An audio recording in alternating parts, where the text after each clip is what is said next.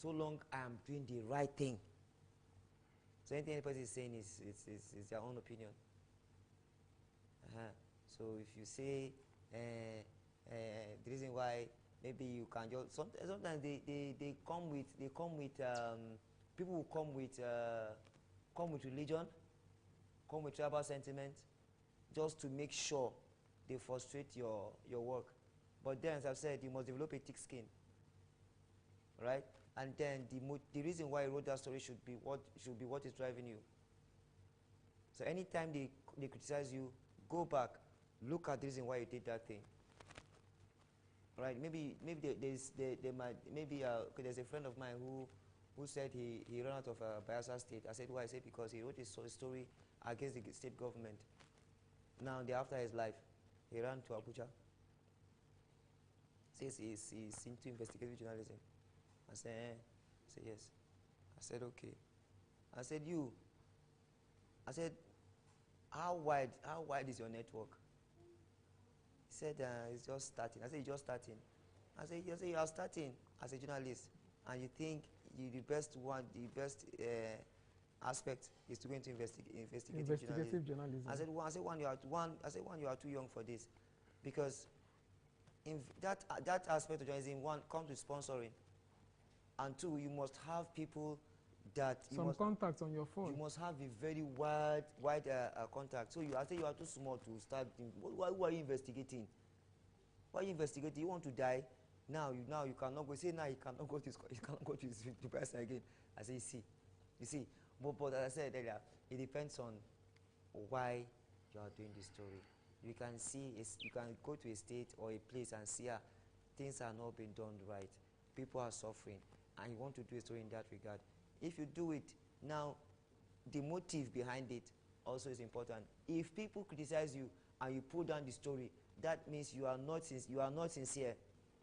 Right? Now there's no goal behind your action. You just want to write because you want to write. But if there is a goal, if there is a pressing need that drove you to write a story, then no matter what any person says, you always go back to the reason or the push that made you do that that made you to write that story. So that will be a source of encouragement for you and a source of strength. Because whenever you look at it, strength comes within, and that will be the force that is that will be pushing you further.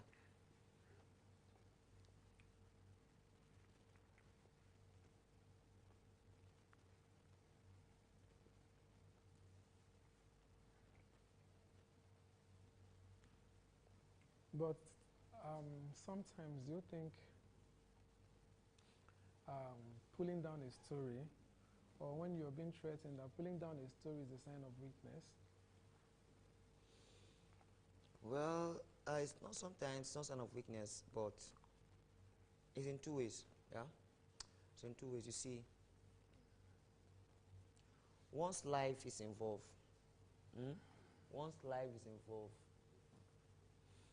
you may look at it from that standpoint. You see, you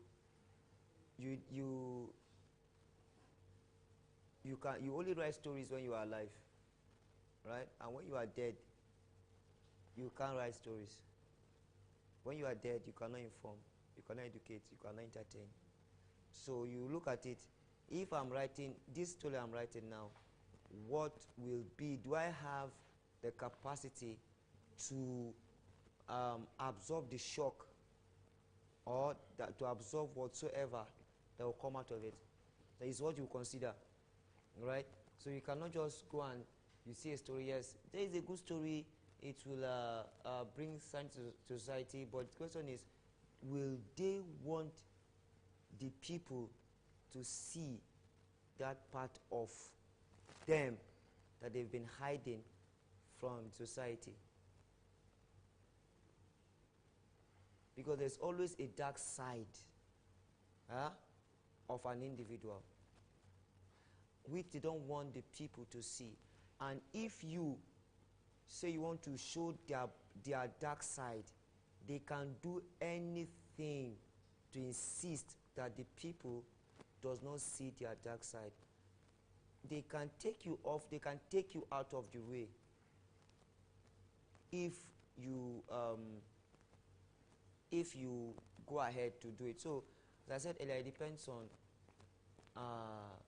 how is it life threatening. If it's life threatening for me, and you know you don't have what will protect you, I don't think it's a wise advice to go into it.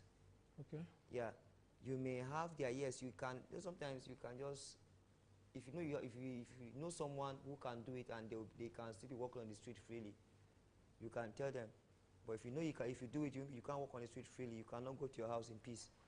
So you better look for someone who has the right connection, the power, the influence, that if they do it, they no matter what the person try to do to them, they will survive the backlash that will come from the story.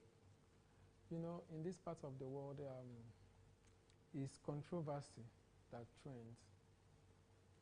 When you see people that ordinarily they are not controversial in nature, but just because they want to trend, you see them start picking up stories. You pick up stories that you're not sure of just because you want to trend. Because, take for instance, a journalist that chooses the soft angle of journalism, they are not popular, but they are the one who do the work. But sometimes, because people love controversy because it's once you put up anything that is controversial, it will trend.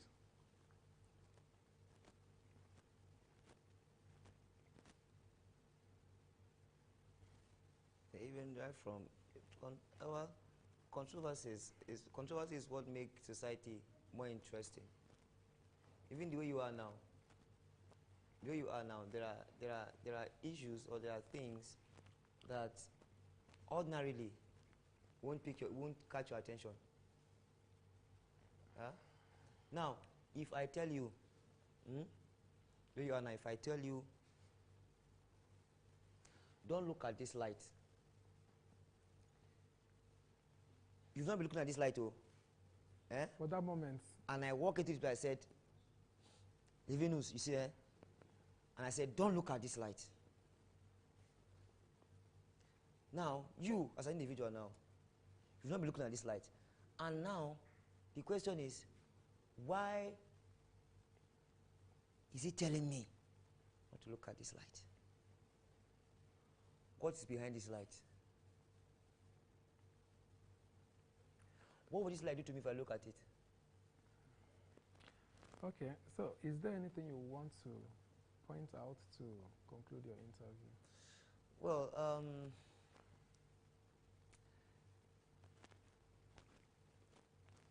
one of the things I would like to point out is the field of journalism is an interesting one, though it's tasking, time consuming. It also consumes resources depending on the area one wants to venture into. But then, doing it objectively, it's very, very important, because society wants to always hear bad things. So if something is good, they don't want to hear. But if something is bad, they want to hear. Now, if you are doing the bad, if you are reporting the bad thing, make sure you are reporting the right, let me use the word, the right bad. You know, there is someone sent me a story that the Minister of Solid Minerals is the minister is corrupt. He is this, and happens to know. I just left him this evening, Shegun, the SAT minister. So now the man sent the story to me. I looked at it and said, I called Shegun and said, I want to send you something. fact check this information. Because the person doesn't know that I am very close to Shegun. So he went and I said, Shegun, check this. He checked it. So I said, no, don't publish a lie. Now, it's a bad thing, right? Now the people, they just want to hear that data like is corrupt. You see, yeah, but I like, no. Let me find out from his essay media. And when he said that, I also asked him why. I tried to quiz him a little to see if he's trying to hide. You know, sometimes he wants to, the minister is his principal, so anything he does is for his own minister's interest. So I'll be like, okay, I want to see if he's truly hiding something. He now sent me the real document. I answered that this one is like trying to drag the minister. That is not how the whole thing went. So now I called him and said, sir, with the information I received, I cannot do this. Sir, your story is not genuine. So fact checking is is key when it comes to reporting, which I believe I want every reporter or journalist should always fact check before publishing or doing any story. Okay, thank you very much, Mr. Fosa. You're welcome. All right.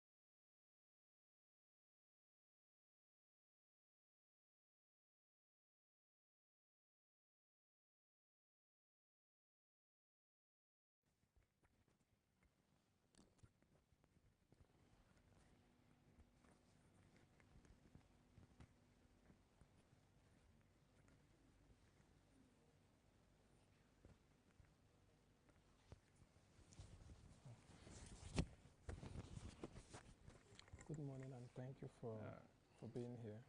Good morning. It's a pleasure to be here.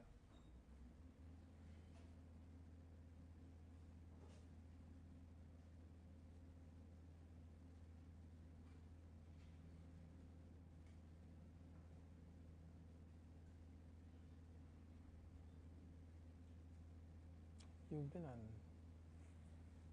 you've played a very key role in the NUJF City Council. Aside being a career journalist, can you share with me some of the things that actually motivated you to pursue a career in journalism?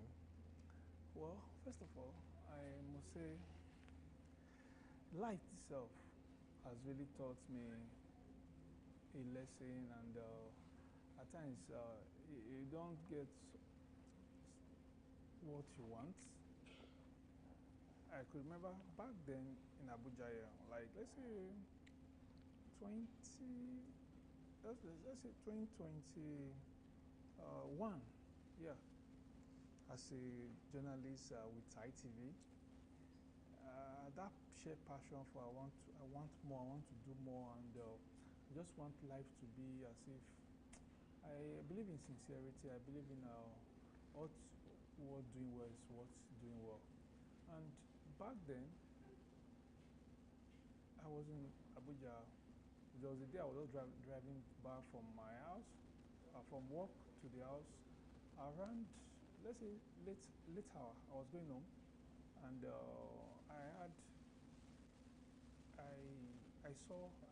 I was there staying Lugbe then. I came across an accident just happened before I got there. My friend was inside the car. I was driving. The next thing I could hear behind me, a car just hit me from behind. When the car hit me from behind, I like, after all, there was policemen there. We parked just before the Ligbe bridge there. I saw, like, I came down, after all said and done, never knew that what had just happened would take me 2 years journey to get out of the problem. From that place, we went to the station. From just a minor accident that just happened, power play started playing in. The following day, I'd been a journalist. Before, when I used to come across, when I see like accident on the way, I'll stop, do my job, try to get evidence like from the scene. But when my own happened, I lost that memory to even, that knowledge to even have anything that happened. Take record. Yes, that took me 2 years. What have I just got? The evidence that would have just helped me solving that case. When it came to me now, my own case, I just forgot totally to do it. And that took me, went to the station, not said and done, and then later I find out that this girl connected to one or two DIG's police as at then, and the DIG of police influenced the commissioner of police for just a minor accident. The commissioner of police influenced the DPO. So just like a chain of command. Before I could know, the DPO said, no. They now ask, where's your driver license? I brought my driver license and everything. All my documents was correct. But the girl in question that hit me from behind, she didn't have driver's license. None of the document that was to satisfy her that she's qualified to drive, to be on the road. She was not having any of the documents. But eventually the police stepped in. You know, it's our normal way in Nigeria that we normally do corruption. So at the end, they took us to court. No, at the station, the girl said I should come and fix her car. And the law in Nigeria stated that if any accident that happened from behind, when you're on the road driving as a driver, you give 10 meters from your car to the next car. So that's when it happens like that, you seem to see that you have time to dodge if anything just prevent anything happen. But in the case of our case, I don't think she gave up to that meters. That's why it happened like that. So, but eventually, police said, the girl said I should come and fix her car. I said, it's not possible. You destroyed my car. You were the one that even did the damage more to me. At the end, that matter lingered for a very long time. Police, the next DPO said, this matter is beyond me. Should go to the court. That's how I find myself. That's how I found myself to the court.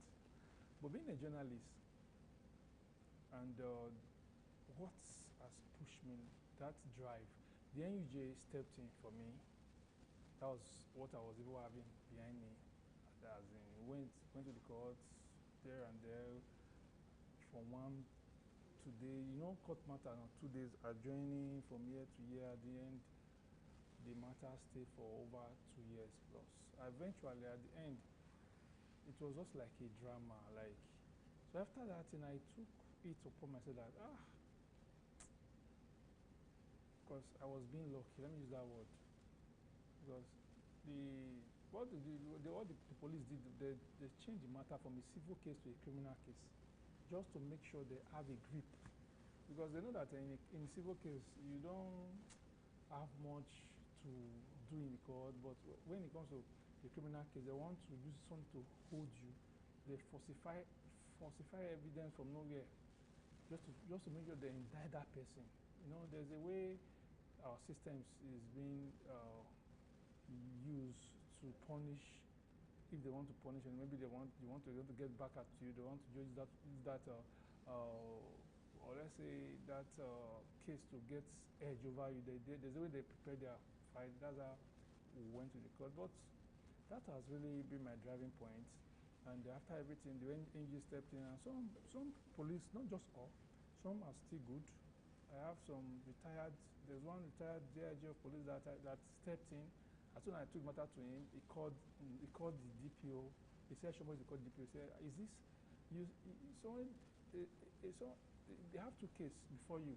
The person that was involved, that was even supposed to be the accused, you've turned the person to the complainant, you turned the accused to the complainant to the accused, you turned how did you arrive in that level? And again, for 7 months, my car was in the station, parked. 7 months, just to punish, at the end. I didn't know that they've given, the girl has collected her car. We arranged meeting, we're like, how do we get out of this? Let's just, and I found out that the police are even giving the girl their car already, while my own was there. So that was what drove me out of what I said, no, let's get to the end of this matter. From there, I started fighting this matter. I even go to the man I referred to, the IG of police, the office. I went there, made some calls and everything. Eventually, they called the DPO, say, why are you keeping this guy's car? The person that was supposed to be the complainant, you've turned it to the accused.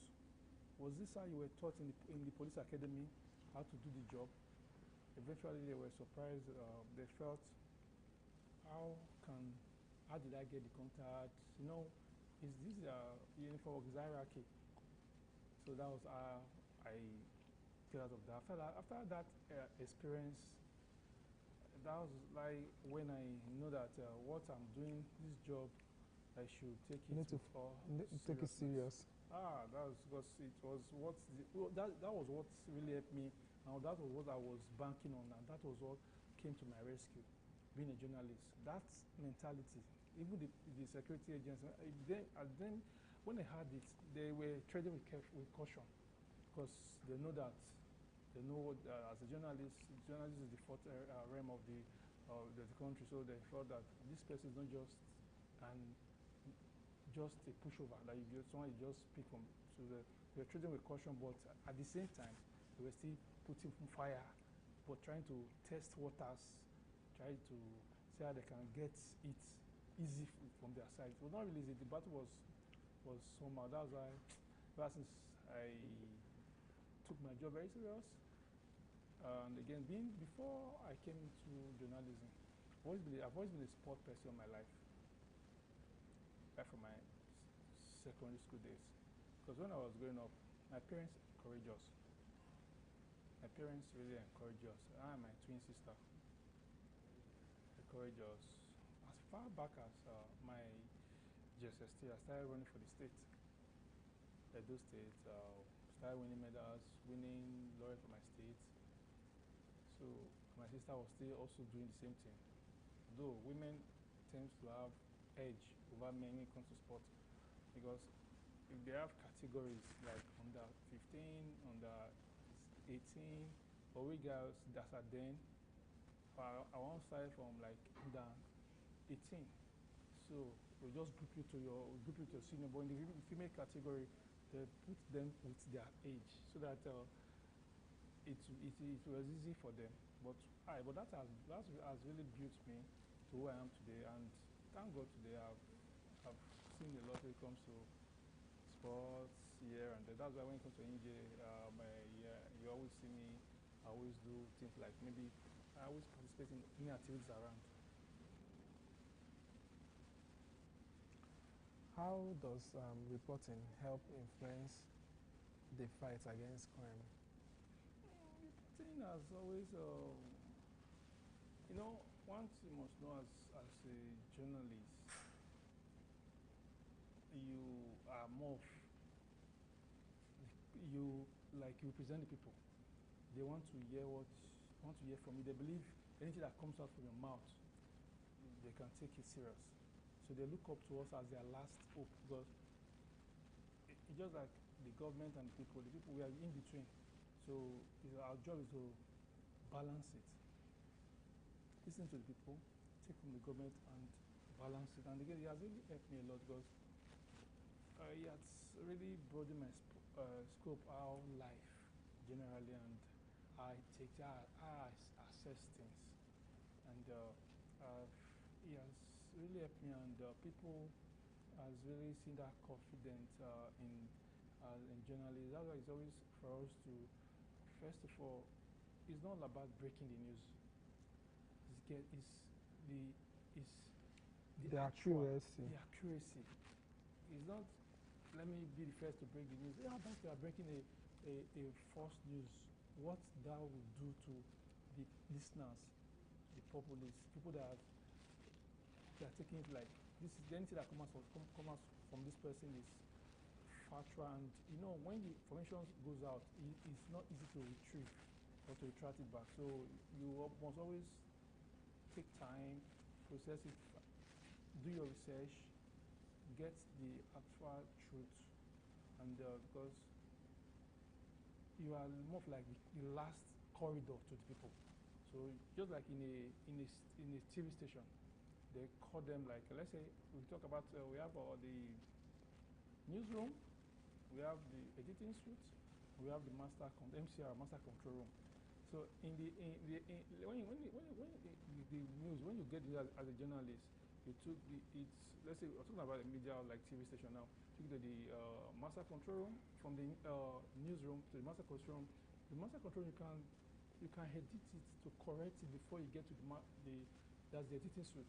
You can correct the news, the information. As soon as you get to the master control room, that's where you hear it. As soon as you hear it, there's no how you can bring it back. But in the editing suite, you can get there and see some errors. You bring it back, you edit it and remove those errors, and see how you can factor it to be truth.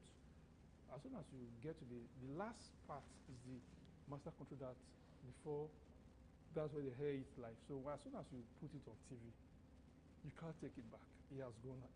So you should always make sure you do your diligence and get your results, you get your stories right and everything, so that people know you're taking us. People will take you serious, that anything that comes out from this is truth, and they can go to bed and sleep.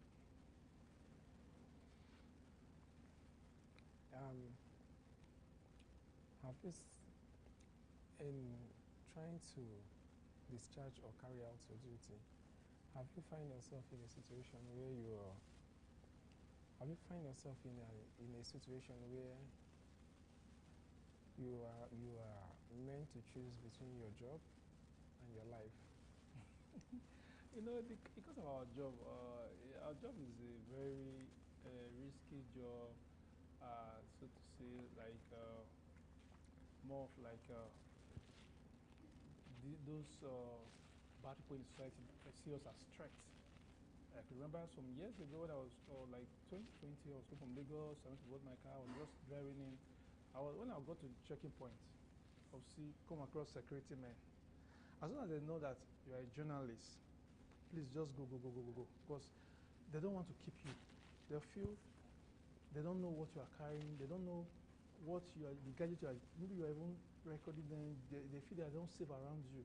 So it's even more risk to you because as long as they are doing illegal job, like they are doing what is not right, the moment they see you, they feel you are like a eye. You're a traitor. Yes.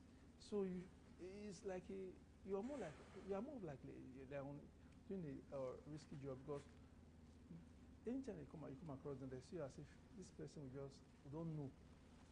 Like just like the case of that police officer that I was dismissed when a tourist came to Nigeria, was doing this touring Africa. When the policeman stopped the biker, you give us something. They were just like, they didn't know that the woman was even using a body camera. But as soon as that clip came out, it was a shame. It was a disgrace to the country. So at the end of the day, the IG and the police, it was a slap on Nigeria because he was a foreigner. And you are not asking a foreigner to give you money. So it's just all about, that was what has been happening. But the other cause, it was a white person, and it's now they took it very serious because they are trying to correct the image of the country and the security because it didn't tell us, it didn't put our name in a good light there because all they were saying that give us money and be going like, so it's all about money. So that has really brought disgrace and to this nation, and because of that, that is a normal thing. Yeah, because it's happening like there and now because why that case was peculiar, was serious, was like because the person is a foreigner and that. When I was coming there, I met people like that. They don't want to keep you for 10 seconds as long as they know that there is a journalist. You're like more of like a watching eye, like eye that is watching them. They feel you are not safe around them. That's why when it comes to protests, when it comes to covering event like that, they see you as a threat. They see you as if you can cause problem for them. So you are like your job. You as a person, if you are not really covered, they can take you down because you are trying to do because of your job. They will harass you, intimidate you, see how they can get that fear, so they can close that because your camera is like there's evidence. There's evidence. So anything that's on camera, there's no way you can deny it. You see, you keep seeing dismissing police here and there because there's records. In the civilized world, you are not allowed as a law enforcement agency to go out without putting in a body camera. And we are still trying to, maybe here in Nigeria, still dragging it because of the system. Because if you as a security agency, as a security personnel, you are wearing a body camera, you should be careful and the camera is not being controlled by you. It has a central system that is monitoring it from the headquarters of the force. So it gives you that sense of cautiousness so that you know that you are being watched. You'll be very careful. You don't want to do anything that will make you to lose your job, and it puts you on your toe. Both the person that is being harassed, even you as a security person, you see, go to the internet, go to YouTube and see in America, the way white police harass you because of just color and all that. Those things, why the crusade is on is that we are seen on camera. And we as a journalist, our tools is camera. And so you are more like you are watching them, and when people that they don't like they are doing a shady deed. They don't like you being watched. They don't like you watching them. They want to just do it and go away and just. But when you're always there watching them, like they feel threatened. They feel like they are not safe around you. They'll just want to do it and get away as your normal way, the usual way. But because of the awareness and the way we are going right now, even I see some Federal Safety Commission officers wearing body cam. I don't know, but not like the way we see it. If the government can even make it a mandatory for every security man or woman to put on their camera, I believe this crime will reduce in Nigeria because, and the kind of camera they use in the other part of the world, the person now doesn't have the access to the system. To turn it off. To turn it off, yes. You must always wear it. So that's why it puts them in their tools. If we can introduce that in Nigeria, at least it will clean the system and to go a long way of sanitizing the system and the job and the security agency. They will sit up and do the right thing because it will not be like maybe you are not being watched. When you are being watched, you're like in the area where you have built your house and you have a close CCTV camera, even in your office. He gave the staffs the cautiousness, even in the supermarket. When you are being watched, so many things people will be cautious and be wary of and be watched. Even if the camera is never working, let's say it's never working, but at least before having that camera, there is cautiousness that you are seeing it there. It's like they are being watched, so they will be careful and nobody wants to be caught doing what is not right. And I just believe that's the best way to go. We should start thinking towards that direction. It will go a long way to curb criminality and to sanitize the system and to see how we can get it right. Because when we get to that level, Nigeria will be a better place, and things like that will always tend to find their way out when the security agency know that you are being watched, and it's always like that, and people will sit up and they'll see how to do the right thing. Because if everybody is having that subconscious mind, like having that thought of you doing the right thing, you are being watched, people want to do the right thing, and as soon as everybody is trying to have that subconscious mind, it will give you sense of safety, because you don't need to it reduce the work for them. But the bad eggs don't want it to work because they benefit from that system, that loopholes. So we should be thinking towards that direction, that we should mandate that the security agency or the security men and women should go with their body camera, and the kind of camera that you cannot hot it. When you turn it off, it must reflect. There's a way to reflect in the central system so that they will not have that their way at every time. So when it happens, you can even search on why is it off? Everything is okay. Why is it off? That's just it. We need to start thinking towards that direction so that we can get everything right. I know Rome was not built in a day, but we must see how we can sanitize the system so that we can get it done. Because in Nigeria, we tend to just focus on some things that don't really matter, and we should always think about the citizens, put them first, and see how we can get things right. And towards that direction, I believe we can go a long way to see how we can make things right. So as a journalist, we can also play your role, and because people are there taking you, people believe more when anything that comes out from your mouth, like they don't believe you, they don't see you that you can make mistake. They see you as someone like this thing, anything that comes out from your mouth is factual. You've done your due diligence, you've done your research, you have done all you need to do before bringing out. So we should always think of the profession. We should always see how we can balance it and see how we can get it right. So that even the politicians, we should put down their tool. They should see us as if, yes, if they are not doing the right thing, you can call them to order and see, by talking, by exposing them, by bringing our fact, not just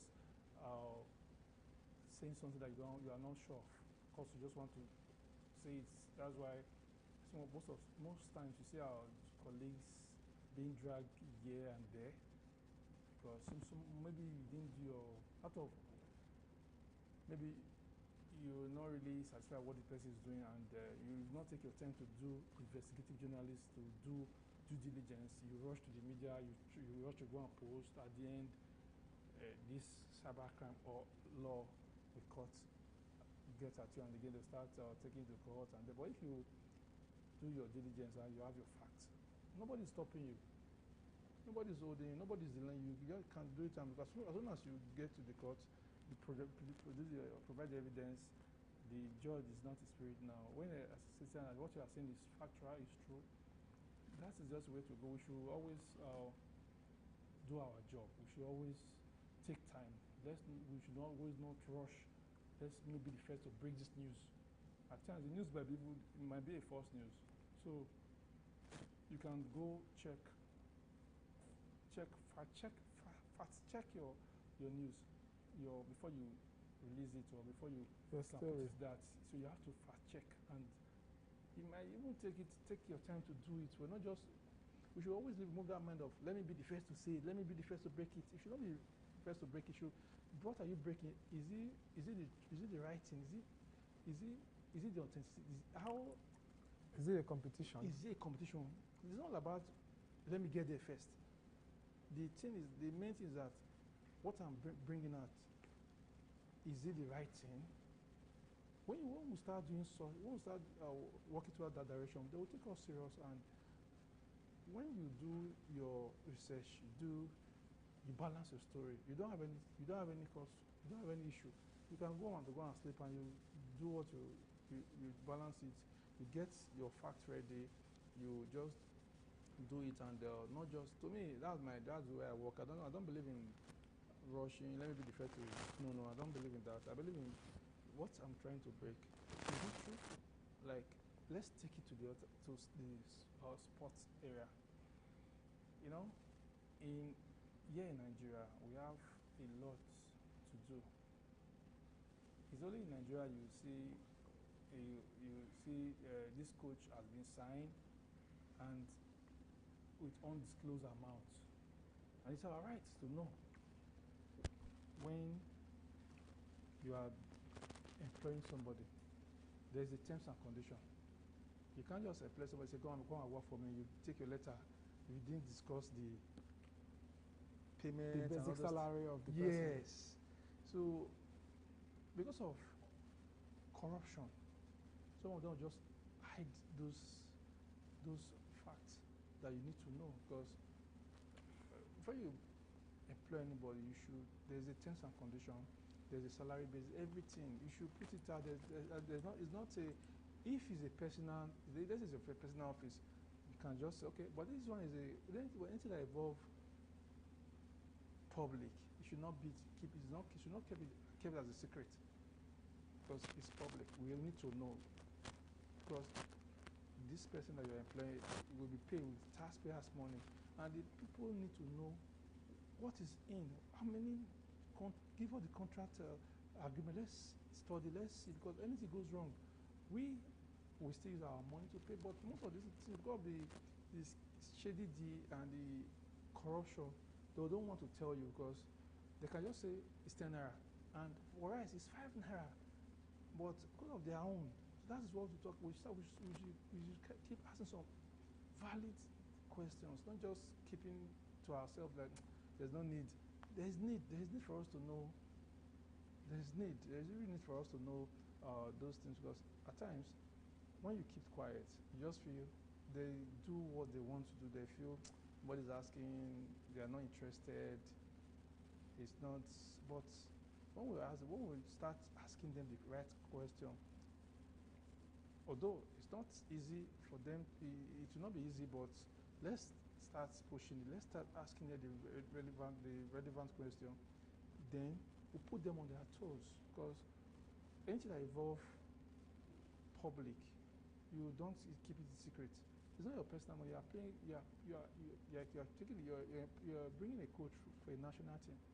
It's a national job. It's not your personal. You're not paying that person from your personal pocket. You're paying the person with the state fund, at times with the association fund, and the association fund is being funded by international bodies, the governments. And yes. internal generated revenue. Yes. So I don't believe it's right to always keep it in secret, because it's not a secret court, it's a public one. Anything that has gone to the public is a public document, it's a public matter. So, and most of our politicians, so-called, they've always want to do that their way. And looking at like let's take it in other clan, football, sport matters is mainly managed by ex-internationals, veterans. They've done it. They've done it. But here in Nigeria, mostly in football aspects, it's managed by politicians, using to compensate their loyalists. So that's why we've not really got to where we are right now, because it's all about politics. But it's not everything you can play with politics. There are some things that deserve experience. Like, look at, let's say take a country like France. Most of the French national team coach and assistant coach are all former footballer of France. Like Didier Deschamps was once a player of France national team. Even Thierry Henry managed the under-23 team to the Olympic, former player. But here in Nigeria, our players here don't see, they only enjoy coach. They don't want to go into the administration. Like president, people that will manage, like Cameroon now, we saw Eto, they are taking that fight. We should always looking at how our ex-international, I wrote a book some months ago about why is ex-international not interested in administration in Nigeria. It's only about most of the presidents that have been there before. Amin Megere has never played the ball before. Sonny Lu has never played the ball before. Even this president Musa Gusso has never played the ball before. But we have a lot of them they're just relegated to the coaching part of the federation, coaching, but not the administration part, the main part where we have the leaders, the hierarchy. That's why we struggle. Even in the past, so about we have someone like Shegu Egbami, the mathematician, someone like that. People like J.J. Okocha, people like Kanu Wanko, people like Victor Beba. We should see them working as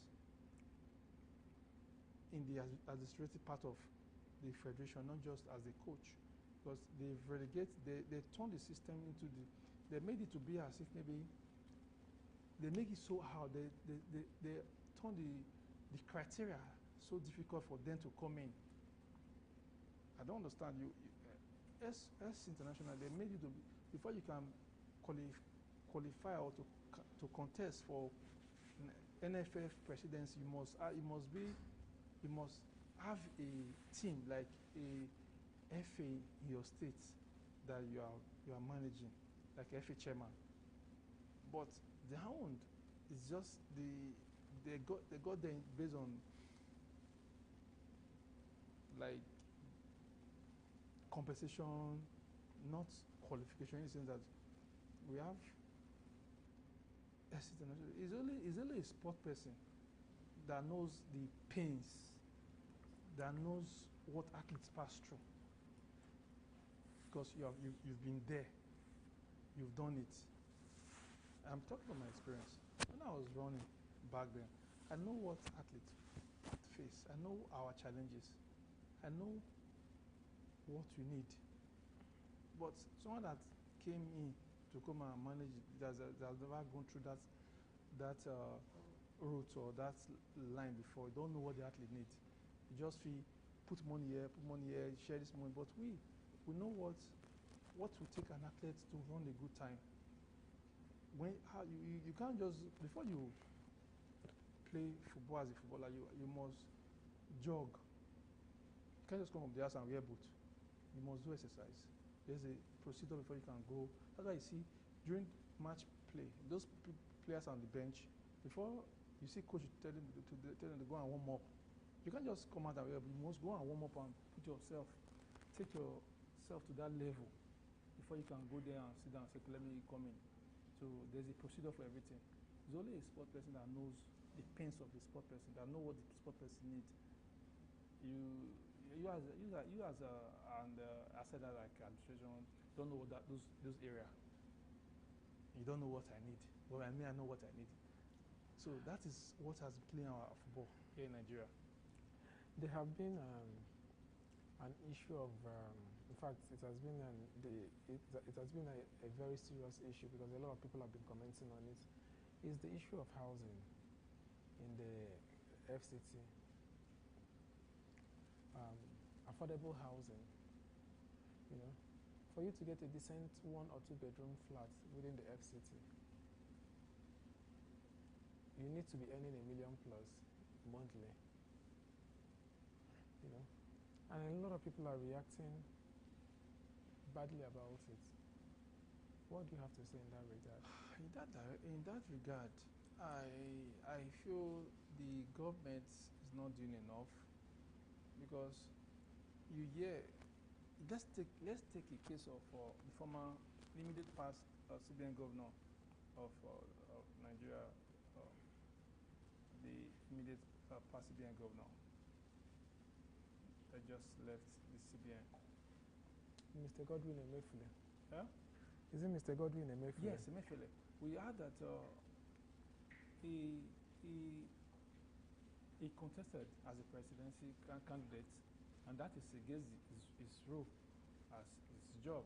And again, we find out that he was having 700 something houses in Nigeria, and people are crying for.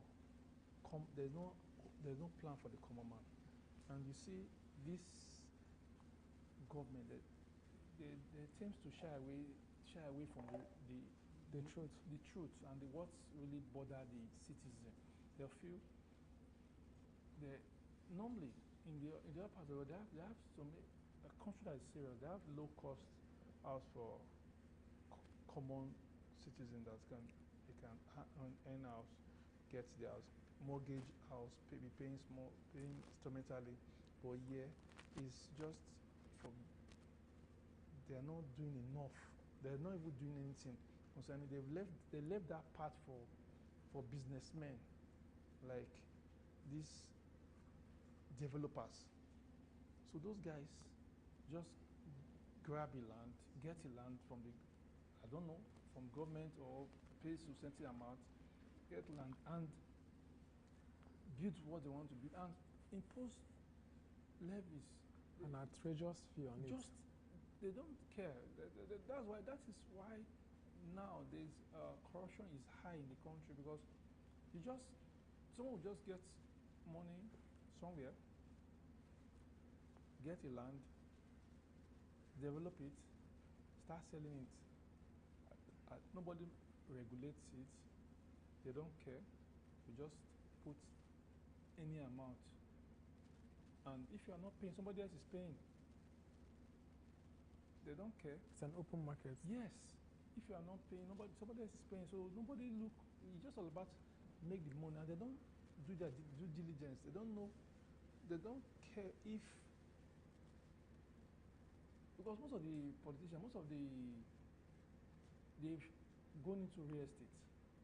They've invested heavily in real estate. So they've taken the market away from the people. That's why it's difficult to get a good apartment here in the city center or Abuja that is affordable, because most the other citizens stay in satellite town. They go outside outskirts because they can't afford what's happening in the city, and the government doesn't even care about it. So and the agents, the property owner, they've turned into a multi-billionaire business for them. They don't care. They don't know how the citizens is behaving. They don't know doesn't concern them. The government is not even concerned. So that's why right now to get accommodation is something else in Abuja here. If not, nobody will want to stay in some areas because, but as it stands, most people can't afford what's the city center and most of these estates around. So they've turned to a business that nobody has them. They just feel they don't want to do what they feel like doing. They don't owe you explanation. And it's supposed to be like that. It's supposed to come in, see how they can mortgage it, let these citizens have their own shelter, see how they can live well and everything. And right now, nobody's talking to that direction. Nobody's looking to that direction, and it's not good. And we are. It's not getting the needed attention at all because they just want to. It's just all about business. Business. It's good. Business is good, but when you forget the majority, people that are supposed to benefit from this thing, you take them out. You are not helping that kind of nation. And it's just only time. It's just like a keg of powder. One day, it will surely exploded. And they should regulate it. They should carry people along. They should always look for how to they should always carry them along, see how they can bring them in. Because you and I know that to own a property, a land in Abuja, you know what that means. Let alone to erect a structure. So that's why you see that it's just for the few. The few. The majority of people are outside, staying in these baskets. When there's no social amenity, there's nothing. Just like we're just trying to, just to live, just to manage your situation. Just see how we can just live. Let's see how we can manage. It's not really helping us. We are not really doing good to that direction. The government is not. They really need to look into. They really need to invest more on. The government need to invest more, not leaving it to the businessmen. So that has what has taken us to where we are today, and it's not really helping us. But in the issue of affordable housing, what role do you think the government can play to actually make housing affordable in the FCT and other parts of the country? First of all, they have a lot to do. Government own the land, government own everything. So they should always see how they can capture the citizenry. They should include them in their budget because you and I know that they can subsidize those houses, build mass estates, subsidize it for citizens. Try to reduce the cost, the burden the developers are putting on them, and you see some estates. Their service charge is outrageous. But the government should come in to see how they can subsidize these build houses, subsidize for citizens. See how they can get workers involved. Mass housing. It's not about, to me, I'm on the school of the thought that increasing minimum wage, that's the way to go. You want to increase the minimum wage, but you see that even before now,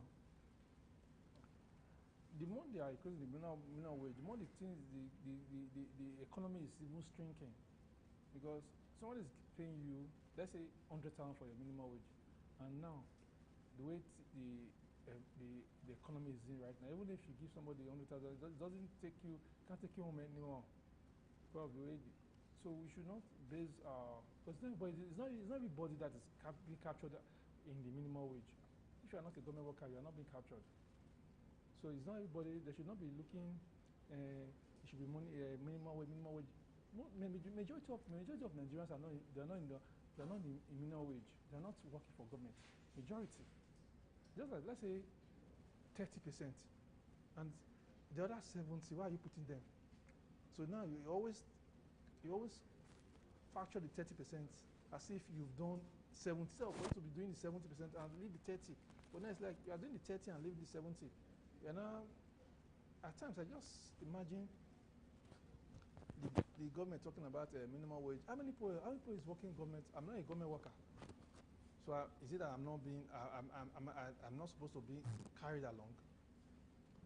But your focus. That's the irregularities in the system. Yes, a really irregularity, because they feel, I don't know, they know that everybody's not in the being captured with the budget, but you keep talking about minimum wage, as if everybody is in the minimum wage. Majority of Nigerians are not in minimum wage. They are not in the payroll of the government. So how does that affect their lives? It doesn't help them. And you know, the issue of fighting corruption can be very, very dicey. yes, You know, what are some of the common misconceptions people have about you? about me, you know, everybody just that. At times, that what they said. Everybody is telling their opinion. Is someone that I believe I can do.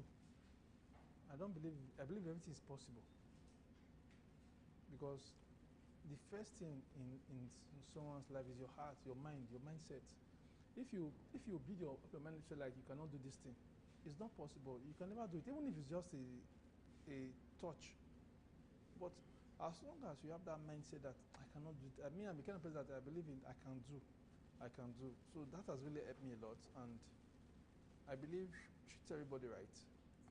Everybody must not be your friend, and just be right with your God. Have your mind, Have a personal relationship with God, and just do what. There are some commandments. Thou shalt not do this. Try and abide to some of the commandments. It will take you a long way. It will help you in life. Like that's always my drive. Like there are some things I'm not saying that I'm a saint, but there are some majority of things that I don't do. Just feel it's not right because of my background, my upbringing, and your belief. And my belief. So, and I love people, but I don't expect everybody to love me. Everybody cannot love you. So just live right. The issue of love, everybody cannot love you because it's I don't even try to please everybody. It's a very dicey thing because everybody cannot love you. And you cannot don't try to please everybody.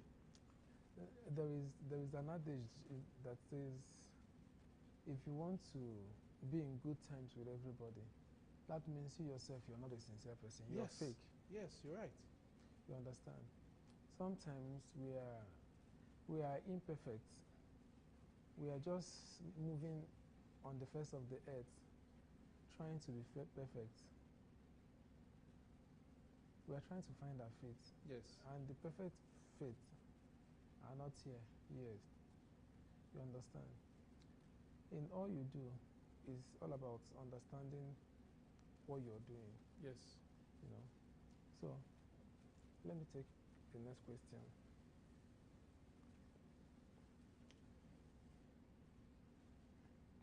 What role does innovation play in your growth? What role has innovation played in your growth? Sorry. It has really played a huge role in my growth. Like it's always good to read, to learn, because and again, it's good to teach. The more you are teaching, the more you are also learning. If you know something, you don't want to share it. It remained with you, it died there. You are not improving on that thing. But when you've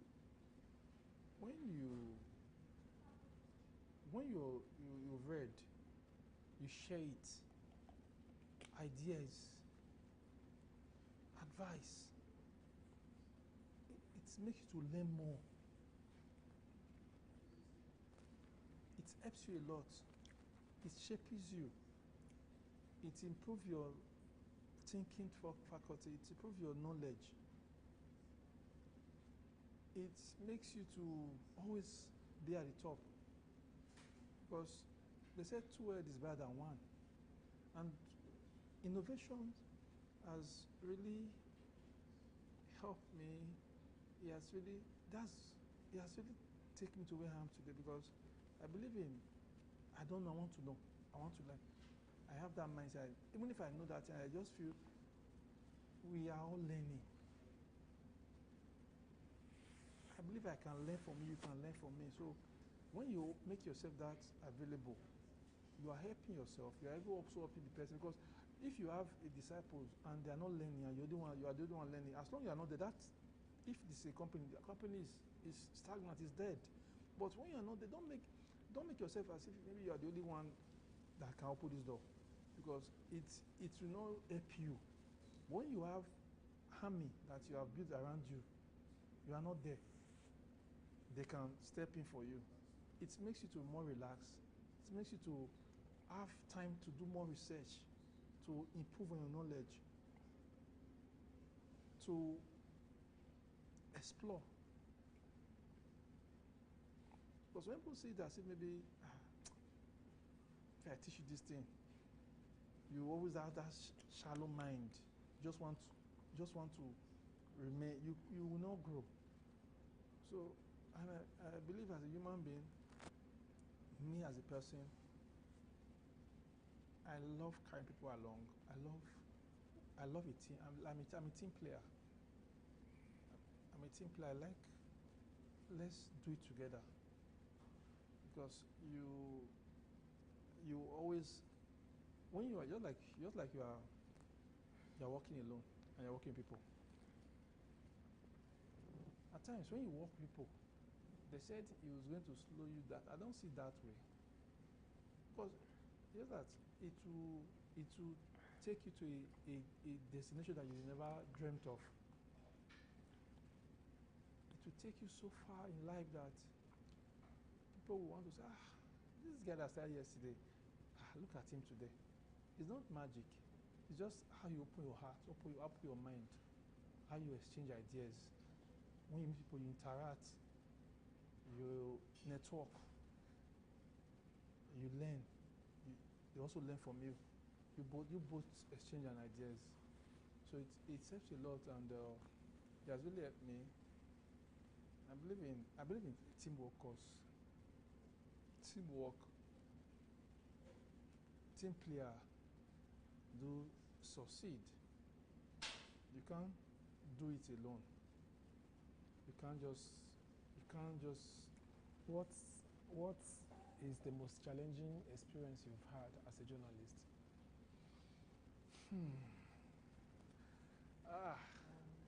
I've way back when I was just starting my career, there was a time I started as a cameraman in my office. From there, I moved to editing suits. From there, I moved to newsroom. So when I was being tasked to go to the MCRO, I said no, because in the media, the MCRO, the Master Control Room, they are one of the NG room, but the people don't give them their flowers, because that place is just all about buttons. It's a very technical department, because it's a corridor to the people, the last part of the people. So when I was tasked to work there, I did find it funny, because it was not really easy. I know what I went through. It to navigate those buttons, because anything that you launch there is out. You can't retrieve it back. So that has been my. It has not really. It has always been. I've always had issues with that kind of department, and when you go out, you try to do some, let's say, do some voice pop. You stop a random people on the road. Some of them will want to listen. Some of them will just say, "I beg, I don't have that time." So, and you should learn to accommodate. I can remember some years ago, went for voice pop, stopping the random people, Nigerians, divergent view on issues. Some of them will just insult the government, as if they're talking to you, as if they're talking to the president or the governors or the people in power. Because they know that anything they're telling you, they believe you are just like a messenger. You should help them pass the message. So, with this kind of mentality with people, you need to just see how you can balance them, because everybody has their own personal problem they are experiencing, like what they are going through. So then some of them, they don't even want to see your camera self. They can even push you and they attack you. Not that because they don't want to, but because of what they are going through at the moment. So they feel this is not what we want now. We want something else. There is someone that is I've not eaten. You are telling the person to come and talk on issues that is not even that will never put food on his table. He wants to listen to you. So it's not really easy going to the street, meeting random people. It's our job, but we have to do it. But we know what we face on the feed. So, how has the digital age changed the way you gather and share news? A lot. It has really transformed the way we work. Even coming of this AI has really helped us a lot in our job. Because before now, you see, we'll talk about journalism, the pen profession. But right now, we don't always use that pen like we use it, the way it's being tagged. Now we have innovations, gadgets that we use to do our job that even do it smoothly. But before, because in the past, we just go to events, you jot, you write, you go to the newsroom, you put it on story. But nowadays, with your phone, with your tab, with your laptop, you can do everything perfectly and you make your corrections. To me, coming of this innovation has really helped us. It has really helped us to do our job and make it more seamless, more better, and that's why you talk about the veterans of this our profession. Most of them didn't meet this thing we are using right now. They were not lucky. They were not lucky to. It was fortunate for us to meet it, but them it was not lucky for them. So that's why. So people say that era, that dated era, and this is digital. Digital has really come to play, has really come to stay, has really helped us in our work, and it has really made the work easy for us because of you have everything in the internet right now. You just throw one question, you have like arrays of answers. You work on them, you use to correct and some of those softwares that can even show you errors, can easily detect errors. So, but to me, it has made the work a little bit make journalists, most of these modern day journalists lazy to some parts, but he has positively, he has really helped a lot. And as times goes on, we keep having different innovations. We keep having different gadgets, different softwares that we are using to work now. So to me, he came and he has really helped a lot, and we're happy because he has changed the face. This digitalization has really changed the face and has really helped. In your room, with one press of the button, you get your story flying everywhere in the world. Before you carry your story as if you are carrying your bag, you go to your office, you editing, you move to your printer before you now start circulating. You're like what's happening now, about the prints. We normally just bank on the vendor, but this time with your phone you can get the paper. You just click on the site, you read the stories. So it has really it has really helped us a lot. He has really done well, and I know it makes the work easy, and it make people get it with a flash. Like you can just go to an event as soon as the person is even reading his press release, you are doing your story. With 2.5 eyes, the story is on the internet already. But before, not like that.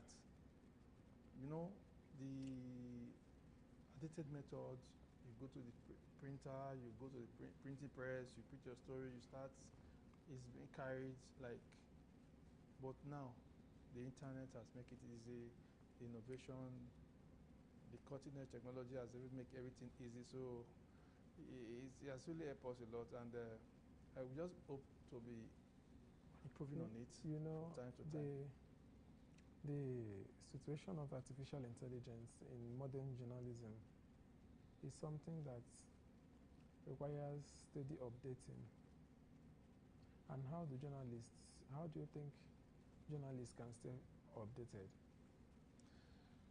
You know, it's one thing about software is like every time you keep improving, you keep improving on it, and the more you keep improving on it, the more we'll talk about when we started.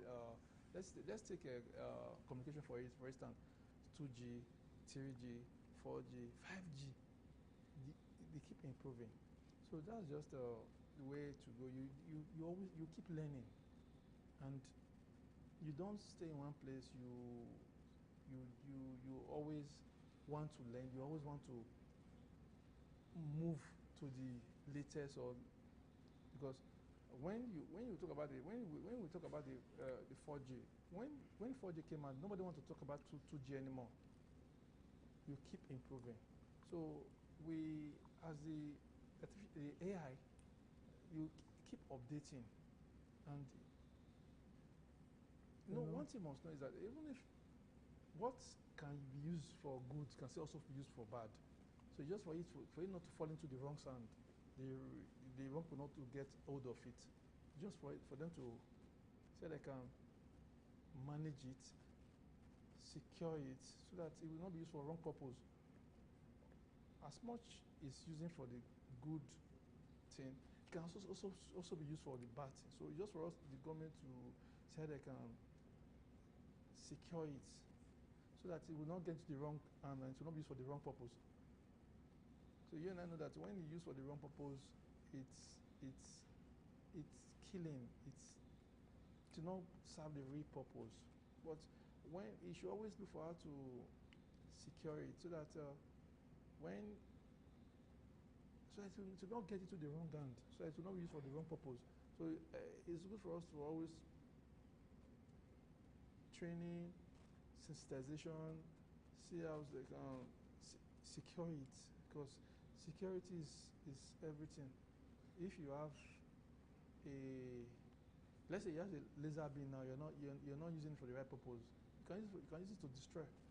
So government should always look for a way to see how they can come in, see how they can secure it, see how they can make it better for the good, for the betterment of the citizen. In situations where we find ourselves, how will you describe, it's been years, I think in 2 days' time, we'll be celebrating our 65 years of Yes, our independence. independence day. So, will you agree with me that we are practicing democracy, even from England that we copied it from, England and America that we copied it from? Yes, I quite agree with you. It's not even the people that we copied it from, they're not even perfect. There's but we'll keep improving. I believe we can also do well, and it's just that let's talk about okay, Nigeria is celebrating 65 years, 65th birthday, and USA is celebrating 200 and something. You see, a child of 5 years and a child of 10 years or 15 years, they are different in so many aspects. We just adopted it. We are still in the learning process. We are still improving on it, and I believe Nigeria will get there, but some days we will get there. But we are not doing badly, so to say, because in some countries the government regulates what goes out. Like let's talk about some of these countries. Some of them are not yet practicing democracy. So it's just that we will get there, and again, government should see how to, because democracy is going for the people and by people and for the people. So Nigeria will be celebrating independence in 2 days' time, and we should practice what we call democracy. The democracy is all about you're for the people. You need to listen to them. You need to respect them. You need to take their words. It's not when you talk, the next thing you see them arresting you, taking your rights, like some of the issues on court, our judiciary. When you get a court judgment, they flog court judgment. Like the case of Una de Cana, he's being tried for a terrorism charge, and we'll talk about the other part of the Nigeria. Other people just get it easy, and you now be asking yourself, are we not practicing democracy? Why is it a selective democracy? Some people have it easy, some people suffer for it, and we said we are practicing democracy. Why can't it just be fair for everybody? It's selective judgment. That's the situation where we find ourselves.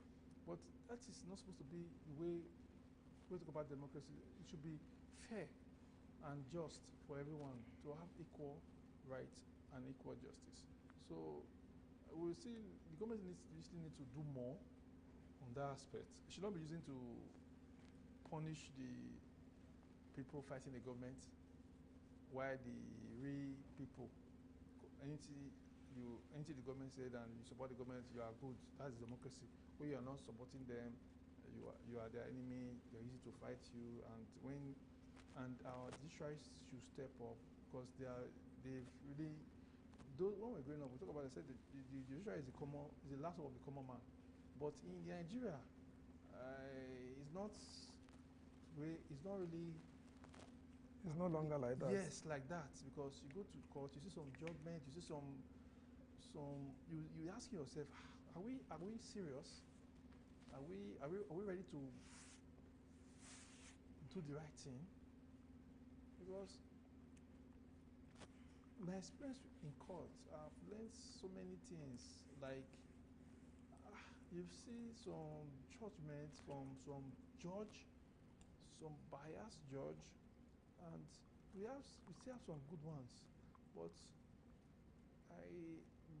when they say the democracy, the judiciary is that's what we call I stand to disagree. Not like because I've been a victim, I've experienced it. So it's just for the highest bidder, not for the common man. Because it's supposed to serve the purpose for the common man, but it's not really serving the purpose for some certain areas. So I really need to do more. We really need to look inward. We really need to sanitize the system because that's the only way that's the only way it will work perfectly well. Even if we cannot get it right, but at least not what we are getting right now. At least let's not fall below standard. But have you actually find yourself in a situation where maybe I think you do more of a sport journalist? Yes. So you're not doing more of investigation. Yeah, definitely. We still do investigation too. It's all about so it's the job too. To an extent, in the course of your investigation, have you had a very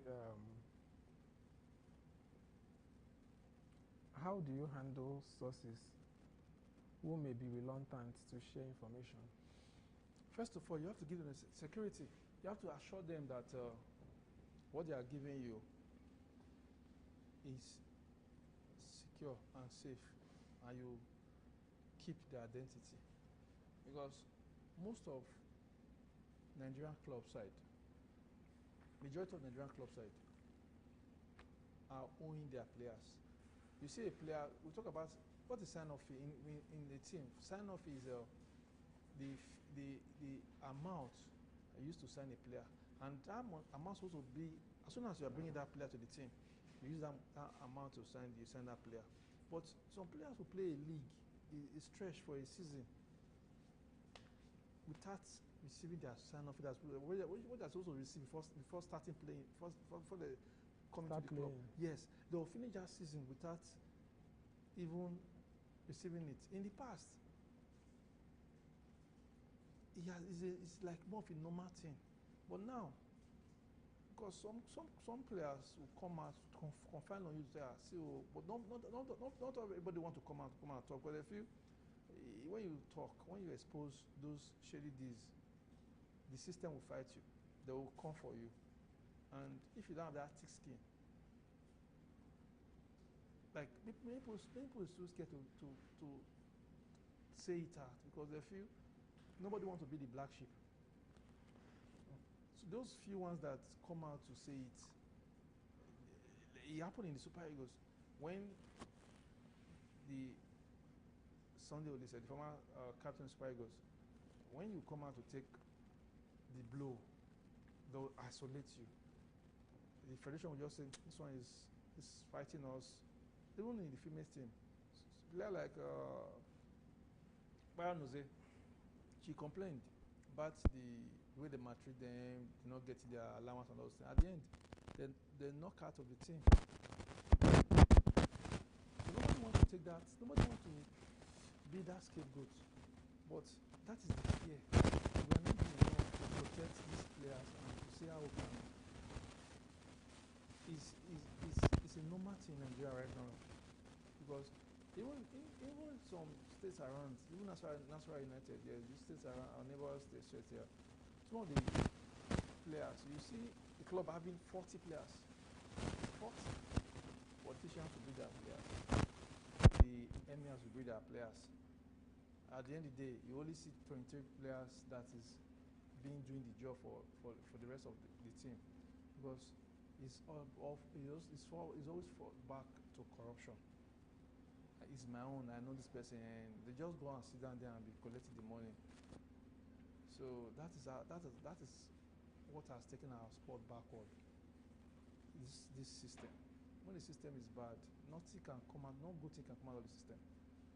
So most of those athletes don't want to come out and talk, but they are going through the same thing. They are suffering it, but nobody wants to be that scapegoat. Because as soon as you come out to expose the rot, the dirty deed there, you are gone. And nobody protects you.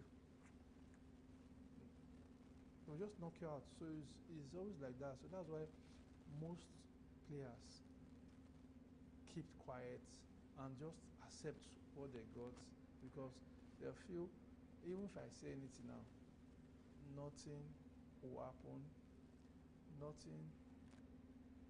It won't take me anywhere.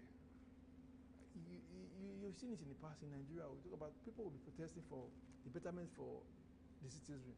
other youths will be fighting, will be protesting against them. Pushing the narrative that everything is okay. Yes. It's happened. Even during the SRS, it happened. People are protesting for the betterment of the country, for the citizens. Other youths are coming out to fight them, say, it's okay, we are fine, because of they've paid them some money as exchange, and it's always like that. So that is why it's always hard for us to get it right, because when you are not together on the same page, you can't fight it. We must always be together. But when the ones that is benefiting from it are okay, the other ones that is even fighting for them, you feel, what's the essence of fighting? Why complaining? Because if this other party these others say they are okay, why are you not fighting for the same people that they say it's okay? Because they've gotten money they've paid them to come and disrupt what the cause, for the good cause you are fighting for them. So it's always the politicians know how to find their way out of it. That's just they get it easy passage for them.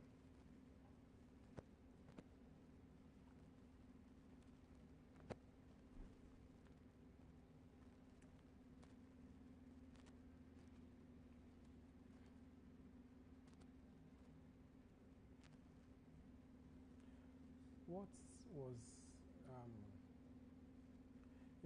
in every career, we always have a breakthrough, a defining moment. What was as a journalist, what was your defining moment? First of all, my defining moment was when back then, when I was in ITV, I've always, right from time, I've always loved anima and sports. So there was a time, as a journalist with ITV, the GM just called me one day, said, "Audio, I know you can do this. Go and do this." I was doing I was presenting a program on TV, 2 sports and 1 animal program, and the joy of doing what you love doing, the joy of doing it is the motivation for you to do more, to do more. So I see myself then as I was doing it, I was very happy because it's what gives me joy. I've always been a sport person in my life, and again, I love animals, so I combined the two, and I was having a program called Vet and ITV, it's on YouTube, and I was also doing a sport program, 2 sport program. So I was not even looking about I was not looking about the pay. I was just doing my passion, what was giving me joy. So and I'll tell our youth, don't put money front. Be master of that craft. Try to get the knowledge before the money. Because if you start putting money, you miss the track. So my own is that I've never put money first. I have to learn that thing. I have to be perfect. I believe in learning that thing to that level that the money will come out when the time comes. But when you start thinking of when you don't want to learn the job, you want the money first, you will not learn the job, because 2 things don't go together. So that you learn the job and you get the money, forget about the job. So when you learn the job very well, the job will bring the money for you. So I've always put myself in that shoes, like knowledge oversee everything. When you have the knowledge, the money will come. But if you are chasing the money, you miss the knowledge. So that's always my drive to master the craft first. Because that craft, when you know when you are a master of your craft, people will take you serious. When you speak, people want to listen. You know what you are doing. But when you start chasing the money, you miss that track. As soon as you miss that track,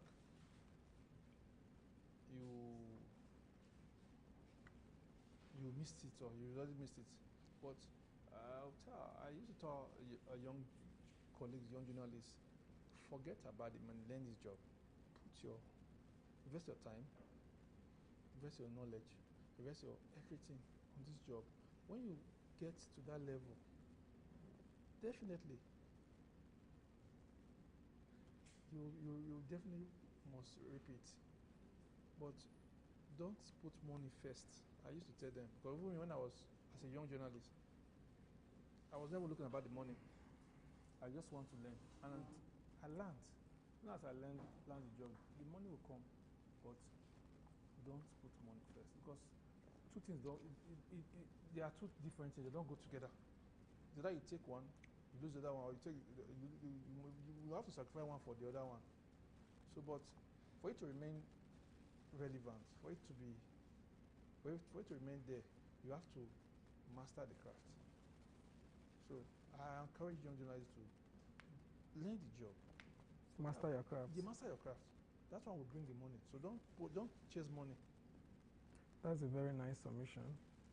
How do you maintain credibility and trust with your audience?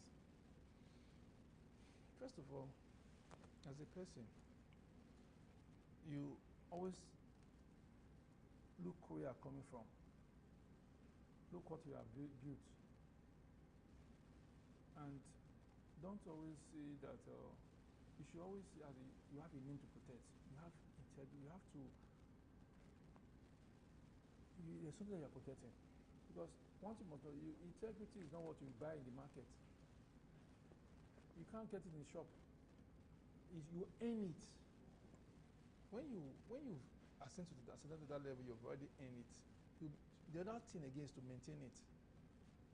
Because temptation will always come. You keep in a situation where you are doing a job, how do you ensure the accuracy and fairness of that report? First of all, the accuracy and fairness is you have to balance it. When you balance your report, don't just do it because you don't do it with the, let's say, don't work with sentiment. Do the job. Don't, because when you start taking sides, start giving one side favoritism, you start missing track already. You should always balance it, irrespective of who is involved. It might be your person, you might know the person, you might not know the person. You always try to make it fair, open it, make it balanced by, like maybe when you get one side of the story, definitely you have to get the other side to balance it. So when you give it to them, not say because of say maybe you belong to this side and let me take it from this angle. You do it so that when people are listening to it, they say, okay, the complainant, the responder, you balance it. So you have a perfect story. When the audience listen to it, say, okay, yes, this person, okay. But not just because you have been paid, maybe the person is not telling you to do it this way. No, tell the person that this is my job. This is how we do it. So maintain your standard and credibility. Let's not allow the complainants to tell us how to do our job. Because maybe you have paid, or maybe you want to not tell him, you want to tell me how you want me to write the story, or how you want me to do it in favor of you when I've not taken the other person's side. We should not always. That's why we should always stay. Don't always look for what we gain for that story. The credibility of the story can even fetch you what you want, not from that person that is trying to. Because most of our politicians want the story to be in their favor, to promote them, even if they are doing the wrong thing. We want you to do it the way they want you to do it to favor them. But no, as a journalist, you have to tell them this is not how I do my. You can't tell me to do my. You can't tell me how to do my job. You've given me your salary, so let me take the other person so that when I balance it, so that it will not be as if maybe is one-sided. Once it's one-sided, you've lost the credibility. So, have you been a member of any team, or have you investigated any case recently? Yes, I've investigated a case of an athlete Okay. that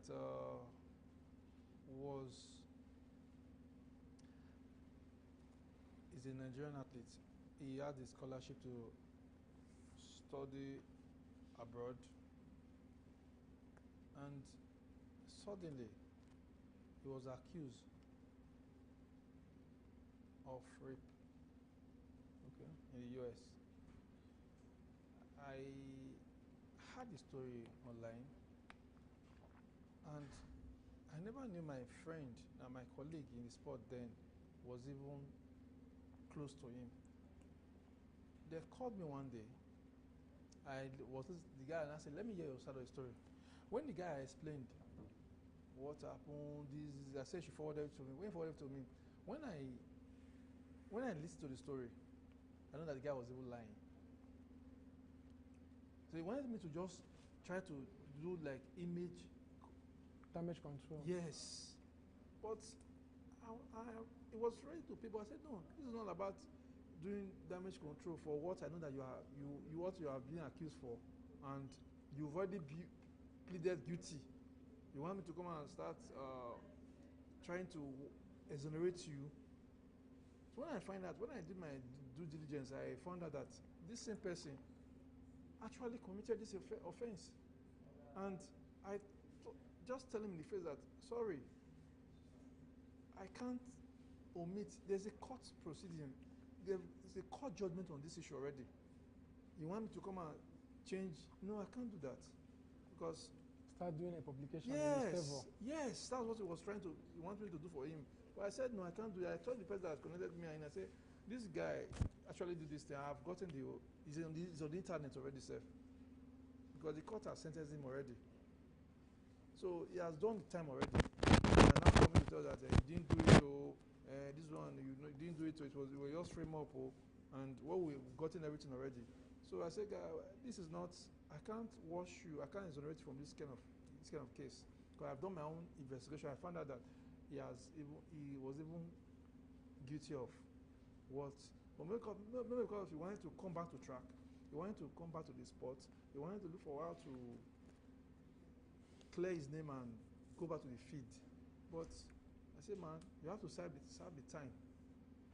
You have to pay the price. Because I've gotten the truth already. I've gotten my own, I've done the investigation. I've seen that this guy is really guilty of. So there's nothing I can do. Just do the time so that clear your name. It's not that I was going to accuse the US government that they are accusing wrongly when you have already done the time over there before you came back to Nigeria. So those are the things you need to do. That's why you say you need to take the monetary aspect of it.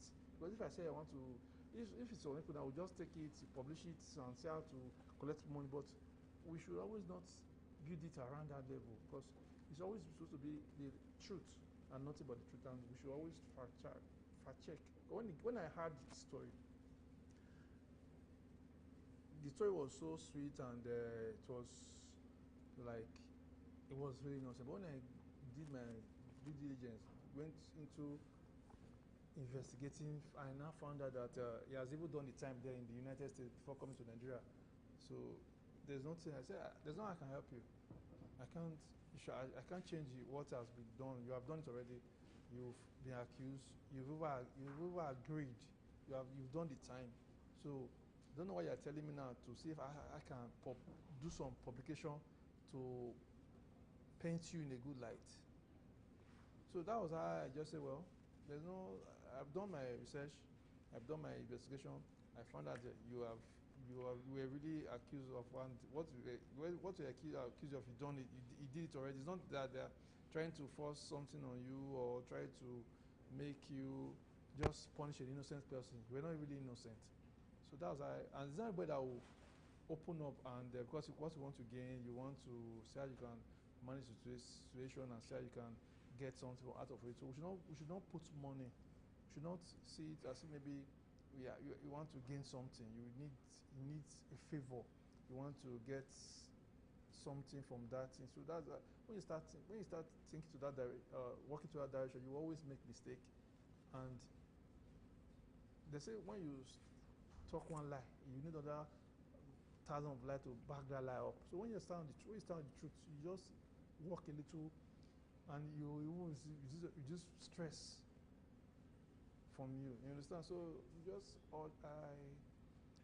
know it was not easy for me. Cause I took my time. I did some investigation. I found that the guy was not even innocent when he was telling me.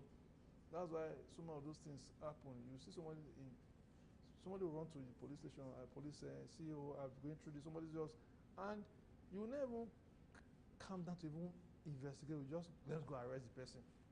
So that's why some of those that's why corruption will always thrive. When you, irrespective of the person, you can look the person in the eye, tell the person that, okay, no, this is not how it happens. This is how you do it. You make this mistake. No, you save the stress of moving further, and you always try to correct that person, so that when the person will not use that mindset to go and look for someone that will buy into it and use it to oppress the next person, use it to punish the next person. So it has always been like that. So I just wish we can be doing the right thing, and let's see how we can better the environment and see how we can better the economy, because it's always fall back to us as journalists to do our job. As soon as we do our job, it makes it more easy. You understand? It makes it more easy, and makes it more open. Because it's like more of like a win-win something. Because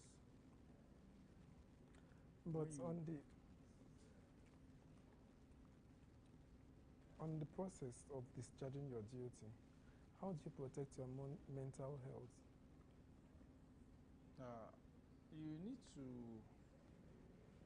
protect it, because you have to be okay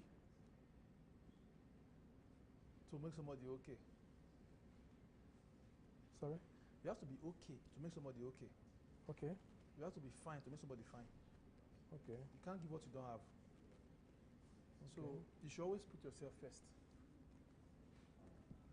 Put yourself first. Make sure you are okay. You put yourself first. You see how you can take care of yourself first, so that when you are okay, when you put yourself first, you have to be alive to do the work. You have to be alive to do the story. You always try. You know that there's a training they gave us when I was in the field. They say you're seeing a crisis, and you know that as at that minute, the only way out you have is the exit. You take the exit part. Don't always try to be the hero, because the job will still be there, but the messenger is gone. So you always try to watch out for yourself. Watch out for always when you go for, let's just say a protest. Always identify the exit points, so that you will not, as because of discharging your duty, you will not put your life on the risk.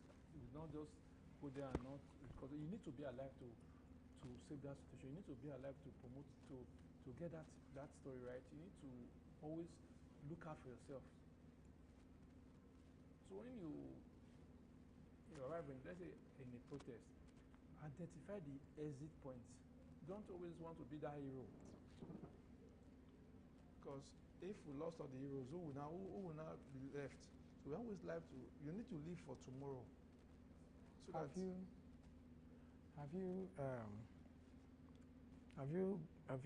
been a victim of police harassment or any of the security agencies? Yes. I told you, even when I was talking about the issue of that accident and all these things. It was a police case. They harassed me. I know what I went through. Even in court, they was coming to court with their team of their personnel. They were trying to like see how they can put fear. It's always like that in Nigeria. You know, the issue of police harassment is like they see journalists as a threat. They see us because we always put them to their toe. They don't we don't work. They don't see us as partner.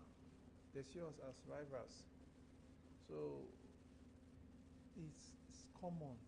I've experienced it back then when I was telling the story about my accident issue. I know what I went through just because of that accident. The police took it upon themselves to falsify evidence, try to make it a case. What's not even a case? To make it a case, even change a civil case to make it a criminal case, just to have their way. So it's just that we don't do much here because nobody wants you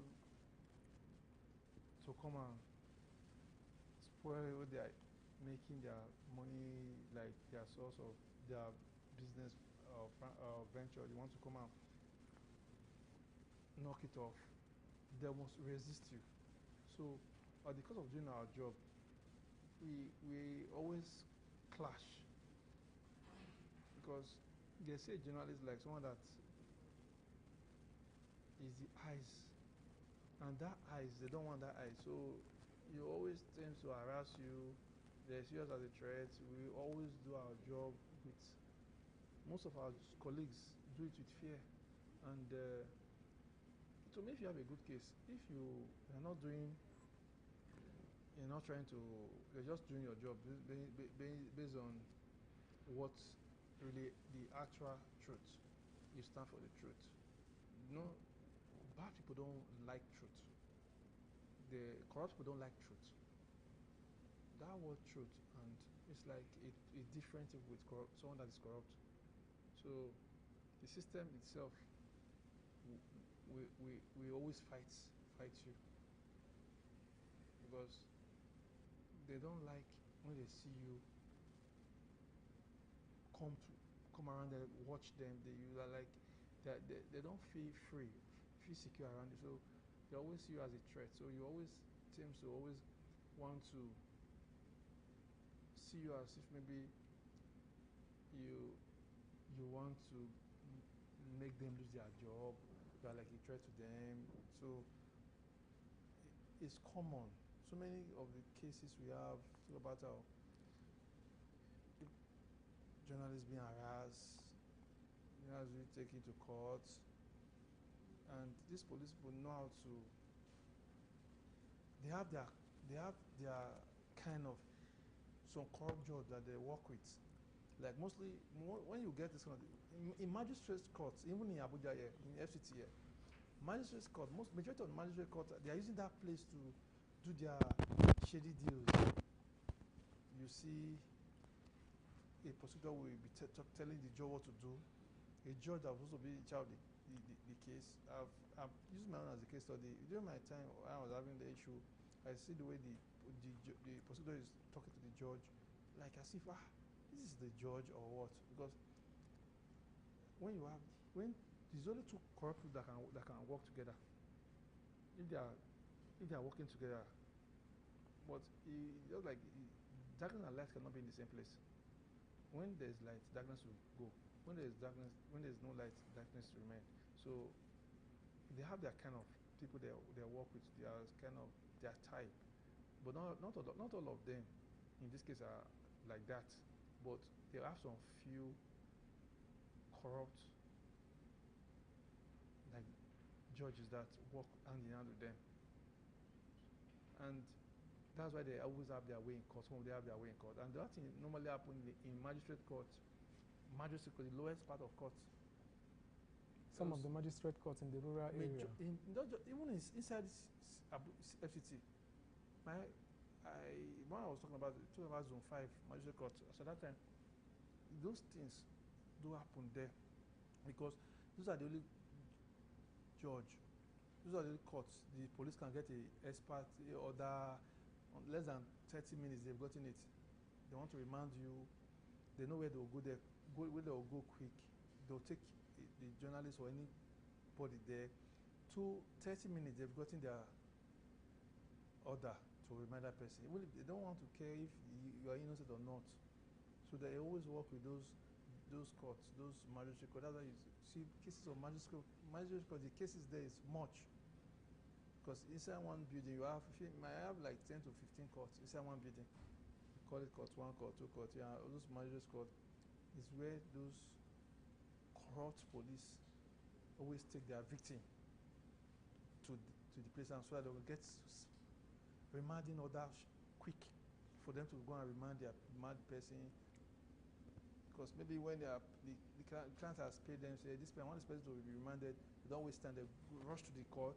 They get remanding order from the judges, because those judges there, majority of them, I'm talking from my experience, are most of them are corrupt. Most of them there, because my case was like, it was handled by 3 judges. All the 3 judges have similar character.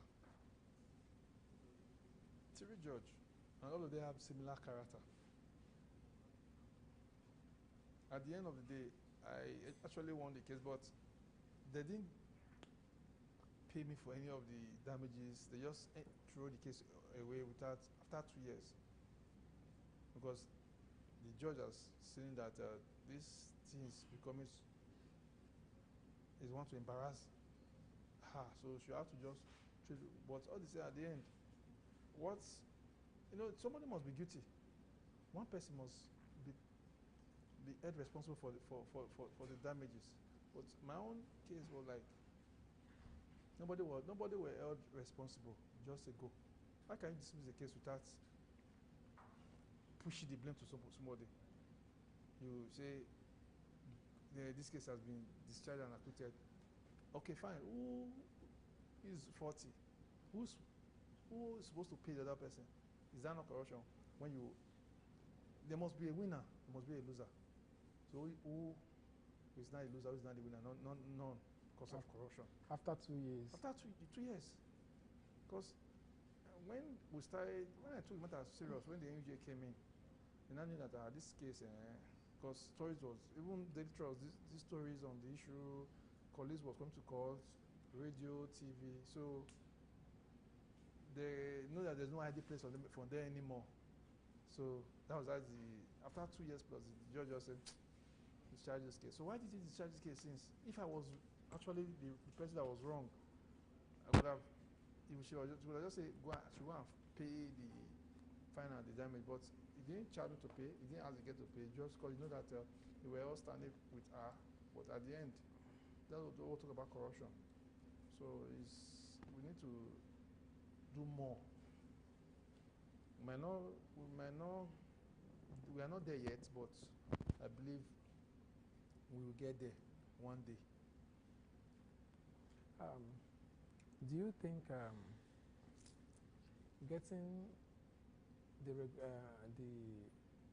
NUJ regulatory body right to some of these security agencies? I know that measures like this, maybe they've taken measures like this before in the past, but I believe that sending them a letter, maybe kind of a notice of warning or whatever, sending them a letter telling them about the harassment of journalists, yes, in line of duty or anyway, don't you think it's going to make any difference? Yes, sending a letter is one. Having workshop also, training, interacting with them, bringing them to the same venue. Like we have events, we bring them, we talk to them, tell them our pains. There's nothing wrong if we bring our case before them. That how many journalists how many of you have been asked by police, please come and table it, your guy is here now, come and but that way we should always bring it out, so that they'll know that they are doing the wrong thing. And if you look at what's happening, most of the junior staff there, at times it's the people in the hierarchy doesn't even know what's happening on and like let's say take Pape for instance, Pape station, because of they don't have that central unit that is monitoring them. So everybody is the king of his domain. You do what you want to do. You just feel in this place I'm the boss. You understand? So until we get to that level that it will be like a small central system. So what is happening in the village will be reflecting the city. Until we get to that level, this harassment will not just go fade out like that. They need to It needs to be addressed. Yes, they need to copy what is happening in the other part of the world. They need to be upright with those people so that anything that is happening there, we get it. But because most of the complaint you see at times even in the station, let's say take police the station for instance, the DP might not be around, but the people in charge, my DP might not even know what's happening there. When you are not there, you are not there. So that has always encouraged the bad ones to keep thriving, the traders keep on going like that. As soon as we are seeing that analog system, it will always go like that. So as soon as they think how they can make it more central, more innovation will come in and see how they can. And interaction, we should always see ourselves like we are not here to fight you, but we are here to work together. Let's see how we can better the system. You guys are trying, well, let's see. I'm not here to come and take your job. Let's see how we can better the system so that everybody will be free to come out to. Like I bet if you open a complaint now, open a phone line now in any of the station, radio, TV, say, please, if you have any harassment before, call this number. Do you believe that line will be jam-packed with calls? Yes, because it's what Nigerians are going through on a daily basis. Every second, every minute, harassment.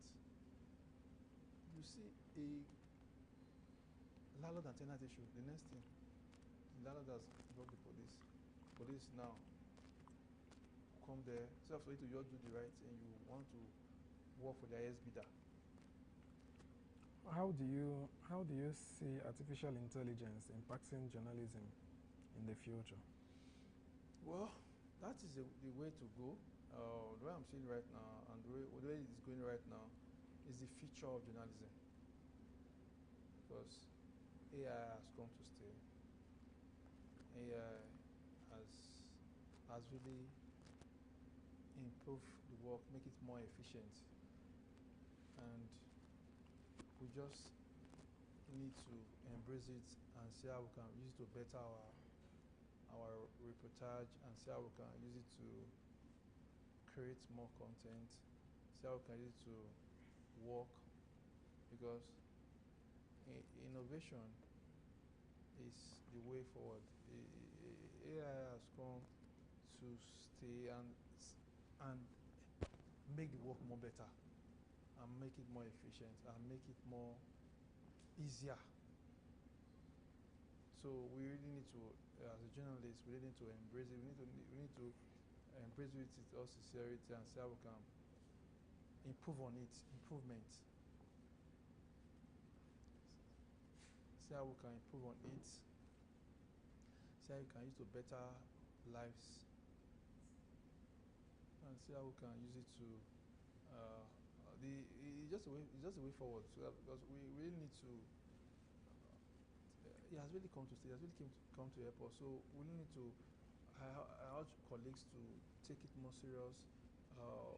Government should invest more on it, and our association should take it more serious so that we should mandate our colleagues to go for the training and to see how we can use it to work so that we will always be in that standard. Because if we are all in the same standard and the same level, it will go a long way in sustaining it.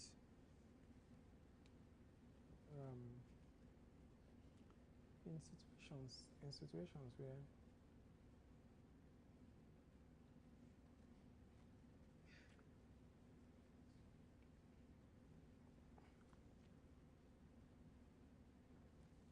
can you share, just before you go, can you share an experience where your reporting led to a real change? Yeah, I didn't get you. Can you share your experience? Can you share an experience where your reporting, a story you reported or a case you handled led to a real change? Okay, that's a good one. I could remember some years ago, like 2020 or two, when I was working at ITV as a reporter, I did a report about former Super Eagles, Super Falcons coach, Kadiri Kana. He did a report where he was soliciting for Nigerians to come to his aid, that he's dying slowly, has a medical challenges. After doing that report went on air. The next call we got from the chief medical director of Alliance Hospital here in Abuja. He called in, he said he saw the report and is interested. He wants to take up the hospital bill, the medical of the coach. That was how the coach flew in from Benin to Abuja. Okay. The hospital paid for everything, gave him the first hip surgery and the second surgery for free. He said, "This match is national assets." And as soon as after I watched the report in ITV, after the report came out, and I was on a package report that day, I feel fulfilled. I was like, thank God. At least I never knew that this thing we will touch, we will save a life. That was how Kadiri Kana, God gave him a second chance through Dr. Otabo of Alliance Hospital. That's how we have built the relationship from that report only. That the man was successful for. And then, as soon as the chief medical director of Alliance Hospital watched the report, he said, "This man, I want to help this man." That's how he came to the man. And the man was brought to Abuja. For like 3-4 months, he was in the hospital. Everything, medical bill, everything for free. He didn't pay a dime. So that gives me a motivation, like what I've just done as go along with the able save life. It was a good one. I feel fulfilled.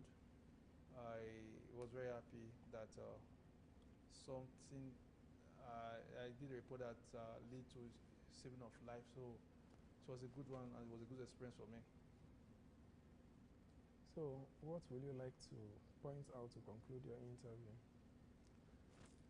Well, first of all, I will urge my colleagues to always try and fast check a report. When doing your course of your duty, always try to balance your stories. Don't take it from one side that because of you are trying to.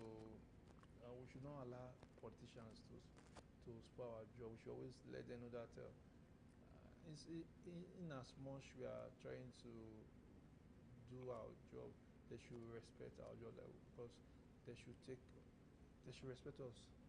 Let us do our job our way, so that it's not all about favorism. Try to do it the way to favor them.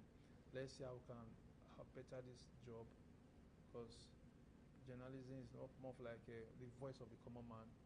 We are like the eyes of the society. We should always make sure we do our due diligence. We should always make sure we do the right thing, so that and the job is just like more like a selfless service. We should always know that we are trying to impact. We always see it as a way of saving lives, way of giving back, a way of putting the right perspective in the right position. Okay. Thank you very much for your time. Thank you. The best sports journalist in FCC. It's an amazing experience having you in this section. Yeah, thank you. It was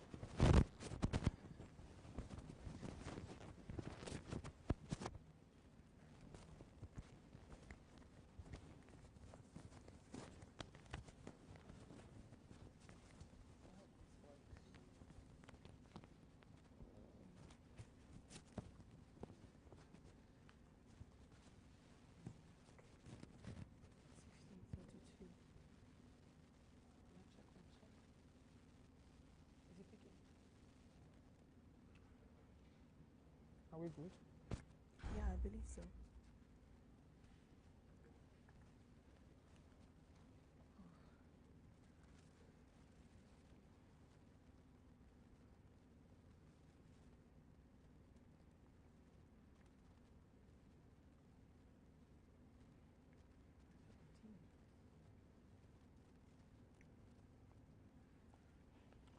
Okay, thank you very much for coming, Sharon. Thank you. As an actress and a gospel artist, how do you balance your creative pursuits with your entrepreneurial ventures? Oh my goodness. That's it. So, I think to answer this question, I would first of all say, if you have to take care of yourself, don't feel like it's too much. You're not being selfish. Self-care is everything, first of all. Because by the time you get to the point where you burn out, there's really nothing you can do about it. Your business will suffer, your job would suffer. And another thing I think I'll add to this is grace. Give yourself grace. Give yourself so much grace. Because there are times where, excuse me, there are times where you feel, oh, you can't do this, oh, you can't go here, you can't go there. But then that's one thing you need, actually. Because if you don't actually give yourself that time and you don't accord yourself that grace, then you're just working. You're not giving yourself time. Something else I would say is boundaries. Create boundaries. When I say boundaries now, you have time you need to rehearse, right? That's for your, what do you call it? For the singing. You have time you need to rehearse for the acting. You cannot let both of them collide because they are not one and the same. They cannot be one and the same. So you have to create boundaries and time to work those things out. Okay. Yeah. What's actually motivated you to start producing the best fruit juice in Abuja with bowls and bottles? What motivated you? Okay, so, oh God, that's bowls and bottles, right? Was birthed from a place where bowls and bottles was birthed from a place of I think first of all I'll say love, and sincerely, it's not love for people. It's love for myself first. Love for myself in the sense that I just got tired. I got tired of saying yes, sir. I got tired of letting other people run my life for me. Because in the city where we're in, trust me, you give your time, your hours to a lot of business owners, and they do not even see how much you put into their businesses, right? I managed a certain business here in Abuja, and there are days I leave my house at 7 a.m. in the morning, and I don't get back home till 10 p.m. because I'm at work. So I needed freedom. So first of all, it was freedom that made me start the business. And then secondly, I have a very hot body. So the body would have been able to sell the business properly. And because it's natural juices and all of those, I realized, like, since I started taking the juices, because I needed to be my own guinea pig, right? So I started making the juices, and then I realized that, oh, my skin is skinny now. Do you understand? My skin is giving what it should give. No knuckles, nothing. I use a blend of shea butter and coconut oil on my skin, right? But my skin is, I would say, perfect. Thanks to the juices. I have the one I call Burn. Burn really burns, as the name sounds, because it works on like your core, the fats that are building up and all of those.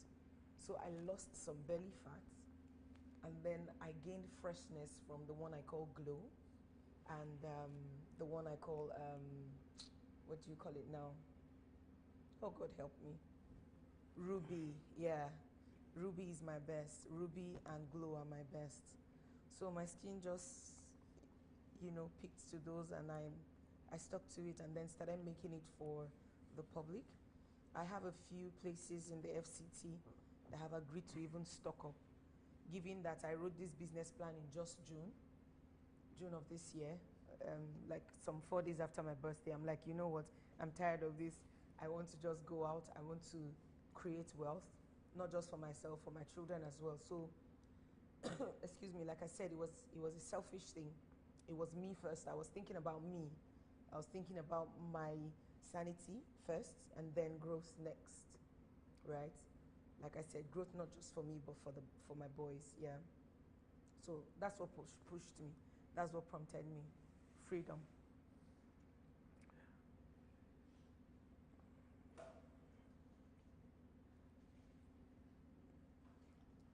How do you manage your time between being a makeup artist, a voiceover artist, and your other numerous roles in the entertainment industry? How do you do it? So I can answer basically for being a voiceover artist, right?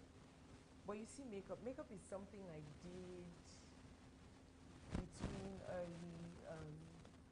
is it early? No. Mid 2000s. So I'm talking 2013 to like 2015.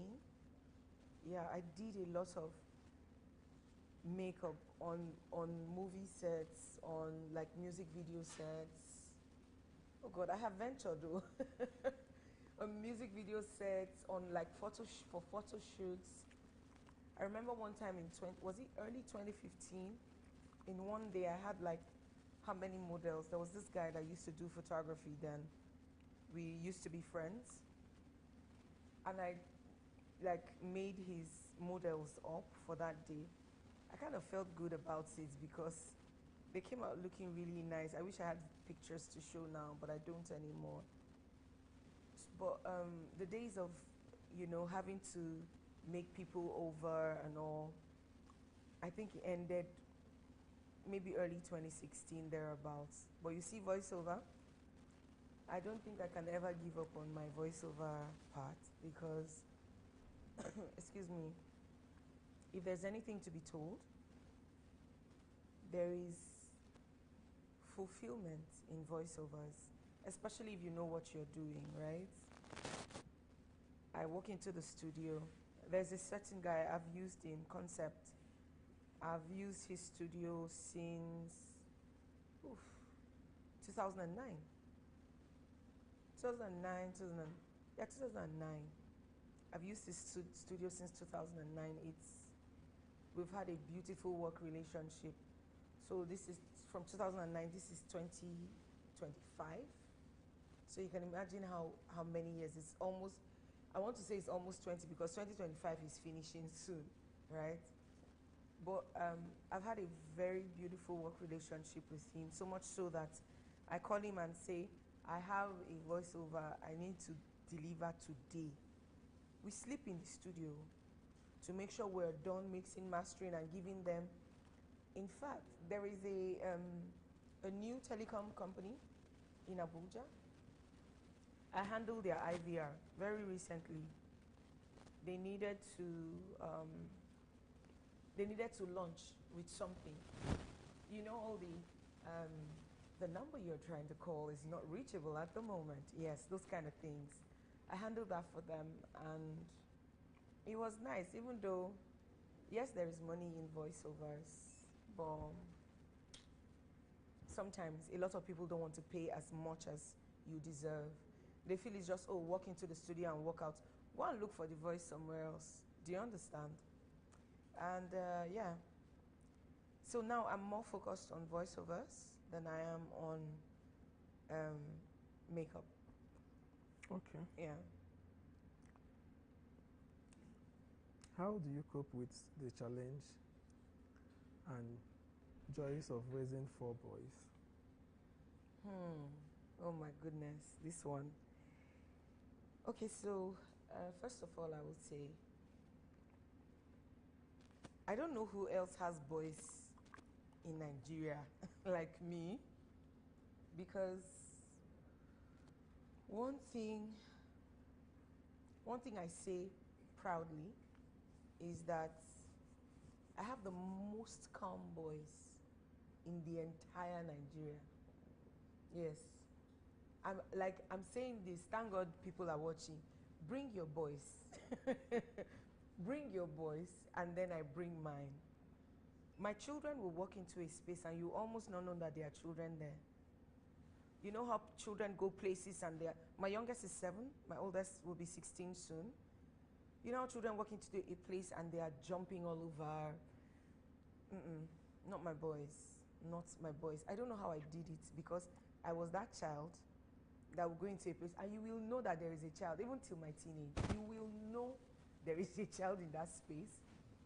But I think I would say I have the grace of God. God is helping me. I cannot allude the success of raising these children like without God. I cannot say I did it by myself without mentioning God in it. It's God that is actually helping me, because even in their schools, excuse me, you have teachers giving testimonies of how, these children are proper children, if I'm to use the word proper. These children are proper. Oh my God, your children they're not destructive. They're so put together. And, again, it's God though, because I catch myself, when I want to pray for Sharon, I catch myself praying for my children, because they are my core. They are the very reason I am still Sharon. They are the very reason I'm still pushing as a human being. They are the very reason I'm praying to God for something they call long life, and the other one they call prosperity. So it's God. It's been God all the while. I mean, have I had challenges? Yes. There were times where my children were sick and almost dying. But again, God came through.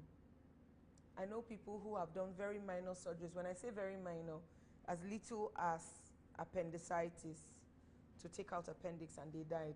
But one of my sons had surgery twice this year. He's alive. he's happy. So again, I would say it's God. And oh yes, I have the most support there is, my mother. I'm I want to say she doesn't have a choice than to be my support system, because I don't know who sent her. She had only one child, which is me. So she cannot put, you know how you divide your time and attention to like multiple children, right? She has put it here. She had to put it here. So my kids are the ones she didn't get to raise before. I told her, I say, see them, collect, I dash you. So she's doing what most grandmas do, which includes spoiling them. And I like it, because there are days I just wake up in the morning and that's when my mom comes around to visit, right? And my kids are ready for school. Like, she didn't even bother to come into my room and say, oh, you know, anything. My kids are ready for school. They are having breakfast. Lunch for school is set. And then when she disappears like this, I'm like, where is my mother? I need my mother. So yeah, I have a good support system, and then I have some really amazing friends that, you know, just remind me every time, Sharon, you're doing a good job, because that's something a lot of people lack. Support system, a very good one for that matter. Not the ones that will pull you down, but the ones that can actually lift you up. You have a business idea. Yes, you are the best in that business. You can stand. Oh, I'm feeling inadequate as a mother. No. Have you seen? They will remind you of the little things you did that you don't even remember that you did, right? But you actually did these things. They would remind you how amazing you are. So yeah, beautiful support system as well.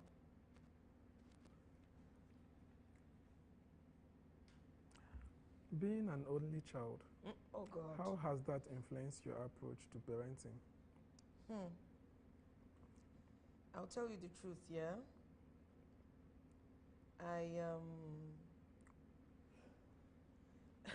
Excuse me.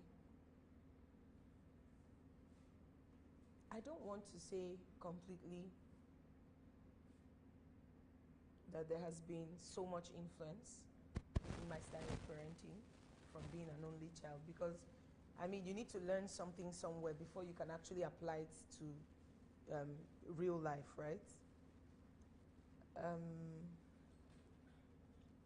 I can't say categorically that I learned a lot from being in fact, what I learned from being an only child is to be selfish. Let me not even lie to you. Is to be selfish and keep my stuff to myself. But then I have children that, I don't want to call them Velcro babies. They are not Velcro babies. Do they need me almost all the time? Yes, they do. But I have learned to share, because that's who my mother is. She's a giver. She's a kind human being. So I learned to share, even though most of the time I want to keep everything I have to myself. But then I know that, okay, if I don't take care of them, who will? Like the old Dettol adverts. So I have learned to give myself completely, totally, without holding back. Yes, without holding back.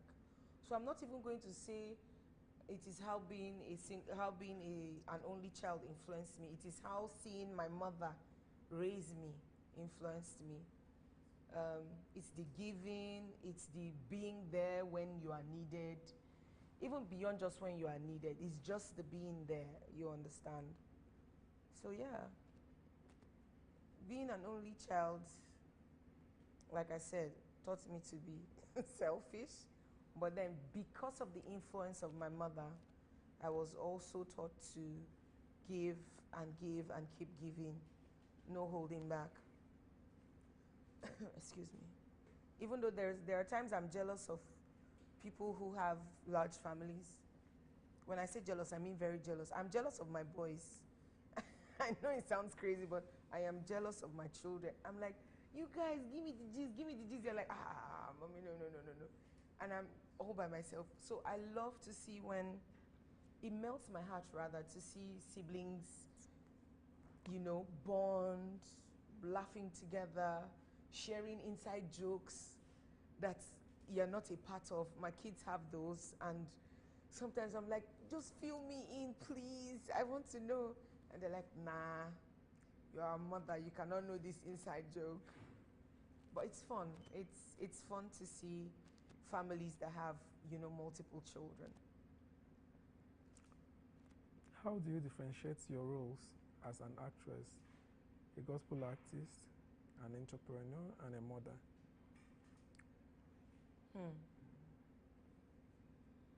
I know I'd said this before, but I'll just reiterate for the sake of it. Boundaries. Boundaries. If you can't create the boundaries, if you can't discipline your mind, rather, let's use that word. If you can't discipline your mind to know who is in the room at the time, you wouldn't go far. If you do not ask me anything related to my children, I don't have any business bringing them into the conversation. You get? If I'm talking about my business, even though, there are some parts of me that overlaps, right? There are roles I've gotten in movies that were gotten because the maybe director, for instance, knows that I can interpret that role because I am a mother, or because I am a businesswoman. Oh, she would interpret this role better. She knows better. Oh, she has first-hand experience. You understand? But then if you do not draw the line, if you are not disciplined enough to know who is in the room per time, you are going to mess your person up. And in that person, I mean Sharon. You understand? You're going to mess your person up.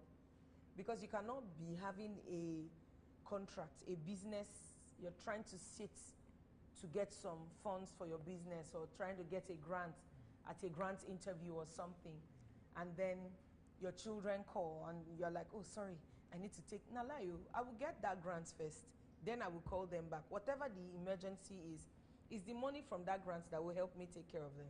You understand? So if you don't learn to differentiate your personality by disciplining yourself and staying focused to whoever, for instance, when I'm thinking business, I'm thinking Akubo Media Ventures, or I'm thinking Bowls and Bottles.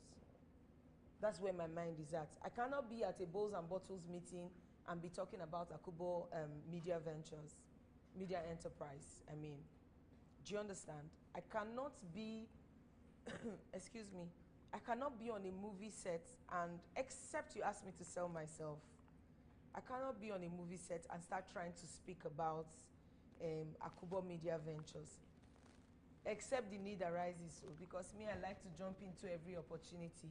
If you don't position yourself for it, you won't get it. You understand? So except the need arises to talk about it, I do not mention what is not at the table, or what's not on the table at the moment. Can you share a memorable moment from your career or family life that has inspired you? Career. Okay. That has inspired me. So, I'll start with career. There was this business I managed a while ago, and I had to travel out of Abuja for business purposes, you understand? And I was there for 3 days. But in those 3 days, I learned a lot of things. From the market space to how easy it would have been to, do some plus and minuses when it comes to starting up my own business, right? So I started taking notes, because in my mind, I'm like, okay, when the time comes, how am I going to run this? How am I going to do this, right? I got to learn the price of the raw materials used for this business, and a lot of other things. And I told myself, while others are struggling when I start my business, I wouldn't struggle like this, right?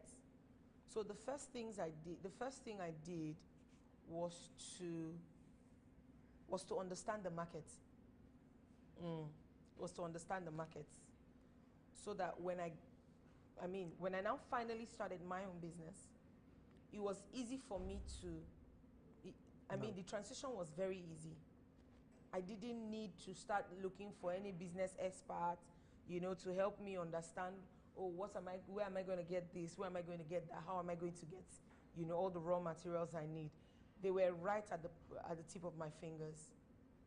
So, and then what a lot of businesses do not understand how to do in Nigeria today is delegate. You must have someone who is in charge of your, what do you call it now? Excuse me. You must have somebody in charge of logistics. Meanwhile, your logistics is something you can outsource. Especially as a startup business owner, you can actually outsource logistics without paying a dime. I say again, without paying a dime.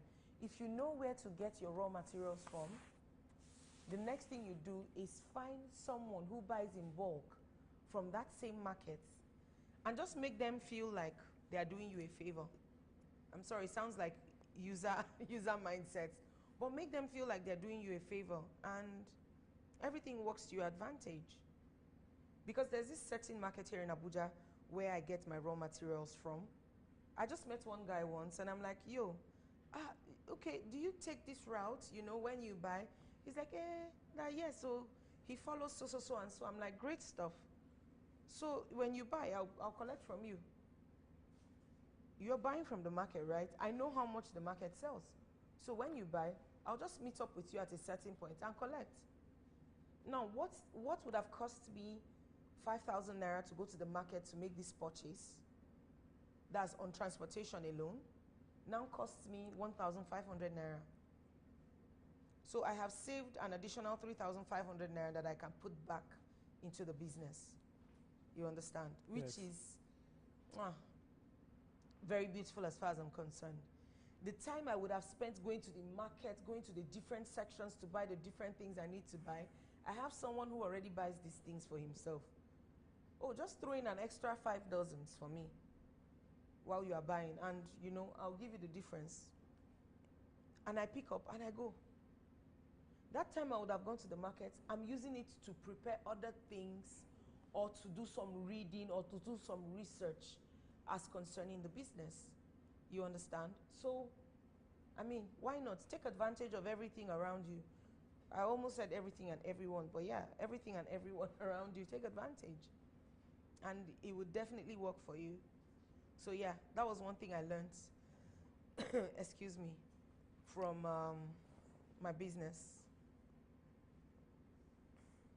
And then from personal life, I would say that one thing I learned from personal life that has helped shape me today is don't build up on enemies. Don't build up on no matter what it is you want to do in life, right? Let putting enemies together not be one of those things you want to do. Because this is a cliche saying, life is too short, right? You don't want to be stuck in a place where your heart is aching, your mind is not at ease. Why?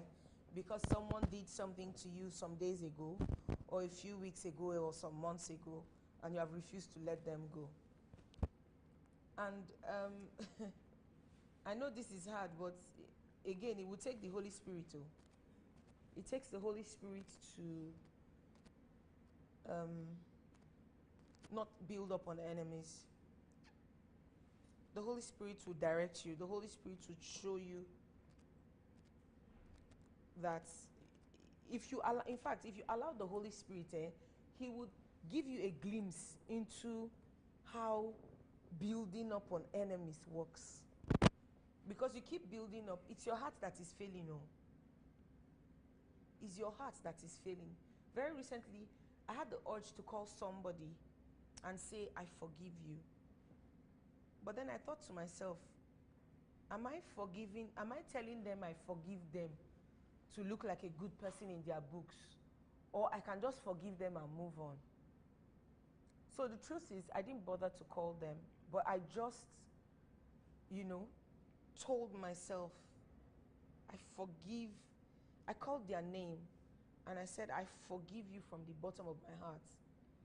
Forgiveness is not something that comes automatically. You would forgive them, but there's nothing like forgive and forget. For God's sake, you don't have amnesia. Do you get? Except maybe you really do have amnesia. You would forgive, but you'll be triggered to remember what this person has done in the past. But then in that remembrance, you are remembering it with so much grace, so much ease and peace in your heart. You're not remembering it in anger. You're just remembering it from the place of, oh, if they knew better, they would have done better. So don't go building enemies. You build enemies, you're hurting yourself. You build enemies, you are building the wrong foundation for even the life that is set for you in the future. You understand? So yeah, I learned not to build enemies. Again, life is short. Anybody can die at any point, at any time. So while you live with so much peace in your heart, so that if the time comes, you're ready. If the time comes, you're ready. It's that anger that you build in your heart that can stop some doors from opening for you.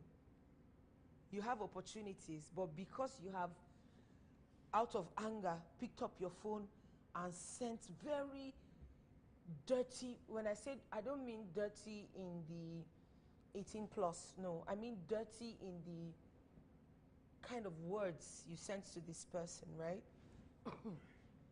You send them terrible words, you're hurting, so you want to hurt them with words as well. That is also a form of building enemies, So don't build enemies. Be kind with your words. Be kind with your words, because your words can push a person to do what they shouldn't have done. Yeah. And sometimes it includes the same thing I'm talking, building enemies. Because you will feel, oh, I was upset, so I had to say what I needed to say. You said those things, it hurt that person, and the person swore never to forgive you. I will never forgive. Please, ease your mind of that I will never forgive. Your siblings, your colleagues at work, or you can take a step back so you can analyze from the outside, right? But you see, I will never forgive, I will never talk to. The day will come when you would have to actually talk to them. So you see, forgiveness, learning to forgive easily is something that has really helped me. Do what you want to do it. I will still forgive you. Like, I will still forgive you, because it's not in my place to judge. You understand? It's not in my place to give vengeance, to met vengeance. It's God's. Vengeance is mine, says the Lord. It's God's. So that thing you are doing and you feel like it's me you're doing, it's God though. He fights my battles. So I don't even have any need to build up on enemies when God is doing the work in the background, even in the forefront. You get? So yeah. Please, can you explain how you feel being... Please, can you explain how you feel being the child of two great journalists? How did that inspire or influence your life?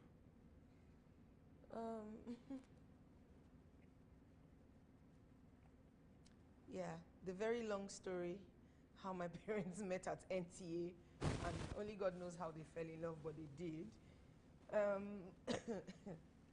I think it's a beautiful thing to be a child of, you know, that union, because there are places I go into today and I mention my name. Oh, hi, good morning. My name is Sha. It's something I do unconsciously, but it has turned out to be something that helps me a lot when I walk into places. Oh, hi, good morning. My name is Sharon Akubo. Even when I don't need to introduce myself, I do. Oh, hi, good morning. My name is Sharon Akubo. I would like to see. So I don't just come in and it is someone blind, because I know that they will definitely ask, okay, who should I tell them? So before you ask me who should I say is looking for, you already have my name, because that's one of the first few things I mentioned, Sharon Akubo. So you already have Sharon and you have Akubo. There are places I have gone into and I'm like, oh, my name is Sharon Akubo. They're like, Akubo, which Akubo? That's the question I get. Which Akubo? And I'm like, oh, so my dad is also a pastor. So I go on to say, oh, Pastor Akubo. Or I would say things like, oh, Akubo, NTA Abuja. And they're like, oh, that night. Oh, or I go places, I'm like, oh, sorry, Joy Dam sends me. They'll be like, I see this striking resemblance. I don't know how they see it, but they do sometimes. I don't look like my parents. People say I do. I refuse to believe it. But being their child has opened numerous doors for me. I hate to name drop, but when I do, it work.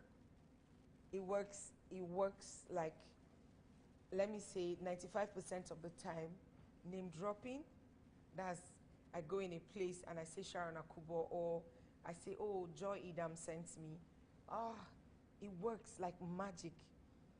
So I would say I'm grateful, right, that I'm actually their child, because it also pushed me. When I was much younger, I didn't know. The first time I was on stage speaking, I was 3. I were the first set of some school here in Abuja Children's Home Carol.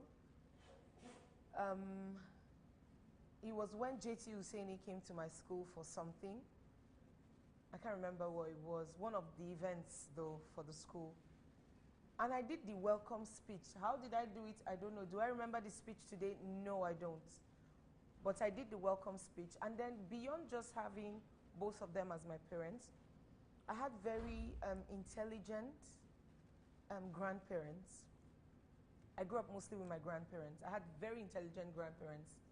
I mean, my grandfather was in the education department of FCDA and retired as an assistant director. My grandmother was a medical practitioner until she died. So I had very intelligent parents and grandparents, and they're like, you know what? Yep, this is your stage, shine. And they gave me all the platforms there were to shine. I had them, and I used them. When I say I used them, I used every platform they had given me. And somehow, when it got to the point of choosing, which university, not just the university though, but like, what you'd like to study in school, it was very easy for me to pick journalism, because even after secondary school, before I got into the university, I was, learning the ropes from my mother and all, going for events, understanding how writing stories work and all that. In fact, the first time I did a voiceover, I think I was 17. It was one small event happening in Abuja. I mean, church events. Somehow, I've always been in the church. And I did the voiceover for that event, and it was fine. It was beautiful, and since then, I knew that, I could do voiceovers. So yes, they've been very good and strong influences to me as well.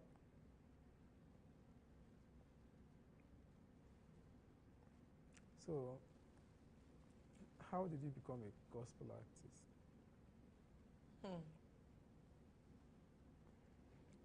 Singing again. Just how jumping on any stage and speaking on a topic, obviously a topic I already have foreknowledge of, right? Singing has always been a thing. I remember when I was little, oh my God, it's just a, it's a memory, it's there. I can't say I know when it started, but my parents would be like, we have visitors, come and sing for them.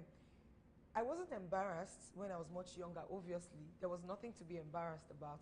But when I started becoming a teenager, I will be embarrassed and I would be so, I'll be flustered because what do you want me to sing? What do you want me to do and all? And then I joined the children's choir in church when I was younger. And at 11, God help me. At 11, I wrote my first rap. Yes, somehow. I enjoyed rapping a lot when I was younger. So at 11, I wrote my first rap. I don't know how these words got stuck in my mind, but those were the words I used to write the rap. It is the 8 words, all those words that end in 8. Anticipate, levitate. Yeah, those kind of words were the words I used to write the rap. And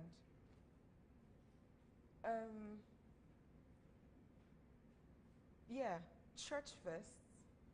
Then my parents would make me sing for people, guests that come to the house. And then it continued into my teenage. I joined the choir in church as a teenager. And then I started doing backup singing for Samsung. The pianole, pianole, ifechukumere. That's Samsung. I did a lot of backup singing for him and backup singing for Bidemi Sax. Yes. I know it's shocking, right? Yes. I did a lot of backup vocals for Samsung, for Bidemi Sax, and I did some for Style Plus. I know this is off gospel, but yes, I did some backup singing for Tunde of Style Plus. He would call and say, oh, come do this, you know, and I'll be at the studio. Then the studio was at Caro. So do you know Samsung Studio at Jabi? Yes, I know Samsung Studio at Jabi. I have recorded there several times. Before the studio was at Jabi, the studio, Boogie Down, used to be at Naowa Complex, at the barracks. I don't know if you know Naowa Complex. No. Do you know one Patrick? Patrick? No, I'm not sure I know a Patrick. When did he start? When did he join Samsung? That's another question. It was his PA. His PA? No, the people I knew the most were, for instance, Gideon, GID on the beats, and then there was Christian, Tayo Christian, who is also a very well-known gospel artist now. If you just Google Tayo Christian, you get to know him. And you know, a lot of other people, like a lot of other people. It was at Samsung Studio I got to know CD, the comedian, CD, chubby black guy. It was at it was through Samsung I knew a lot of people. I've done backup vocals for Bidemi Treasure, or Bidemi Sax, as people call him, the one that runs Tigris. I've done backup vocals for Mekoyo. I think I have been going into the studio since I was 17. And I mean, I've been in the studio this year as well. Interesting. Yes. How does your faith influence your work and family life?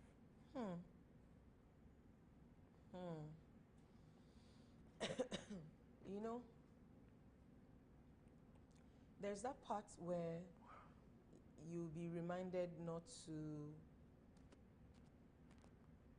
you know, the What Would Jesus Do? WWJD.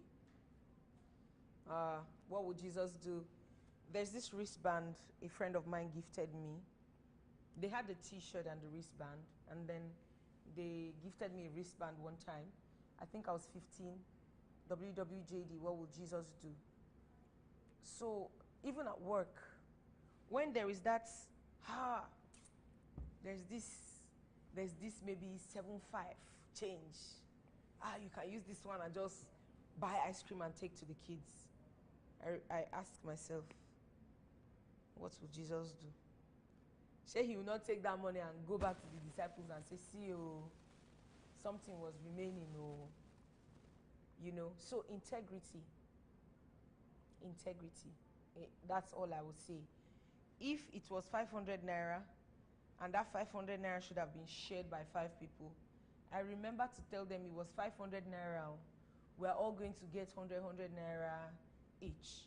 Do you understand? I don't go saying, they gave us 300 naira, so we'll know how we'll share this 300 naira amongst ourselves. You get? So if you ask me again, I would say, what the church, what God, what being a Christian has helped me realize or helped me handle in my everyday life is integrity. If you give me change more than what you should have given me, I will give you back. Oh. If my change was supposed to be 15 naira or 5,000 naira or 200 naira and you give me even 100 naira more than that, I'll remind you, you gave me more. See your money here. Because you don't, like they say, karma, she comes. She wears different robes. You would, in fact, that contract that you missed, it might just be because you over collected change, 100 naira change. It might just be because you did that. So even with my work, I've been entrusted with millions several times at work, and I have a spreadsheet where I just, every cent, every kobo is accounted for, and I don't want to be identified as that person that does not give accounts in full. You will get your money. You will get your money's worth. If your event was supposed to be for 500,000 naira and I ran it for 385,000 naira, that 115,000, it will be accounted for. You would see it. You will see it, definitely.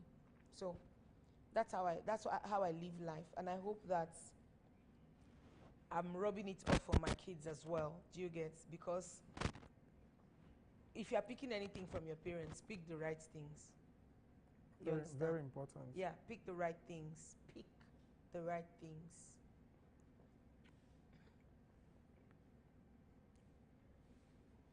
What actually motivates you to keep pushing despite your busy schedules? My children. My children. Nothing else. My boys. It's them or nothing. 4 children. 4. One just finished secondary school. One is still in secondary school. There is one in my younger boys are still in primary school, grade 4 and grade 3. If I no make them, they no fit make them. I have to be an example. I need to be the one they look up to and say, against all odds, she made it. Yes, because people need motivation. People need mentors. Beyond their mother, I want to be someone they would mention in the future and say, my mom did not give up. She kept pushing. Even when it seemed like she was going to give up, baby girl just rested for a few seconds and continued. Yes. So they are my main motivation.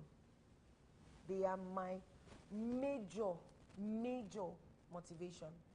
It's not even me or the name I might, in quotes, make for myself, or how people would see me, how people would perceive me. It is how my children are going to live. The life, the quality of life they would live. That is all for them. The kind of schools they would attend, the kind of people they would mingle with, because connection is key. Who you know is what you have, actually. Who you know is your worth, is what you have. There are lots of people, they do not have bank deposits, but they have people that 2 seconds everywhere don't pure. You understand? So I'm building, what is pushing me is to build what will push them tomorrow. You see the way I said I walk into places and I mention, yes, I want my children to walk into places and say, oh, my name is this. Okay, who sent you here? Oh, my mother, Sharon Akubo. They're like, oh my God, that lady, she did this. Oh yeah, come in. That's all. Look, it's for my children, nothing else. Nothing else. What advice do you have for a woman who is striving to excel in multiple areas of life? Keep pushing. Don't stop pushing. You would meet gridlocks. You meet people who will tell you you can't. But in the midst of all the noise, find if there is one person that believes in you, don't let that person down. Don't let that person down. If there is just one person, that believes you can actually reach a certain goal, don't let that person down. Don't leave them hanging. When I say leave them hanging is, they have given you an advice, they have helped you even get a platform that you can grow, right? Don't disappear on them. Do it, because if you don't do it, you will not know if you will succeed or you will fail. And it's in the failing that you know you are actually doing. So do it. You fail, you pick it up from where you stopped and you continue. Yes. And then there's the part where you have to hold God. Hold his agbada. Hold him. You see how Jacob held the angel, hold God.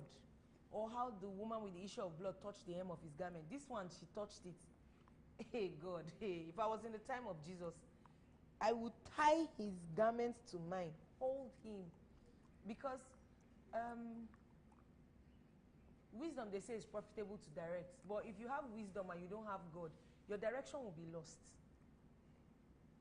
So as you are getting that wisdom, get it through God, through the Holy Spirit. Because it's God that will tell you, this is the way, walk ye in it.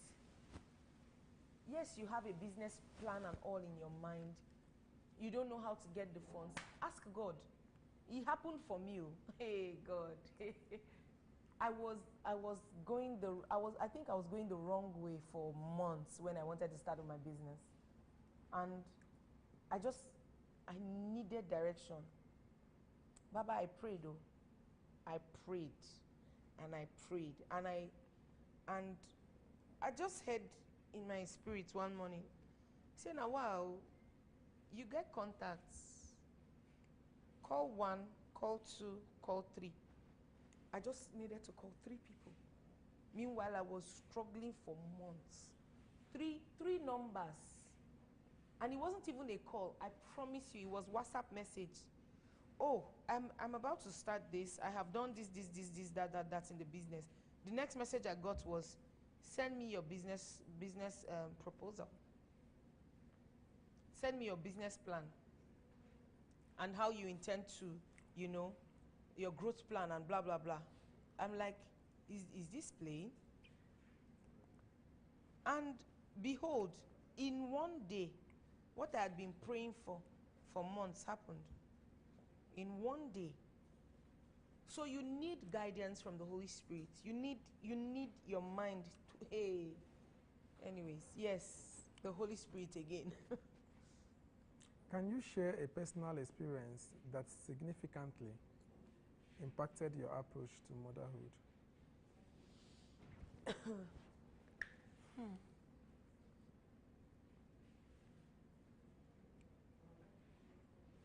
That significantly impacted my approach to motherhood. So I had gone to visit a friend. I mean, I already had kids at this point, right? And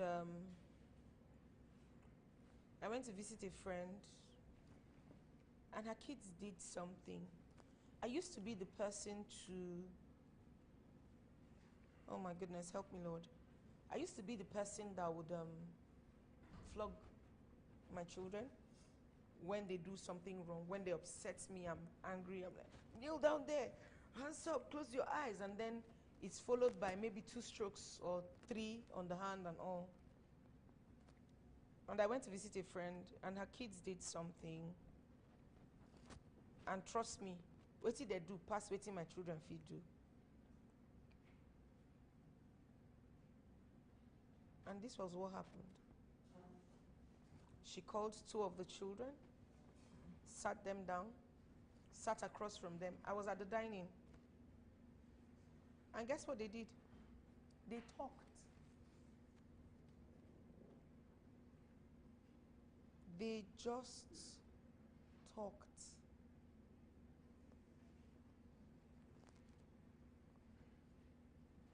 And at their dining, I cried because I didn't used to flog my kids.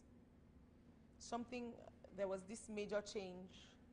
This type of change usually comes with ceremonies. And,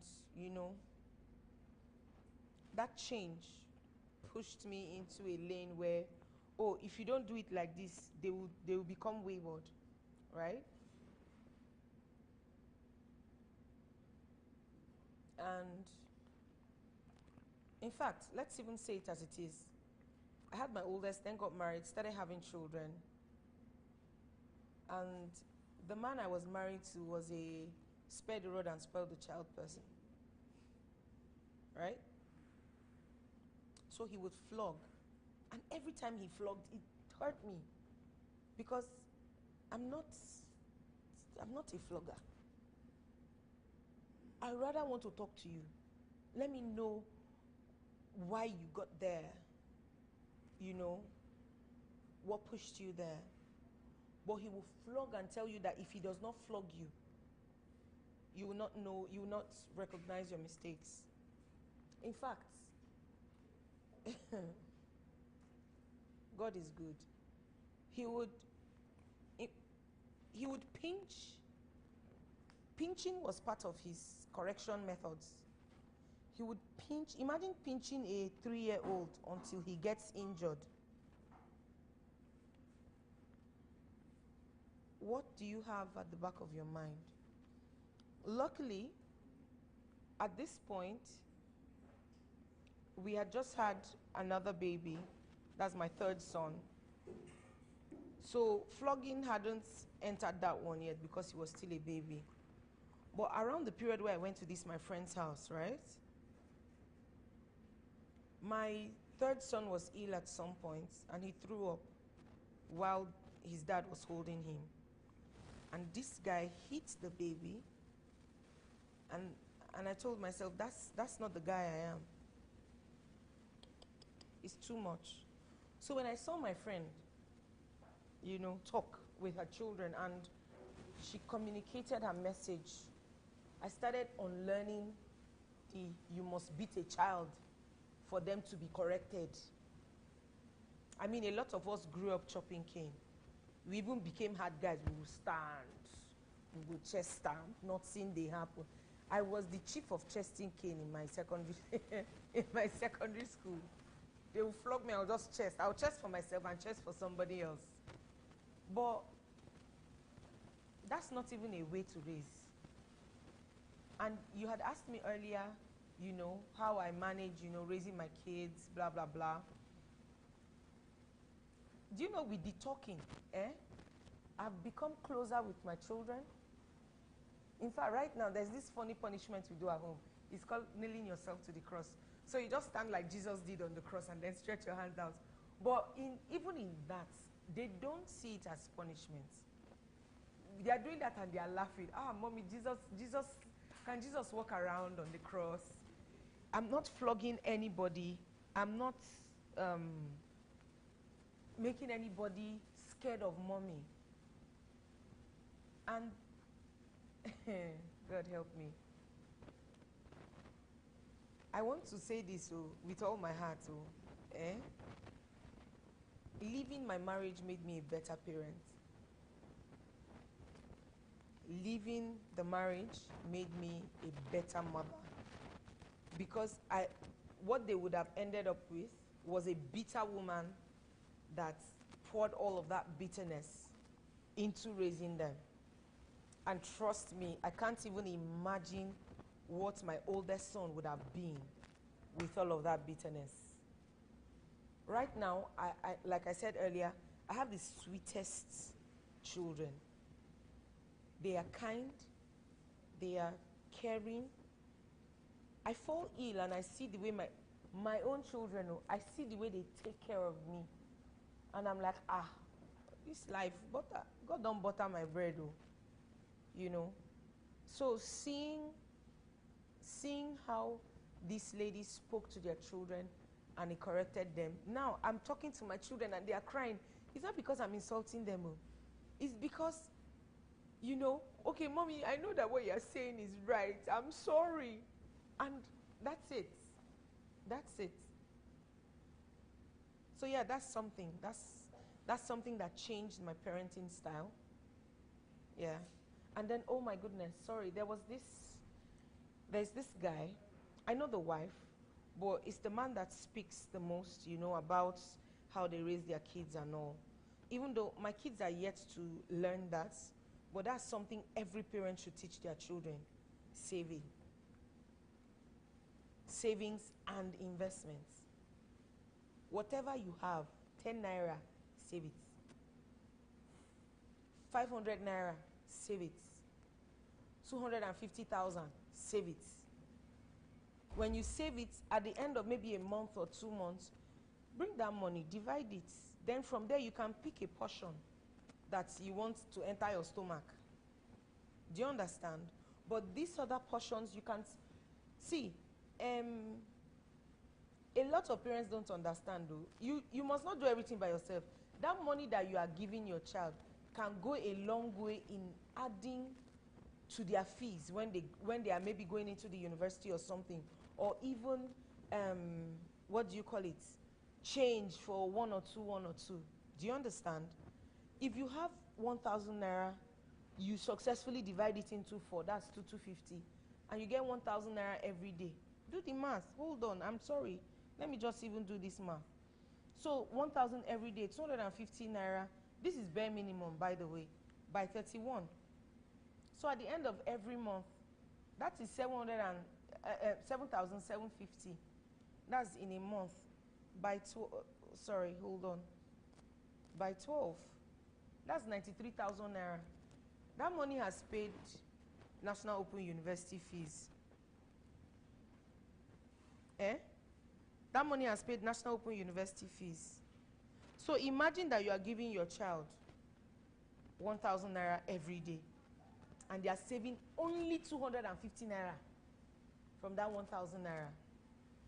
In a year, that is 93,000 naira that can be used wisely. That's okay, you want a new pair of boots, you buy it from that money. Learn. If you teach your children to save, they can in turn teach their own and even build this 93,000 naira. Now, if you have taught them how to invest, they'll go and look for one share, one company that they can just throw a part of that 93 or even all of it, because I mean, you still had 3 portions of the 1,000 naira left to do whatever you want to do with. Do you understand? So yes, teaching your children how to save money is one very big deal. So, how do you handle moments of self-doubt or burnout given your demanding schedule? How do you handle that? Moments of self-doubt. So I have 2 friends, very close friends. They are both older than I am, both ladies, all here in Abuja. There is one I call all the time. I would call her and I would rant. When I was talking about a support system, you need the ones you can cry to. There is that one that believes in you completely, and then there is that one you can cry to. But if the one that believes in you completely is another person, is the same person you can cry to, go ahead, give them a call. Call and express how you feel. And I do that. Some days ago I couldn't sleep. In fact, For a few days, I've been having very terrible insomnia. And in the morning, one of my friends, now, I hadn't spoken to her on video call for like 2 days because, I mean, she lost someone very close to her. So that morning, she just called me. She's like, hey, baby girl, how far? I said, I do. She said, why your eye like this? I said, before I even started saying what I needed to say, I just burst out crying. You know. So having friends you can speak to, you can be vulnerable with, helps you deal with self-doubt, helps you deal with burnout. Because they just remind you like, you are it. Like, there is no other you on earth apart from you. After you, now you.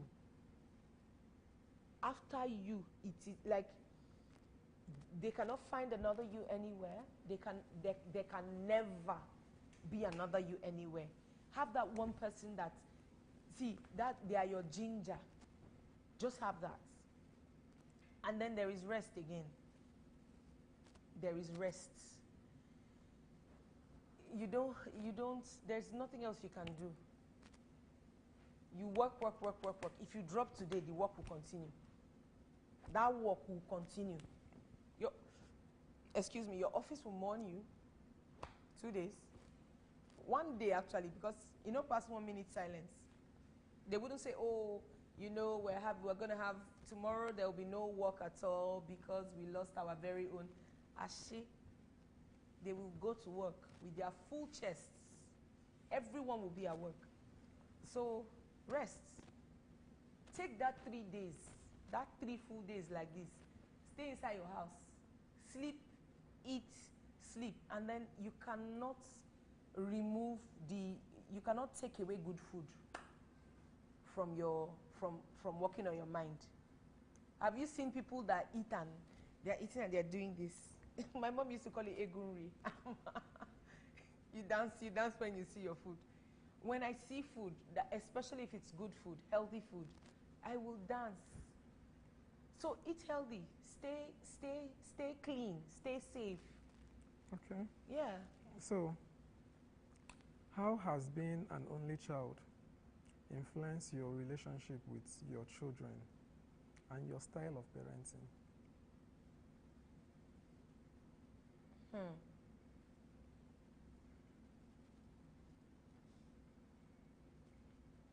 It just helps me get friends. So instead of treating them like, oh, my children, lording over them, they're my friends. Oh God. So someone came into the room where my kids and I were yesterday, and she saw the way we were, and she just looked at me. She said, you have it good. Yeah, she said that, you have it good. I'm like, what do you mean?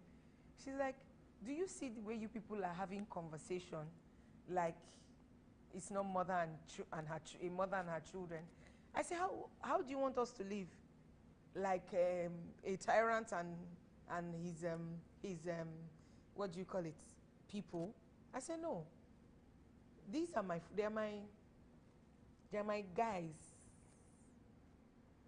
When I call out to my kids, I say bros. My oldest son, I call him bros. I've called him bros for 3 years now. And when I entered that bros level with him, we have bonded more than usual. Teenagers, they run away, they disappear from their parents. I've had the permit me to use the word craziest conversations with my children. Why? Because they realize it is easy to talk to me. I'm not the person that will judge them. Oh, there was a blunder. No problem now. Next time we'll do better. Oh, here. One of my sons told me one time, we were going through he said he thought I was going to beat him. I said, hey, you that will do better next time. Do you know, from just that you that will do better next time, he did better next time. He did better next time. And he was shocked because he was like, that hey, he thought mommy was going to. No, but if you treat them like your friends, because you won't go making your friends feel terrible, especially if you guys are really close, right? Or make them feel uncomfortable. Or make them you. feel uncomfortable around you. Yes, you know, we do the darnest things around each other. We have the weirdest jokes. You know, we say we have made up words for too many things. If my kids come here and you ask them what is palacerize, and they tell you, you'll be shocked. But we have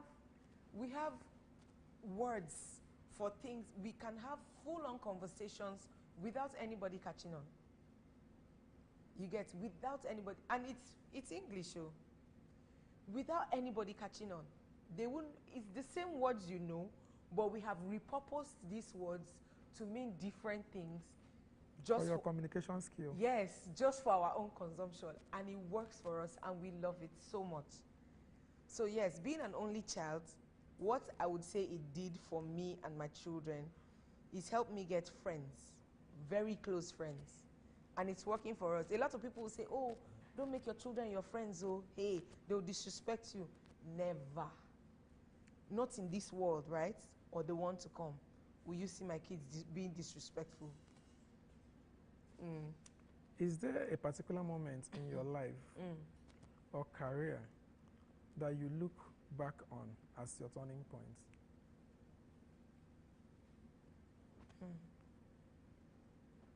Turning point for me. I mean, I've had a few pivotal, you know, times in my life. But then you meet people, even though your paths, like you've gone apart, there are people who help make you see the highest potential in you, right? I worked with someone recently, and I mean the last person I worked with, she was good, okay? But then she was one of those people that would want to use words and grind you to dust, right? But there was something else she made me realize. I can be better than this person that I am now, right?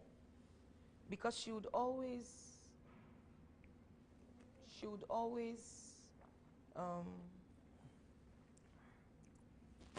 while she's saying things that would almost make you just hang yourself and die, she would in the same breath tell you, you know you can do better than this and da-da-da. And I have been able to take all the things she said, sieved through them, gotten what I needed from them, and applied it in my life. Now, what a lot of people lack is the ability to do that sieving. When you take it all, garbage in, the garbage keeps coming. You know how even in the trash, you can find something to recycle? Yes. Everybody needs to have that skill. You can still find something of value. Of value, yes. Everybody needs to hone that skill. In that trash that they are putting, that they are stuffing into you, look for that thing of value. Pick it up, dust it up, go and trade it in. Yes, trade it in for some extra value. Trade it in for some extra wisdom. You know, so in fact, I know this is funny, but yes, the last person I worked with before starting up my business has been my most, it's been my most challenging job, because I had to manage like 3 of her different businesses here in Abuja.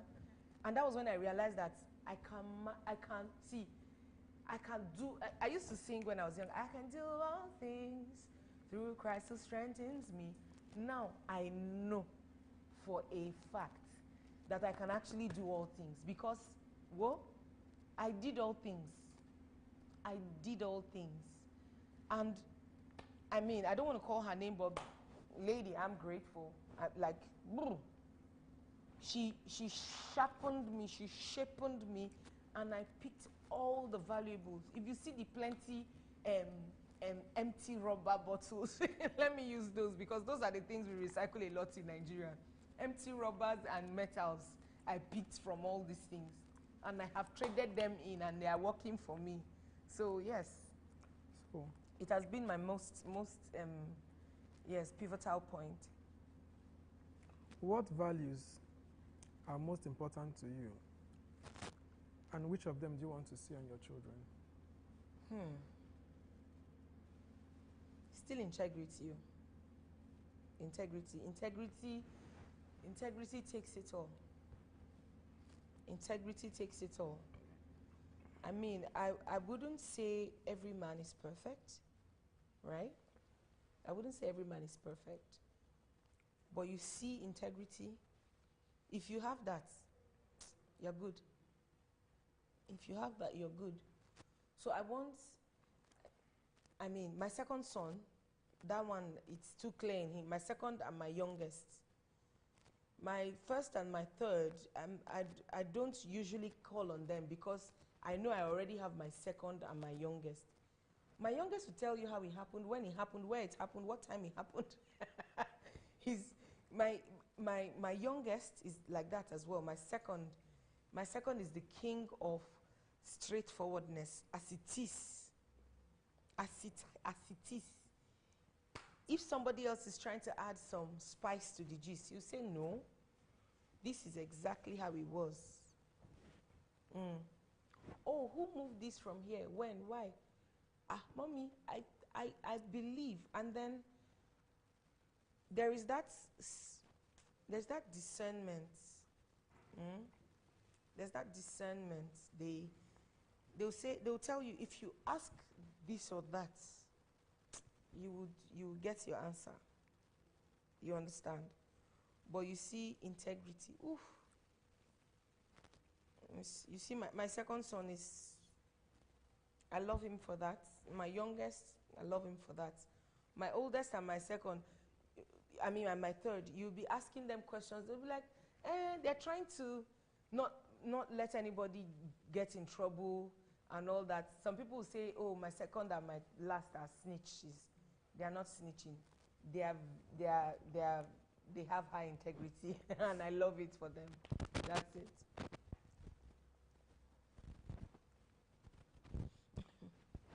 So where do you see yourself in the next 5 years? Oh, that question. In another 5 years, I see myself employing, first of all, I'm going to start with my business, In another 5 years, I see myself employing at the least 100 people. I see my business growing beyond just Abuja and beyond just Nigeria. Bowls and Bottles is not just a business, it's a lifestyle. It is a lifestyle of health. It's a lifestyle of staying young and beautiful without taking any artificial thing into your body. You understand? It's a lifestyle. So I see myself growing beyond Abuja and beyond Nigeria into a few other countries in Africa, maybe neighboring countries, who knows? It could be Chad, it could be Benin, it could be Togo, Sierra Leone, Ghana, somewhere in Accra. Just mount the business, let them have the recipes, and build it from there. Everywhere you go, you just know that you can call on Bowls and Bottles and they will deliver to you. You understand? Now, I also see myself, oh God, I see myself at my son's graduation, my oldest, because like I said, he's done with secondary school now. But then I don't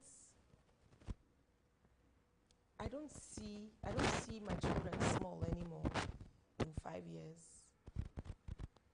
In 5 years, I'm speaking at events that are just not this or not just this, but I'm changing lives, especially the lives of women, single mothers, maybe even widows, who knows?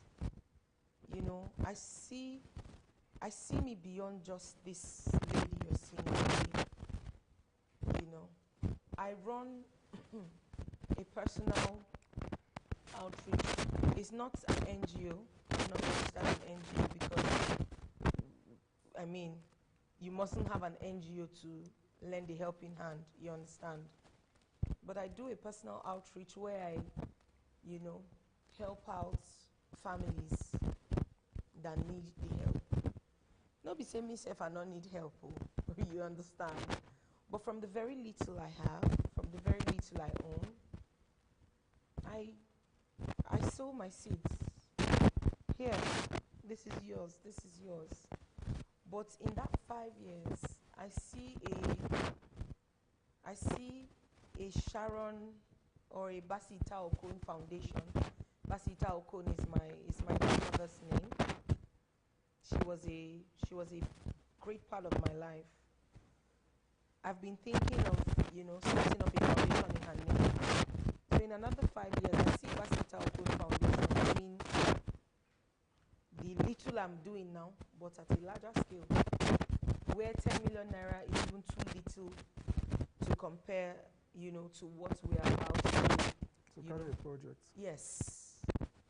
So yes, there is also this free living I have been considering, not considering, I have been, each time I write, you know, my goals, I write this free living project where I get a land, maybe up to a hectare, who knows, or less. But then I build in it 1-bedroom apartments where people can come. So it's going to serve as a free living space. But while it is free living, these people are working in my business to earn a living so that they can move out and start their own life after maybe a year or two, depending on how long you want it for. But there are 1-bedroom apartments, they are self-contained apartments. You have a problem, you have a challenge, come, live in. But then as you leave, you work. That space is also going to serve as a business hub. While there's the free living area, there's like the supermarket area, the small market area where people are selling different things. Now, different things that are still pertaining to businesses owned by me.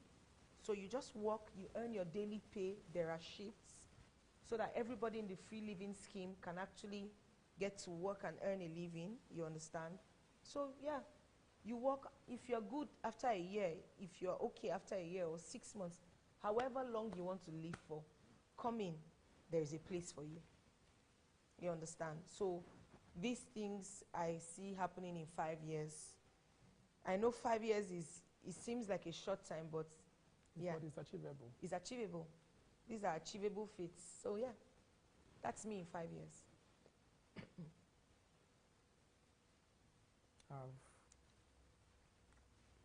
What advice would you give your younger self? My younger self? Oof, don't do it. I'll start by saying don't do it. Okay. Don't do it. Don't allow yourself get unnecessarily influenced by things that in the long run might actually kill you. Don't do it. Don't do it. And, oh God help me, don't just jump into it. So there are a lot of single mothers in Nigeria. Like I said, I had my oldest son before I got married, right? It's not news. That's why I'm mentioning it. When I was going to be married, I think I was coming from a place of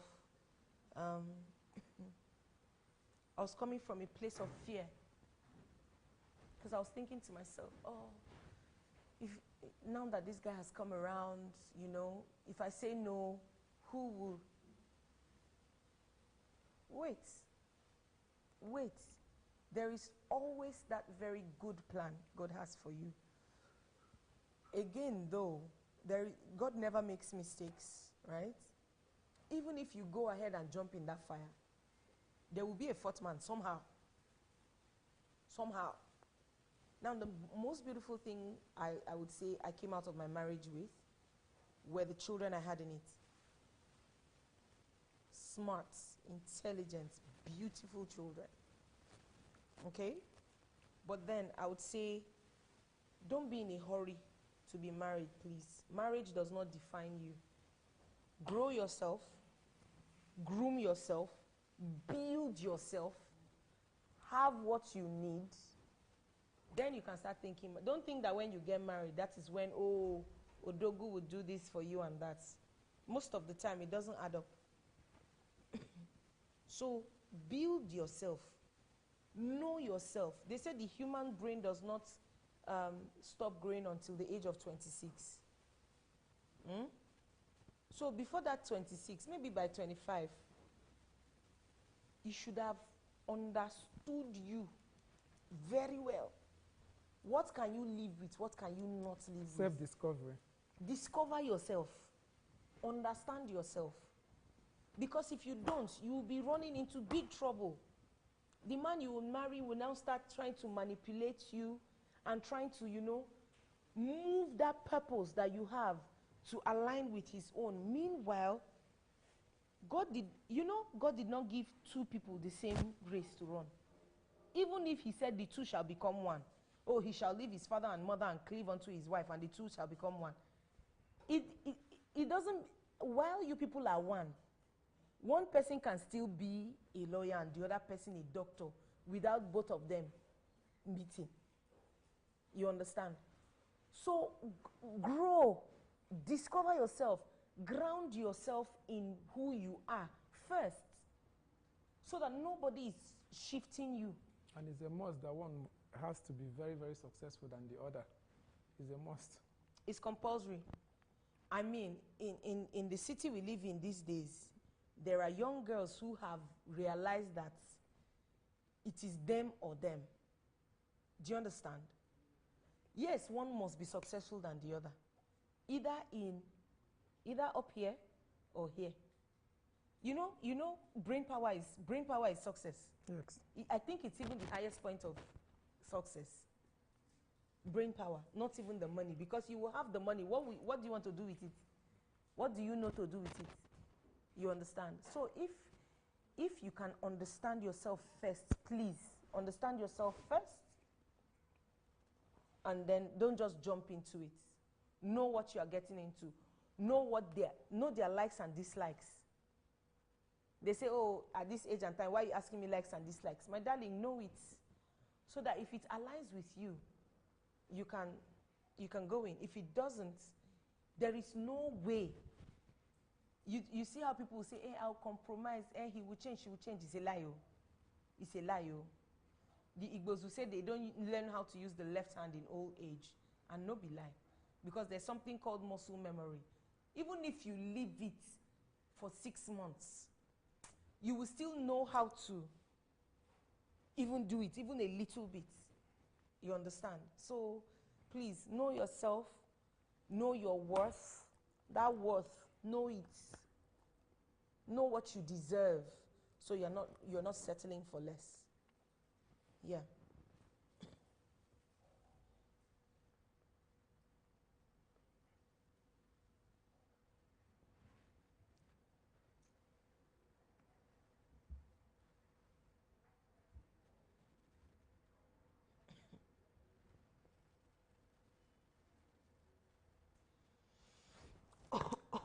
What's,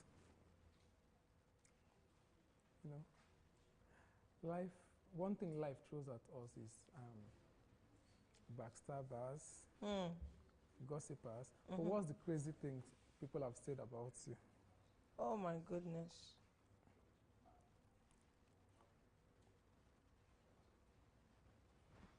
I've not been one to keep friends so much. I have my friends are very few. When I say very few, very, very few. And that was something that started when I was in secondary school. I I I say to friends, and I say it without even mincing words, right? I tell them, I say, see, I'm a social misfit. Oh. Don't try to take me into any circle thinking, oh, I must align with what everybody else is saying or doing. Mm-mm. I am a social misfit, and I like it. And you know, with that, a lot of people have said crazy things. Because I don't roll with the crowd in secondary school, there was this girl, she called me a witch. It made me laugh because I find the night very beautiful. So while others are sleeping, I can just be staring at the moon, at the stars. From a very young age, I enjoyed reading things on astrology. Okay. Yeah, or astronomy, whatever. Learning the stars, you know, Pegasus, Pisces, all of them, their placements and all. So I started learning. In fact, right now I'm trying to teach my kids stargazing. They enjoy it as well. Like, we can spend hours outside trying to see, oh, look at this star. It's, oh, mommy, this is the one they call this. And then we go online and we Google and show them, right? Now, because I also prioritize my well-being, that thing I talked about earlier, rest. I've had people say, she's lazy. It's not laziness. I don't want to be at work and fall. Do you get? I don't want to be at work and then next thing they are taking my nearly lifeless body to the hospital, trying to put oxygen or look for veins and all that, and they can't find anything. I don't want that to be my case. So even my children, I tell them, when they walk, oh, mommy, please, can I rest? Rest. When you rest, you come back and finish. We understand that part. So no, you are not being lazy. You are just trying to prioritize your life first before anything else. So, but I don't have too many crazy things they have said. Yeah, I don't.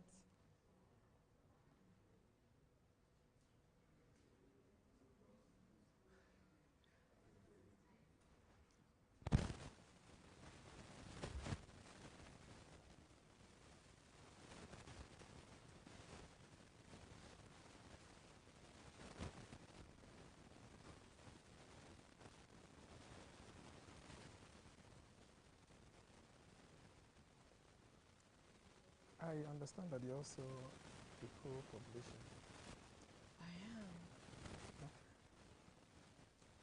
Can you shine more light on that area? Excuse me. Remember earlier I mentioned that before I went to school, I was going for events, you know, especially because my parents were journalists and all, right?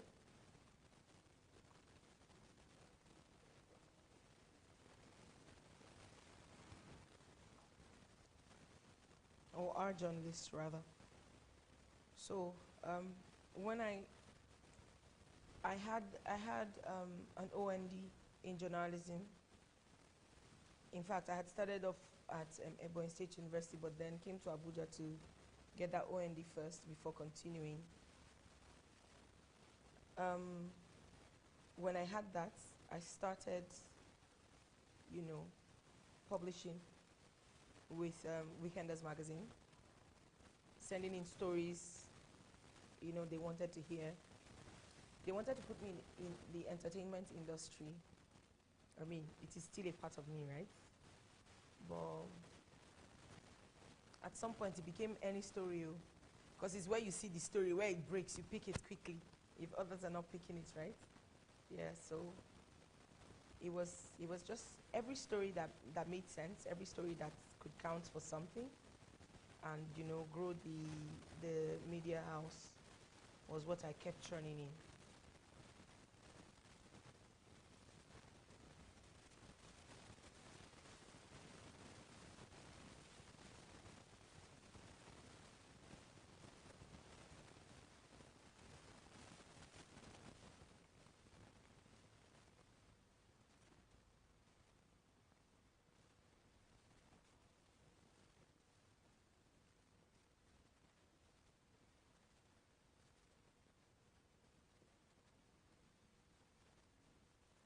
So, what's the most interesting part of being a co-publisher? Visibility. Visibility. I think that's what's most interesting. Visibility, and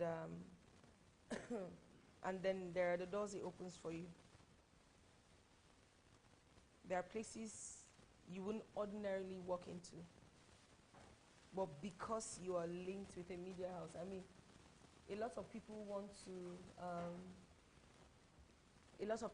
to be seen, they want to be heard, you know. So once you just tell them, oh, you can do this for their organization or something, they jump at the opportunity, you get. So yes, visibility, I would say, is the most interesting part of it. I mean, there is money.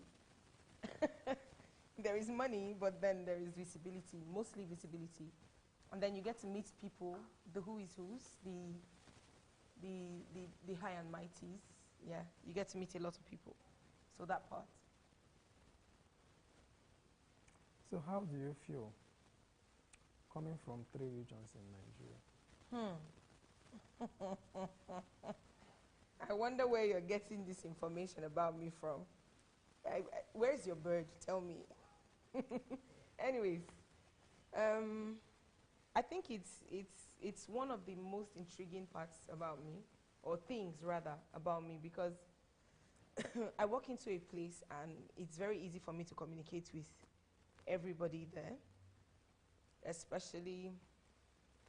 So my father is from Kogi State, a tribe called Basange. My mother is partly Igbo, partly Efik. So I go into places and, oh my God, it's amazing how you should see me communicating with the Northerners. A lot of them say things like, are you sure you're not from the north? Maybe Sokoto. I'm like, I'm very not from the north. It's funny how I can't even speak my dialects, right? But my Hausa will open doors that has been shut for months. Yes. My Hausa, you know, earlier I talked about, having to outsource something in your business, a part of your business. The people who supply to me today, the raw materials I use for my business, they are Northerners. Strong Hausa men. In fact, if there's a week I choose to rest and not produce, they are the ones calling me, Auntie, kaswa, bazamuje kaswa yoba. Like, how is the business? How's the market? Like, are we not going to the market today? Are we not buying today? They're the ones reaching out. These are people I just stumbled upon, and I'm like, oh, is there a possibility of you doing this and that for me? And the only reason they agreed, there is one that brings all the way to my house. I don't pay him anything extra, just the transportation he spends to bring it to me, to bring the things to me. And no, he doesn't sell all the things I require from him. In fact, he sells only 2 of the different things I use. But by the time he gets to my house, he would buy with his money. I didn't even add that part. He would buy with his money and bring to my house. He will buy from like 7 different people at the market. Excuse me, and bring to my house. Then I pay him. Why? Power of communication. I knew what to tell him the first day I met him. I knew how to tell it to him. And I was open enough to say, oh, this is where I stay, if you don't mind delivering to me. And he said, no problem, anything for you, anything for you. Why? I use this language. Where I made my hair, or where I make my hair, I have locks on. They retie, there's something they call retying or relocking, as the case may be. Where I make my hair, washing and retying is 30,000 naira. I walked into a salon for the first time this past week to get my nails done and my toes painted. And that was my first time there. So I was just having, I was just communicating with the guy and all that. and there was one lady behind. The guy making my nails was like, oh, auntie, if you have somewhere you make your hair, please, or you should try yours, and all and all and all. I'm like, I don't know how you guys do it here, you know. So he said, that's, I should not worry, that they do it for 15,000 naira. So I don't know if he beckoned at the lady who locks to come over, and she came over and she was like, oh, that she locks hair, oh, that my hair is pretty, da da da. I'm like, yeah, wash me very well, you know. I just knew it was washed. She's like, seriously, oh, that's, if I even want to, that she wants to do me customer. And this woman said something that blew my mind. She said, come, I will wash and I will relock your hair for your first 10 relocks at 5,000 each. I'm like, sorry, what? Why? I had started speaking Efik with her. She's like, oh, you're my sister. She said, I don't care how much we do it here. Come for your first 10 relocks. I will wash and style your hair for 5,000 naira each time you come around. And my mind went, because they do it for 15,000 naira there. This is a new place. She doesn't know me. She has never met me. I just spoke her dialect with her. I just spoke Efik with her, greeted her nicely in the same dialect, you know, said, oh, I mean, I already have where I make my hair. I am paying a crazy fraction of what I would wash and relocking. 30, see, short hair. To make this was I won't mention, but yes. So I'm not getting it for 5. Do you think I will not go there? I will go there with my full chest like this. I will go there. You know, so like, yeah, I feel really nice having to be from, like, have these different regions, you know, as a part of my life, and being able to speak as well, because I mean, you can be from there but do not know how to speak.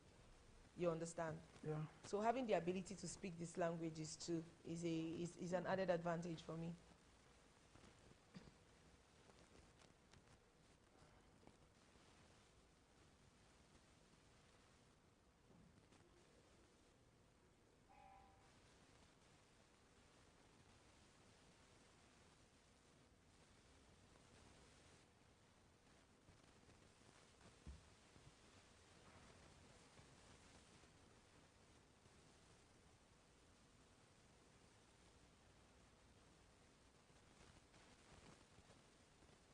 Excuse me.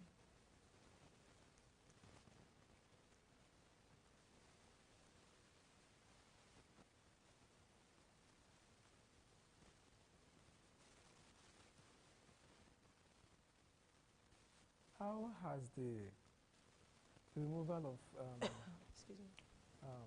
fuel subsidy, what's the impact of removal of fuel subsidy in small-scale businesses?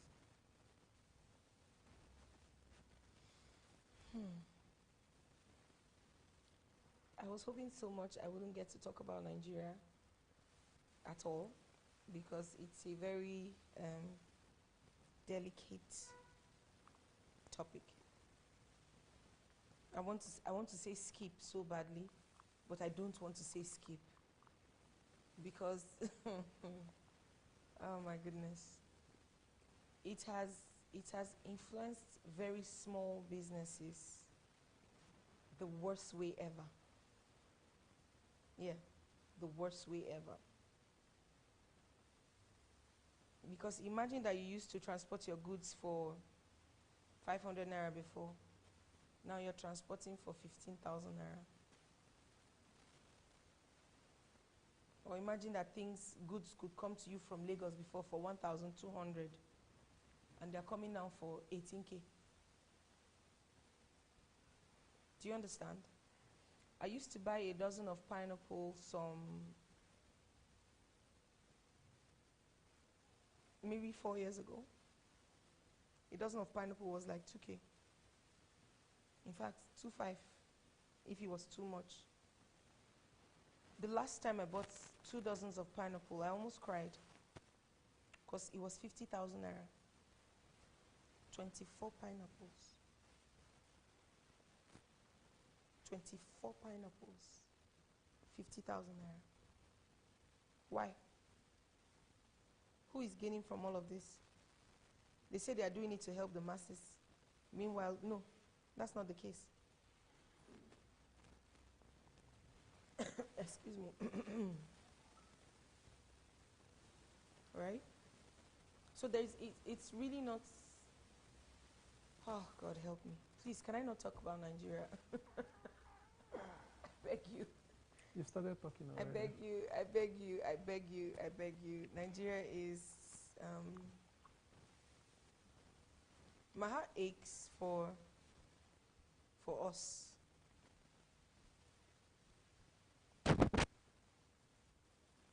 You're almost done. Yeah, my heart aches for us. Like, my heart aches for us so terribly. And I don't know how the small man will survive. There is spaghetti that used to be 18 naira, 1,004. There is rice that used to be 150, 250, almost 3,000 naira. Or is it the beans? Or the usual poor man food, gari. How much is gari today? From 25 naira, 15 naira a mudu. I remember when I used to buy gari 15 naira, 25 naira, 100 naira, 120. People complained at 200. I want to say just yesterday, because it was actually just yesterday people complained about gari being 200 naira a mudu. And then some 2 months ago, people were buying gari for 1,000, 1,500, 1,200, depending on where you're buying from. Or is it the tomatoes? Should we enter that one? Tomatoes that when I got married, I know it's a long time ago, right? But the level of inflation is disheartening. When I got married, we bought a basket. Not small basket. The big basket that is as big as this thing here. We bought a basket of tomato for 1,800 naira. Do you know that sometime this year, tomatoes sold for 100 and something thousand? For the same basket. 100 and something. Tomato. I don't want to say tomatoes. No. Tomato. 100 plus thousand. 70 something. Tomatoes.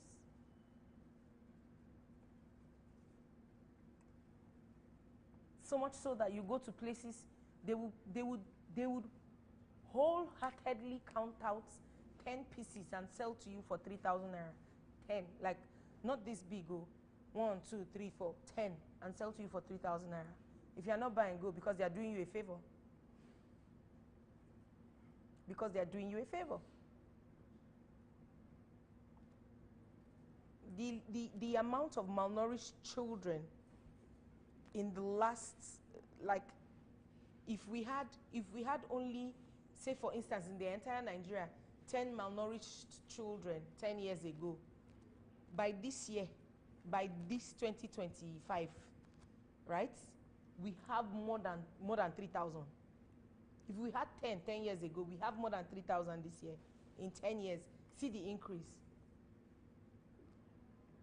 When the citizens should be increasing, you know, in capital, in technology, we're increasing in things that would take us backwards. I was having a conversation with a friend recently about how we don't even produce toothpick. Matches. You buy matches, you see made in Bangladesh, made in China. Really? What happened to all the oak, all the Iroquois? Go and cut them down and use the wood and make matches now. If you can't find anything else to use. We don't make matches. But inflation, when we're supposed to be making our own money for ourselves, the same us that produces crude, we still buy haba. Please let me not talk about Nigeria. It will hurt me. As I am, if I had the means, I know I gave you a 5-year goal, right? But I promise you, if I have the means, I'm shipping every human that belongs to me out of this place. What? Are we even going to get better? Are we going to get better? Even if we are, when? It will get better. If we're going to get better, when? When do we expect it? When do we expect the change? When do we expect the change? We're living, Fela said suffering and smiling, that we have actually entered it. We have entered it. Even though sincerely, truth be told, right? While these things are rising, oh God, God has been so kind that a few persons who didn't believe they could afford these things while they rise can still afford it and can still, continue on the path of, oh, I can do this for this one, I can do that for that one. You understand? If not for the small organizations and individuals here and there who reach out to people with support and aid and all, people would have been dying in their hundreds. We're not talking about all them unknown gunmen and no, of hunger. People would have been dying in their hundreds. I know a child who died Christmas Day last year from malnutrition. That child was malnourished. I know a child. I'm telling you this. I was in this space. I had just reached out to an NGO who said, you know what? We are going to help this child. Let's start a treatment plan. Let's da-da-da-da-da. But I didn't know early. I knew late. Last year alone, only God knows how many children that were suffering from malnutrition. I saw one of the children yesterday. I saw one of them yesterday. She's a year and how many months now? But this one that died, she had just turned 2. No, she was going on 3. January 10th, she would have been 3. But if you saw her, oh God help me. I got that call Christmas Eve on the 24th. So on the 25th morning, after just putting things together quickly for my kids, I left my house and went to theirs. And I was at theirs. Imagine, Christmas Day, where I supposed to stay house with my children. I left home and I went to theirs. See the mother. What is in your body, self, that you can offer this child? She looked scruffy. Look at the child. That child was all sockets and skull. You could, if I did this, you will hear me knock at a door because it would have been her bone I was hitting. So I reached this NGO, thank God for them, even though, the child died, but I reached this NGO, they were like, okay, let's start buying. We started, trying to get doctors who would come and fix a line, give her IVs that would, resuscitate or revive her, because she was just eyes rolled and just, and we're just praying, can God just have mercy? But apparently it was too late, because barely 3 hours into our intervention, this child died. This child died. The mother was like, oh, she knew the child was going to die because apparently 4 days before that day, the child had turned all black. So imagine a child of yours or my complexion, right? The child had become like darkness.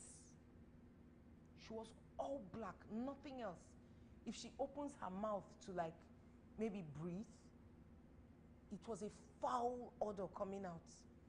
And then one of the days that she managed to cry, that what came out of her nostrils was not regular mucus, it was something else, colored. And then I'm wondering, what could that have been? Was she already decaying from the inside or what? But yes, malnutrition is still killing people. Why? High cost of living. Very high cost of living. Very high. And the people who had maybe 500 naira to spare before, Their 500 has become 100 naira or even 55 naira. That's as against what you could buy with 500 before, right? It's now almost nothing. You know.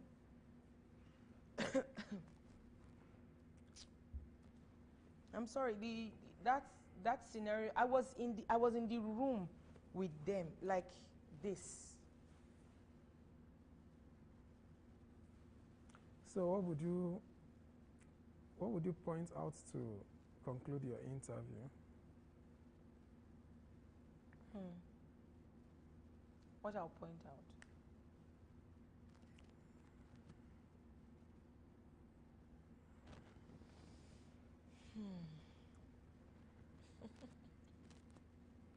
I was thinking a little too deep, and then something just hits me. Just say it the way it is. Yeah, do your best, leave the rest. It sounds cliche, but do your best, leave the rest.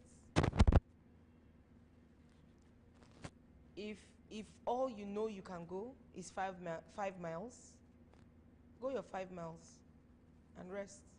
Rest there. Everybody has their own race to run. You understand? Somebody's race will continue from where yours stops. So if you don't do your best and leave the rest, you will rest in peace. So do your best, leave the rest. Yes. There is nothing more. It is as explicit as it sounds. Do your best, leave the rest. You can't do everything. You can't do everything. Even when you are cooking in the kitchen, you need help with something. So the one that is your expertise, do your best. Then that rest that somebody else can do, leave the rest. Yes.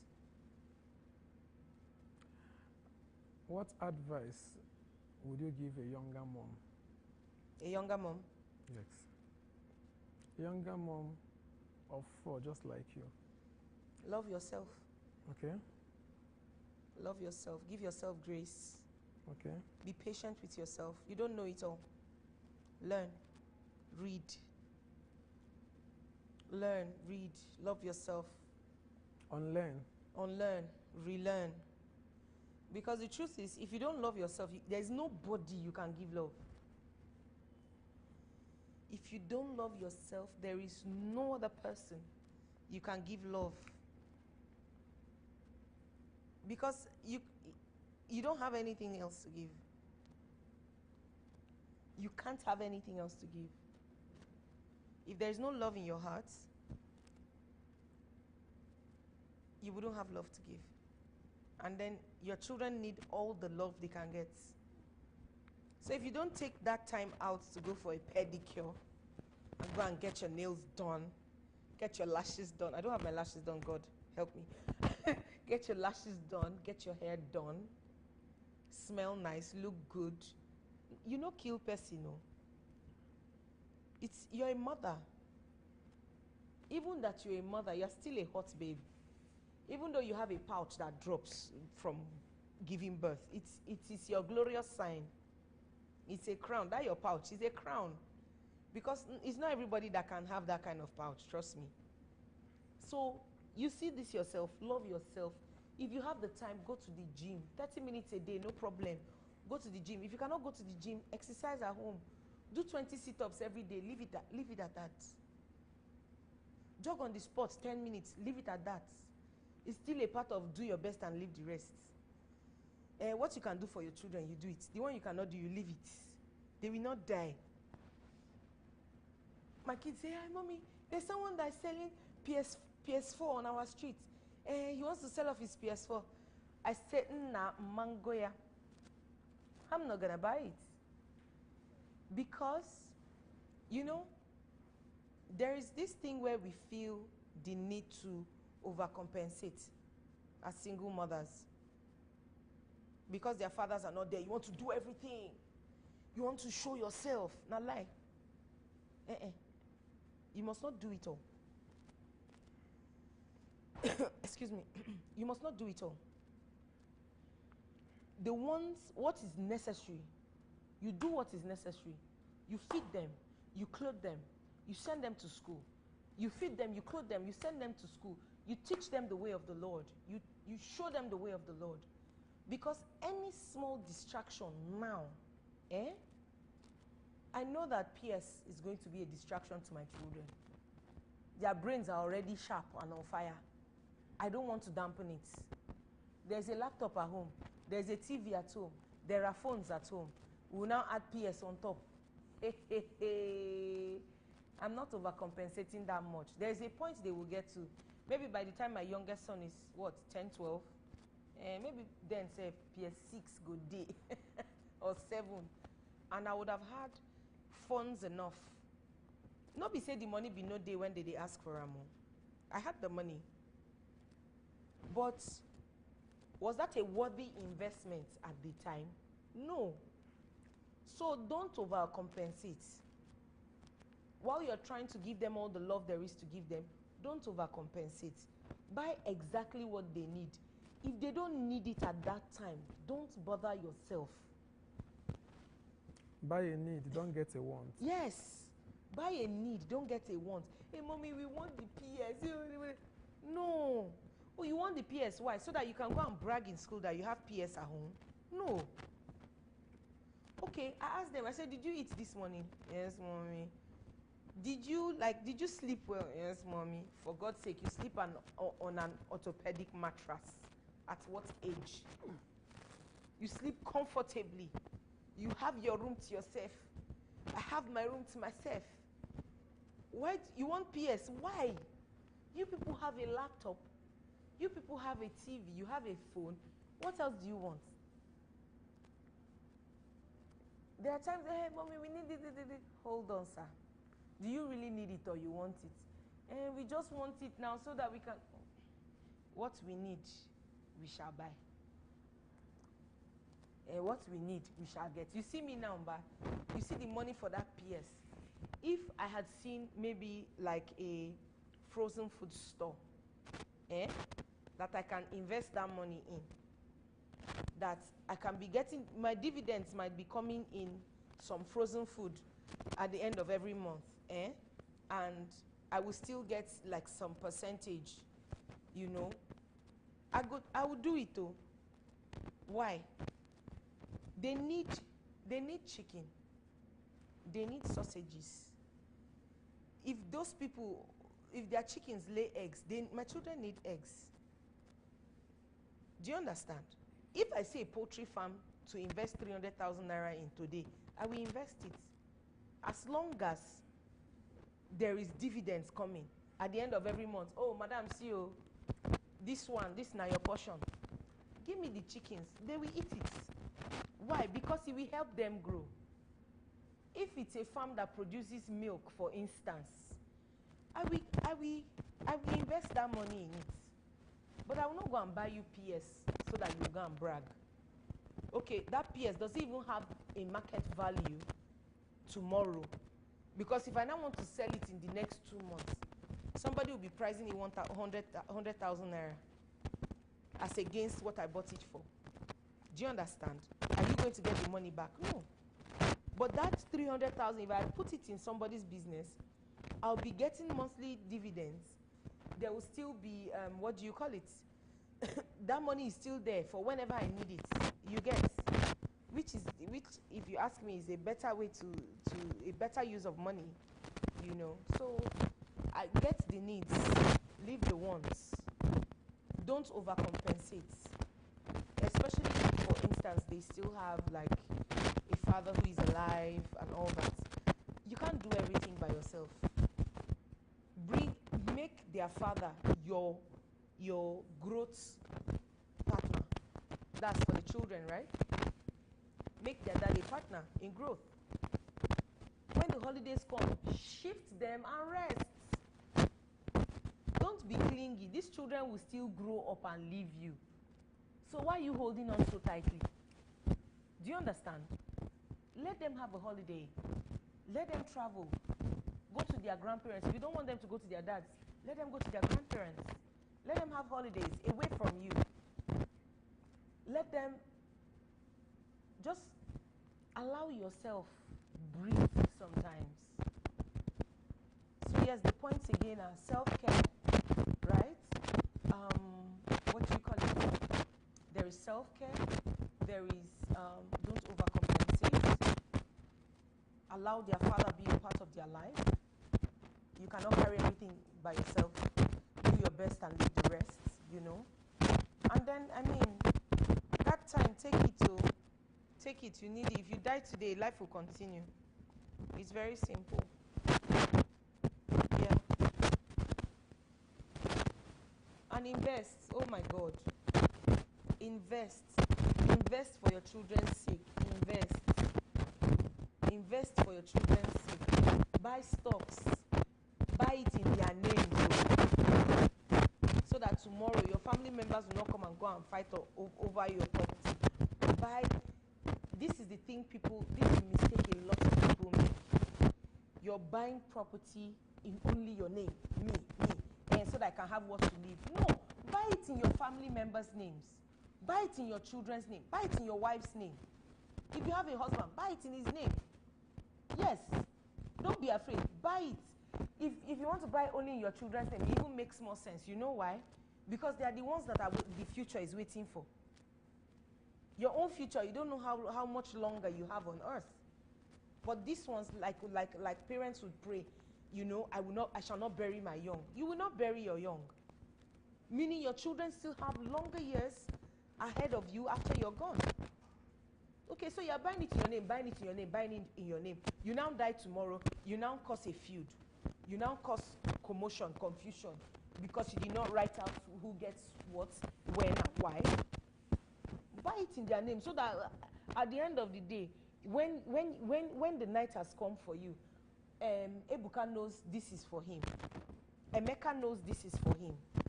You know, Yemisi knows this is for her. Zugwai knows this is for him. You understand? Everybody knows this one, Nami get him. So no other person is about to fight with you for anything. You know? So invest.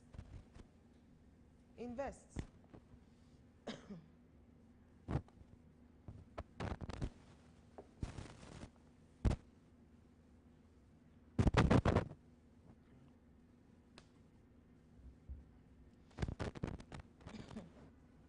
Oh. You too, I hope you're investing. You better be investing. Because everybody needs that.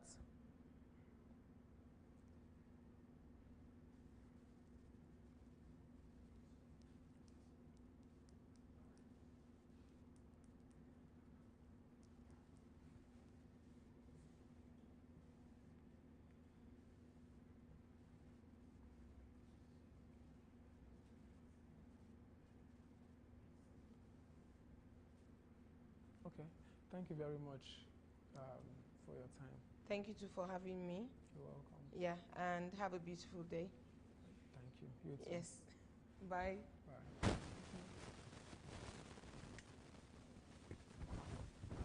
Ooh, I need to get this off. Remember, there's a script.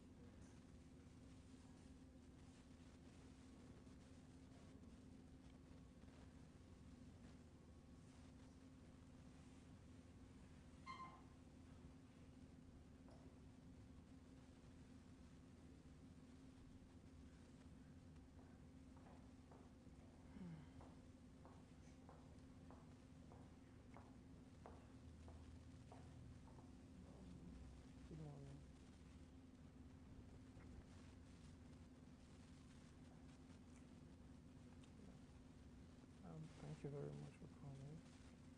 Please.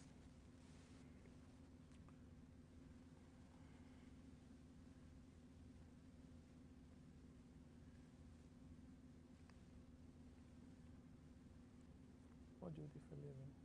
Is that? What do you do for a living? What's your name and what? Okay, What my you? name is Joy Oluwayemisi Omoniwa, Okay. and I'm a fashion designer. Okay.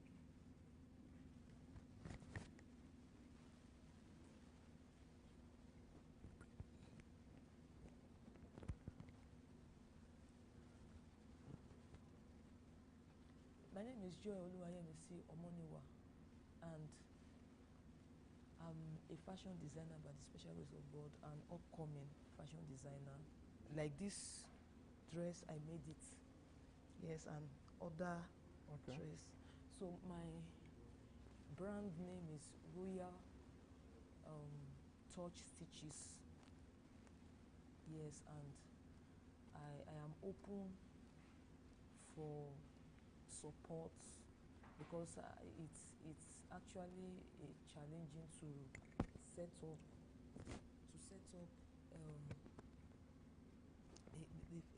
the kind of fashion taste of my dream. Sorry, I need to adjust this.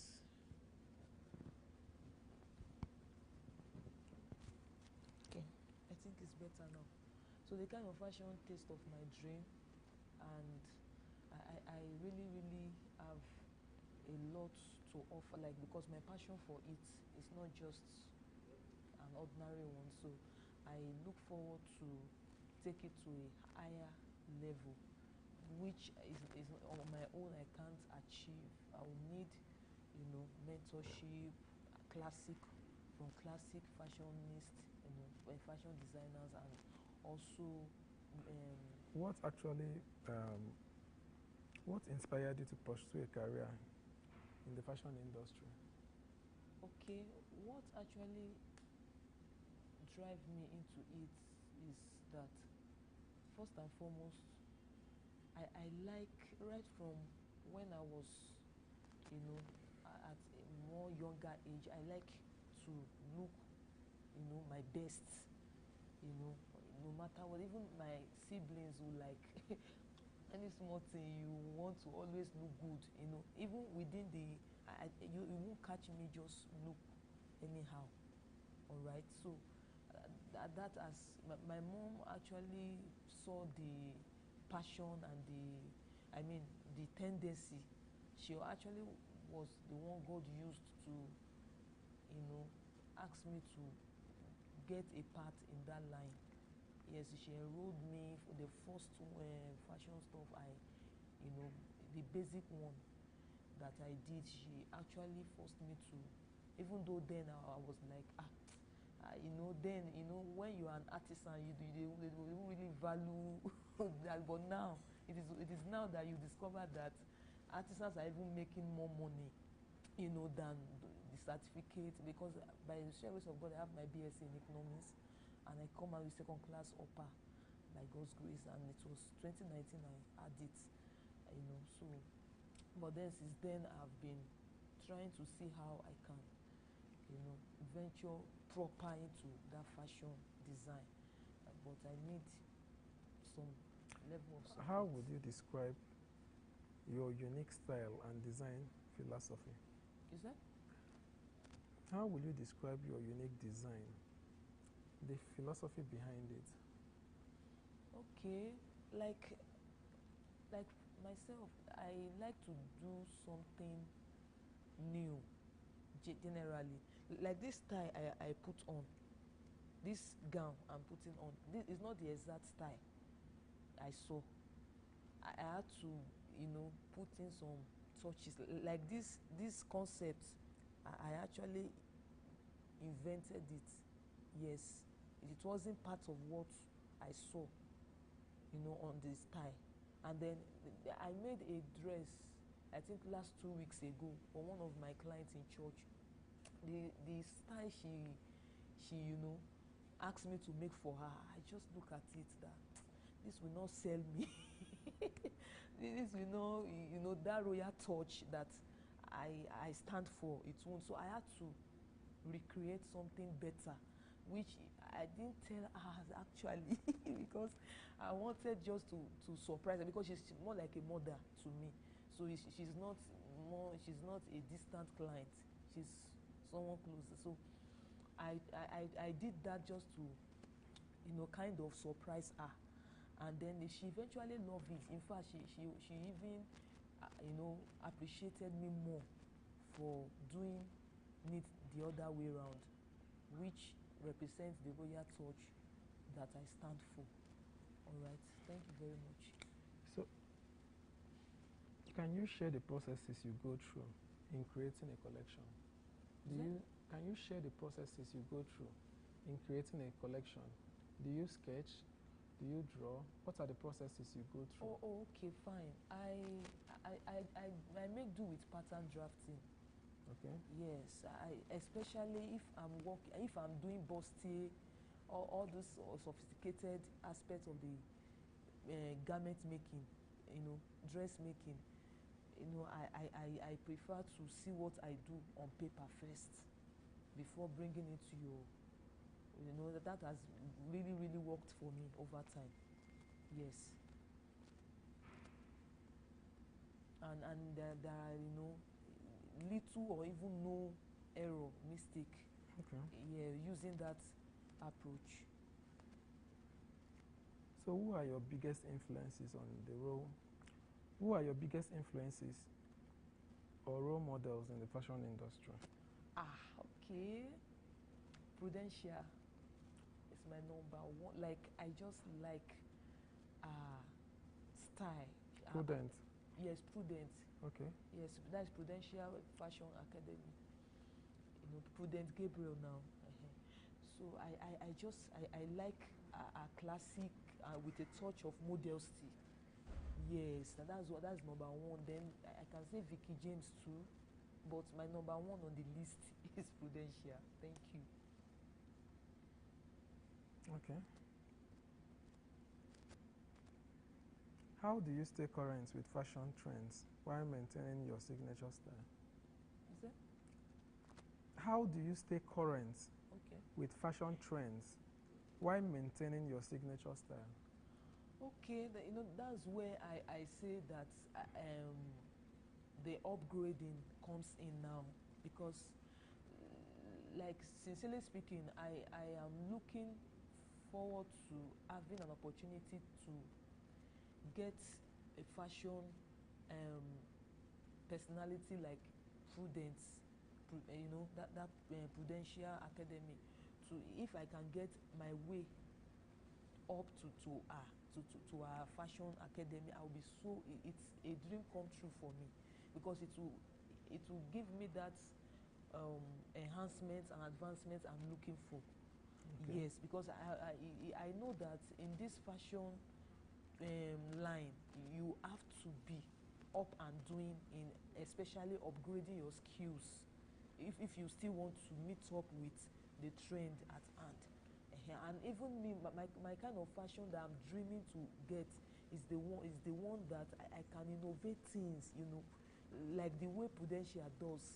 I can innovate things on my own, bring in new ideas. That has always been what I dream of in that line. And aside that, sorry, let me quickly chip that in. Aside that, no, you have your time. Continue. Okay. Aside that, I am also talented in other things. Like, I have songs that God has given me, gospel line actually. I have songs, I have over 200 songs that God has given me. I've been storing that since 2018. I had an encounter, and then I have this passion to sing too. It's also part of, and then I am also a writer. I have one of my books that I wrote, The Wisdom That Surpasses Wealth. That I wrote, I think it was after my service, 2021. I tried to write the book, but the kind of environment we find ourselves, you just need some one or two push, to bring in that potentials in you. I think that is just one of the major reasons why I'm still, not. If not, I even tried. I tried to even get to set up, to set apart 5 songs from the wealth of songs that I've received so far. I think I'm talking of year 2022 now, but due to one or two reasons, financial limitation and all that, I couldn't really achieve much. So I had to give it a pause and pursue my fashion and see how God can help What me. what has been your most challenging project, and how did you overcome it? Okay, my most challenging project, is it in the music, fashion? Anywhere. Anywhere, okay. Well, I will say that my most challenging project, well, it was when I was trying to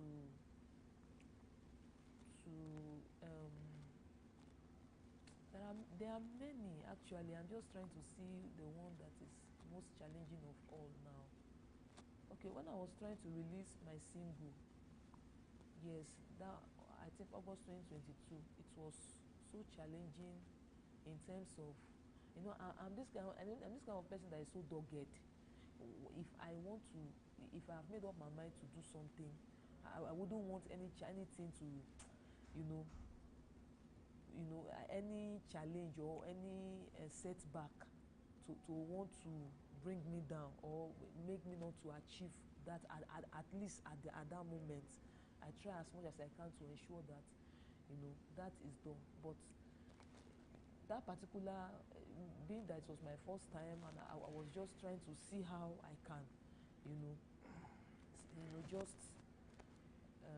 try something new, and so it was challenging. But then I still, with prayers and with my local church, then the MD, Gabriel, and other backups and all, with us coming together to pray and all, we were able to still manage to release the single. And then at least it was a big challenge, but eventually we still did something, and at least that was one of those, just to one of those. It's easy when I want to create new styles, I will have to spend the night to ensure that I do the right thing. In fact, not just the right thing, the royal touch. I have to secure that brand's name at all costs.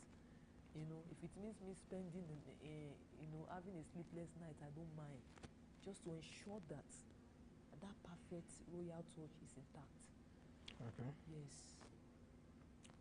How do you source materials and fabrics for your design? Okay, how I source material? Well, basically I source from, I have plenty of my, how would I put it now, dealers, more in Suleja market. Yes, more in Suleja market. I can easily just give one or two, it's just one or two calls away. They will be my stuffs. Even though I'm still trying to see how I can explore Aba market, but at the moment, for a start, I'm still trying to utilize the Suleja market dealers at the moment. So what advice would you give to aspiring fashion designers trying to break into the industry? Okay, I'm still an aspiring anyways, because I've not really touched what I'm looking for. Yes, because I need some support, a level of support.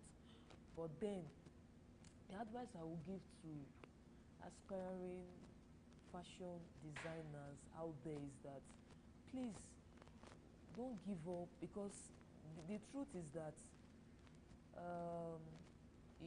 it's so demanding. Yes, it's so demanding, and it's also time, how will I put it now? It's also time consuming. Yes, that's the word I'm looking for. It's time consuming. You have to devote your time and all. But then just keep your passion intact, especially those that I trying to venture into it via your passion, the passion you have for it. Please keep it alive and ensure that nothing, no challenge, you know, make you not to pursue what you want in the fashion industry. So, and I pray that God Almighty will see all of us through, because if someone like Prudence try to bring out her own way, as the way she starts and all, and Vicky James, you will discover that everyone starts small, kind of.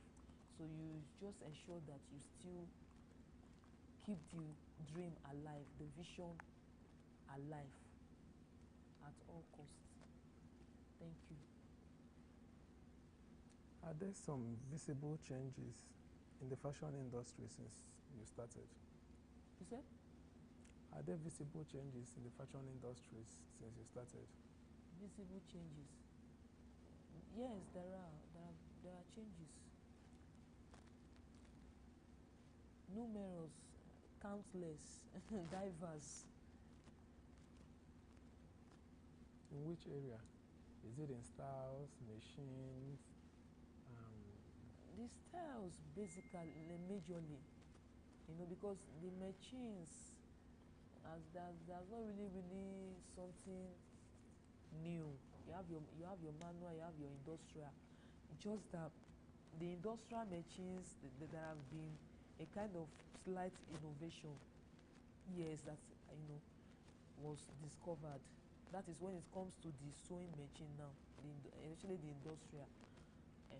But and also we want to talk about the prices too. The prices also has increased compared to the one we used to know.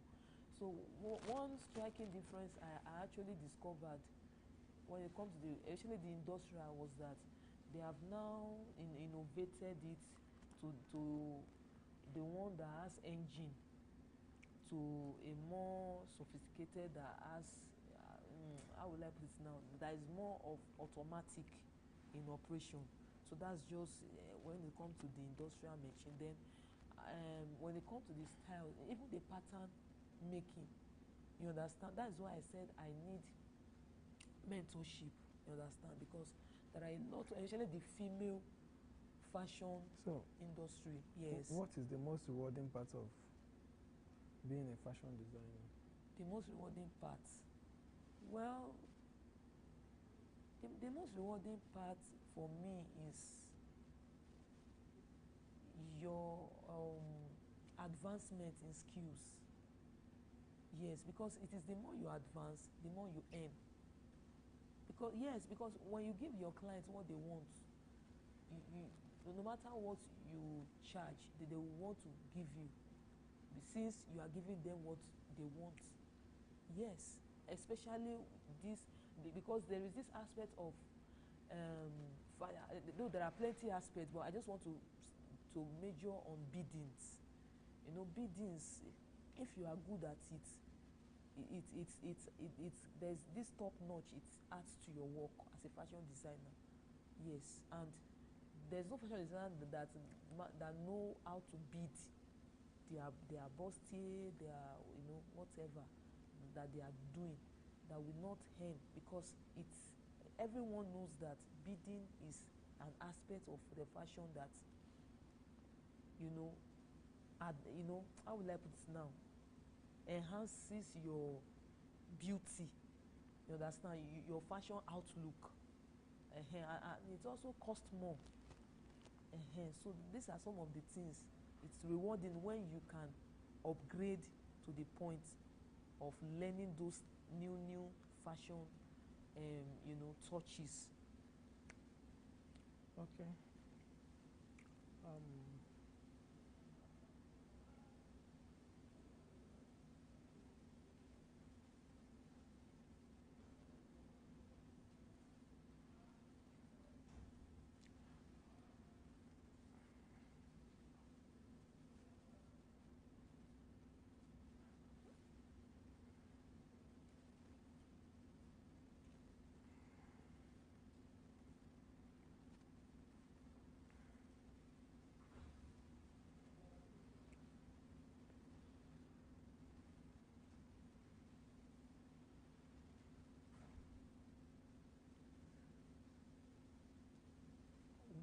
you have anything that you want to say to conclude your interview? You want anything you want to point out? Anything you want to say? Okay. Like the way I started the interview, I started on a note of that um, I'm just talking to the world out there. Anyone that has that in mind to be a blessing. Don't worry about that one. All right. And so that is just mentorship, and my social media handle, if needed, can be it's Royal Touch Stitches on Facebook page, and so there you get to explore more of what I do and all. But then, what I will say to conclude this session is that there is no height in life that you can't reach once you have God by your side, and you also have the vision of what you aim to achieve in life. So there's no height. I always believe that right from time, that there's no height you can reach in life. Only just ensure that you have a vision, because even the scripture says that you write your vision, make it plain, and it shall, when the time comes, it will surely speak. So that I'm trying to quote Habakkuk chapter 2 in the scripture. So that's what I'm trying to portray, that to the audience, that if you have something that you are trying to bet in to your world, to be a platform to impact many souls out there, or to impact masses out there, just keep it alive. Someday it will surely come to reality, no matter how long it takes. Thank you. All right, thank you very much. You're welcome. Yeah. Hold on. Okay. Don't worry. Thank you.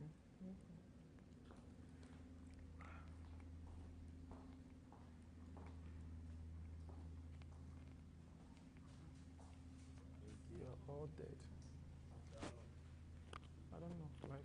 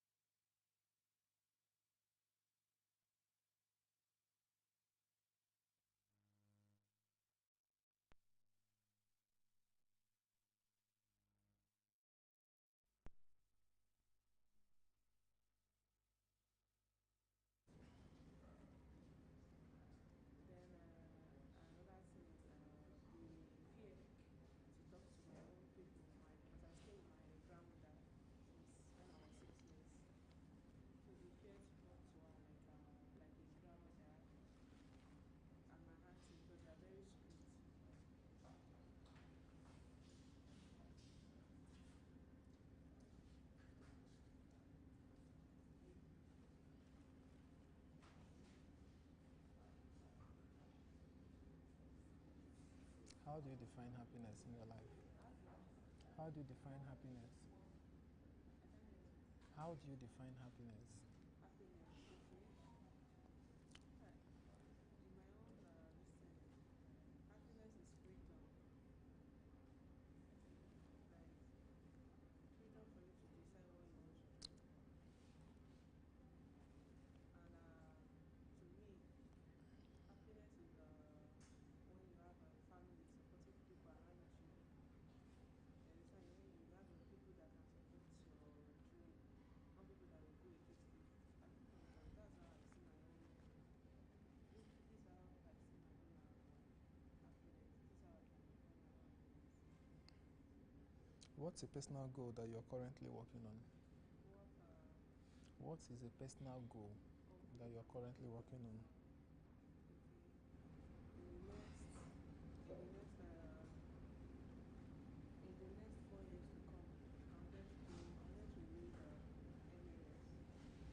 because the other course that I study, the course that I study right now, is not what I wanted to be for. But because of delay, I don't want to leave other my people that we attend team school together, my friends, they are all in school, and you don't want to stay back. So in the next 4 years, I wanted to become a medical lab scientist. Then again, I'm looking towards opening my own fashion house because I love fashion. I Okay. love everything about fashion. When you mean fashion, is it sewing clothes or you want to sell? Yes, because in my whole life, I've never give tailor my clothes for them to sew me clothes. I buy ready made because I don't have trust in it. I don't have physical. You might end up having issue. So I know how I wanted to make my own dress. So I'm looking forward to that also. Okay.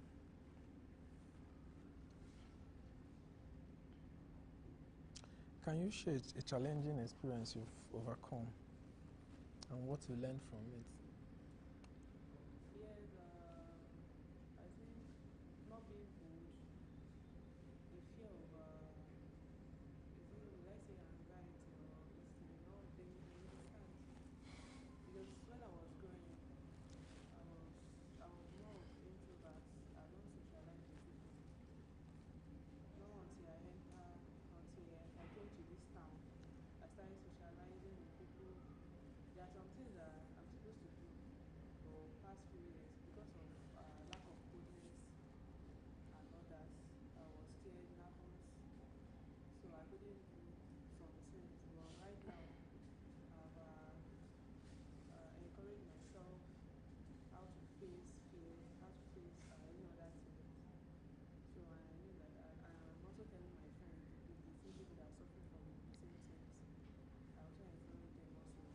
I talk to them. So I think that's my biggest for now. So, who has been the most influential person in your life and why? Who? Who has been the most influential person in your life In my life, and why? I think I would say is my recent manager where I'm working now. I met him 4 months ago where I'm working now. And why? Because he understands people very well. He understands people in a different. He doesn't judge. So he knows that this is what you like. Even sometimes my colleague, they are trying to tell me that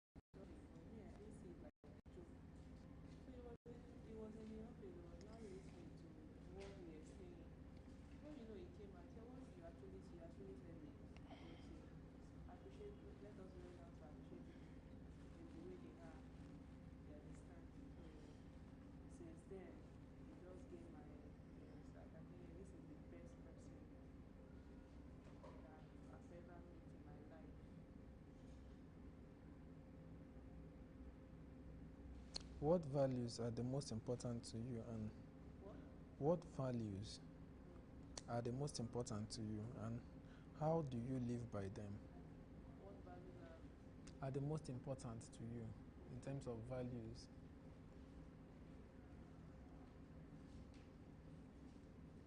I think I don't have answers for that one now. Okay. How do you like to spend your free time To spend my free time. I love or unwind after a busy day? okay. I love to travel with I love traveling.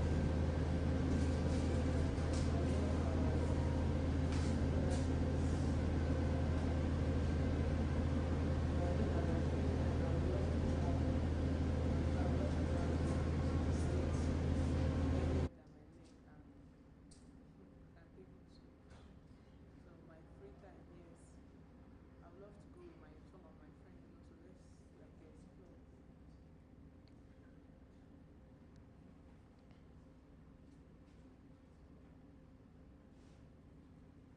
What's a personal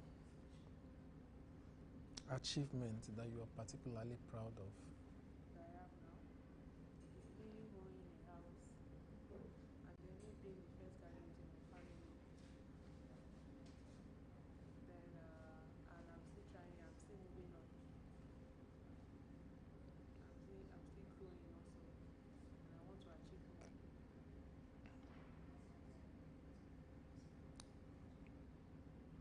How have your life goals changed over the years? Are there things that you actually wanted to achieve, and with time you said, let me leave this one and focus on another one? What are those things? Okay, I think something I'm facing right now.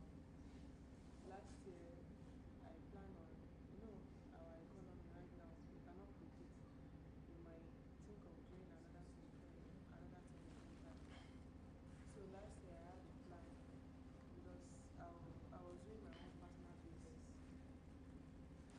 My staying in Abuja for like 4 years, I was doing my own personal business.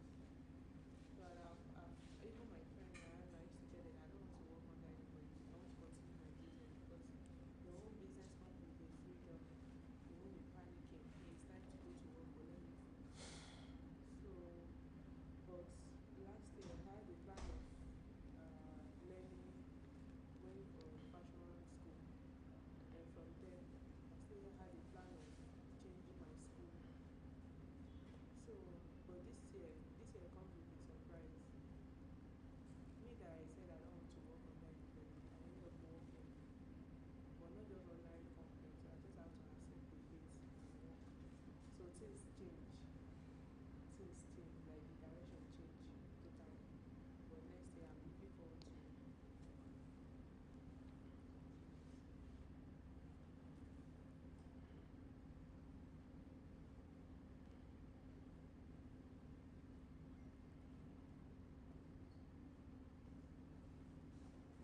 When you made mention about owning a fashion house,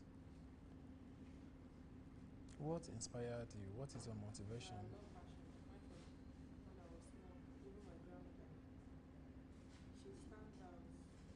If there are hundred people, you understand, and she's in their midst, you will easily locate her because she select her thing by herself. She love fashion. She can use her last money and get a good clothes for herself, including my aunties also. So when we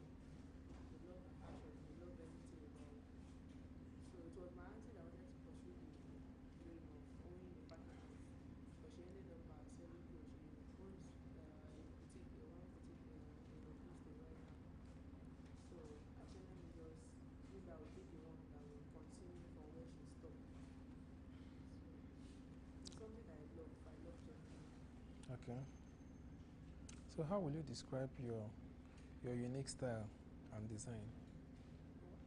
In terms of creating styles and design, how will you describe it? Creating this thing comes with your own idea. You can't just, maybe someone will create, let me just say for example, the clothes I'm wearing. So maybe you wanted to do the same, but I just feel like creating comes with your own idea. Something that you have passion for, you won't like, and you won't be out of idea at all. Something that you like, you won't be out of idea. Fashion is something that I like, and I know that I will never be out of idea. Because there are sometimes I will have like 100 clothes. You will see my, maybe I'm doing, and people be like, where did you get this one? I'll be like, You redesign it. I don't buy it. I gather it together. People will be surprised. Take me to where you get this your clothes. Take me then, and also again, yes, that's all I can tell you.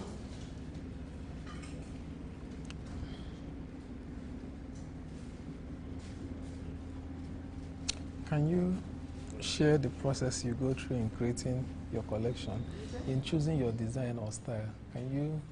Yeah, I'm very selective. Okay. That one is very selective. Like, I don't like clothes that is very popular, that you can easily get. Even though I buy something that other people bought, I will style it in a way that it will be To look different. to look different. So I don't like going for things that are popular. I get tired easily.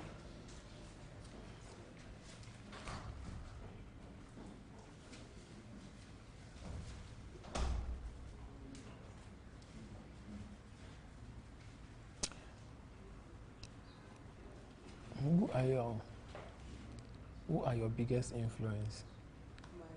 Your biggest influence, like people you look up to, when you see them dressed, you say, oh, Okay. who are your biggest influence when it has to do with fashion? My madame's daughter, her name is Samira. Her name is Samira. She owns a boutique, Samira Cosmetics. The way she arranged her things, I like it. I like it very well. Then there are some others celebrity also. Like I follow them on IG and I notice the way they select their things. Do you have their names? You don't know their names? Okay, yeah, Vicky James, we have Vicky James. The other person, I've forgotten their name. But mostly I followed, mostly Vicky James, I followed them.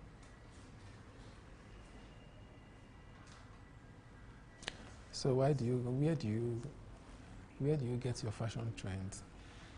Do you get them on social media? Okay. For my brain. You create. I just wake up like this and we create things. And people will now be surprised. So for my brain.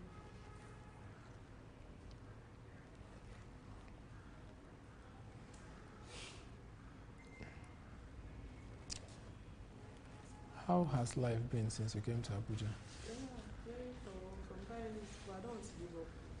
It's like, it's tough. Sometimes it will be okay. Sometimes it will get tough.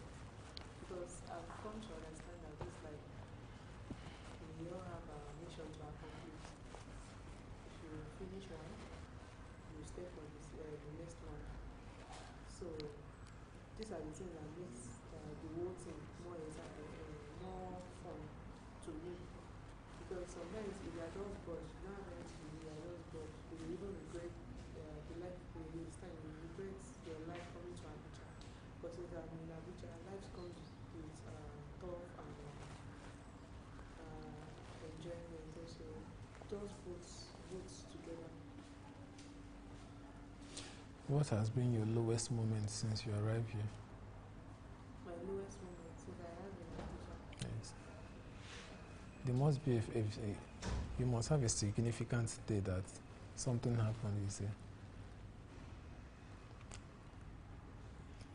That you actually feel like giving up. And the only thing, I don't allow it to happen. I know that, I know what will the thing be, but I don't give a chance. I don't wait till the thing will come, I work on it. So which it is accommodation, which I know, because from 2023 I've been having accommodation issue. So the company that I was working for, they actually gave me a place to stay. So now the fear, I was now so committed to the work because you know that we are leaving the work, we're leaving the house. Accommodation, yes. So I was so serious. I was deep into the work. So along the way, I still had to go. The company was not moving again, so I still had to everybody was in back. So from there, the accommodation thing was still in my head.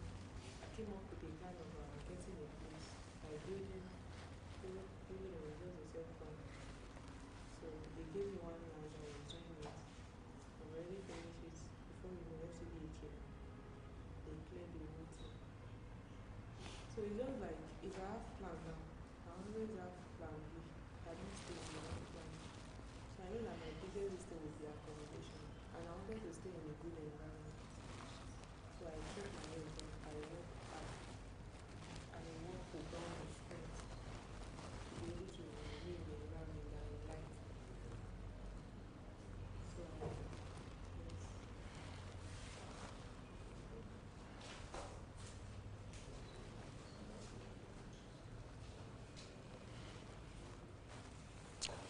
How do you source for your clothes?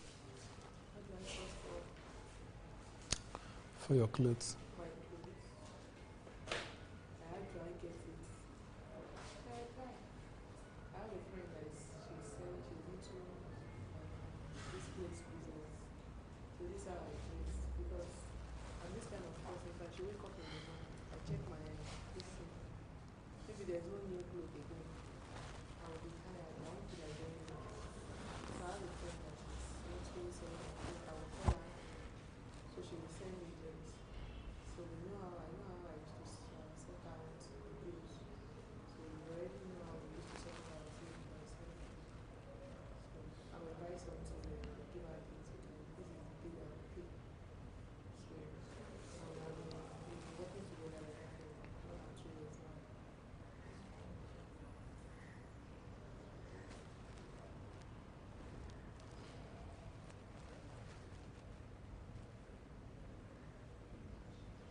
If you are meant to advise somebody like you somewhere, what would be your advice for the person? My advice is I don't allow anybody to give me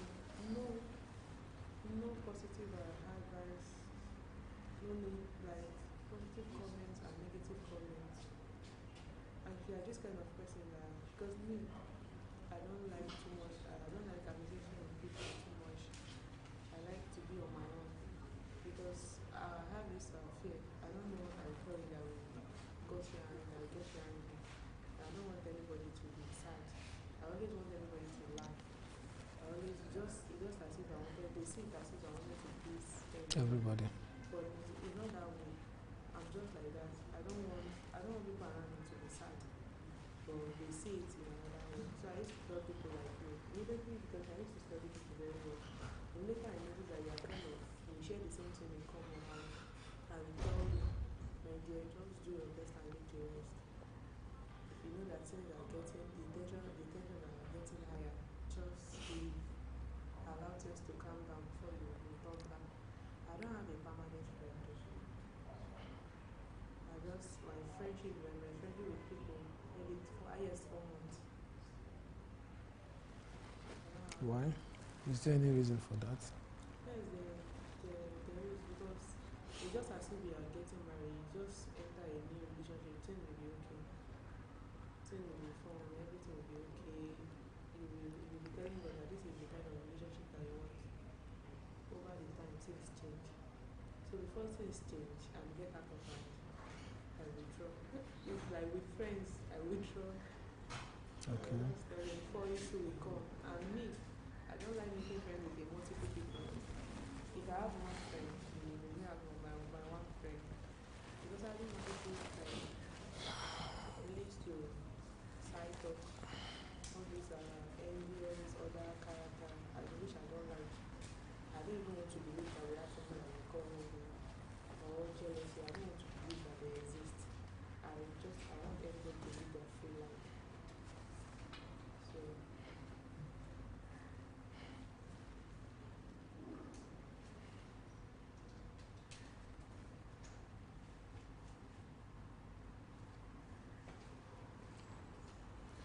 What is the most beautiful part of having good fashion sense?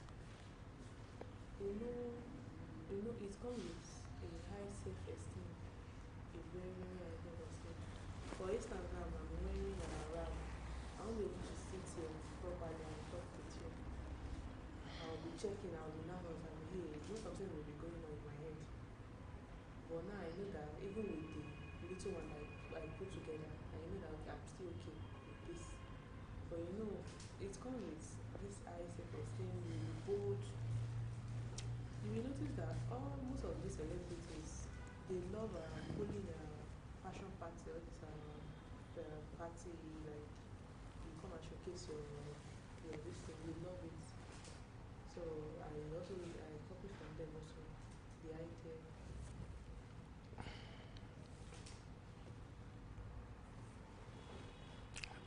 When you arrived at Abuja, what was your first impression about the city? Okay, let me tell you this funniest part. When I was coming to Abuja, I was 19 then. In my state, we only had one ShopRite in my state. So when I was now coming to Abuja, immediately I got to Igbo ShopRite. I called my sister on phone. We were supposed to meet at Jabi. So I called my sister on phone. I said, I'm at ShopRite though. You understand? It was a very big ShopRite. I was like, whoa, their own is more bigger than my own. So I called my sister now. I'm at ShopRite. I was like, which ShopRite? I said ShopRite now. Everybody, my voice was so loud in the car. Everybody was now looking at me like, ShopRite, which ShopRite? Tell your sister the ShopRite. I said ShopRite. Because in my own town, if you tell someone that you are in the front of ShopRite, they know where the ShopRite is, you only have one. So I was not thinking the same thing. Maybe they also have one ShopRite in the future. I was not telling my sister. Then I started laughing. People in the car started laughing like, oh, this guy is still a lot of things to learn. It was later that I found out that it's not this one ShopRite that we had. We had so many ShopRites. Yes, in Abuja. And another thing, inside the car also, one more introduced Masa and Suya to me. I don't know, it's only Suya that I don't know Masa. So I bought Suya, she was like, I have Masa joining. So I said, I want Masa. I think what other things, we are for many, many experiences about, these are the ones I can remember now. Then my first, immediately I step up on the car because the ambience, you understand, a new environment, I was so happy. I was very, very happy. And this is how I used to see Abuja. I used to see it as if we are going to, then I was so small. I used to see it as if it is London. We are going to, once people tell you that they are going to London, you feel like they are going there to make it. That they are going there to do how to, it didn't come to me. It never occurred to me that even though you are relocating, you still need to work and make money. I feel like once you relocate, your life has changed. So when I was coming to Abuja, I also had the same feeling that immediately I entered Abuja, I was sending my brother money every day. I know that you need to work hard. Work hard, there's no rest. So,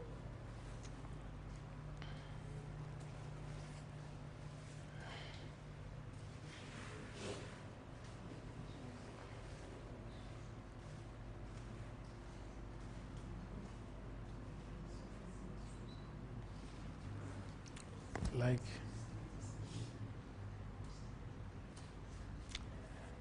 life comes with so many personal experiences.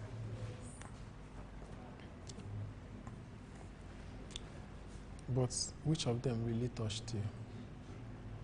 the experience, yeah, because I didn't make use of, I think I didn't make use of the opportunity that I had. They say the opportunity comes from someone. So the opportunity that I had, that I need to grab them, I was reluctant, I was relaxed, life is always sweet, you understand? And the opportunity will come back. Things will always come back. It's just like the way, it's just like you have like 200K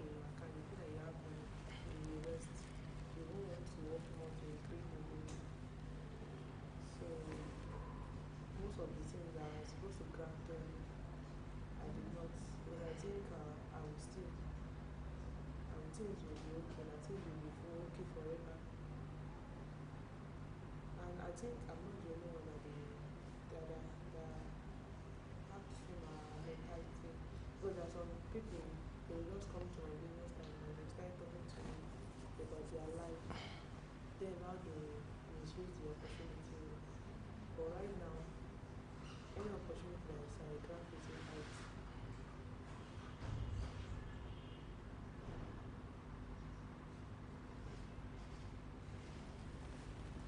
Listening. Like any, because other, like most people, they complain about the same thing also. They'll be like, when they travel out, things were okay, they didn't bother to work more again. So they prefer to relocate to Nigeria. They relax, they didn't bother to invest in anything because they were thinking that things will be okay forever. So I learned from them. There's a time to rest. There's a time for me to work out. I know that all of us are in time to work hard now. So now, some of the goals that you set out since you arrived at Abuja, have you been able to achieve any? When I was coming to Abuja, I didn't set any goals. Like I said, I thought Abuja is a city like, the way they used to say, once you're in Abuja, you just become a multi-millionaire. You understand? That was what they used to tell us. So me, I was just thinking, I don't have to say this thing. I was thinking, okay, entering Abuja, you just be talking on the city. You have this thing at the back, at your backyard. So I didn't plan for anything. The only thing that I planned for is school. When I was coming to Abuja, my school. That was the only thing that I had in my head then. My school, then from my school, I was thinking that okay, maybe I will meet someone, I will settle down, marry. I didn't even bother to think about doing any business then. So it was Abuja that shaped my mind. So just school. When I was coming to Abuja, just school that I had to do. Just school.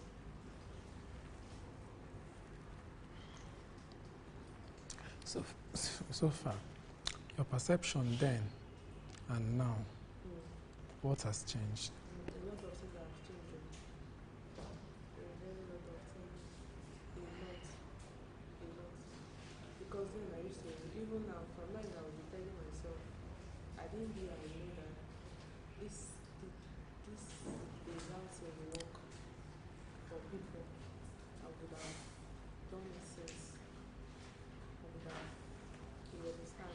Yeah. It's not now that I'm still planning how I want to, like, people we pray for the day, we never pray to come back. So, a lot of things change, a lot of things change.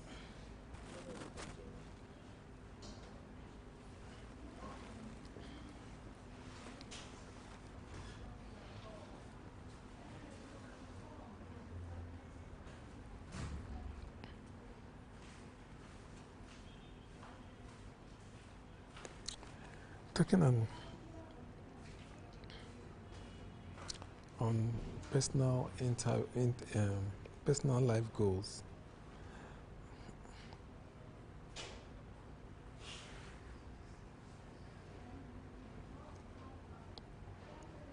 What are your biggest plans for the future?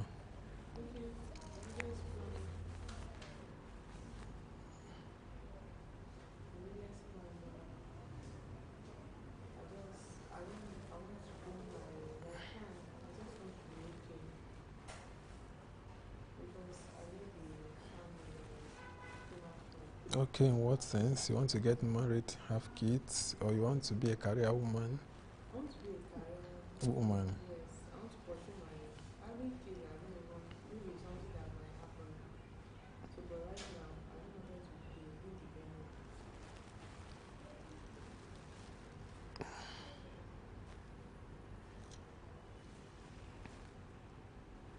Is there any lady out there that inspires you? Who is your role model?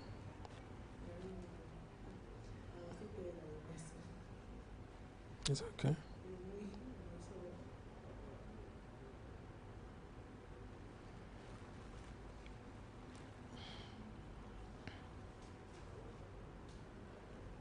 What is the greatest mistake you've made in life, and what did you learn from it?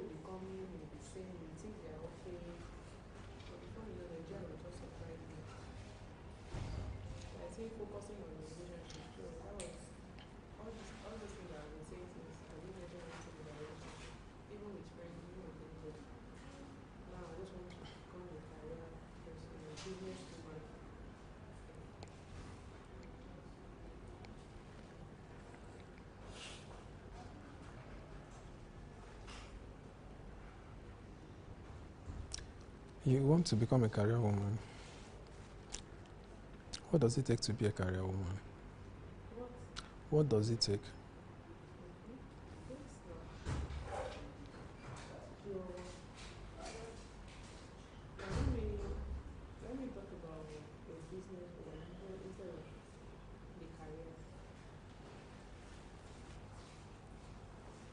Go ahead.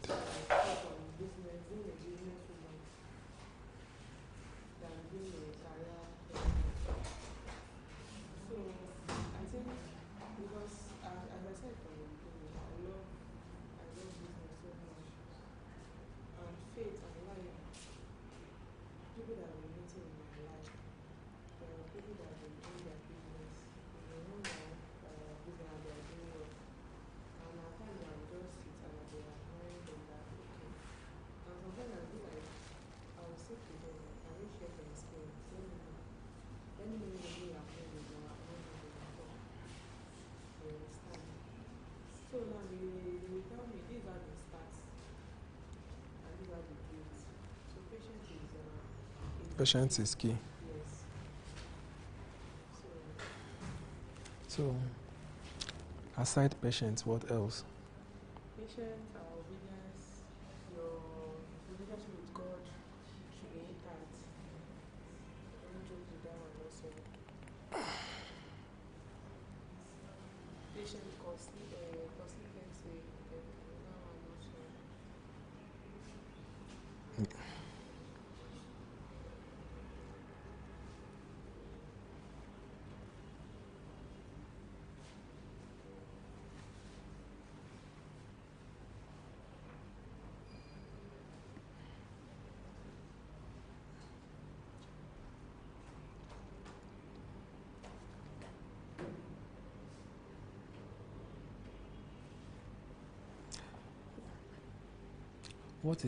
What is that particular thing that you've seen in other people's marriage that you don't want to witness in yours? A lot of things. Can you mention them?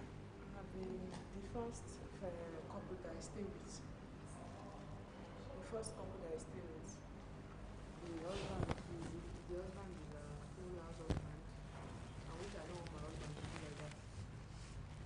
He wake up, he drop the wife at work, came back, he sleep, wake up again, enter kitchen, eat. So maybe quarrel happen now. A little quarrel happened that they had one day. So they were talking about the wife was insulting the man. I don't want to. I made a mistake by marrying you. You are just a fool for nothing, good for nothing. I felt bad because I don't want my woman to go sharing the same mind, to be moving forward together. Another thing is most people, most friends that I have, they are broken homes. The two people talk about most people shall. So, if you're meant to advise your younger self, Yes. what would be the advice For marriage. generally about Generally. life? My own is just that just be anything that you're doing. Just be how will I say it?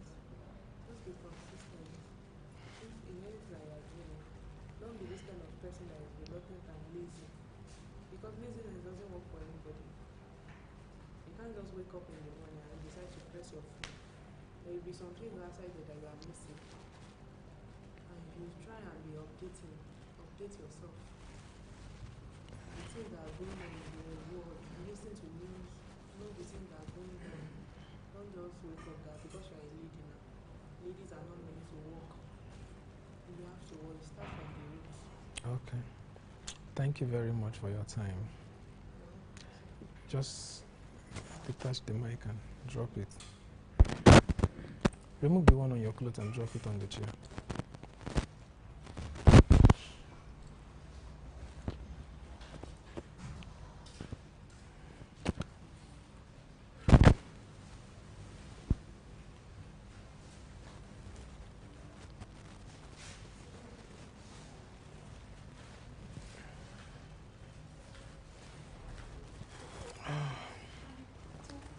Hi, how are you?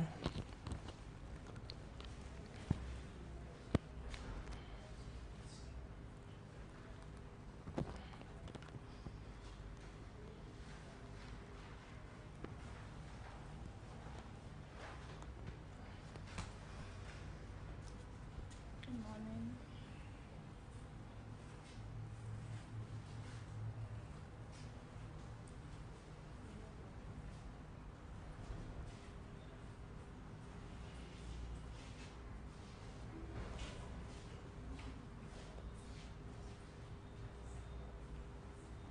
How are you coping? How are you doing?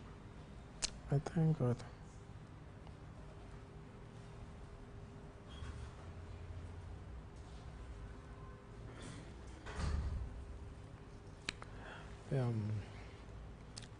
You are you're one of those amazing entrepreneurs with a vying business. What inspired you to start the Rose Trendy, and what was the vision? My aspiration started from being scared of being broke. From the beginning, I needed to have something doing. I needed to be able to fend for myself. And in this society, you don't get money, you don't get nothing. So yeah, that was one of the prompts I had when I started. But then I also realized I love fashion. I love fashion, and I love the things I do. I love to do my marketing. I love selling clothes. I love fine clothes. So yeah, those were the two basic prompts that pushed me starting up my business. So what are the core values that drive your brand and business decision? What are the core values that drives your business and your brand decision? Okay, core values. I'd say I love women looking beautiful. I'd say fashion as a whole is art and beautiful on its own. Yeah, so that satisfaction of selling this dress to somebody and they wear it and then you see, oh, this is so pretty, this is so fine. It keeps me. I want to do more. Sometimes I actually get tired, because not every time people buy. But those days when people don't buy, and you feel like I no want to do again, and a customer sends you a review, I'll be like, no, let me go and restock immediately. How do you stay innovative ahead of trends in such a competitive industry? That particular one is not easy, Sha, because in this fashion business, cloth business, we have like new arrivals every day. We have new designs every day. Every day, like when I say every day, the clothes you buy today, you wake up tomorrow, you're seeing like the hottest one. So as a vendor, you have to just stay afloat, because most people don't actually like what's trending, while most people do. When it comes to what's trending, I would say it's like a 50-40. Yeah, the amount of people who like what's trending are higher. All this younger generation, Gen Z, they like what's out today. They want to wear it today. While, some matured ladies would rather prefer things that are not, will not be seen everywhere and all. So yeah, you have to, as a vendor, as an online vendor that I am, that I'm into selling clothes, I have to be up and going. If this design comes out today, I have to get it to keep my customers going. If not, they will leave you and go to where it's happening. What are some of the biggest challenges you faced as a CEO, and how did you overcome them? Okay, so my major challenge, let me say from when I started, was business funds, was financial capacity. I actually didn't have that. I just started with what I had. And yes, for you to be able to make it big in this fashion business, you need capital. Capital is one thing that has always been a challenge. It was a challenge, and it's still a challenge right now for me. And the second one is space, because I sell online at the moment and I do it from my comfort zone. I do it in my house. Now, it's limiting a lot of people from seeing me, because I am only attending to people who have Android phones and who are online. But people who walk past will not see what I'm doing. People who don't have access to big phones won't come online and see me. So yeah, financial capacity and a space for my business has been two major challenges I've always had, and of course I'm working on them. So okay, how do you balance creativity with business strategy in your leadership approach? okay, so let me use TikTok for a stance. We do crazy things these days just to stay ahead. And you wake up today, you see everybody dancing. All the vendors are dancing online because that's what is trending, and that's what people are looking for. That's what's going to push your FYP for more people to see you. And if you're not doing that, you will just stay there. A lot of people won't get to see what you're doing. So it's more like every day new trend, every day new challenge, every day new thing, and you have to, be active and be going to, to stay on the spotlight. I like that. What has been one of your memorable moments or achievement as the CEO? Oh, okay. Okay. I think achievements. So when I started selling clothes, like I said from the beginning, I started because I needed to have something doing to get my own money. I think the first year I paid my rent from my business money, from my profits. That was one big thing I did, and I was so happy about it because, oh, okay, my hard work is, paying off a little bit. If I can be able to gather all this money to pay off my house rent, it was like a big deal for me. Yeah.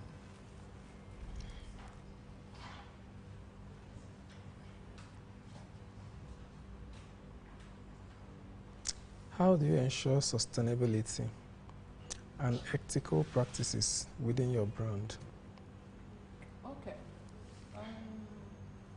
In terms of sustainability, you just have to keep going. They say the more money you have, the more problems you have to solve. But as a business owner who wouldn't want to see my business crash, I have to say limit my kind of lifestyle and not be actually very extravagant while spending, because I know I have a business I'm pushing. Then ethical. I don't think there are a lot of things, that selling clothes, we don't have so much ethics guiding us. You just come out there, showcase what you sell. But if you're doing it online, like I do, there are some brands, some of these big brands that you have to be careful with, especially when you're selling a photocopy of it, so you don't get sued or banned by the social platform you're using. So that's basically it.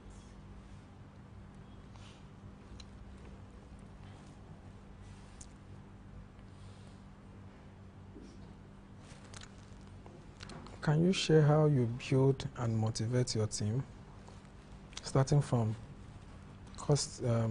customer, packaging, delivery?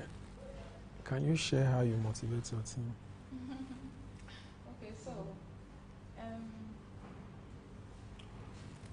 let me start from customer. Starting from getting people to buy is one of the biggest challenges. One of the biggest, because it's not just about having the products on ground. You have to actually work hard to get people to buy. And it has to do with trust. People have to trust you before they can buy. And sourcing for these customers is even the most difficult thing, especially for me that I'm an online vendor. Because like I said, it's not everybody that has an Android phone to see what you're doing on TikTok or Facebook or all those other apps. So getting to source for these customers is another thing, is another challenge that will take a lot from you, and building trust with them to actually give you their money. Then when it comes to packaging, I try my best, getting your nylon customized, doing all those fancy things, because that's what people like. Because if somebody cannot buy a cloth of, say, 15 or 20K from you, and you use just any nylon to deliver, that's like a zero. The person might decide, look how you package my item, I'm not coming back, and that's it. That's enough reason for customer not to return. So I try my best to, up my game with my packaging, get your nylons branded, your name and everything on it. Then deliveries, that's like one of the craziest things vendors go through. Especially when you don't have your own motorbike that does your deliveries with you. If you're using all these dispatch riders that work for other people, from Monday to Sunday, if I never shout like mad person, then just know say that week good, because dispatch riders will get on your nerves. Sometimes they will just pick up your item and you tell them, oh, this customer wants this, please go there now. They will say, okay, ma. You will not hear from them. You will call and call and call and call. They no go pick your call. One go call you, tell you say mama died for village, they just call him now, so you need to give him time to cry before he delivers the item. Another person go tell you, say him bike just crashed, please give him time. And funny enough, all these are lies, because they are actually busy doing other deliveries. So imagine if you book a dispatch vendor dispatch rider online to do a delivery. He collects your item, and he will be like, okay, ma, please, can I go offline and do it? Because I want the money. I don't want to share it with both, right? You will be like, you go look the person. Are you sure you go deliver this thing now? We are all humans. I'll be like, okay, no problem. Shall I go deliver my item? The person will answer you, okay. And immediately he leaves, you have to be the one calling, and they will just be giving you flimsy excuses. At the end of the day, it might be in the evening, and they will get and go deliver. That's for your own goodness. So, now in the evening, they will come go deliver the item. So, yeah, delivery is the craziest part of this my business, and it requires a lot of patience dealing with dispatch drivers. So, yeah.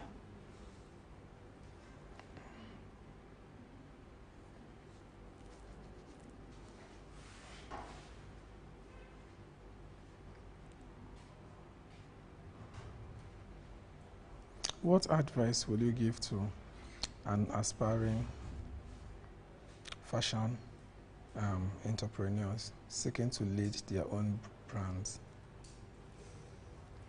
So, one thing I would say is get you a sponsor.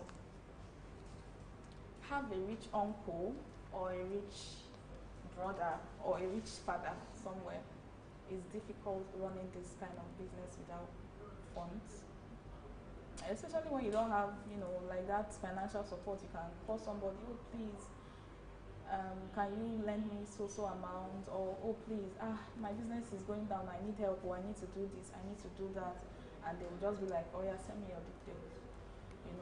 First of all, you need funds. So yes, you need sponsors who can, come in for you because sometimes we make so much losses. Like when you're importing from China or buying from States, you might order some things and they will arrive and you will notice that this is not what you order. So imagine buying a whole goods from China. You know how long it takes to get to Nigeria and everything, and then the goods gets to you and is messed up. There's been sizes problem, or one thing is just, it will always be complicated. So sometimes we have like so many losses you cannot even imagine. And at the end of the day, you see that you lost so much money. And when you complain to your supplier, they will tell you, oh, they are sorry, it's a factory problem or issue. There's nothing you can do about it. And the money is gone. And at the end of the day, you see that, you've lost so much money at the end of the game, and there's nothing you can do about it. You just have to cry and dry your tears and then continue. And so, yeah. You need sponsors. How do you see the future of your company, and what role do you intend playing on your brand in the nearest future? I have imagined my brand growing bigger than this, of course. I always pray that, things get better, Nigeria get better, because at the moment, we are dealing with dollar rates, especially when it comes to importing. And it's making like a very big effect for us who are importing. So I'm praying for Nigeria to be better. I see my brand getting bigger than this. I see myself owning like a 3-bedroom duplex, all filled with clothes, and people are walking in and going out, coming to shop, Yeah, so.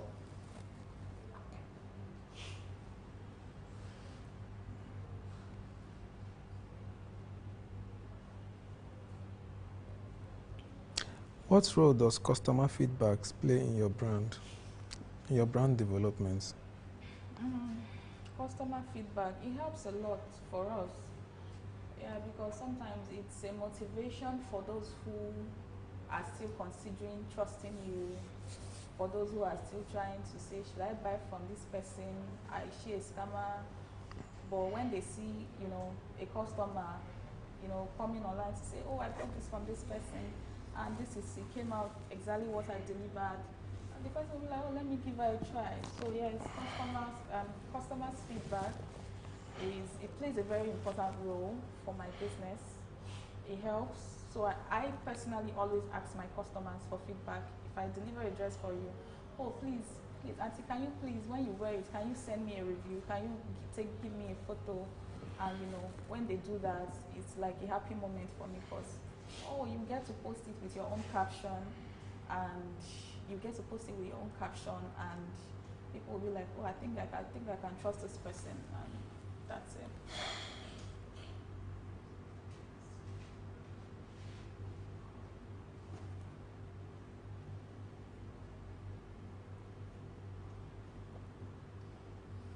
How do you maintain a strong personal brand alongside your professional responsibilities? Mm-hmm. Okay. So, currently, I am a journalist, but not practicing yet. So, um, I still have a lot of time. I get time to do and since I'm doing online, I don't have a physical store where I run to every day. So yeah, I still, once my things come in, I'll just take pictures, do photos, and I already have them. So it gives me time to have time to do other things. Say I have a job now, of course my things usually come in on Saturdays. So I have time that Saturday and Sunday, I'll use it and do photos, take pictures, do videos and everything, So I have all this in my phone already. So during the week, I'll just get to be posting and taking orders and, do my deliveries when I can, or I will tell the customers, oh, please hope you can wait for so this is when I can do the delivery. And yeah, they're fine with it. So it's not like really, really affecting me. I'm still being able to manage myself in between my business and my every other thing I do.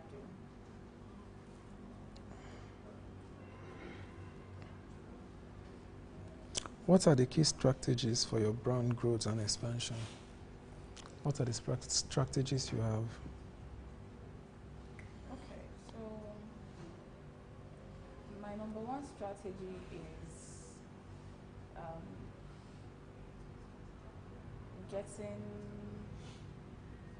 first of all, I'm planning on trying to raise enough capital to push my business to the spotlight.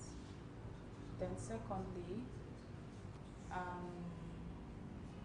wanting to get a space. These two things, getting a space and getting funds to push my business. And then whatever comes after, I'll push it from there.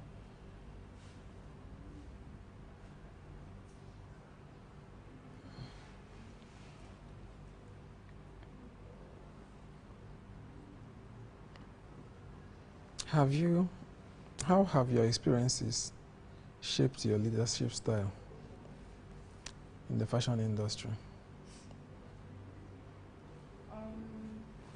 I've learned to be patient. Ordinarily, I'm a very impatient person. When I want something, I want it now. So my business has taught me to be patient, calm. Because when dealing with people, you have to be as patient as you can be. Because people will get on your nerves, customers will trigger you, they will just intentionally want to get you angry to see your reaction, all that.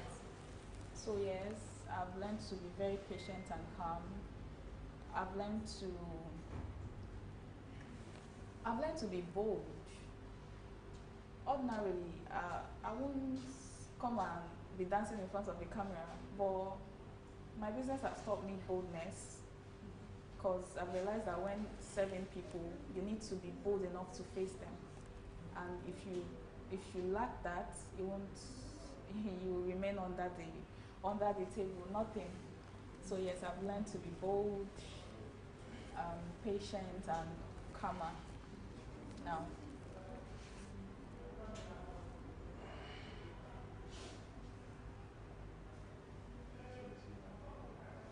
What legacy do you hope to leave through Rose Trendy?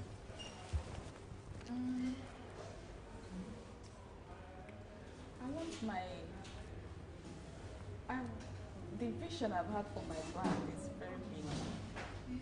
At some point, I want to stop importing.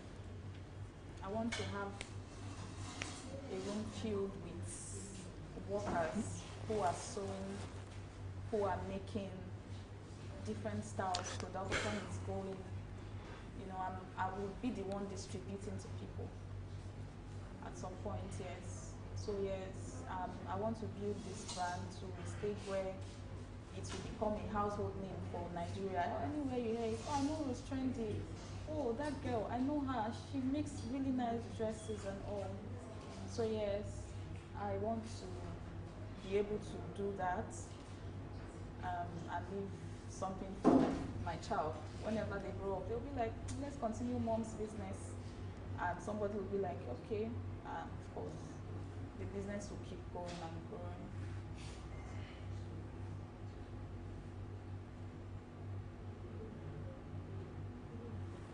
What personal qualities do you think have contributed most to your success? Personal qualities.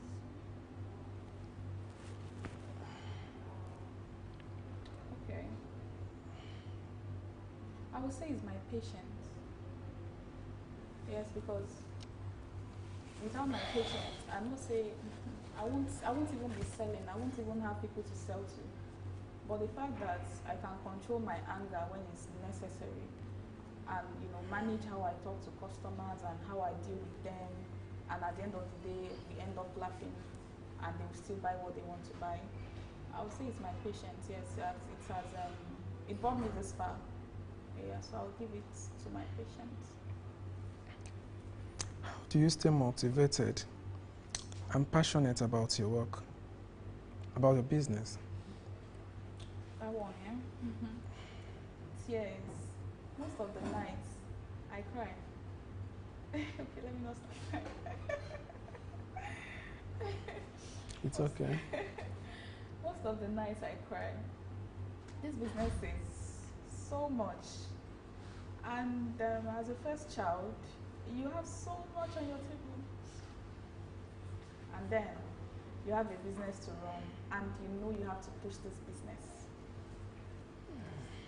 So I would say being successful, I don't want to go broke. I want to make it, I want to be successful. So it's been my major motivation. And then my mom, I owe her so much. I feel like I owe her so much because she's done so much for me too. You so do. Now I'm grown. Sorry. Now I'm grown. I feel I have to give back.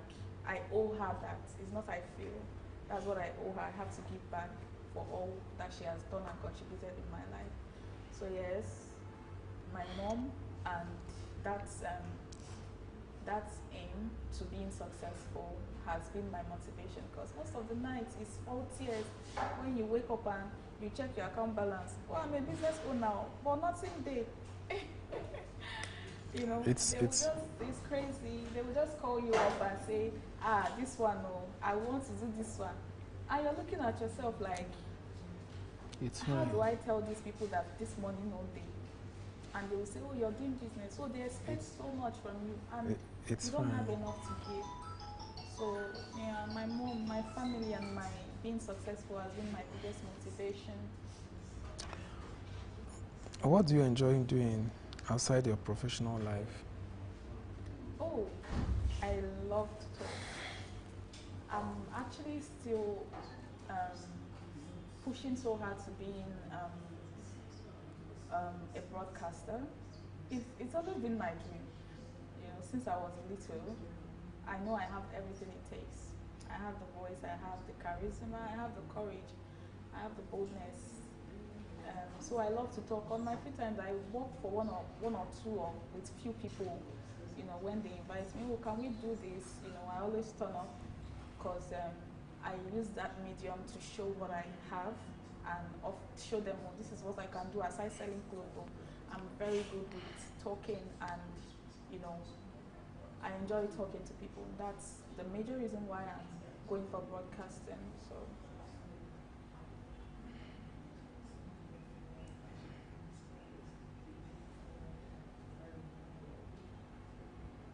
How do you balance your business and your personal life, especially with the demands of being a CEO?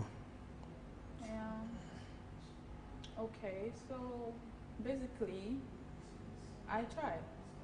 Um, I'm still a single girl, so I don't have so much on my plate.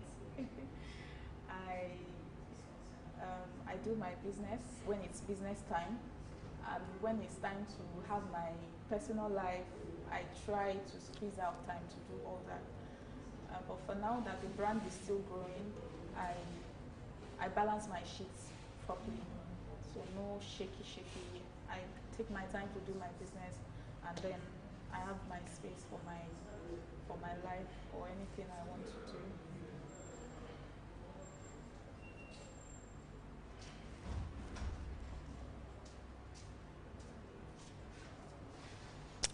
Are there any personal role models that have influenced your journey? Personal women.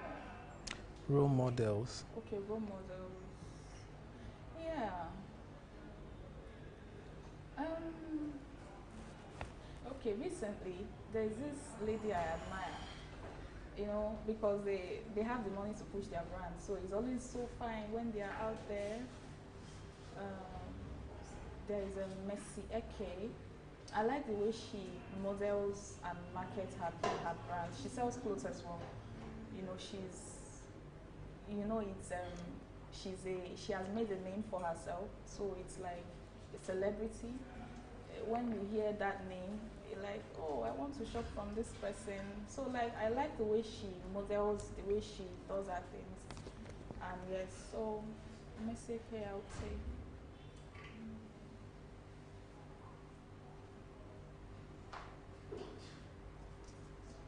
What hobby or activities that helps you relax? Activities that help me relax. Yeah. Okay. Although I don't know how to swim, I just like to be inside water and just be there. It calms me down. Or I just go out and go and eat good food in a nice restaurant when I'm pissed. You know, when I feel like, oh, the pressure is getting too much, going out somewhere where I can have peace and just have, you know, like a good meal. It's different from what I eat every day. Nice restaurants with beautiful ambience. Beautiful ambience. Yes.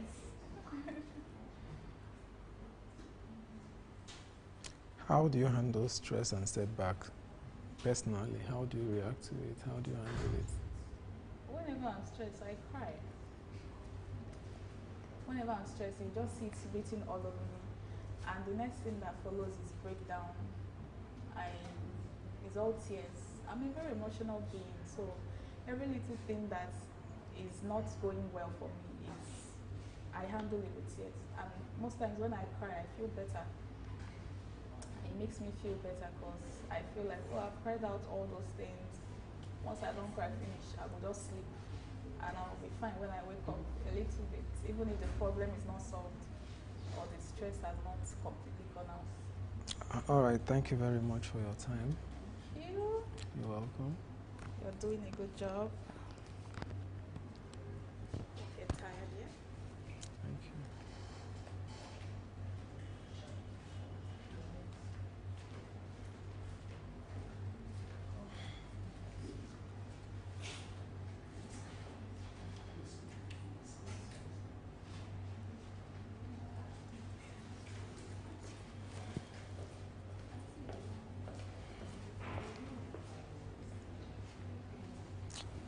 Yeah, good morning.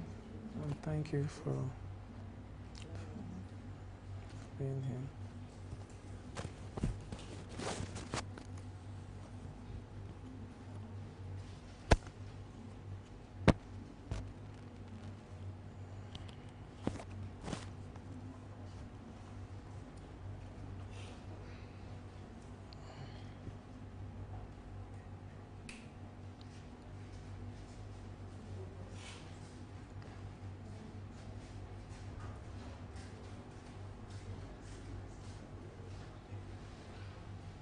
What does it take to be a good journalist? Well, thank you very much for having me on this show. For me, what it takes to be a good journalist is, first of all, you have the training to become a journalist, which has to do with having a mass communication degree or a professional course that has to do with journalism. Then the practice itself, you have to adhere strictly to the ethics of the profession and the core values of the profession, which has to do with objectivity, fairness, and balance. And then you must also know that as a journalist, you do not have an opinion of your own when you are reporting an issue. So being a good journalist, it takes a lot, and it takes a lot of patience and a lot of discipline for one to be a good journalist and to be 100% professional in discharging his or her duty. Thank you very much. That's a smart and intelligent response. Have you find yourself in a situation where you have to choose between your life and your work as a journalist? Well, I honestly, no. I have not been faced with such a challenge in my line of duty all these years. I have not been faced with such a situation.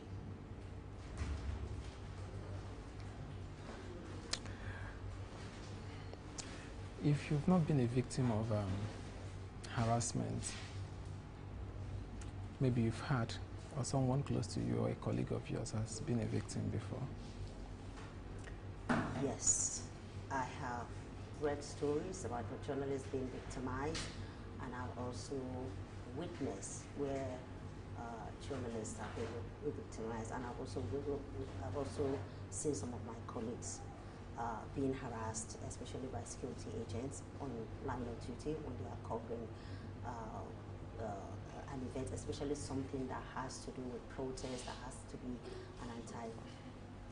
be to do with protest against government. For instance, the last year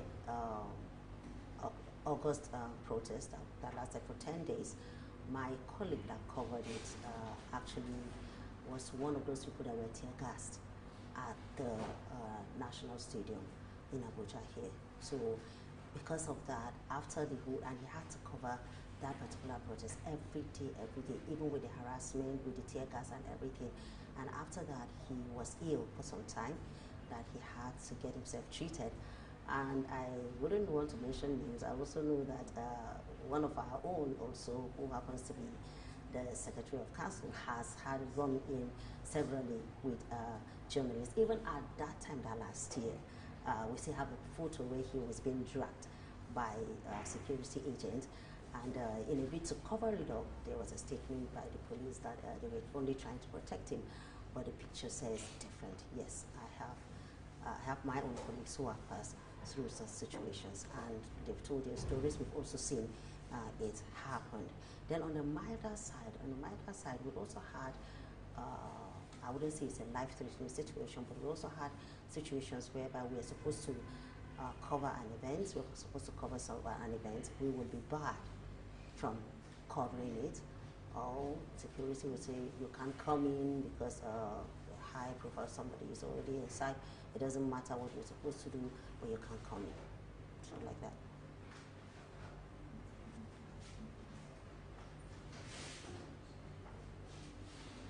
What's the most valuable lesson you've learned in your career? Huh? What's the most valuable lesson you've learned in your career as a journalist? The most valuable lessons I've learned is it pays to work hard. It pays to focus on the job. It pays to put the job first. You know, it's easy for people to get caught up, especially in Nigeria here, where journalists are not really being taken, I'm sorry to use that word, not really being taken serious, even though we are the fourth estate of the realm, but unfortunately, we are the category of people that, even in the scheme of things, government do not really regard. yeah, do not really take us seriously. And for that, and journalists have to pass through so many challenges. So it is easy for somebody to say, okay, why do I have to be professional on my job? I can just do the shortcut and get what I want. But one thing I have really understand is that journalism is a profession whereby if you have the passion and the determination to succeed, just focus on your job, be good at what you do, keep upgrading yourself on the job, and definitely it will pay. In my opinion, you're more than a journalist. You're a change maker. You're pushing for the FOI bill so far. Yes, the freedom of information, is no longer a bill, it's an act. Actually, it was signed in 2011, and it's an act that is meant to allow people access to information. As a Nigerian, especially a journalist, when you need any information, any kind of information from government agencies, from individuals, from public office holders, you are supposed to gain access to this information without any hurdles. Yes, without any hurdles. And it was supposed to be a perfect bill because not only Nigeria, other countries also have the Freedom of Information Act law, which is enforced. And there are countries that, because they have institutions that work, when you are barred from accessing information, you can actually go for that to sue. But in Nigeria, unfortunately, for me, I would say that it is not fully being implemented. For instance, if you're looking at from 2011 to this time, it is expected that by now you can just get whatever you want. You can just get your documents or an information via email or just a phone call or whatever. But the sad thing is that you are working on a report and you need vital information. There is this bureaucracy, especially with government agents. If private organizations, they do that as well.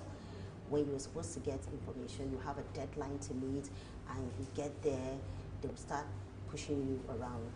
They'll say, go and write a letter, go and write an application, go and do this, go and do this. So before you know, your deadline is right before you, and you're not meeting it because somebody somewhere does not want to release that information.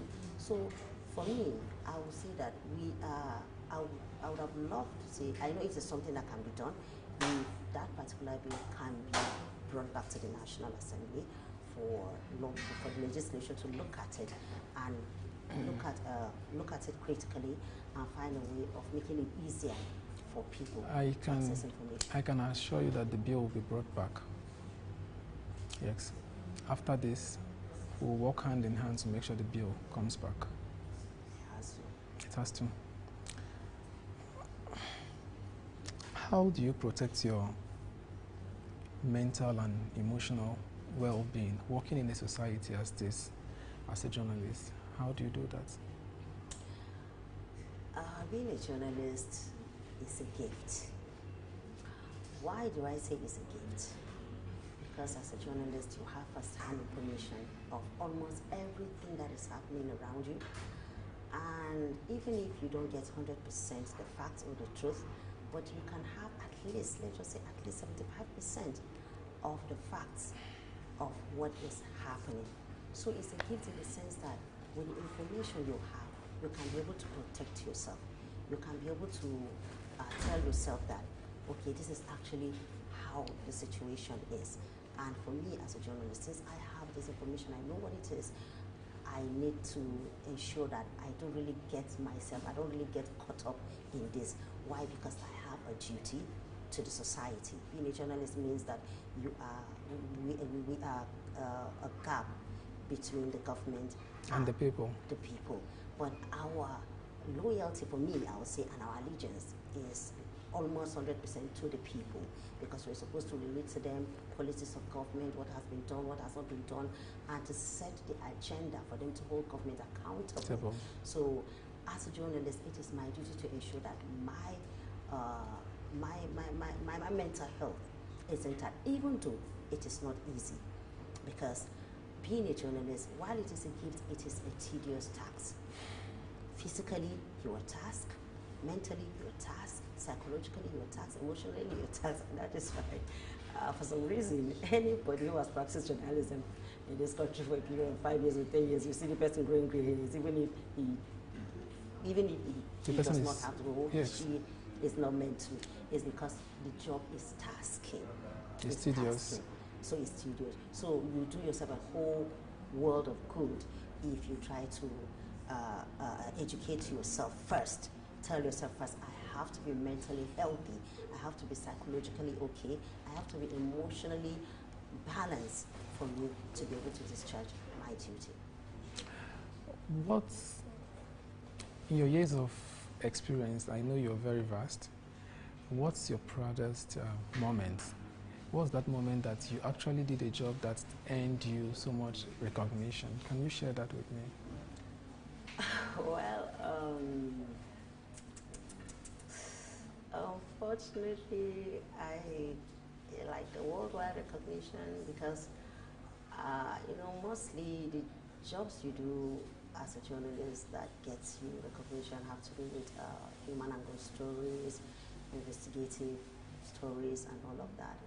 But for me, over the years, I have been confined to covering the National Assembly and then recently the Foreign Affairs. I have been doing my job right, and in my office, I would say particular reports that really stood me out was in 2014, when they had the jumping over the gates of lawmakers trying to protect the then speaker, who is now a senator and a former governor of Sokoto State. Aminu Waziri Tambuwal, when there was a plot to allegedly to impeach him, and the likes of the current chief of staff to the president had to jump over the fence. So I was right there, I reported it, and I got some kind of recognition in the office, but I can say the worldwide or nationwide kind of thing. But I'm still hoping that I get there. It's commendable. You're doing an excellent work. It's very taxing to be a journalist as a man, and when I see female journalists, it's a profession that I've been in this profession for over a decade, so it's something I know that it's not just only taxing, it's too demanding. Sometimes journalists don't have life of their own. Not sometimes, all the time. As a journalist, you do not own your life. So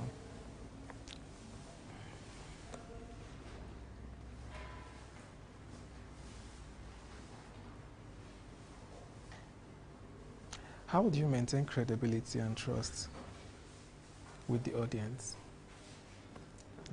How do you maintain credibility and trust with your audience during your reportage? Like I said earlier on, despite the challenges that we face as journalists, we all know what we go through in the hands of employers, on the payments, non-payment. Journalists practically live from hand to mouth, and this has created quite a lot of tension that quite a number of people have had to do one or two things they are not really proud of because they have to survive. But even at that, the profession entails that you have to be credible at all times. You owe it to people. So for me, one thing, there's this thing I have, and which I grew up with, is something that my late mom used to say at all times: a good name is better than silver and gold. So every time I remember that I have a good name, because good name, it may not fetch you money, you may not be wealthy with a good name, but one thing about good name is that it lasts even after you're gone. People always say that XYZ was a good person, XYZ never cheated, XYZ will never go out of his or her way to shortchange people. So with that principle in mind, I try as much as possible to maintain that credibility. Okay.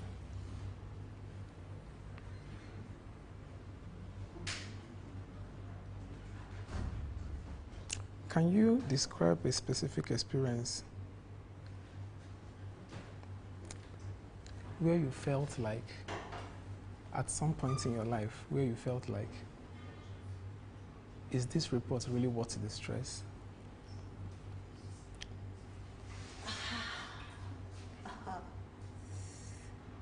Honestly,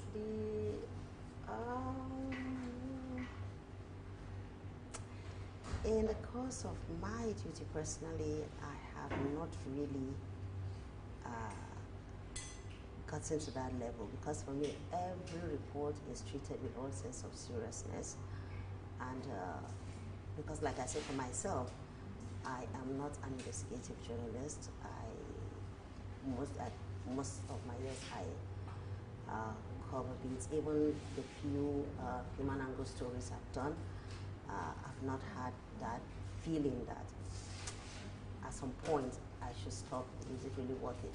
Because for me, I feel that for every report, for every story I am trying to push out there, I'm trying to do, it's worth every bit of my attention, of my Audience. and everything. So I'm yet to get to that level. Maybe sometime to come. Talking about the FOI bill, what was the motivation towards it? Well, I feel that in a society, they say information is power, right? And even the Holy Book says, my people perish for lack of knowledge. So a lot of things are happening in Nigeria. Nigerians are getting caught up with so many things they are not really aware of. They do not know why they do certain things. They do not know why they react to certain things the way they react to them.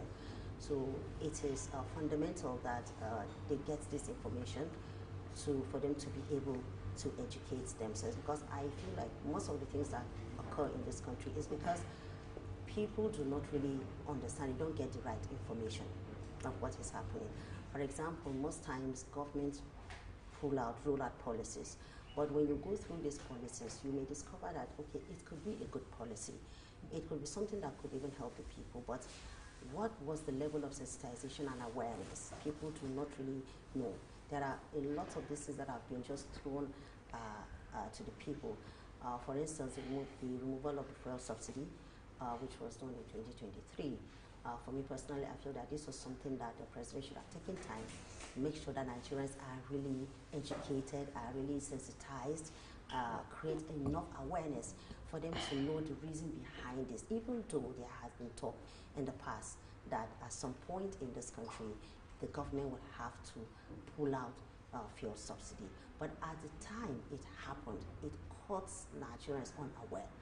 Up till today, a lot of Nigerians are yet to get their fix because of that particular pronouncement. So my desire and my passion for this is that if people have adequate information, they have enough information, they understand what is happening, they understand what is coming, they understand what has happened in the past, they are fully, it may not be the entirety of the over 200 million Nigerians that will get this information, but if we can have at least 180 million Nigerians being handed over this information, they know everything, it will go a long way to solve so many problems that we face in this country. I want to ask you a question.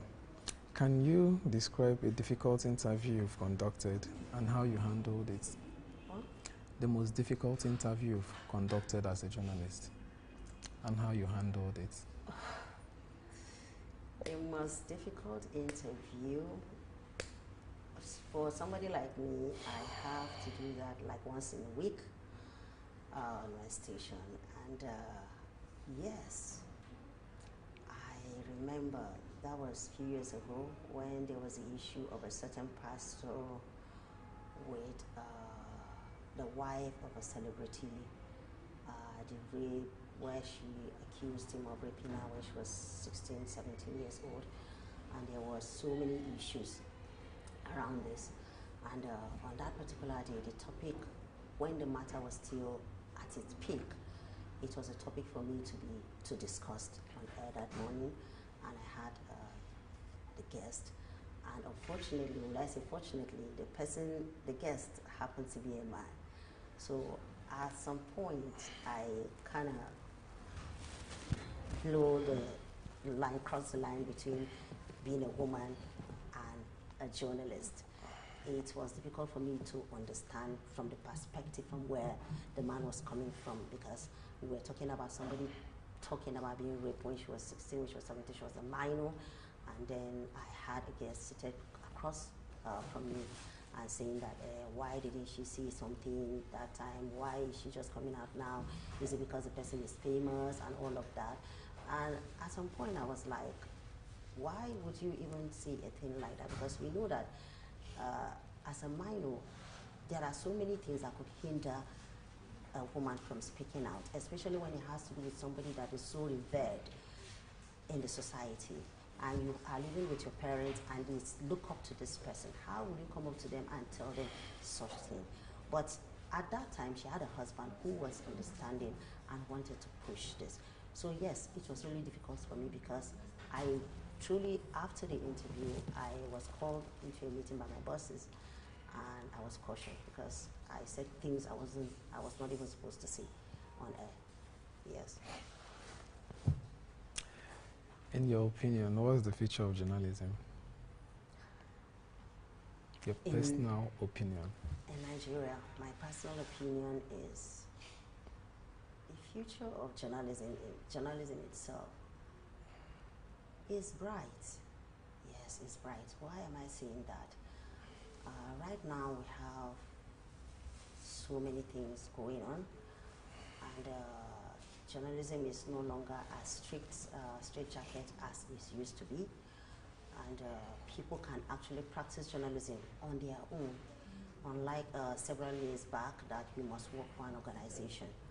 But with the technological shifts that we have, with the digital world and everything, having worked with an organization, you're not satisfied, equipped with your knowledge and everything, and with the right focus, you can actually set out on your own. We have so many people now who are on their own. They are publishing, they have online, they are publishing online, and they are doing greatly well.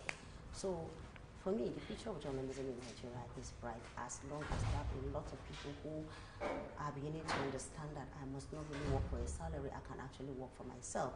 But one thing though I would also like to point out is that in as much as it is okay for us to veer on our own and practice on our own, but we must not lose sight of the fact that whatever we do as journalists, we owe it to the people to give them the best, to educate them as it should, and to educate them as it should, give them the right information, and it is not easy not to be biased, but we should try as much as possible not to be biased. For me, future of journalism is bright, bright. It has never been better. AI, like, everything is easier now. Everything is easier. So talking about the issue of not being biased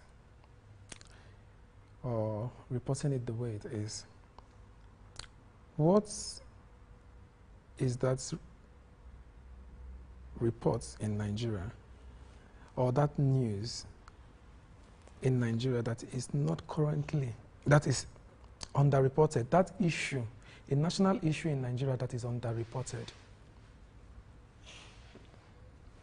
that is not getting the needed attention that it should get, a national issue, an issue of concern that is underreported in Nigeria at the moment? for me, okay, gender-based violence is really being reported, but mostly the focus is always on women. In fact, all my life, every time I hear gender-based violence, it has to be a woman is involved. It has to be against a woman. But something we are not really talking about is also the boys, the male child. And sometimes people wonder why we have the people that we call monsters, beasts, predators, and all of that. And then we begin to ask, we wonder why we keep having men like that. And for me, in my little understanding, I can see that it is because we have spent so many years educating the girl child on how to be a good wife, how to be a good woman, how to keep the home safe, how to take care of her husband when she gets married. Because as you're growing up as a girl child and your parents are talking to you on your achievement, what to do after your academics and everything, the next thing is talking about getting married, and all these things will come into play. But you hardly hear when they are talking to the male child, like, okay, as a man, you have to be a complete gentleman. You have to understand that a woman does not reason the same way you reason. You have to treat the woman as your better half because she was created out of your ribs. And we hardly teach them that whenever you beat up your wife, the woman, it's like beating yourself because she is the flesh of your flesh. This is also one of them. Then when it comes to sexual abuse, again, and we focus mostly on women. When a woman is being raped or a girl is being raped, it's always it's always something that we talked about. But who speaks for the male child? The minor. We have them constantly being abused. Little kids being abused by these people, by pedophiles. You have them who talk for them. And even they themselves, because they have been told as they are growing up that you are a man. You don't hear somebody telling a child, you are a man, men don't cry. Men don't cry. So as a baby, you're being groomed to believe that as a man, you're not supposed to cry. You're not supposed to you're not supposed to show emotions. Not anything. So these things keep happening right now as we talk. Right now, they keep happening. And I fear that it's a ticking time bomb. I had a section with one of my guests yesterday. So this is one of the issues. I know that it is of national issues, but people do not see it as a national issue. Even when a boy comes out to say, I have been raped, he's just like, how can you see woman rape me? Like, you enjoyed it now. So, he's running an NGO that is male child based. And I think that is the first time I'm hearing something like that in Nigeria. And seriously, I commend him. Because there are so many issues, national issues of interest that are underreported. Just because nobody is shining light towards that direction. Nobody wants to give that area an attention, the needed attention, But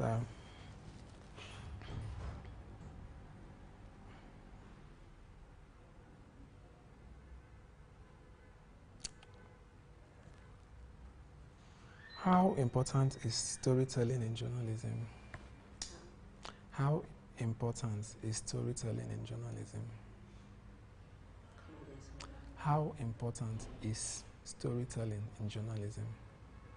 It's very, very important because it is in the storytelling that people get to know exactly what is happening and how it happens. So storytelling is an integral part of journalism. Journalism is storytelling. It's about telling stories. The only thing is that this time around the stories are not fictional. They are factual.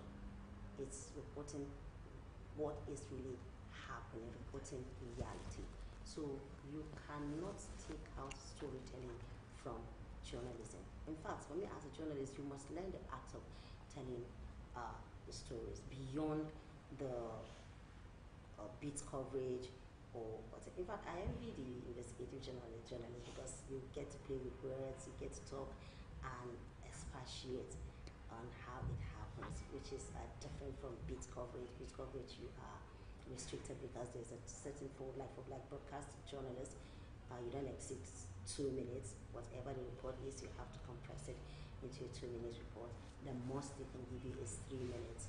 And when it has to do with something that is a special report or a future report, goes for 4 minutes. But if you're writing like in print, you have all it takes to tell the story. So it's very, very important because it gives people the actual picture of events, of how things will happen. That's the point I actually wanted you to make. But some people somewhere don't want you to report. They want you to report fiction. They don't want you to report reality. They don't want you to report it the way it is. They don't want you to report it the way it is.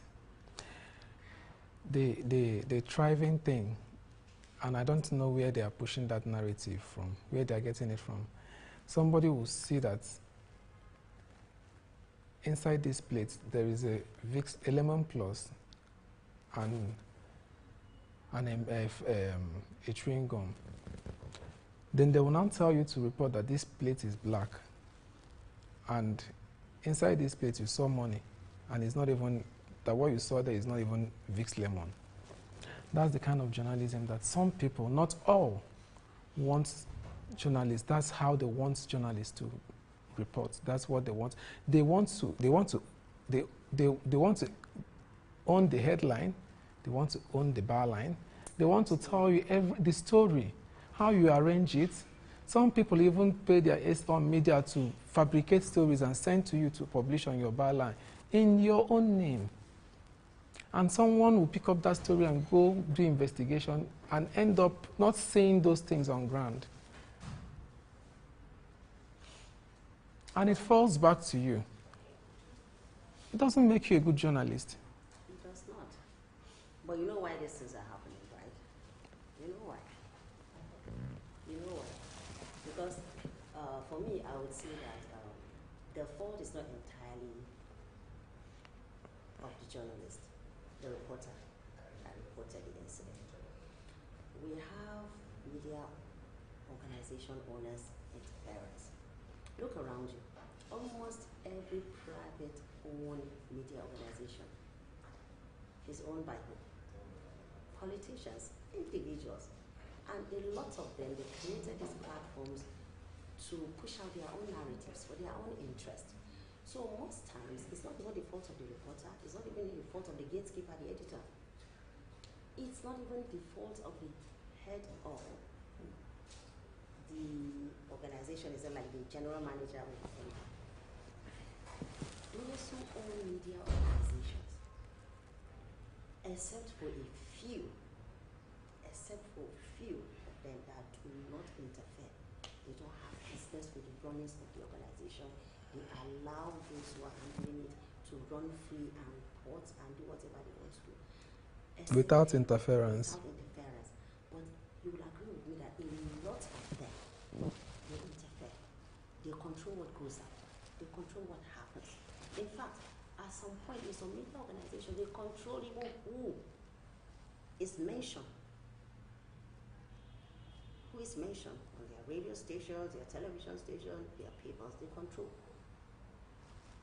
So you discover that the reporter is trying to do what is right. I've had some of my colleagues complain that they wrote a story and to their greatest shock, what came out the next day was completely different from what they sent out. In fact, a few weeks ago, we had that at the Senate, there was something that we covered, and then I was reading my colleague's story, and I now saw something, and I asked him, I said, this thing that is captured by a paper as part of what transpired yesterday, it's not something that happened yesterday, you see? So he was surprised himself. He said, no, that was not what he reported. I said, see it now, this is it. So when he looked at it, he said that was not what he said. He now showed us the originals, the script that he said. So you can see what is playing out.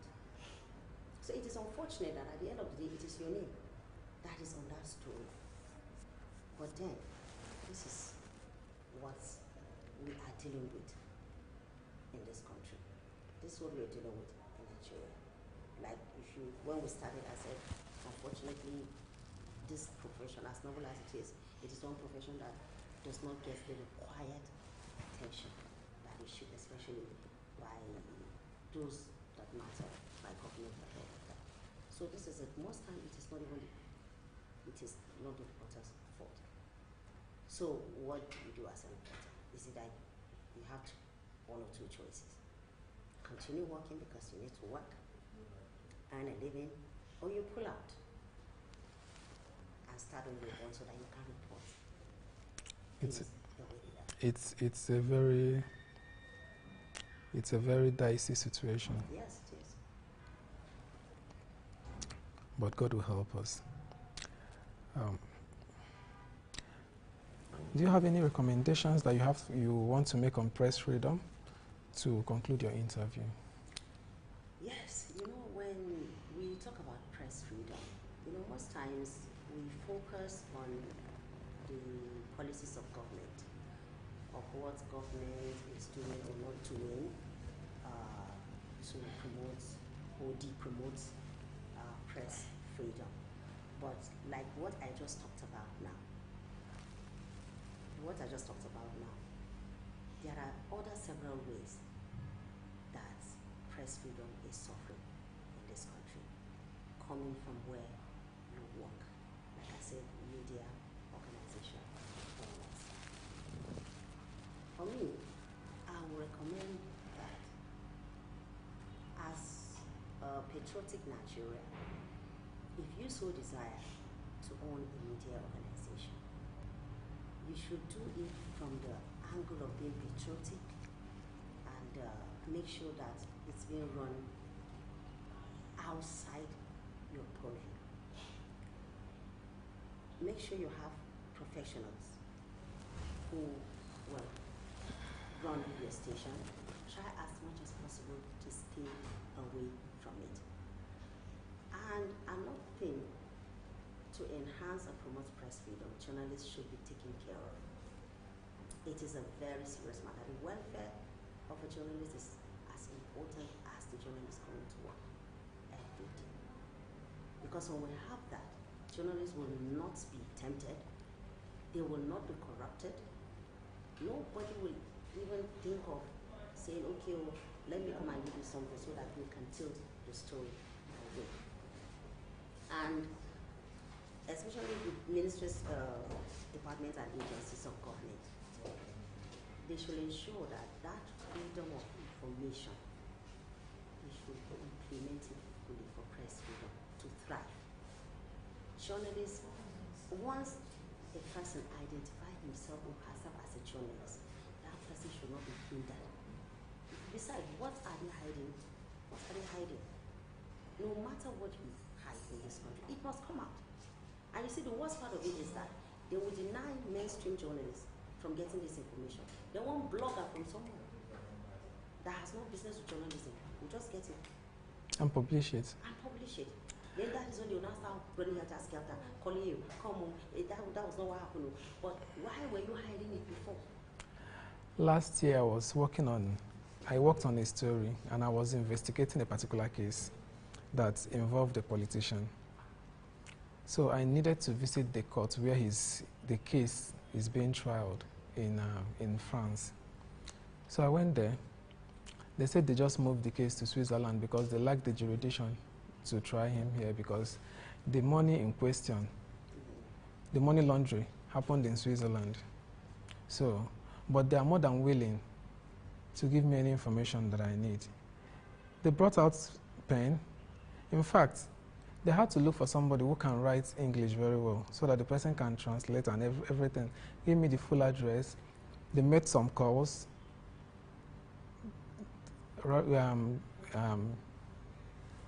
She gave me a contact number to call when I get to Switzerland. I called the lady. When I got to Switzerland, it didn't take me more than 30 minutes. They brought out the file. Going through the file, she said I should wait. The only thing that they requested was my ID card. I presented my personal ID card and my NUJ ID card. That's all. She went, made photocopies of everything. In fact, the ones that I don't want, the document that they use in transferring the case from France to Switzerland, I had to remove them. Told her I don't want it. These are the files that I need.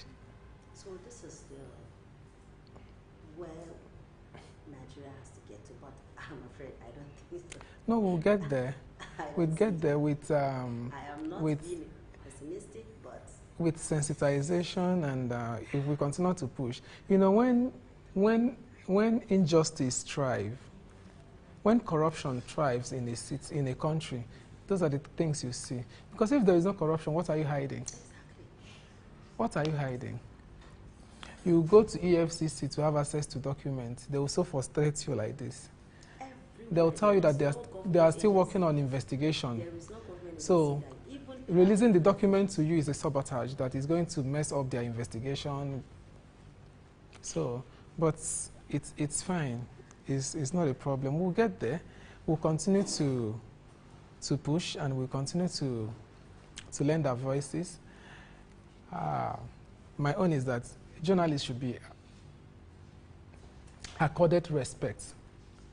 Yes, journalists should be accorded full respect. Wherever they are found, accord them full respect. And as for media houses, that all you do is to employ a fresh journalist, a fresh graduate. All you can do is just to print an ID card and tell him that the ID card is a get pass. It's a meal ticket. Go and make money for your make money for yourself. Not even a starter pack of 20,000 naira as a salary. So how do you expect that person to feed? But you want him to be coming back to your office every day, bringing stories. Well, we are like growing up. For me, I would say being a journalist is actually come true, because I remember when I was a child growing up, I always wanted to be a journalist. I watched the news. Back then, people like Don Carey and everything. I watched NC and everything. I was a child. I wasn't really, and in order to understand, I didn't really know what they were saying, but I just loved the fact that they were on TV, and I just wanted to be a journalist. But unfortunately, when I finally became a journalist and I saw what is happening, I remember back in the days when I was in secondary school reading about Daily Noir, Tell magazine, and every time I read the papers and everything, my passion for being a journalist grows. And one of it was that with a pen, you can shut down the bad guys, you can shut down corruption and everything. But being part of the system now, I discovered that it is not as easy as that, because there are so many forces. There are so many forces fighting against the uprightness of journalists. I tell you, in Nigeria we have excellent journalists, intelligent, brilliant, careful, and everything. But most times they find themselves in conditions that they can't help it.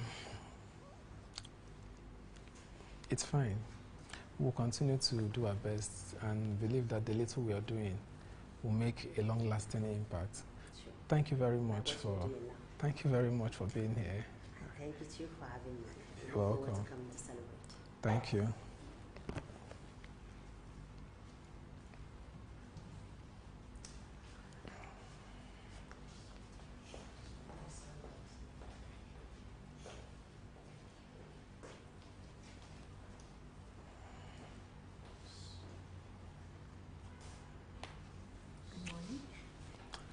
Good morning.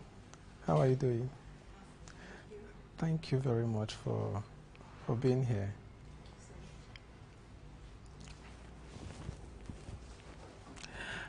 Journalism is a noble profession, but I would love to ask, what really motivated you to pursue a career in journalism?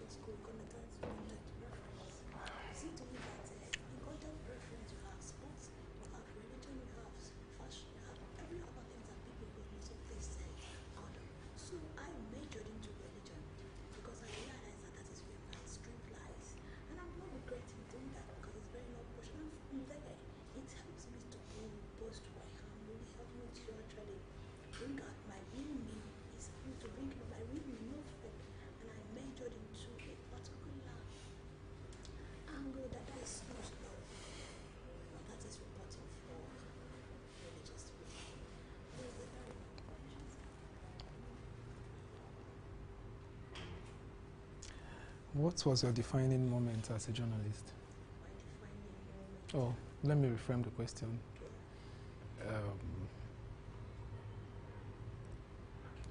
What was your proudest moment as a journalist? My proudest moment is when I report about eternity.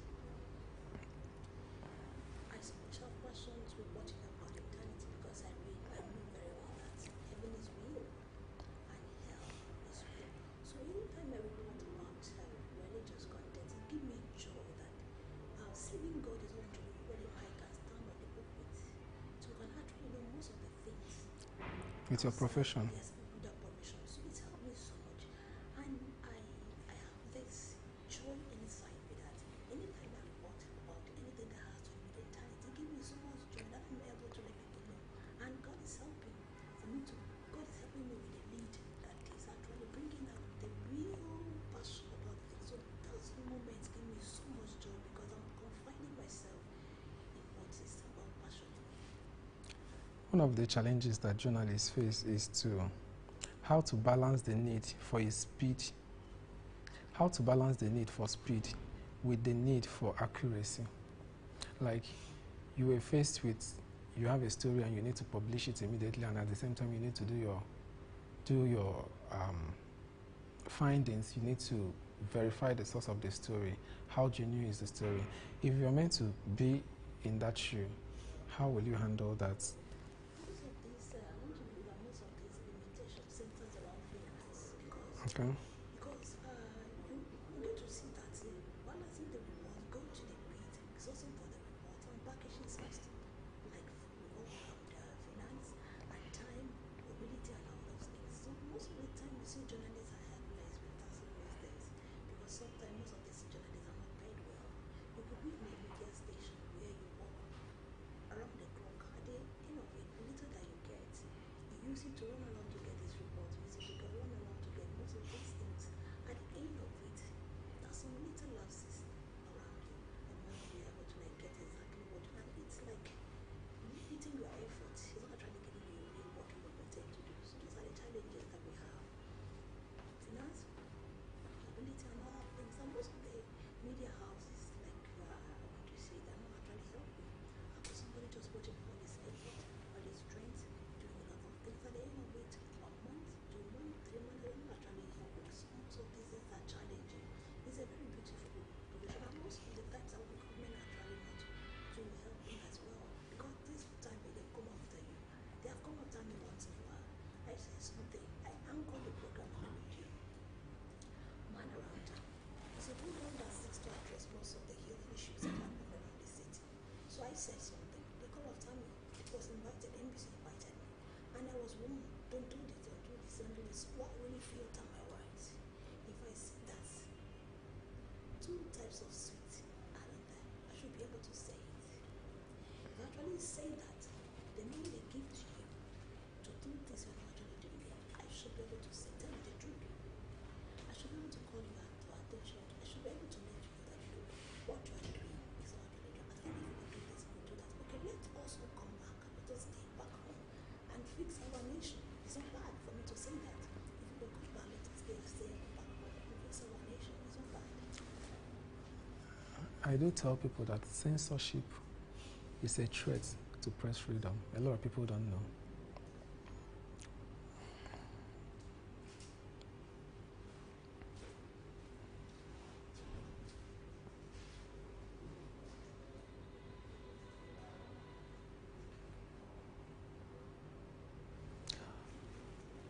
What ethical considerations do you think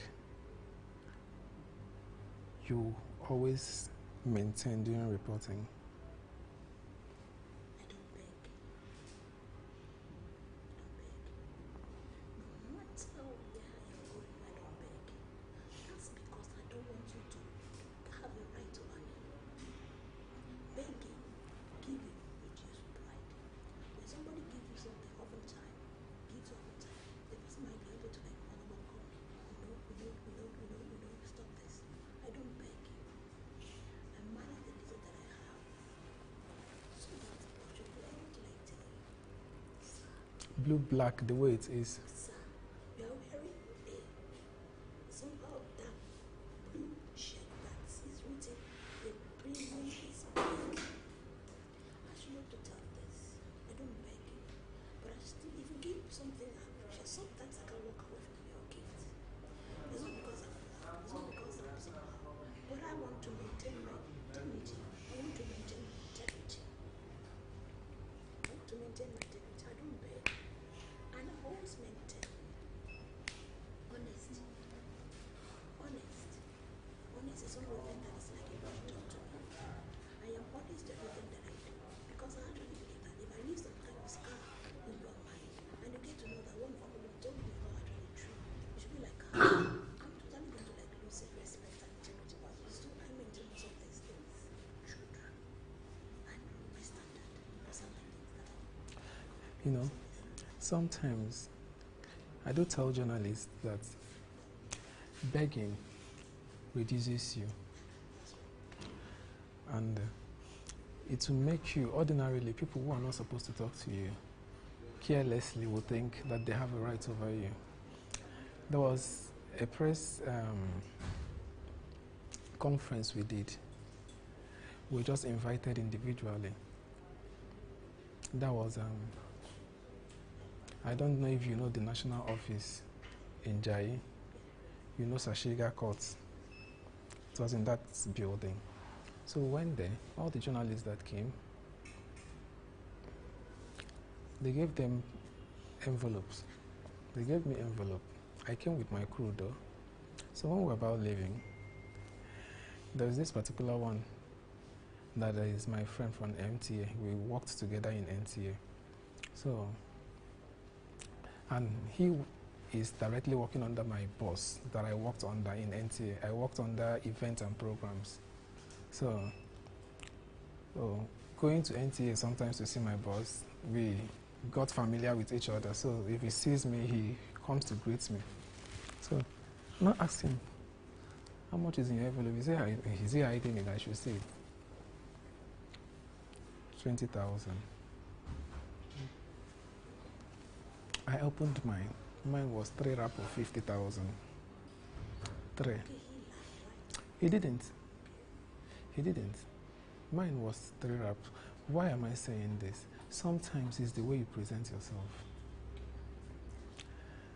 And before he gave me that money, he said I shouldn't be angry that he doesn't know what to give me. You know, sometimes I tell people, let's carry ourselves with dignity. No matter how hungry you are, there are some tables that they will call you to come and eat. Decline. Yeah, it doesn't mean you are. Decline for your own self-respect and dignity. Honestly, I want to say that most of the time, some of our journalists do something that sometimes cut across my heart. You know, they say the way you dress is the way you will address. Dressing is not expensive. It's not expensive. If you have a nice good things, you can go to markets and get a little good iron it very well, get it very well. I really want to applaud our current chairperson, the president, Grace again. She really is actually trying to see how you can emphasize most of things. You see a journalist enter a place, you size the person. I have told Chair countless times, that's why they've been announcing it. Even during Congress, are you not seeing what some of our members are wearing to Congress? But that is story for another day. Let me take another question.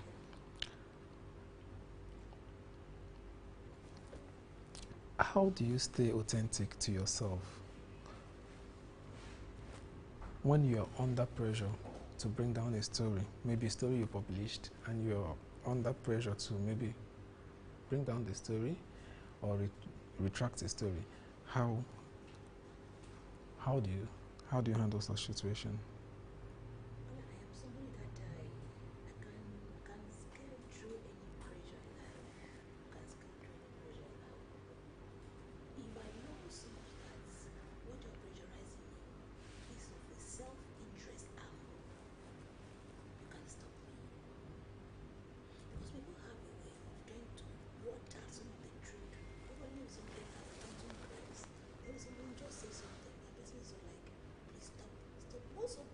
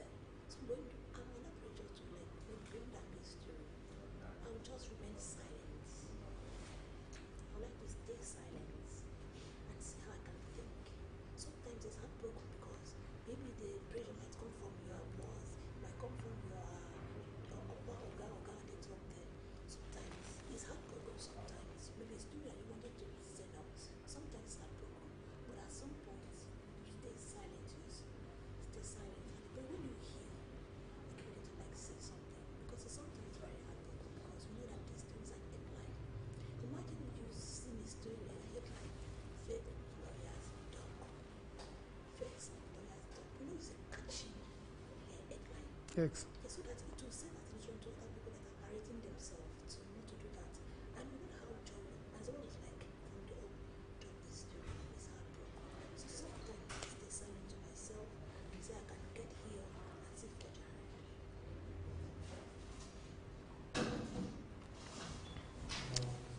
What advice will you give to a young journalist who has just been a victim of harassment or intimidation by the police? Well, everything centers around, because it's two persons involved. But the fact that you're a journalist and given a license to talk doesn't mean you should behave somehow in public. If you know to you very well that it's from your angle, accept it. If the harassment come from your own fault, accept it because you deserve it. If the harassment come from the angle of the police, you can report it, pick it up, report to the other persons will leave. I always like to tell person as a upcoming journalist, sit down and learn. Sit down and learn. Be humble. This verbal diarrhea. There's what we call verbal diarrhea. A lot of journalists operate on the realm of verbal diarrhea. It's not everything you talk because you're a journalist doesn't mean that you should talk everything. You should say everything. Words have norms and value. Words have norms and value. So don't talk about everything. Maintain decency and see how you can protect yourselves to avoid most of the harassment and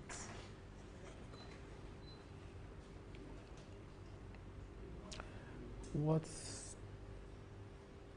in a setting like this, what is the most challenging part of being a female journalist? oh my God. Well, I just want to address it. A lot of persons, it's just a society. It's just a society. Believe that when once you're a journalist, it starts from the home, it starts from the family, it starts from the home that most of these journalists are actually going for. It starts from the home. When once somebody says that the person is a journalist, is that the husband, the brothers, the society begin to see that the person is too exposed. You understand? The person is too exposed to some of the things that is too exposed to some men, to is too exposed to some of the bigger person, big fish out there. Honestly, I want to tell you everything will go about yourself. If you have a self-respect for yourself, if you have a self-dignity for yourself, nobody will harass you. There's nobody that will harass you. Based on how you dress, the way you dress, the way you talk, the way you do things, the way you break around, the way you present yourself to people, dashing people your attention everywhere. Those are the things that can prompt harassment. So I think it's better to avoid most of this harassment. Be yourself. Do homework yourself. Do most of the things that you can actually say, okay, if I do most of these things, it will curtail most of the harassment. And our society should not also think all journalists are easy fed. Not all journalists are easy fed. I'm not saying 100%. Not all journalists are easy fed or cheap. That's what integrity journalists. We have people that behave with integrity, with morals and disciplines and value. So you know most of this and we work with them. There are trained ones out there. So you don't just compare us with any other person that you see.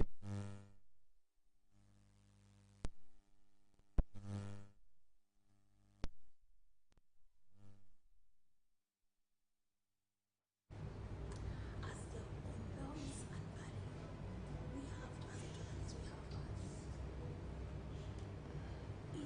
It's a platform that we come out to advocate that this is what we want. We don't want this. We don't want this. We don't want this. We don't want this. So I think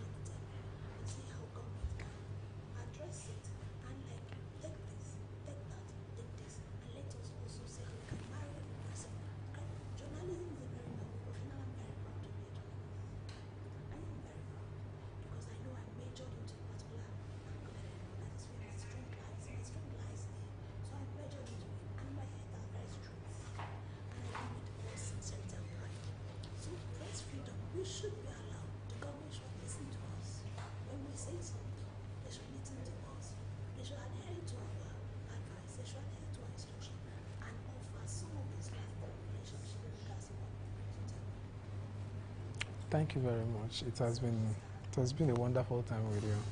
I believe that through this we'll be able to make a bold statement. Thank you.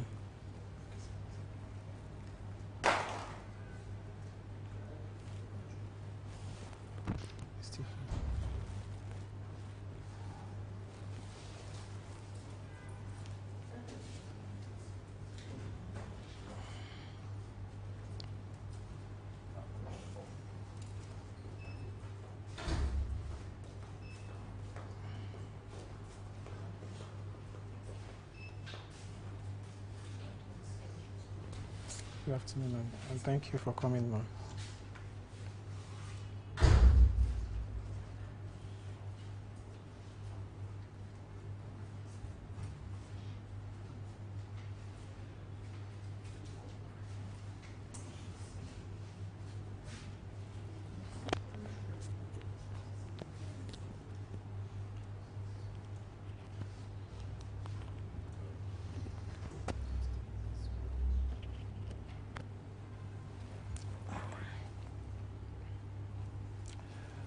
Thank you, ma, for coming. Welcome. You are somebody who has made a tremendous impact in the media space. But I would like to start my conversation this morning by asking you what really inspired you to pursue a career in journalism, and what has kept you motivated over the years? Yeah, thank you. I want to also commend you for this laudable and huge, gigantic endeavor you have taken upon yourself to do, and I wish you all the best. I think journalism came to me as a choice because, one, I want to speak for myself. Two, I want to speak for the voiceless. And three, I want to also contribute my quota to development of my country. And I believed I could do that in the journalism space. So that was why I went into journalism.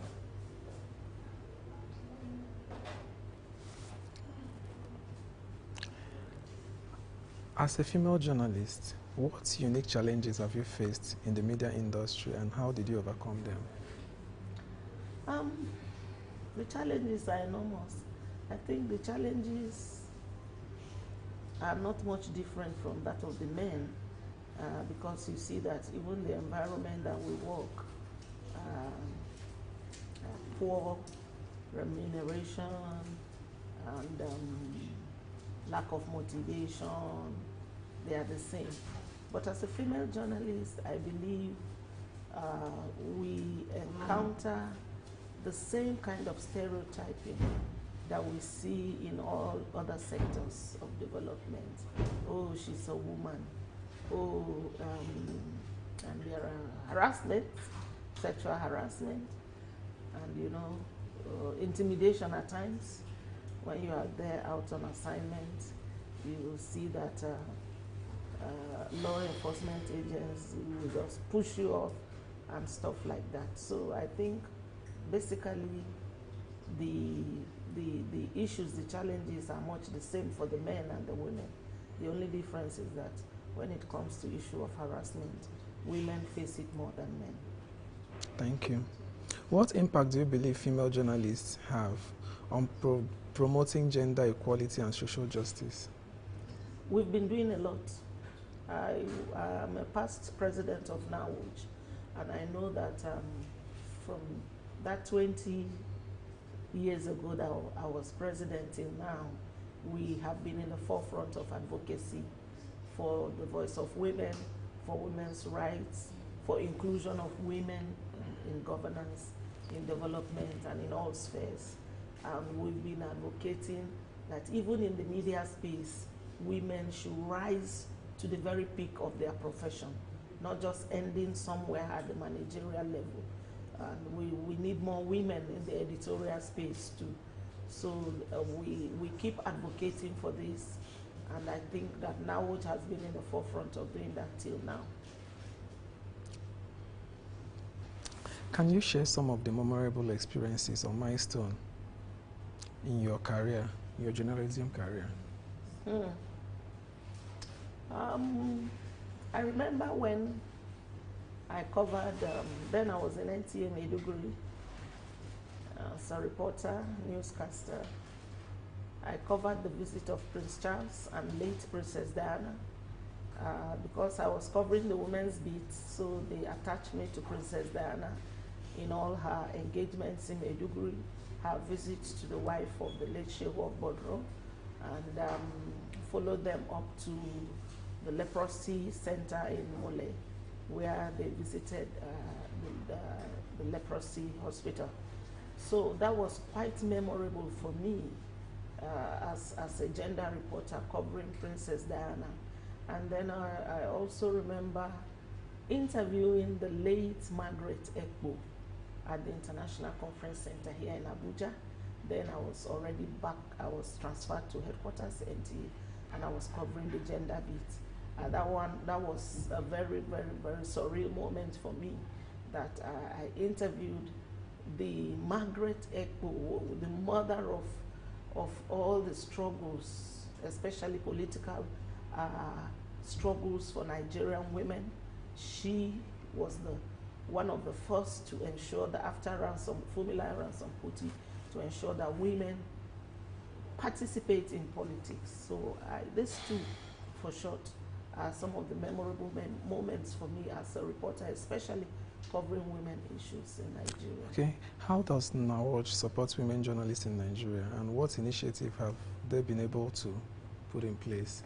Yeah, NAWOJ actually was formed by a group of men and women. Why? Because we were not participating enough in NUJ activities. And so in 1989, it was agreed that women journalists, like an arm of the NUJ, a female arm of the NUJ, should come on board to promote women journalists, to ensure that they participate more in unionism. Before, women would not go for Congress, because they were few, and they were being left behind. And so that was how NAWOJ came about. And from 1989 till now, we have done a lot. We have gained a lot of recognition. We participate more now. You find that we even have female chairmen of councils of the NUJ, not NAWOJ now. I think this is one of the achievements. In Abuja here, we have Grace Ike, who after 41 years became the chair of council of NUJ. So if NAWOJ has not even achieved anything, the fact that we can point to a Grace Ike, point to some few other women around the NUJ, the states in Nigeria, who have become chairmen of NUJ. We have not become president of NUJ yet, but I'm telling you that we will get there. So NAWOJ has done a lot of mobilization, of sensitization, of making women journalists aware that they too have a part to play in their union. Their voices too must be heard. So I think we have gained a lot and achieved a lot since the formation of NAWOJ. What advice would you give to a young woman aspiring to enter journalism profession today? Right now, do they need advice? I think the space has become open. Like when I joined, I was the only female in the newsroom back then in NTA Maiduguri about 40-something years ago. And we were very few. I was the first female even to be elected into the ESCO of NUJ as financial secretary back then. But today, in fact, social media has made the journalism profession very attractive. So women will need little prompting right now because all the indices are there, the environment is conducive, people believe, you know, in those days when you join journalism as a female, they say, it's prostitution. You know, they even tag women journalists like women politicians, you know, all this profiling that they do and stereotyping. But today you see that people are proud to be on the blogs. So I think the environment is very conducive and women should take it up if they have interest. But they shouldn't just end as bloggers that are spreading fake news all around the place. They should go get educated, because journalism is a profession. And the NUJ should be able to control who enters this profession. And that is why my advice to younger persons is that, yeah, you have your phone in your hand, you can blog, but get the right training. Go to school, be trained. There are journalism courses everywhere. It goes beyond having a gadget to post. Yes, it goes beyond having a gadget. In your view, what are the most pressing issues facing female journalists in Nigeria and globally? Nigeria and globally. The most pressing issues are issues of their security, their safety, while they are on the beat. You know, especially when you are covering very serious political beats, war zones, at times they lose their lives. The female journalists and even the male journalists need to be more secured. And all this harassment of journalists by law enforcement agencies, by top government officials who see journalists as their enemies, you know, there's this mutually, you know, assured kind of suspicion between public officials and journalists and vice versa. I think it shouldn't be so. Like in a democracy, in fact, they need journalists more. Democracy can only thrive if we have a free press. That brings me to the issue of freedom of press. We should have gone beyond a situation where a journalist is out looking for information, you know, to do their stories, and a government official sees that person as trying to snitch or trying to you know, investigate or expose. But it also brings us to the issue of corruption. Why would you be afraid that a journalist is trying to do an investigative story if you are not corrupt? True. So government, public officials must be accountable. That is one of the role and responsibilities of journalists, making the government accountable to the people and getting people to know what the government is doing. That is our statutory responsibility. So we shouldn't be harassed, intimidated while doing our jobs. And that is it for both the male and female journalists. We need a conducive, free atmosphere where journalists can practice without fear. Thank you very much. What would you like to point out to conclude this interview? I'd like to say that when you set your mind to do anything, you can get it done. Just like you are doing now. You are one of us. We're proud of you that you just took up this very Herculean task. But you know, anything worth doing and you do it well, I know the touch of God's favor will be upon it and you will succeed. And so to everyone out there, just know, encourage yourself that, yeah, I can do it. And before you know, it is done. So I just want to end on that note. That, yeah, Nigeria as a country, our independence is in a bit, 1st of October. We are not giving up on this country, and that this country is one of the best countries in the world, and that we should put our hands together to make it work. Thank you very much. You're welcome. Thank you. On mic. Okay. The mic. Yeah.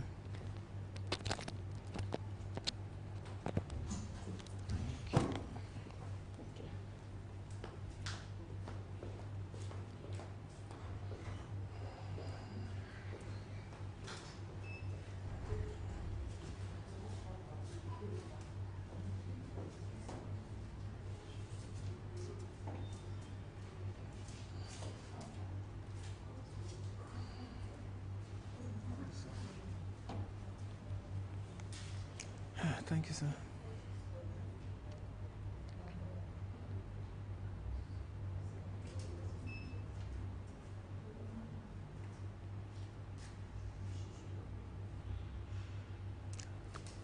Good morning and welcome to this interview.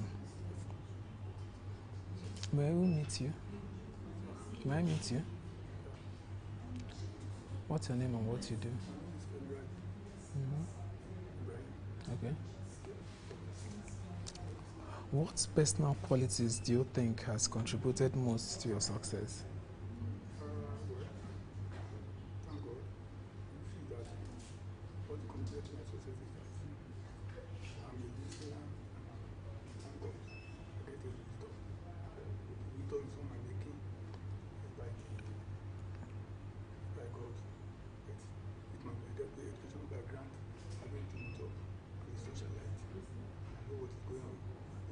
government and sing their corridor for the government.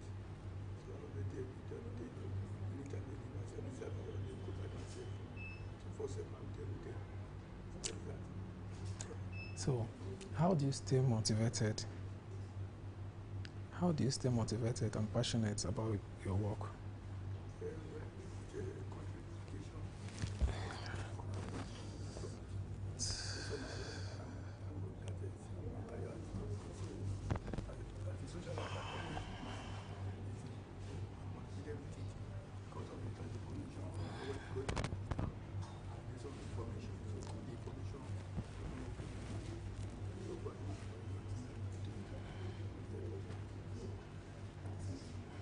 Same time as social life, so I have to go and read journal, papers, listen to radios, listen to the latest available information.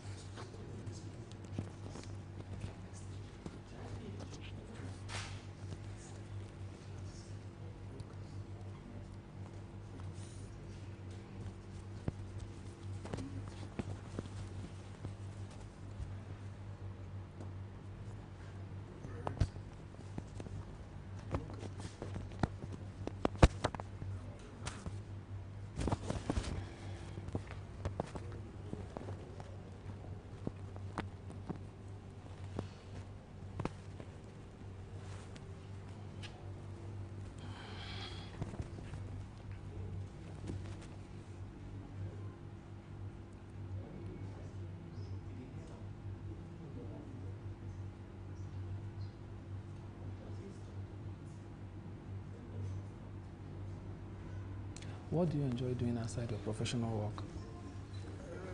After we share work, I do go and play football, listen to television, piece of latest information, both home and abroad. That's all I do. And I enjoy the situation of my life too. See, either I don't want to stay in my place.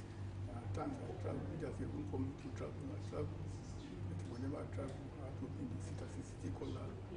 I discover with others, I go to church, do every other thing.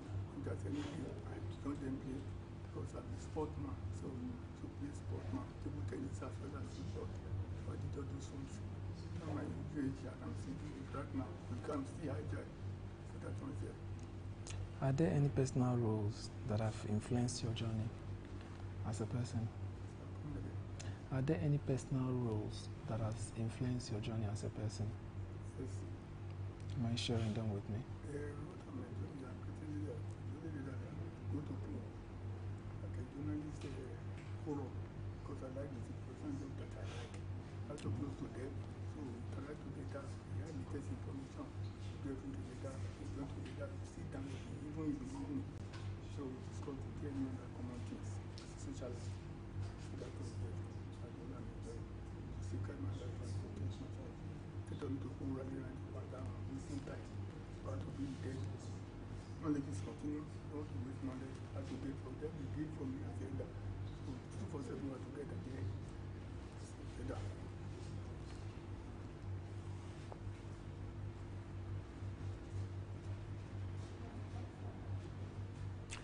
How has your personal background shaped you? How has your personal background shaped you? Well, I thank God. My personal background is that God with the education that my parents gave me. So myself is I gave myself with a sequel. So I'm learning more different things apart from education background. And the only legacy my family can give me is education. So when they give me the education, from there I'm build myself. So I thank God where am I today. It's under the education background that I had from my parents. So I thank God for that. And give me to where am I today. I'm okay today because I'm alive and I use the opportunity to train my friend.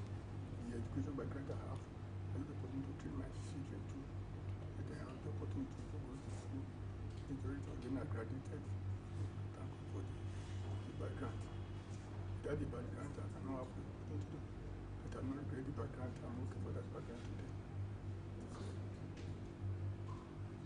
How do you define success? Success. Success is not a, it's by grace. Success is a without no struggle, you cannot achieve success.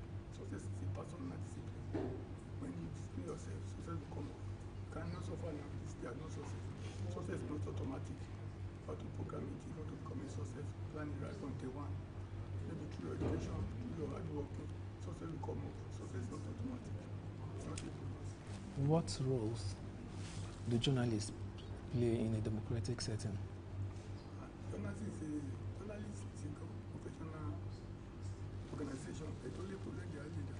Our dispensation now, this political area now, they don't allow journalists to tell the thing. Turn it down military rule. Journalists is number one. They are not give for latest information. They are doing well. There's no more for them. Political today or this, they are no room for them because they politicize every other thing. Everything was politicized. They don't get free hand now. You cannot say anything. I say to talk to the people, the street or the writing the papers. You know, you write all those things now. You can come down and pick you. But don't try of military. They are free. They are safe. They are protected. So they can go anywhere. So that is that. What are your personal views on press freedom in Nigeria? What are your personal views on press freedom in Nigeria? That's what I'm saying. My personal view is press freedom. Solely our government can bring them press free. But today now, I'm using this thing, civilian. Civilian doesn't allow them to. This is the only thing that can really give them now. That's a military rule. That's a rule for them to free. But this time around now, they're not to free because they're politicized. They see the truth, they cannot say it. They see the truth, they cannot even echo it out. That's the problem. The politicize every other thing. Journalists it's a critical assignment and it's a good professional job, but they are not free to do it. My best of my knowledge, they are not free to say the truth out of the truth. It's that.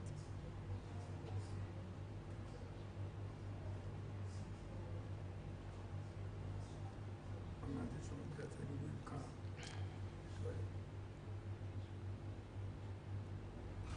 What would you like to point out to conclude your interview section? What would you like to point out to conclude your interview section? I thank the organization that organized this thing because it's about gather your brain, you use your energy, you use your cash, you use your wisdom to gather this thing. They have tried, I congratulate them, they have tried, I contribute to the life of the because I came from them and I came from a lot from them. The truth is that I've been on again. What is going to me? They are journalists. When they're not journalists, they think I don't come. Journalists is a part of it. You can part of it. So I went on them now. So that's that. The only thing that agency continue, they will never retire. The only thing that I know from them, the government protect them for their safety and their welfare. They do from them. So that is that.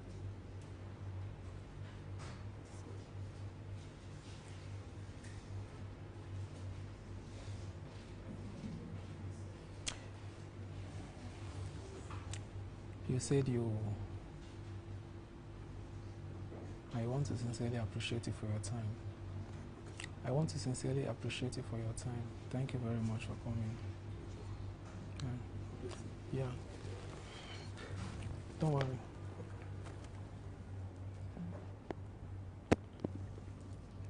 Thank you.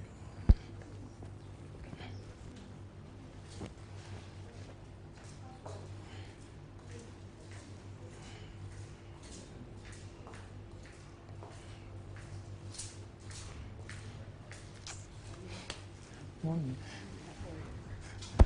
I'm fine.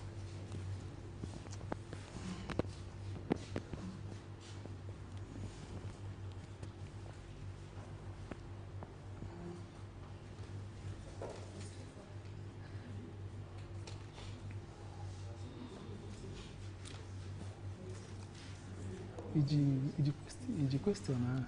Yeah. My own is not opening. Yes. Can I use your own? Can I use your own? I need to ask you to know what to ask. Don't worry. Can try go there also.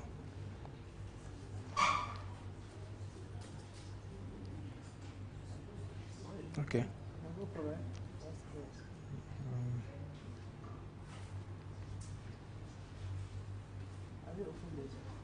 I think it's trying to open.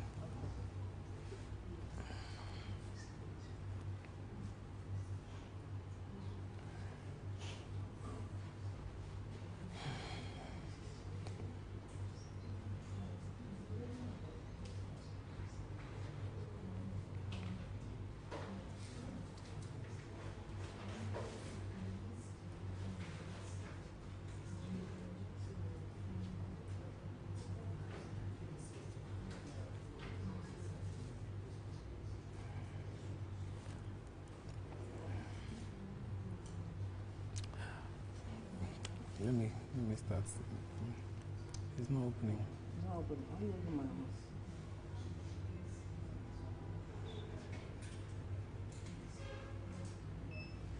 Come. Let me use that your own. Oh, but mama, let me answer. Don't worry, happy. Happy.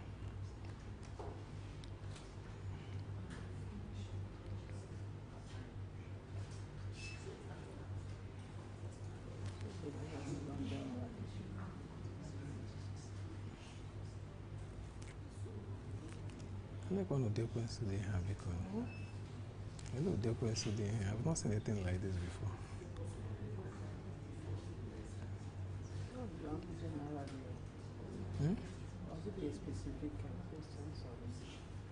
Okay. No. I'm not more than a ladies thing, so okay.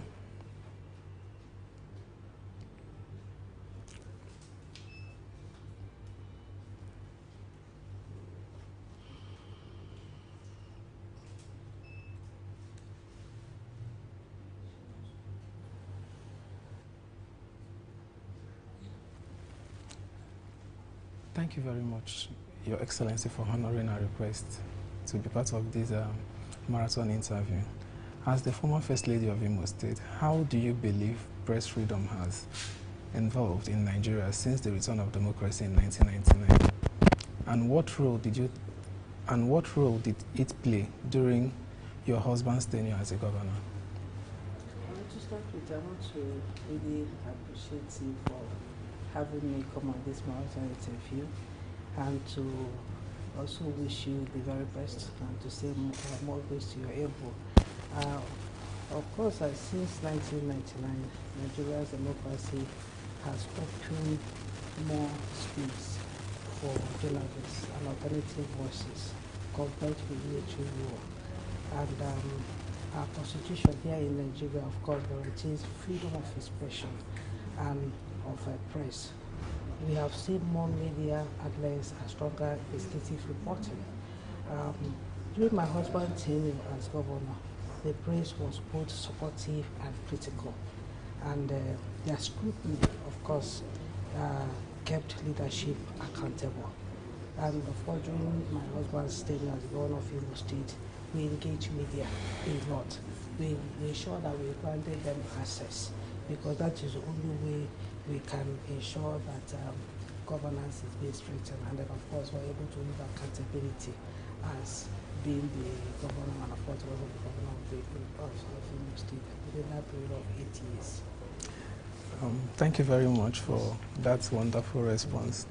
I think I witnessed that at some point. I was still practicing with NTA then. Yes. You know where. I remember seeing you do that period.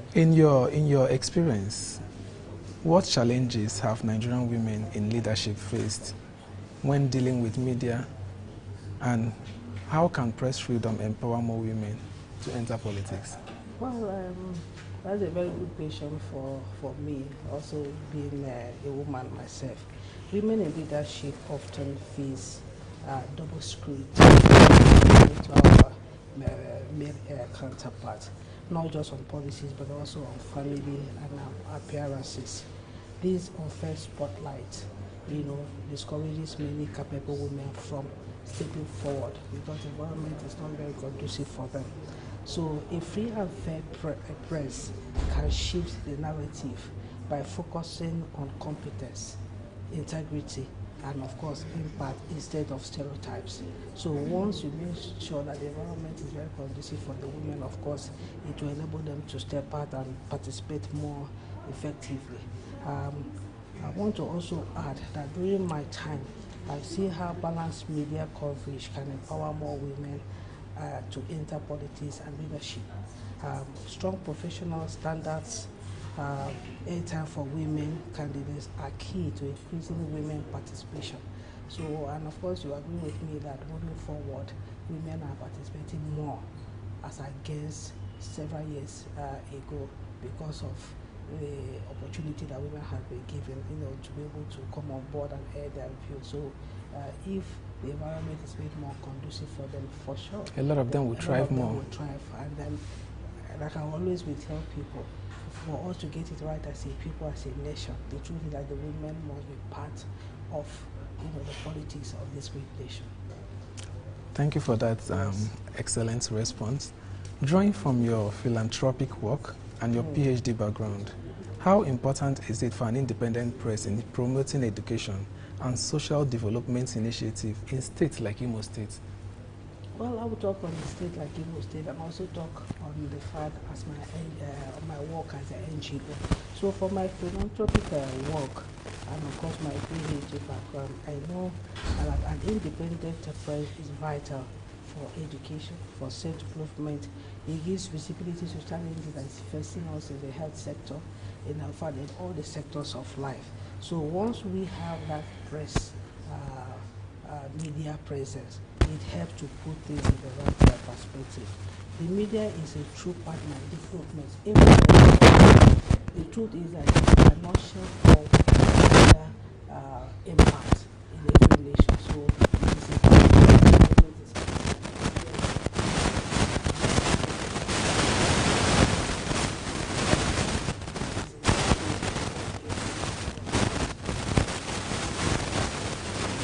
what advice would you give to an aspiring journalist in Nigeria on maintaining ethical standards while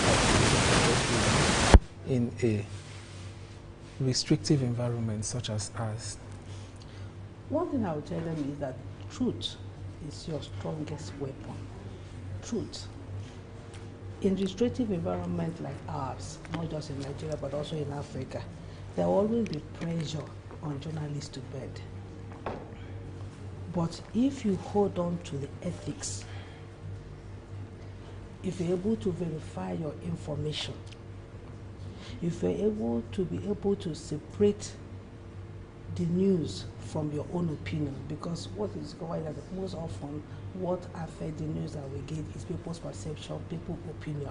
So verification of those news that you get and making sure that your own opinion is not part of what is affecting your decision, it will protect the sources and resist sensationalism. So you will build trust with people. The trust is what sustains journalism, even under any form of pressure. So I would want to say that my advice is that always, no matter how the pressure is, hold on to the truth. Thank you. How has your family political legacy, including Senator Rochas Okorocha's career, intersected with issues of media censorship or freedom of expression? Well, I know I wasn't going to escape that kind of question. So naturally, of course, when you serve in public offices, you will encounter both fair and unfair media coverage. And I want to say that my family is not an exception to that. So my family has seen both sides. There were times the media amplified our work, and of course there are other times when headlines have were shaped by politics, has affected the fact that it's up there, because when you look at it, you know that this is as a result of politics. But we have learned that the free press, even when uncomfortable, is heavier than silence. So during our time, we have witnessed both sides. But the truth is that media presence, is very, very key in governance. So we have really seen both sides. We have enjoyed them being able to amplify our voice. But there are also at times where politics have interfered, and you can tell that this is politics. True. So which of course affects this. Affects the reports. Yeah, more the reports, yes. In the context of Nigerian strength as a nation, how can press freedom contribute to national unity and combating misinformation during elections? But we know that unity cannot be built on falsehood. It's not possible. Unity cannot be built on. So during the election, misinformations can divide communities and ignite violence. So I want to say that a free and responsible press is vital for fact checking. You must check your facts.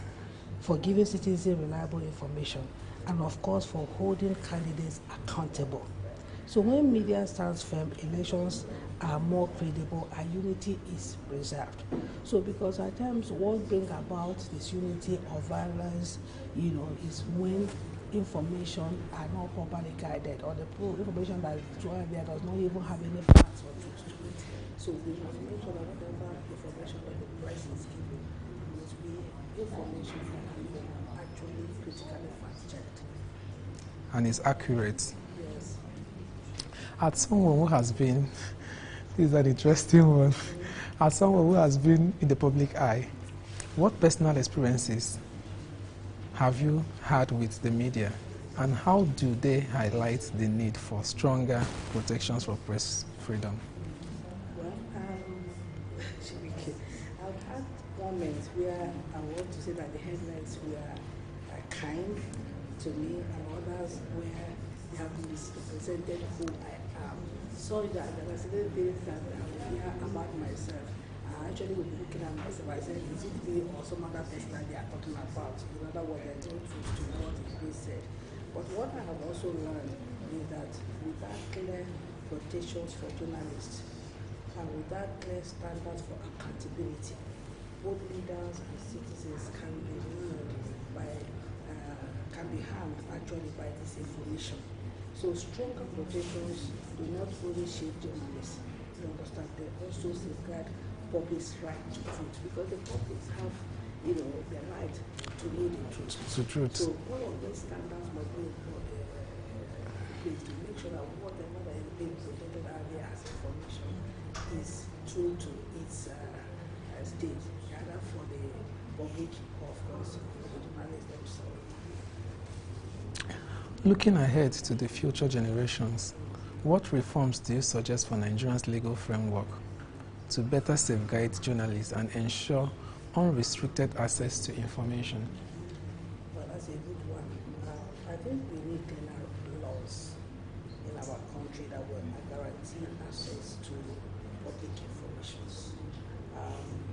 Protection for whistleblowers, because there are some people that have information, but because they are not, they are afraid of their security and all that, they are not able to come forth to give that information. So it's something for journalists in the field.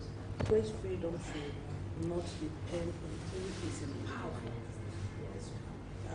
You should be protected by law as a pillar of democracy, because you agree with me that at times, depending on the capacity of the person that is in power, journalists tend to shield away either because their security is not guaranteed. So there should be restricted laws that will be guiding the standard and principle of whatever is done in the media space. Thank you very much for that wonderful suggestion. How does your role in promoting a non-stop initiative, like this interviewing marathon align with the broader effect to amplify voices through free and open media platforms? Well, I want to say that it aligns perfectly, very, very perfectly. Every platform that allows Nigerians or any country at all to speak freely and to share knowledge contribute to democracy. So this initiative, this particular marathon interview, reminds us that dialogue is powerful, and that when voices are amplified, solution of course emerge. I know that I want to believe that this is life, and then as people are watching and listening and all that, I believe there are solutions that will emerge from this marathon interview that will help individual and of course nation as a whole. The last one, reflecting on the global standards like those set for this longest interviewing marathon, how can Nigerian press freedom ranking improve to match the international benchmark for democracy? First of all, I think we must be intentional. First, by protecting journalism,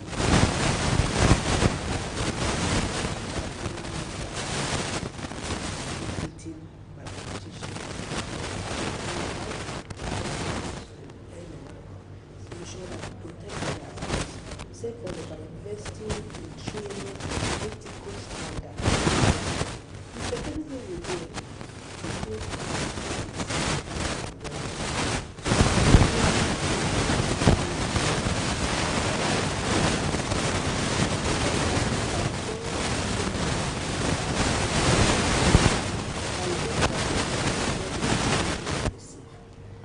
I want to let you know that at times most people are not even interested in listening to news or even reading newspaper because most of the things that they get to read or get to They feel it's not credible. They feel it's not credible, so they shy away. So we want to make sure that whatever information that is being sent out there are information that are true, so that people will be informed. Because information, of course, they see as power. So if we consistently uphold these ethics, Nigeria's ranking will rise. But more importantly, democracy in Nigeria will grow stronger. So it's very important. Thank you very much. Not for coming, but for that awesome recommendation. Thank you very much. I feel very honored to have you on this platform. Thank you. And then I want to wish you all the very best. Congratulations, and I think that one is really straight to be able to achieve your dream. God bless you. Thank you. Thank you, man. Thank you.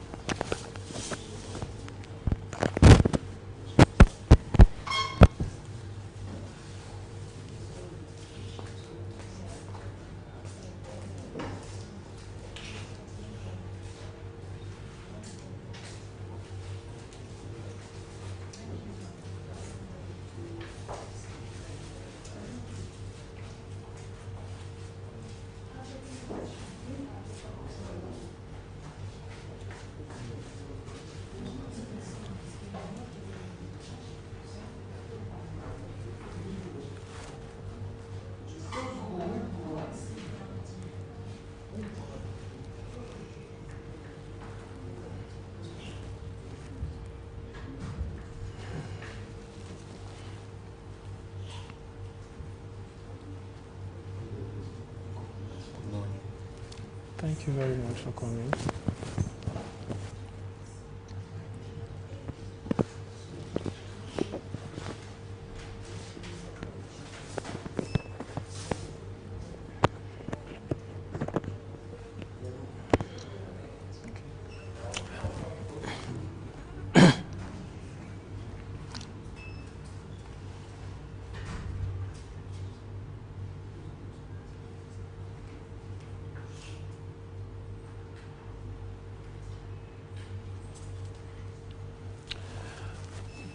Thank you very much for coming. Will we meet you? Okay. My name is Godwin Edafe Ojofia. I'm from Delta State, okay, to be precise. Okay. I graduated from, that's my Hindi program.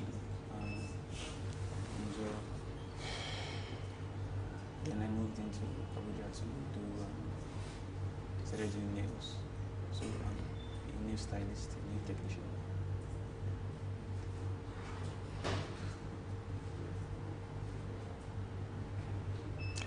So, what is the most challenging part of being an entrepreneur? It's growing the business, that's the most challenging. Trying to tell people that yes, you can really do this thing. Most people want to see what you've done to be able to believe that you can really perform in this So most times it's really challenging when you're just coming into the business. Like, that's the challenging part. Trying to grow. Can you share some of your personal experiences that have significantly impacted your life? Okay. Impacted my life. That's a good question. Impacted my life in what way? Positively. Positively, okay.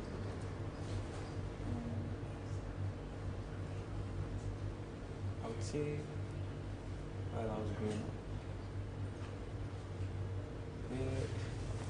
where I grew up, it spurred me to do more because it was a part of town that I grew up in Port Harcourt.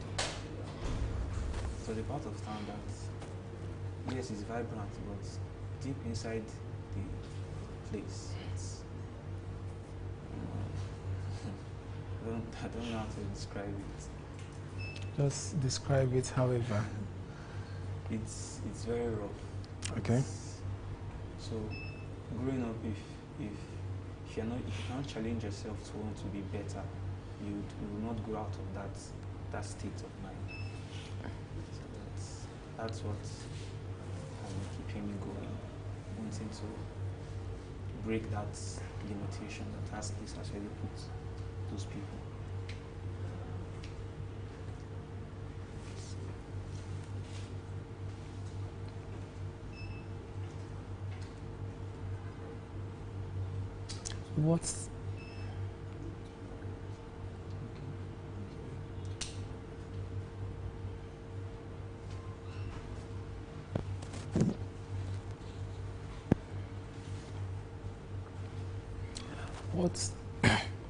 What does a typical day in your life look like?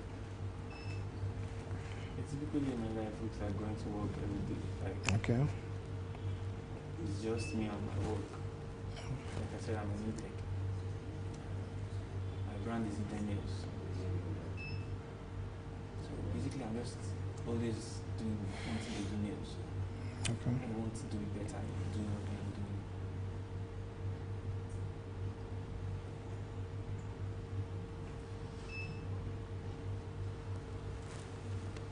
How do you stay motivated and inspired to pursue so many different passions? Because I believe I can do more. I don't confine my mind on, because it's a mind game, so I don't confine myself into one small space. You leave it broad. Yes. Yeah. Okay. So how has that been able to help you? Can you expatiate? I know I'm not where I want to be now, but it has helped in molding me to this level that I have become, because it has not been easy though. Because there are some rough turns and all, but that was just the learning process. Okay. So the drive has always been like it has always been, always wanting to do more, always wanting to be better than I was yesterday. As a very young person who is very, very ambitious, what values are more important to you? Being real. Being real. Being real in what sense? In all aspects. Being true to yourself. Being true and staying true to yourself. Being real. And keep the energy real. Don't like mixed feelings. Like if you don't like you, I don't like you. If I like you, perfect. I will do anything. But just keep it real.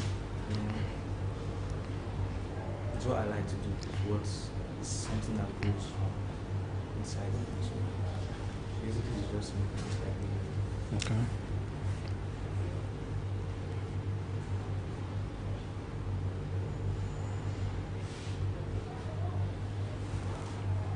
You know, as a young person that's at this development developmental stage of your career. I don't always like using the word developmental. I use the word at a technological age. At this technological age of your life, you're trying to do something very meaningful, trying to make sure that you set up yourself, try to make sure that you are there. What goals are you still striving to achieve in your life right now?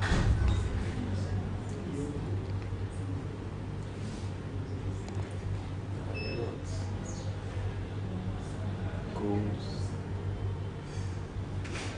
But the biggest goal among all of them is just wanting to be the best. Not basically the best, but how do I use that word? I think I haven't used that in English. So I fit.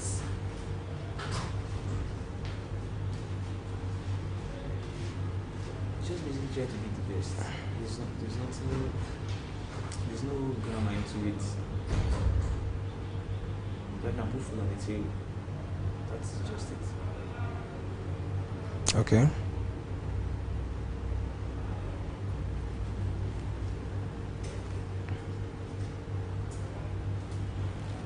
Where do you see yourself in the next 5 years? The next 5 years. The next 5 years, I want a bigger brand. Okay. Because I believe that what I do. The next 5 years, I see a bigger brand. And a bigger you. Okay. Before you go, what is the most rewarding part of being a nail technician? What is the most rewarding part of being a nail technician? What is the most rewarding part? The most rewarding part is seeing your customer smile. Okay. Where you according to what they see on social media, Okay. what I do. Okay. Seeing that customer satisfied, that smile. Okay. So, does it come with this nature of business? Do you see people, or have you encountered people who stereotype you because of the nature of the business that you're doing? Yeah. Some people would say that one shall. Some people say because most new techs are gays. But I can't be judgy about what you do also, but I don't do that shit. So, but that's just the only thing. They will want to start calling you names, but I don't care. That's what I like to do. So.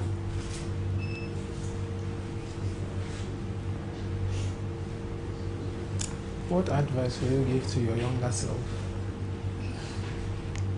Are there things that you've done in the past that you look, when you visit your past and you remember them, you feel like, so if we were to turn the hands of time, what advice would you give to your younger self? Honestly, I don't regret anything.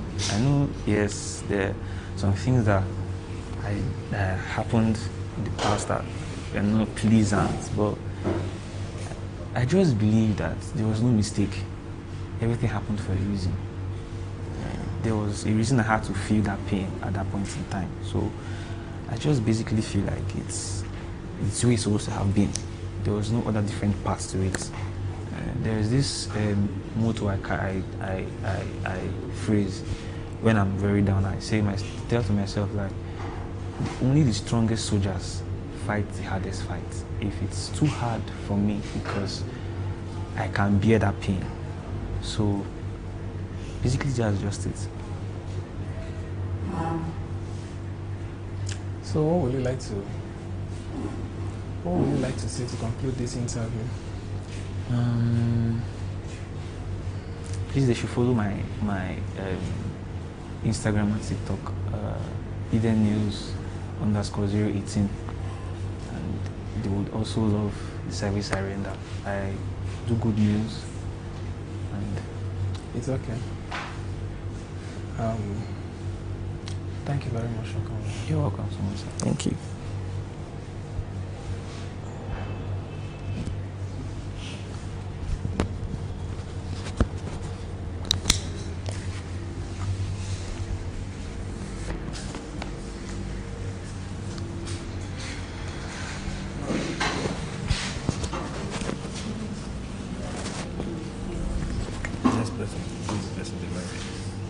You just click it. Quickly.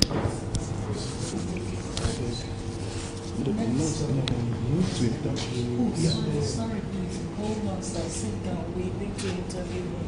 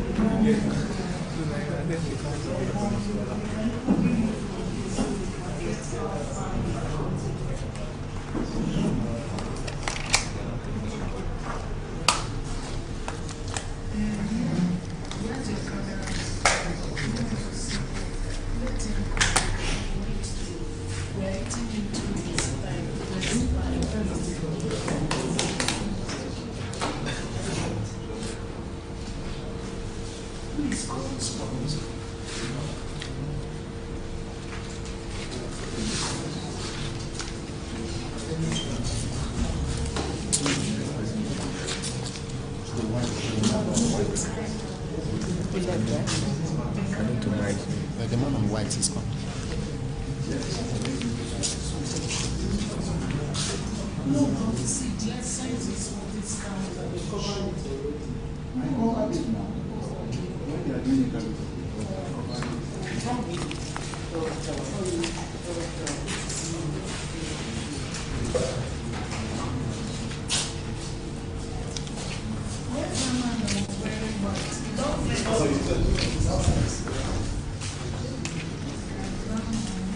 Put this thing inside here.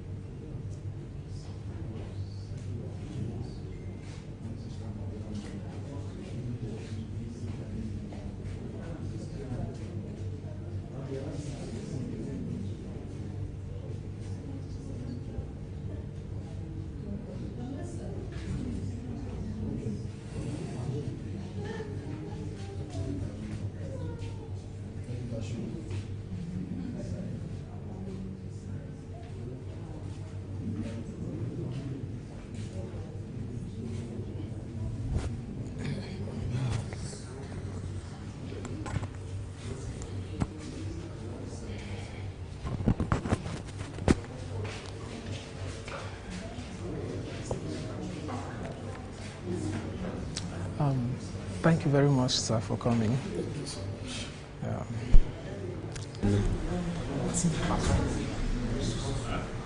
Can you briefly introduce yourself, sir?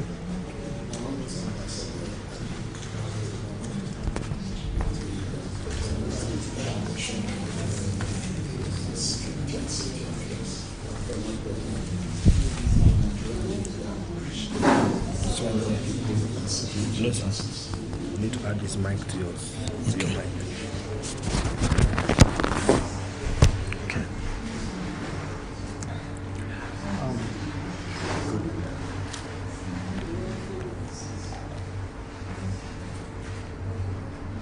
I think one of the issues that our youth are facing right now, it has been an issue of concern, is the issue of wrong profiling by the security agencies. How does your organization tackle such issues? Yeah, just as you have said, it's a major concern, and so far so good. We've tried our best to steer up good relationship between the security agencies, especially the Nigerian police, which more of young people have issues with. And on 23rd of this month, the IGP has taken it up and has spoken directly to all the DIGs, the AIGs, and the Commissioner of Police to go back to their different jurisdictions to address their personnel on why they should stop the harassment of young people, and also educate them on issue of collection of phones on the road, searching of phones, unlawful arrests and detentions. Issues that are civil based can easily be resolved for two persons, and for both of them to go back and be happy with themselves. But a situation where you become hostile with a particular person and the person feel unhappy, so such a person get aggrieved and hold it at the heart and become wicked. So some person does not just become wicked because they want to be wicked. They become wicked because of things that has happened to them.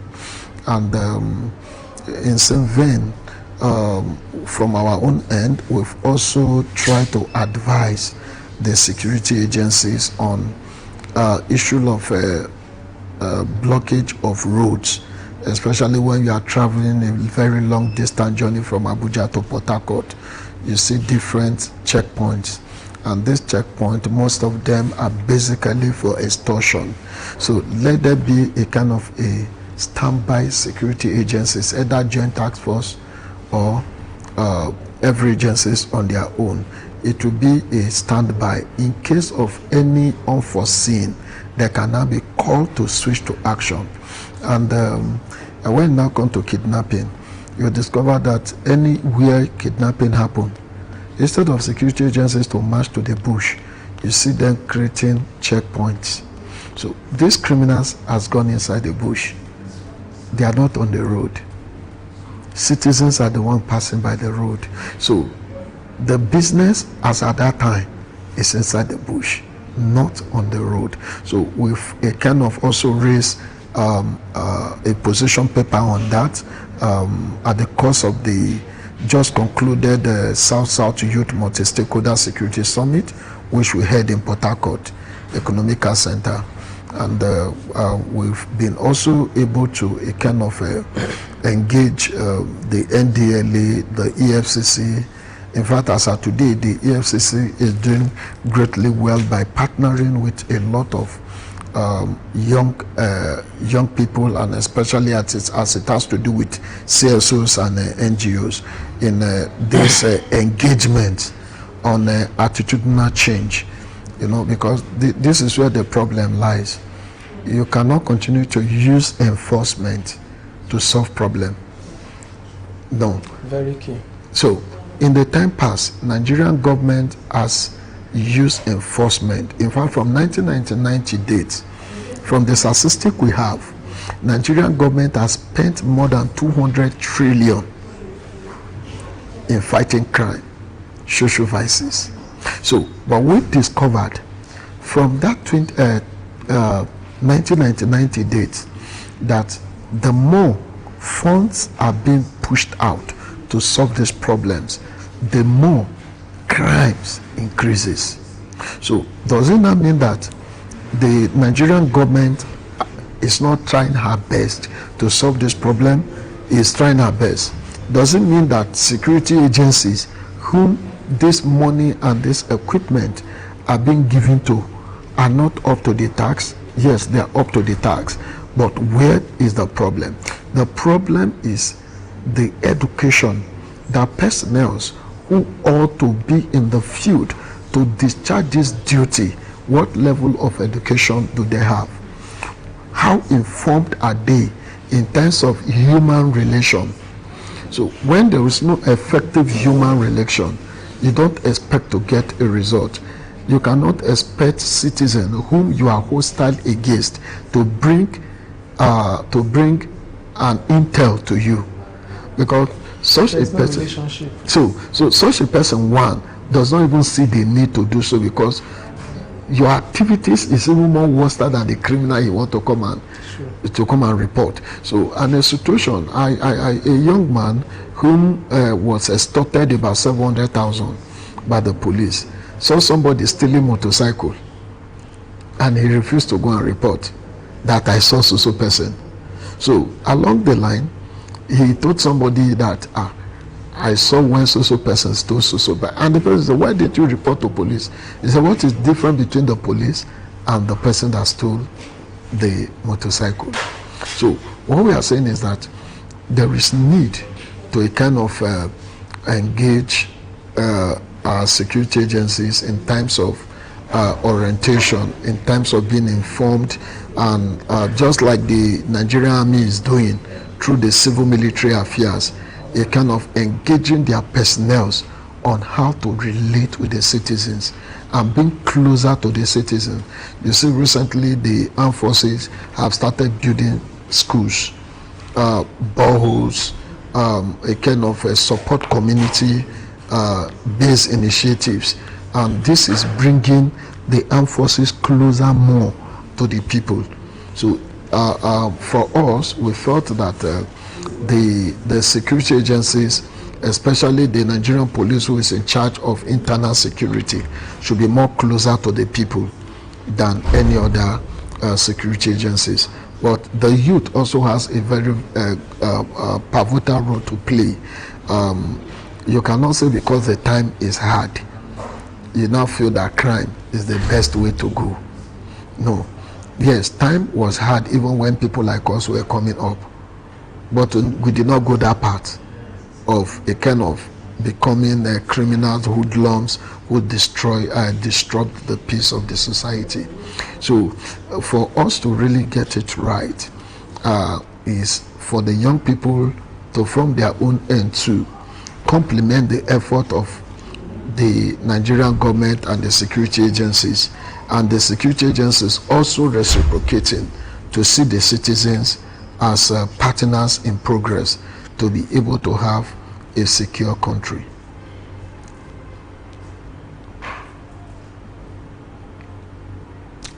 Thank you very much for that awesome submission. That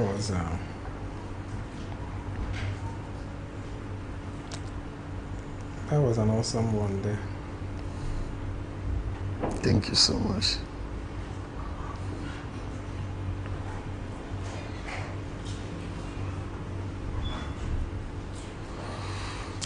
Can you describe the core mission and objective of your security agency, your job, okay, your agency? It is not an agency. It is a branch of the National Youth Council of Nigeria. In 2020, preceding the NSAS saga, I was the National President Youth Advancement Initiative, and several young people called me on how they were arrested unlawfully, detained, extorted, dehumanized, being brutaled, and so we felt that there is need to have a kind of a body that represent the Nigerian youth voice in the cycle of security. And if you agree with me that in the time past, there is no effective relationship between young people and security agencies. And this has caused serious hostility between young people and security agencies, because they felt that the security architecture of the country see them as an enemy, believe that they are nobodies and they can just be treated anyhow. So we're kind of looking at what to do to actually bridge that gap and come up with an effective solution. So immediately after the EndSARS and the pandemic of what is his name? COVID-19. The Board of Trustees of the National Health Council, at the course of the task force, brought us on board. A lot of young people could not go anywhere except those in government who could have the pass and special tag, and letters to move around. So, and we felt that young people are at the receiving end of this, and there is need for us to be at the front line. There were a lot of, if you followed up that period, you discover that security agencies made a lot of money in different borders. Either you pay 20,000 to pass, you pay 10,000 to pass, you pay 5,000 to pass, and that period you see different checking points everywhere. And for you to pass, you need to pay money.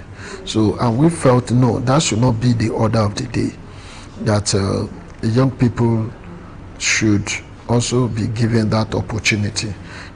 We worked towards that and got into the then SGF and the chief of staff to the president as at then were able to work together, and that gave us a serious edge. And officially in 2020, the Board of Trustees of the Youth Council now brought us on board to become the face of the young people on security and safety matters.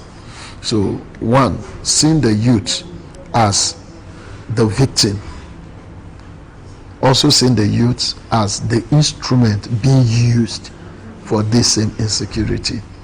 If you look at banditry activities today, you discover that 95% of those that carry out these activities in the name of bandits are young people, between the age of 12 to the age of 45. So, which is a generation of its own. And we also look at it from another dimension, that these young people, how have they been treated by the government? Is there a space for them to have a say when it comes to policy and decision making as it has to do with security? And we also look at it from the perspective that anytime Nigerian government want to make decision on whatsoever that have to do with security that affect young people are not always there. You see, it is these old men that will gather themselves. And the same decision and policy you want to make will fall back to these young people. Why not allow them to be on that same round table to also be able to express their own feelings on why ABCD cannot work, but if DCF can be looked into, we can be able to see what can be done. So it should not just be you alone who is trying to enforce. We will also come on board and become your voice at that pace. And when it comes to sensitization, NGOs has tried her best. Civil society organizations have tried their best. But you now discover that even after their programs, when they submit communique, this communique are just been thrown in dustbin without being looked into. So we've kind of from our own end start doing follow-up. As many programs that have been done, we have knowledge of, and we ask of their communique, the outcome of the program. We push to the appropriate office, and we seek that the government should look into such.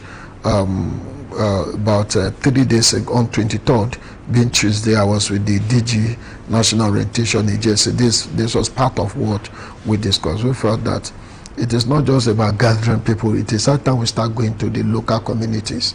Let us go and see what happened there. So let it not just be Abuja affair. Let it not just be those putting on that T-shirt and marching around the town. No, let it be one-on-one engagement. Let's go to where this thing really affect the people. So we also look at our secondary schools again.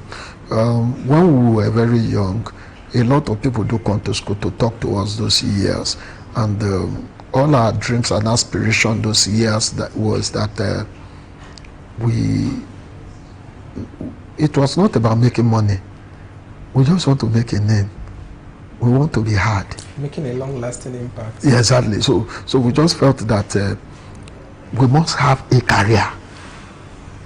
So, but today, even a child of a boy in primary 6 want to buy a car, who has not even graduated, who is still under the umbrella of the parents. So there is a change, and this change is what we are now going back to schools to engage the younger ones in terms of moral, that career gives you a clean money. Career gives you a clean money. So, but when you don't have a career, it's either you become a nuisance, either you become a tout to a politician, or you ended up becoming a politician that has the mind to come and loot, not to repair. But when you are a career person, that means you have undergone stages to get to where you are. It means you are well informed, either in policy making or implementation. So all these are part of what we've been able to bring together, and we've been working on. We are not just on media, we are everywhere.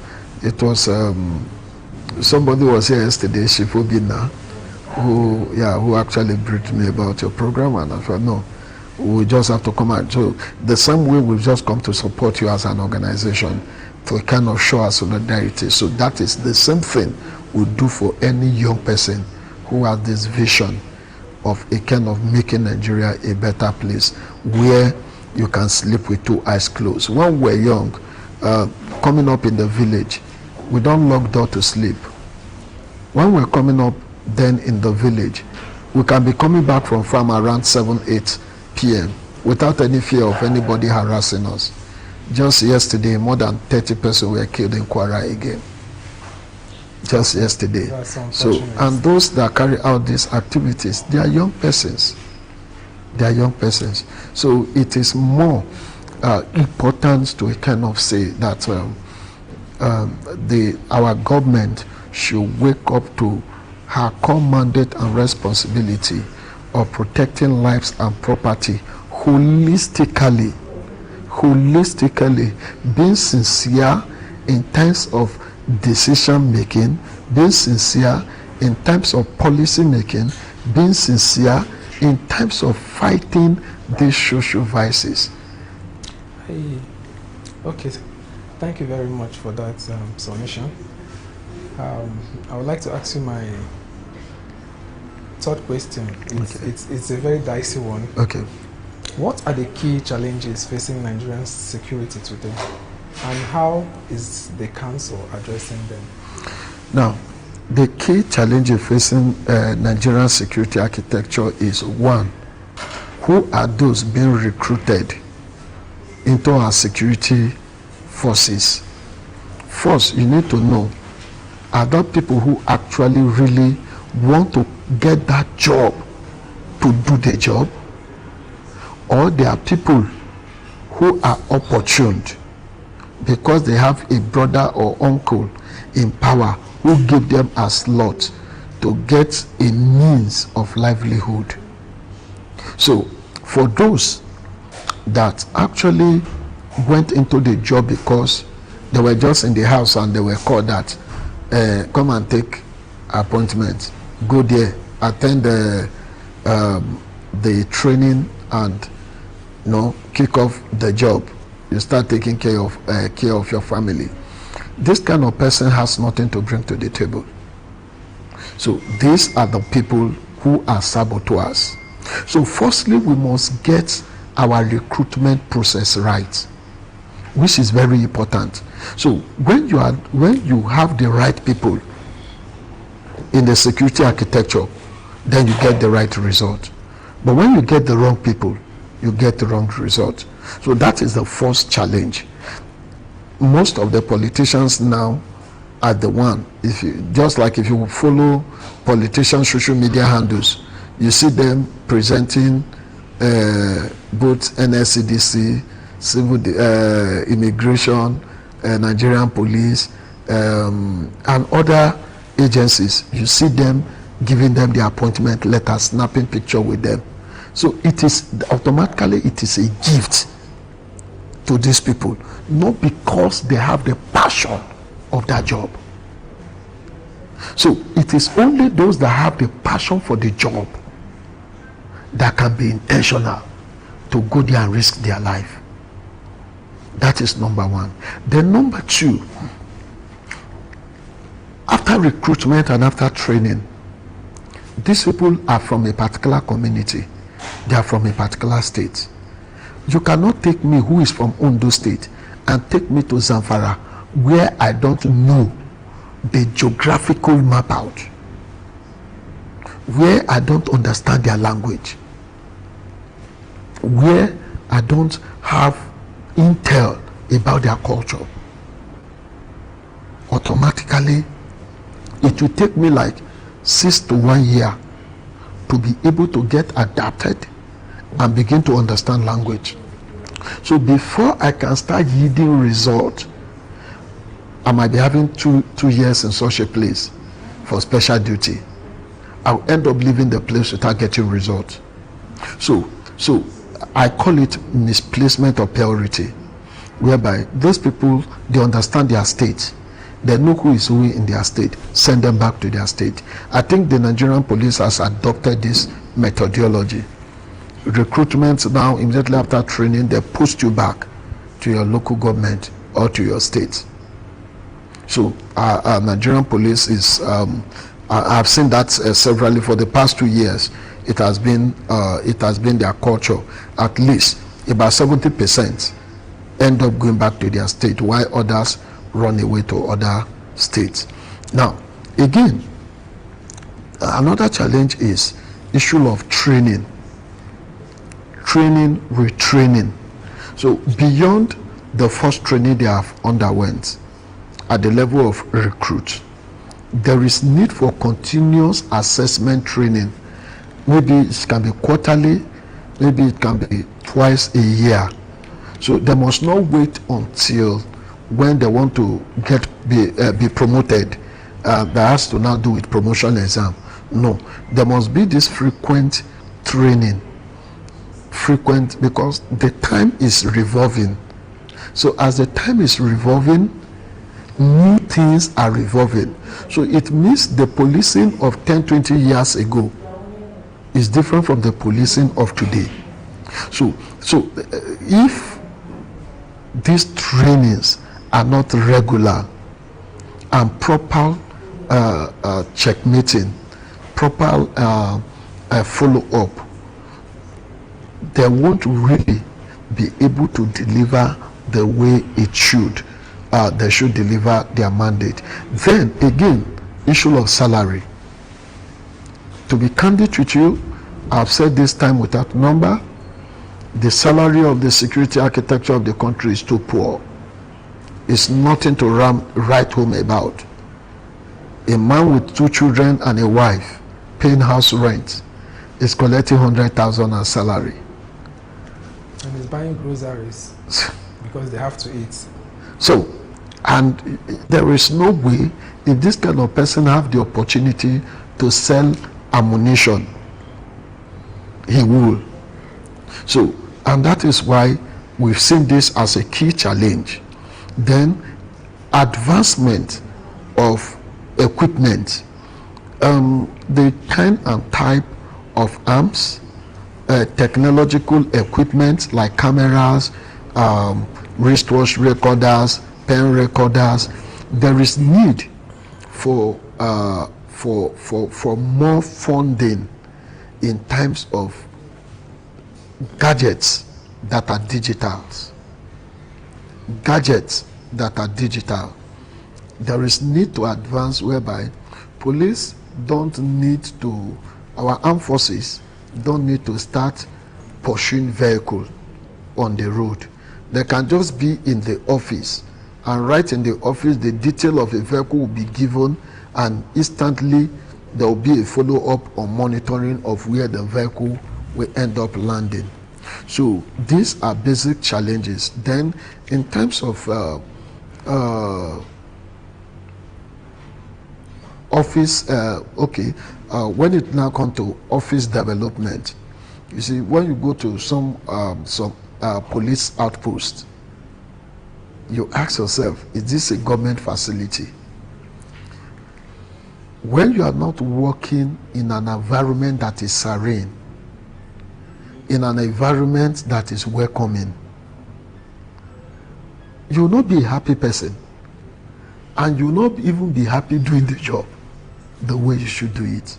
So these are key challenges. So if Nigerian government can look into the salary, if Nigerian government can look into the equipment, security gadgets, modern ones, if Nigerian government can look into our recruitment structure, getting the right people involved, mainstreaming the right people, recruiting the right people into the job, this goes a very long way to ease the work of security and policing our country. Okay. So how does the council ensure effective intelligence sharing and collaboration among security agencies? Yes. Quickly,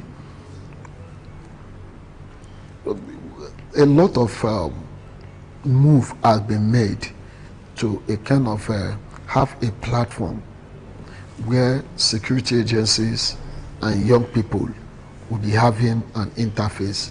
We've written a memo to that effect, that just like they normally have the joint task force within themselves, we've also spoken with the Minister for Youth, and a kind of we having a platform where 2 representatives per security agencies from the intelligence department have a common platform together, and we have two representatives from each local government across the 774 local governments in the country, and we also have the security agencies from different this thing in that same platform, and this will really help for effective information sharing. But be it as it may, it has been an individual thing whereby it is a home that you have access to, that you can share intelligence with, because in the past a lot of persons feel sharing security information has really affected them, whereby the criminal will end up being informed that so person came to tell us about your activities, and such a person becomes the victim of circumstances, and a lot of persons have shied away. So but recently we've actually reignite the mindset of young people that we don't have any other country except this that we have, and if there is a serious unrest in the same country that is ours, automatically we are doomed. So there is need for us to kind of bridge that gap, because we are more closer to the people, we are always in the community, and we are the eyes of the security agencies. So but in terms of information sharing, it is basically on individual dealings. For some of us who are close to 1 or 2 senior officers, we call, we give our informations, and it ends at that. All we do is just to do a follow-up to make sure if action was taken or action was not taken. But I think the Nigerian police is really doing well as of today in terms of keeping a kind of keeping the name or the identity of informant safe. They are doing wonderfully well, and the DSSS is doing the same. And I must commend the Chief of Chief of Defense Staff. So far, so good. They have been a very robust, intelligent network, and it is going well. And he is also appreciating those that are really working in terms of making sure that these informations are genuine. When they are scrutinized, results are gotten out of it. So the Chief of Defense Staff is really doing well at this place. That's a wonderful one. I don't know. Does your council or organization engage with international security partners? No, for now we don't. And basically what we do is we focus more on sensitization, engaging young people, looking at the future that we are looking at. We are looking at if the trend of things that is happening as of today continues, we might be having a very dark future. So our focus more is here in Nigeria, and we partner more with our security agencies here and individuals who actually feel that we must be able to have a secure country that will draw international communities and business tycoons to come and invest here. If the country is not secure, nobody will want to come and do business here. So everybody wants to do business where it's secured and safe.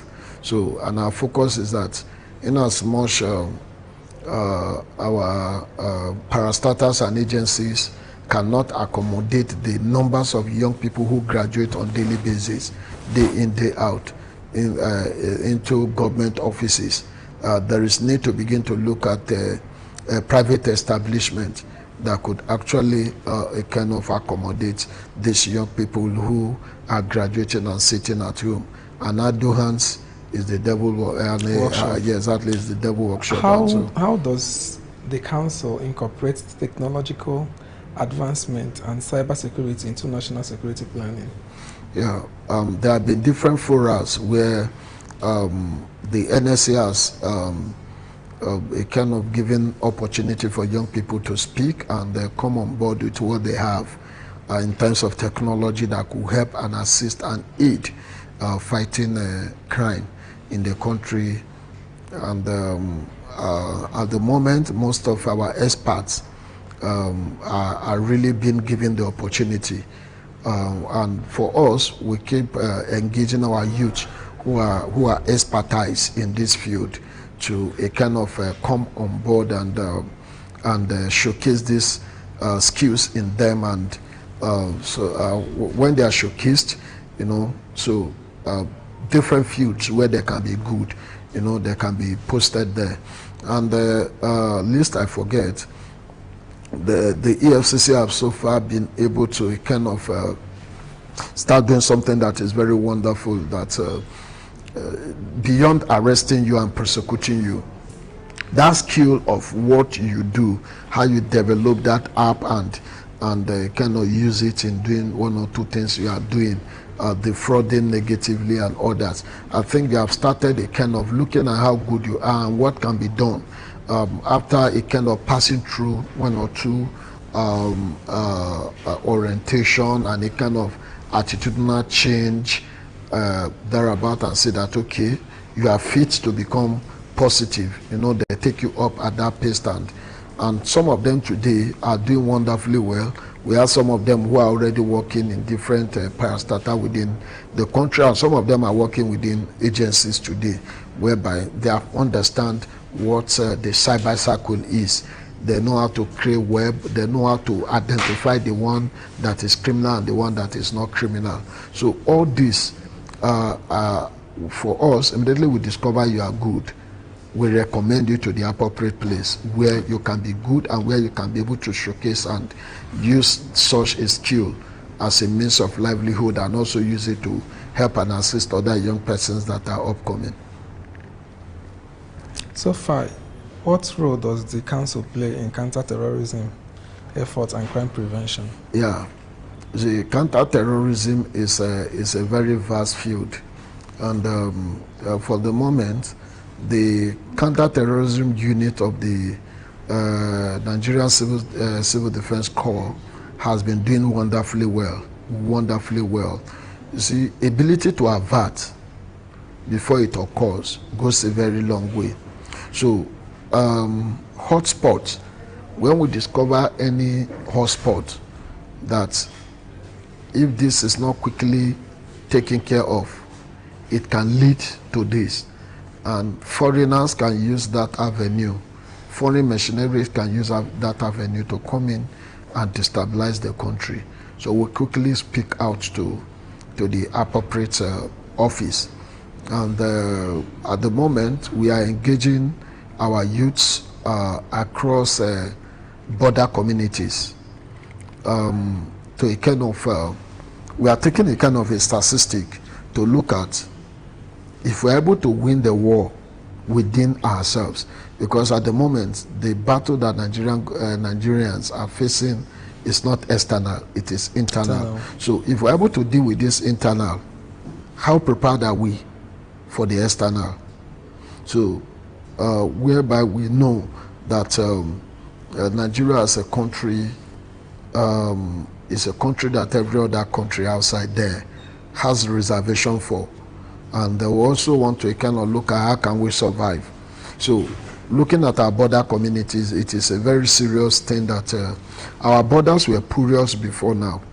And with what the Minister of Interior is doing, equipping the immigration, our immigration and our border personnel, we are seeing results, and this will actually really help and assist the counter-terrorism units to a kind of get more robustly prepared, because when the young people from those communities are also supporting, the immigrations are properly taken care of, automatically the counter-terrorism units, their morale will be boosted because they know that what they just needed is action.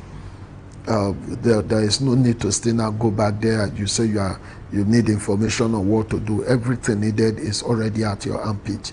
So for us, we've engaged our youth. We've told them that we must. It is not an opinion. It is not. There is no option there. It is a must. We should join the security agencies to make sure that our border communities are secured. If they are not secured, automatically Nigeria as a country is in danger. Okay. My last question for this section. What are the Council's priority for enhancing national security in the coming years? Yes. Our priority at the moment and what we actually emphasize is one, the Nigerian government should see need to engage young people more. In fact, her policies, her empowerment, her activities should be more youth focused.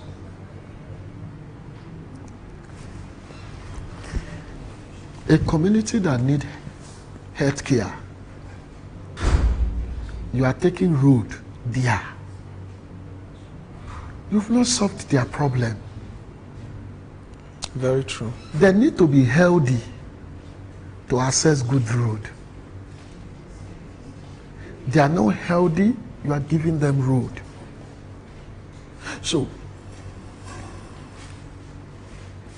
our target and our focus is to kind of begin to let the Nigerian government and authorities, our ministers, representative of the government, to understand what the people really need more. Young people needs recognition that skills he or she has is valuable to the country. Just like in other foreign countries, like a lot of people talk about America today, they appreciate what they have. are skills, and they does everything possible to make it grow. How do we in turn get such here as a country? So from our end, if we must have that secure country we dream of, Nigerian government, from our positions, our engagement in the past, must prioritize youth empowerment. The empowerment is not just giving a motorcycle to go and become Okada rider. Or a tricycle. Impossible. It does not really. Many of this empowerment has been done in the past years. After 1 year, go and check for that motorcycle. Go and check for that tricycle. Some ended up having an accident with it, and nobody comes around to care about them anymore. So it is beyond giving these things. So what the Nigerian government should prioritize more is skill empowerment that is perpetual, that is retainable. And immediately after that skill empowerment, there must be a continuous assessment. After 1 year, how far has this person gone? What does this person need to advance from level A to level B? If that follow-up is done in 5 years, out of 100% that is empowered with these skills, about 60-65 will escape through, which is a pass mark. And these persons, empower them to now establish bigger, where they can be able to employ others who are upcoming. So this will give the Nigerian government a serious rest of mind. And you look at our skill acquisition centers in local communities, how functionable are they? They are just there, having name without impact. So a proper follow-up. So the problem must be dealt with. The source of our problem. So the source of the problem is make the Nigerian youth understand that they own the country. Secondly, make the intellectuals and the good ones have more priority than the touts. Nigerian government prioritize more of touts. A place, this kind of your program should have received the endorsement of the government, but because you are not in that line of school of thought of being an errant boy for a political emancipation, you are not a priority. But someone who is outside there, who does not even have certificate, who cannot sit down and think of what can I do to make Nigeria has a name and a face in the global world, are the people that got priority. So ours is, we've been able to engage the authorities on redefining their priorities over young people. And this will really help to kind of define the country we are going to have in the next 10-20 calendar years to come. All right. Thank you very much for your time. Thank you so much. Thank you.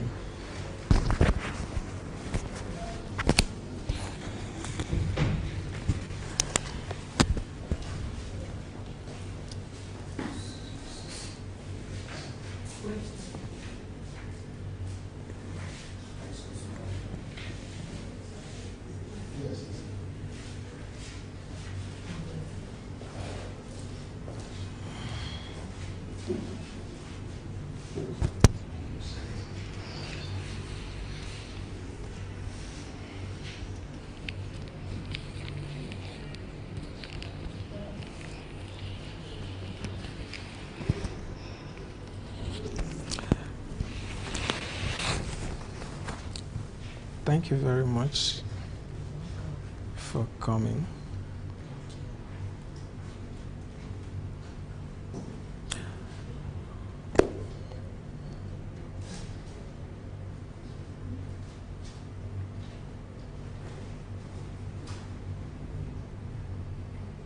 Aside being a well-known and hard-working journalist in the FCT,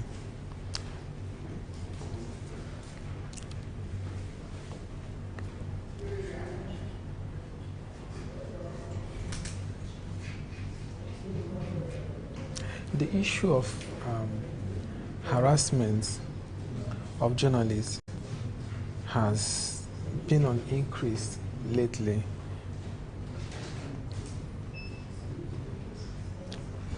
What would you say about that? Thank you so much for the question. Harassment of journalists is a big deal in Nigeria, especially in Nigeria. Recently, we have had several cases of journalists who have been harassed for carrying their duty.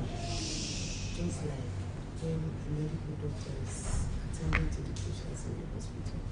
This is what the journalists do. This is their field. This is what they do. They understand that they don't want to do because of some people just want to carry their side. Ensuring that people are informed. They ended up being hospital by using governance and so the number has been increased lately.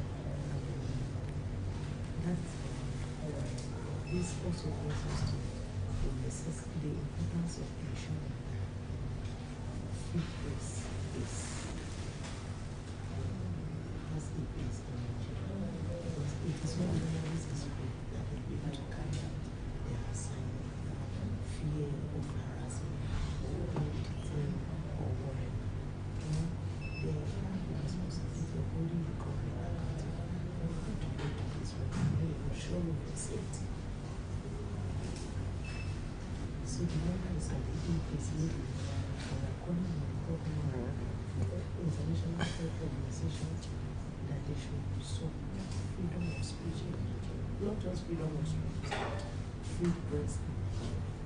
So that is what our aim was to carry out. So, how do you, what is required? How do you choose this? How do you choose the story you want to cover as a journalist? How do you choose the story you want to cover? Choosing the story you want to cover, first of all, has to come with interest and professionalism. In journalism, there are people that are trained to cover a specific some certain bits. But as a trained journalist, you are expected to do all the bits. Because you're expected to be knowledgeable and passionate and understand it. So choosing the bit you want to cover for me, this has to do with interest. For instance, and particularly when it comes to gender issues. It has to do with children, gender advocacy and gender.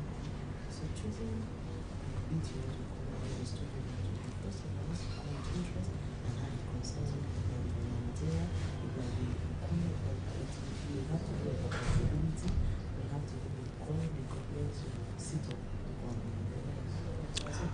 What has been your proudest moment as a journalist?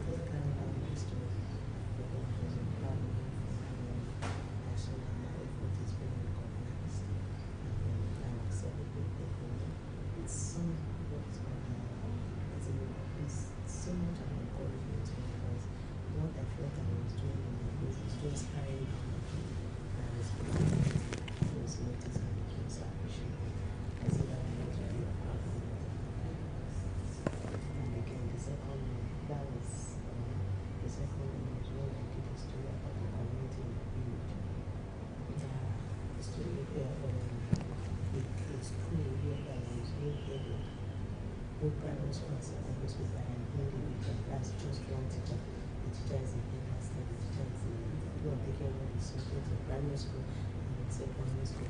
I did that to call the attention of I shared with you, and call the attention of unison,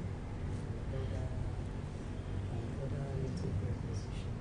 So I felt good that I made a move, and I just think it would be bad. Something I was done about it. It was a very proud. What challenges do you often face as a female journalist? Yeah, it has to do with the challenge of harassment.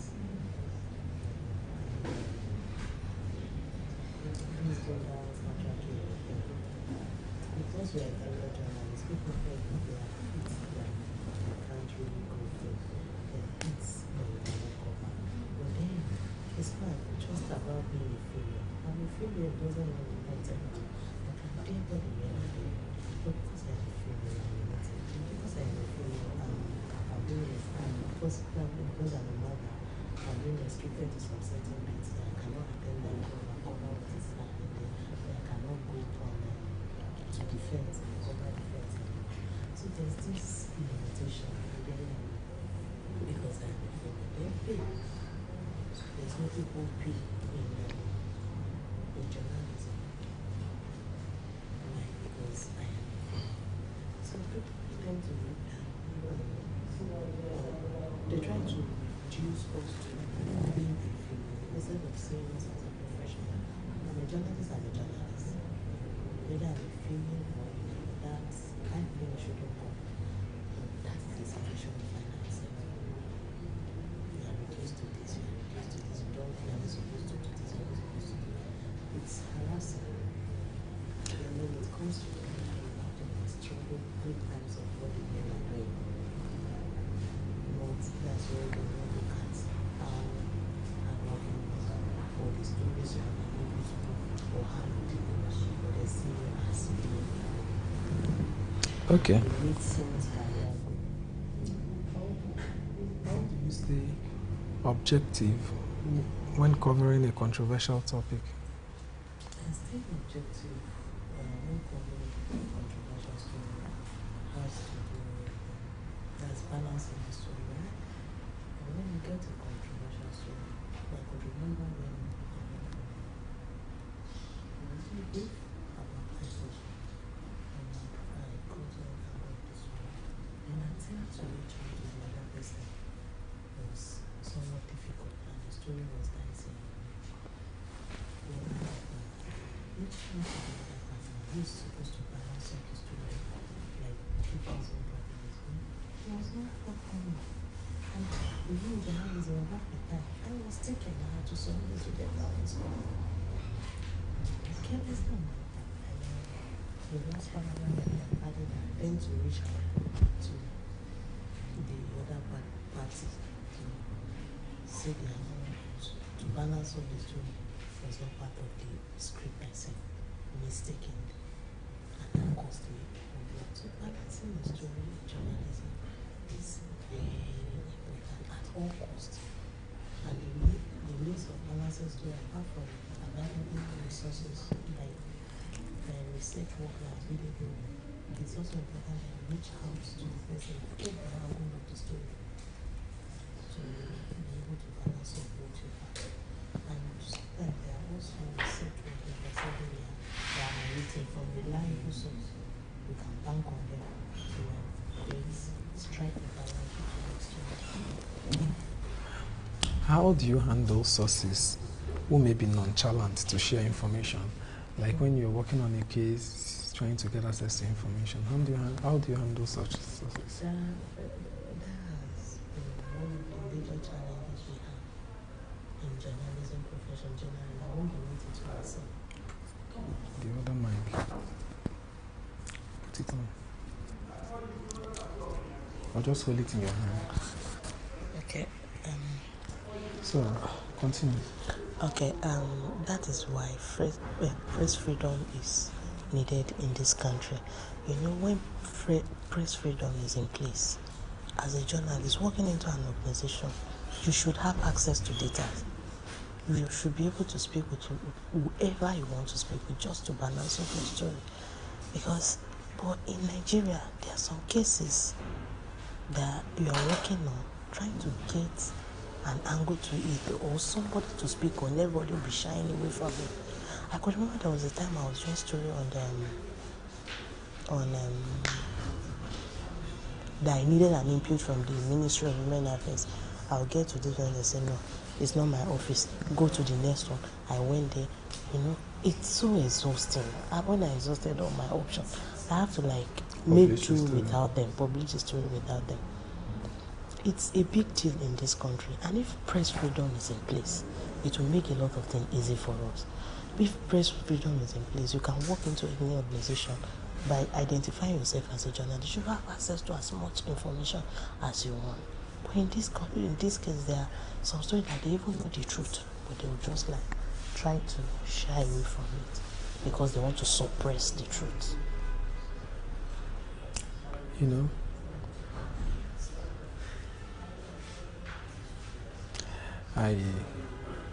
There's always a very funny experience for every journalist, and that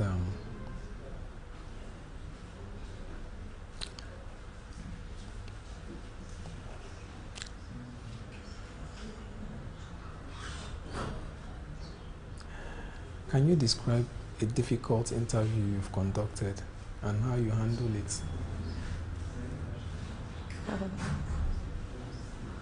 The difficult interview I've conducted, that should be with me. Difficult interview.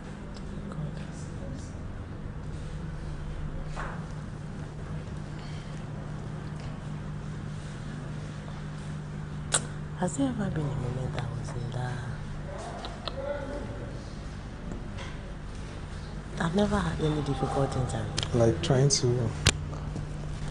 to interview a politician and you encounter attitude from their heads. Okay, there are several of them.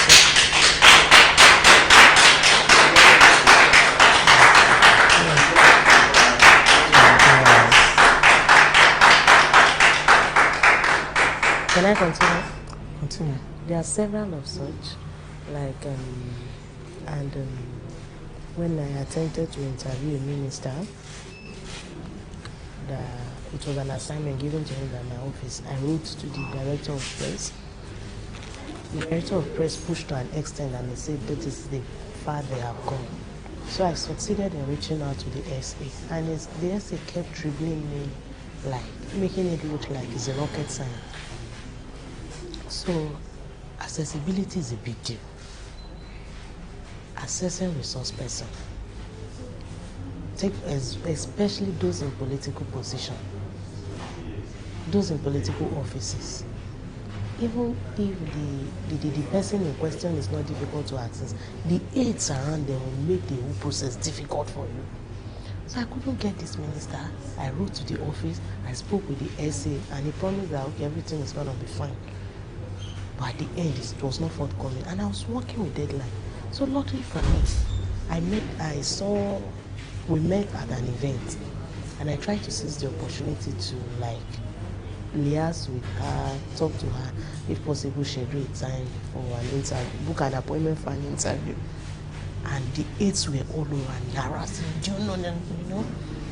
The embarrassment was so much. I said, I'm a journalist for crying out loud. And I needed this story for, I said, follow the right channel. My brother, what is the right channel? I've written to the director of press. I've spoken with the SA. I don't have direct access to this minister. And the minister, I said, I want to speak with her. And the harassment was something else. So, but what do I do? Like my editor will always say, you can't have all the story. Go after the one you can get, and the one you can't, leave it for another day. Somehow they will come looking for you. So that was how I was able to handle that situation.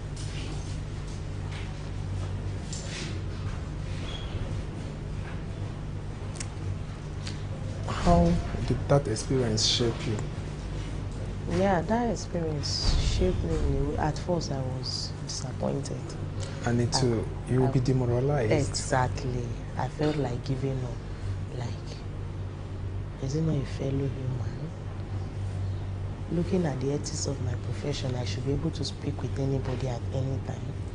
I've introduced myself as a journalist and they still have the guts to do this to me.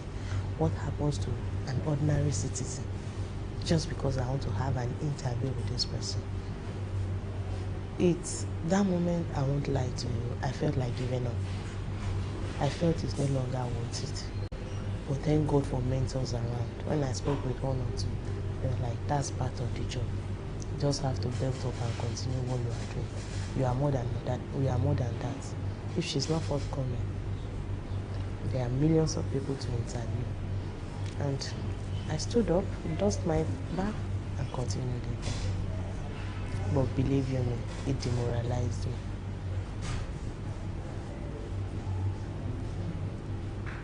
So if you're meant to advise a younger journalist, what will you tell the person?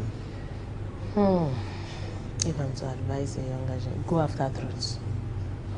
It might be so expensive, but be objective in your story.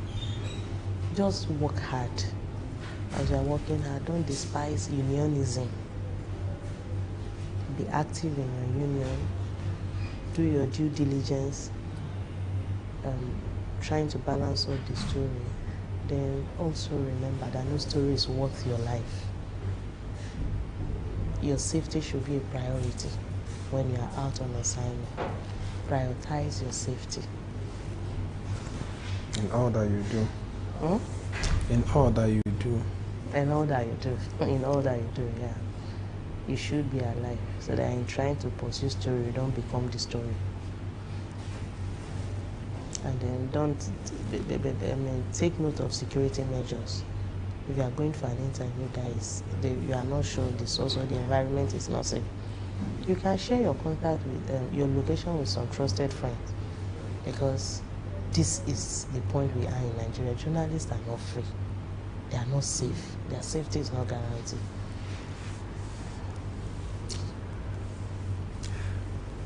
You believe with me that the issue of press freedom has been that we cannot neglect anymore. It has been, we've been repeating ourselves. Okay, yesterday one of my guests made mention of the channels guy that the police killed during a protest. So, and all the rest of them. So this is just for them, and I believe that with this we're going to make impact. Thank you very much for coming. Thank you so much. I feel very honored. Thank you so much. Thank you. Thank you so much. You can remove the mic.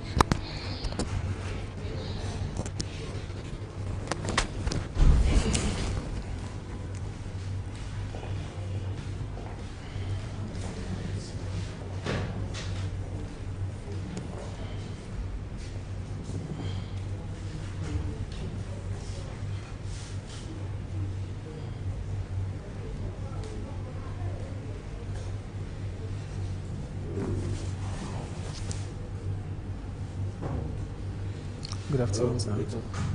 How are you doing? I'm fine. Okay. You? Thank you so much.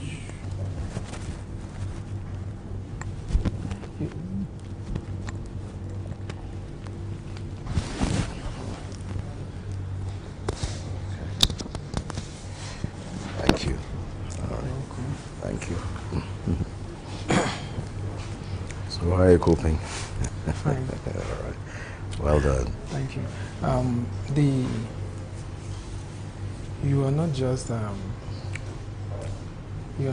a media personality. You're a veteran journalist. That's right. You've made giant strides in this career. You've made impact. The issue of press freedom has been that I believe a lot of journalists have been talking about it, and a lot of institutions and organizations have been talking about this as well.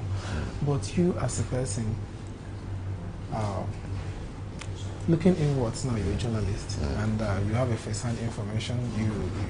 If you've not been affected, somehow you've seen somebody who has been affected. That's right. So, what do you think about what do you think about the role journalists play in a democratic society? Well, basically, without the press, the society is in the dark, because the press is there to inform, to entertain, and of course, to disseminate information. The bottom line is that can a society exist without the press? It will not be the best of happenstances. If you look at what is going on, to answer your question directly, whether we like it or not, if pressmen do their jobs within the ambit of professionalism and ethics, I can assure you that there will be little clashes. Press freedom, as it were, is that freedom that assigns you the opportunity to do your job unhindered, unfettered. You should be able to do your job without anybody telling you, no, do it this way, do it this way, do it that way. So the bottom line is that press freedom is sacrosanct to societal development. You cannot really develop a society without the much needed level of information such a society does need. And hence, in my opinion, press freedom in Nigeria, as it were, is truly not that hindered. But once a while, we get to have issues between some people and some press, people. The bottom line is that I did talk about professionalism. I also did talk about ethics. Any journalist that does his job within ethical standards and is professional, you will discover that in no distant, you will discover that there will be little or no problem whatsoever. Because what do you expect? A journalist is expected to balance his story. A journalist is supposed to be sure of his story. A journalist is not supposed to cause harm and offense. A journalist is supposed to make sure that whatever goes out also has a way of coming back by way of an input and output. And hence, in my opinion, if we as journalists work within stipulated standards, we will have little or no problems. But once upon it, once a while, we get to have issues, and these issues normally, if you look at it, is because somebody is trying, to compromise standards in one form or the other.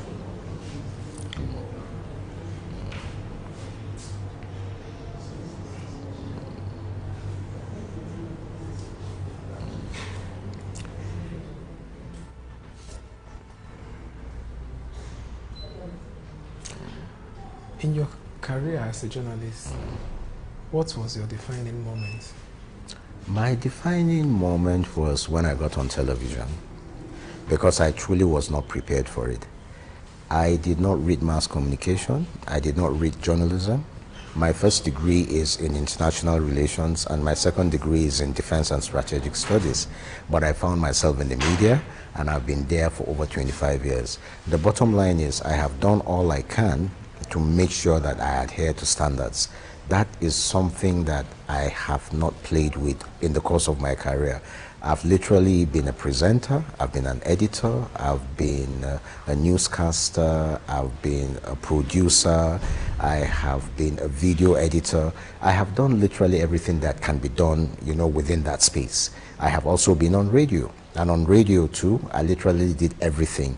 I have managed 2 radio stations in the course of my career.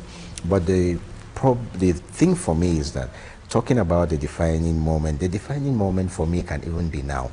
Because I can tell you that in close to 25 years, I have done this job and I have been unscathed. I have not had cause to be harassed by anybody. Nobody has tried to intimidate me. And in most instances, nobody has tried to say, no, do it this way or do it that way. Why? Because I am somebody who believes the best way that you can inform society is to make sure it is within standards. It's to make sure it is within professional ethics.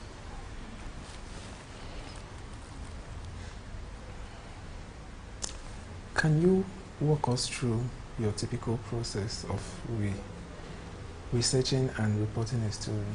Well, researching and reporting a story, they are things that literally every media outfit should give credence to. In my course, or in my time as a manager, in my time as a reporter, research is sacrosanct. because whatever you're going to give out to the public must be such that is well thought through. You are coming to give facts, not fiction. You are coming to say it the way it is, not basically, you know, what others want you to say. And hence you must research. Whatever you're going to push out must be such that the background is well founded.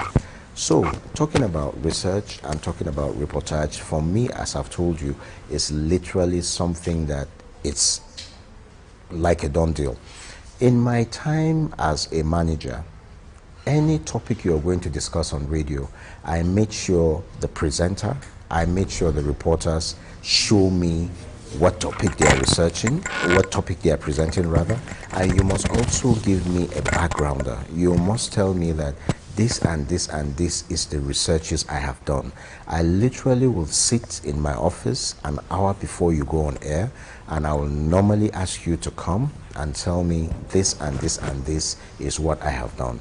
Because there is no point in you just going on air without research.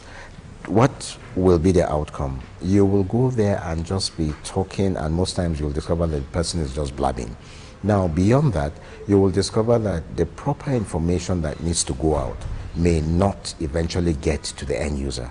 And hence, it is very appropriate that we give research its pride of place as far as the media is concerned, because you are not going there just to entertain people for the sake of entertainment. You're going there to make sure that whatever information you're given must be such that it's true, must be such that it is pristine, must be such that it can be relied upon. It also must be such that it can be referred to. But you see, if you go and you put in the wrong arsenal, I can assure you that the end result may not be very palatable. I think one of the challenges that journalists face these days is having access to information, or classified documents, let me use that word. How do you handle sources who may be nonchalant to share information? Well, nonchalance is a factor. We have the Freedom of Information Bill in Nigeria. Let's look at Nigeria in particular. It's the way you go about it. The bottom line is that if you go to the right sources, I can assure you that certain information will not be kept away from you. And your past, your integrity of how you have reported in the past also plays a role. Let's be very honest. If you're the type that is very sensational, I can assure you that there are some people that will hoard information from you. Why? Because probably you had used information in ways you shouldn't have used in the past. There are issues that we also as journalists must understand. You see, anything that has security implications is not something that should be out there. You can report the past, but are you expected to report the future? No. Probably if some kind of strategy is on ground on how to go and deal with probably an insurgency, probably something that is going somewhere that will kind of, you know, hinder the peace of the community. You don't expect that those kind of strategies should be given out to you beforehand, because if it gets out there, what have you done? You have also informed the other people, because they are also doing all they can to make sure that they subjugate, they sabotage the effort of security agencies. So issues that bother on the economy, issues that bother on security, are things that journalists should be very tacit about. The bottom line is that your integrity plays a role. The way you go about your reportage also plays a role. If you're somebody that is nationalistic, if you're somebody that is patriotic in scope, I can assure you that getting those kind of informations are usually not issues that, how do I put it, it doesn't become that much of a problem. Okay, sir. What's the most valuable lesson you've learned in your career so far? Is be true to the people. For me, that is the most valuable lesson. You must be true to the people. Who are the people? The people are your audience. The people are your viewers. The people are your readers. Give them information that they deserve to know, because they have the right to know. But as a gatekeeper, as a media development expert, as a as a gatekeeper, as a media development expert, you know, there are all sorts of theories that make us who we are, that shape what we do. If you give credence to most of these things, you will discover that you didn't cause harm, you didn't cause offense, but what you have done is that you have enhanced the well-being, the livelihood of the people. Okay. How do you see the future? How do you see artificial intelligence impacting journalism in the future? Well, you know, it will take some jobs. It will also create some jobs.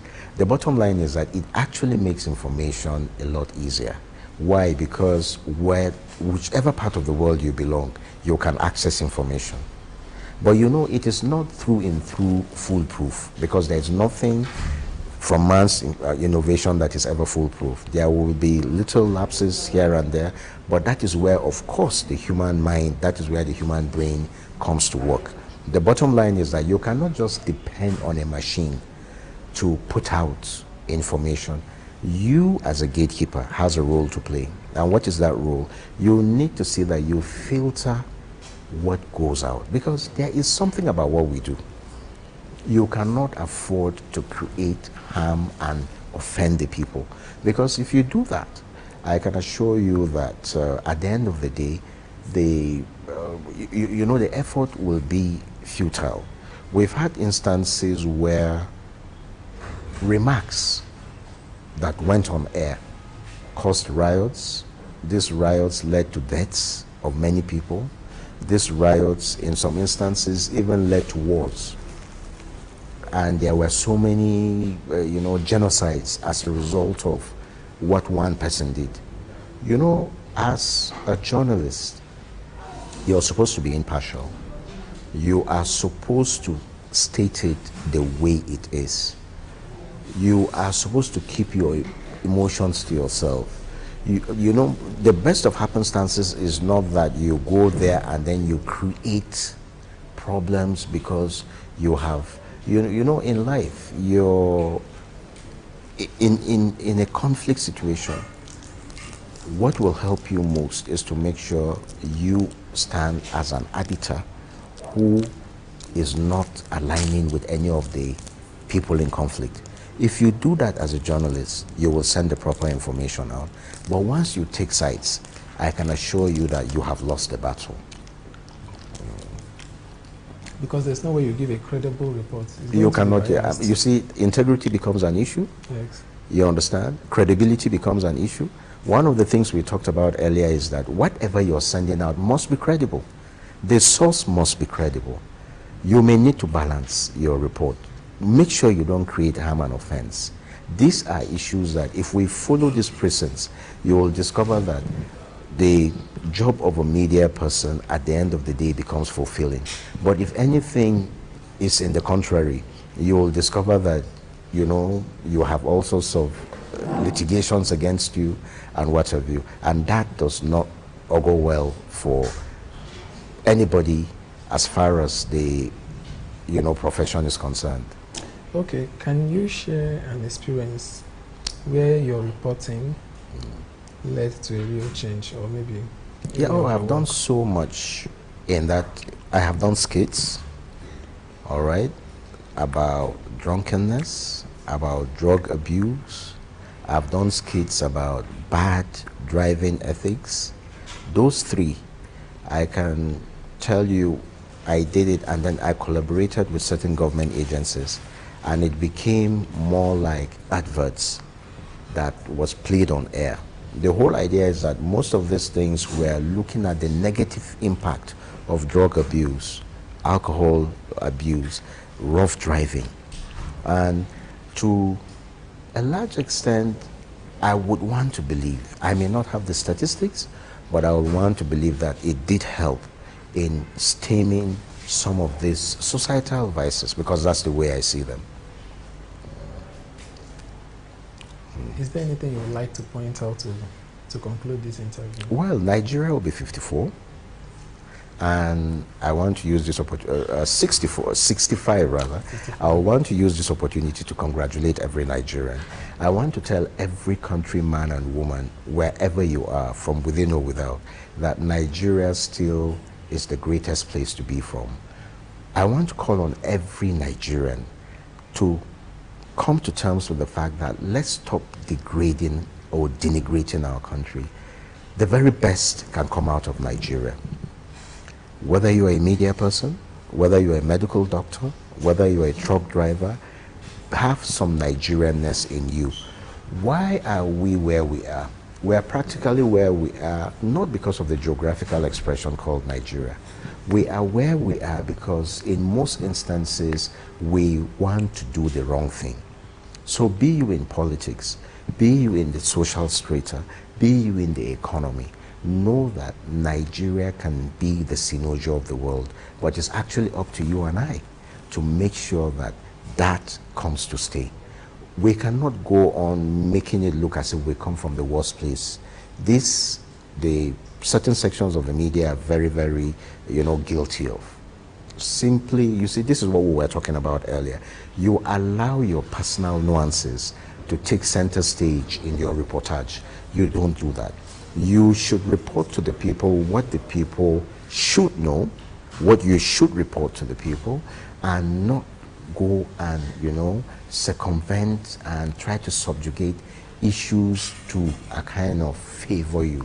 Understood, if you look at most of the media organizations in Nigeria, they are owned by one politician or the other. They establish this organization so that they can further their political course. But you should be professional in the way you handle it.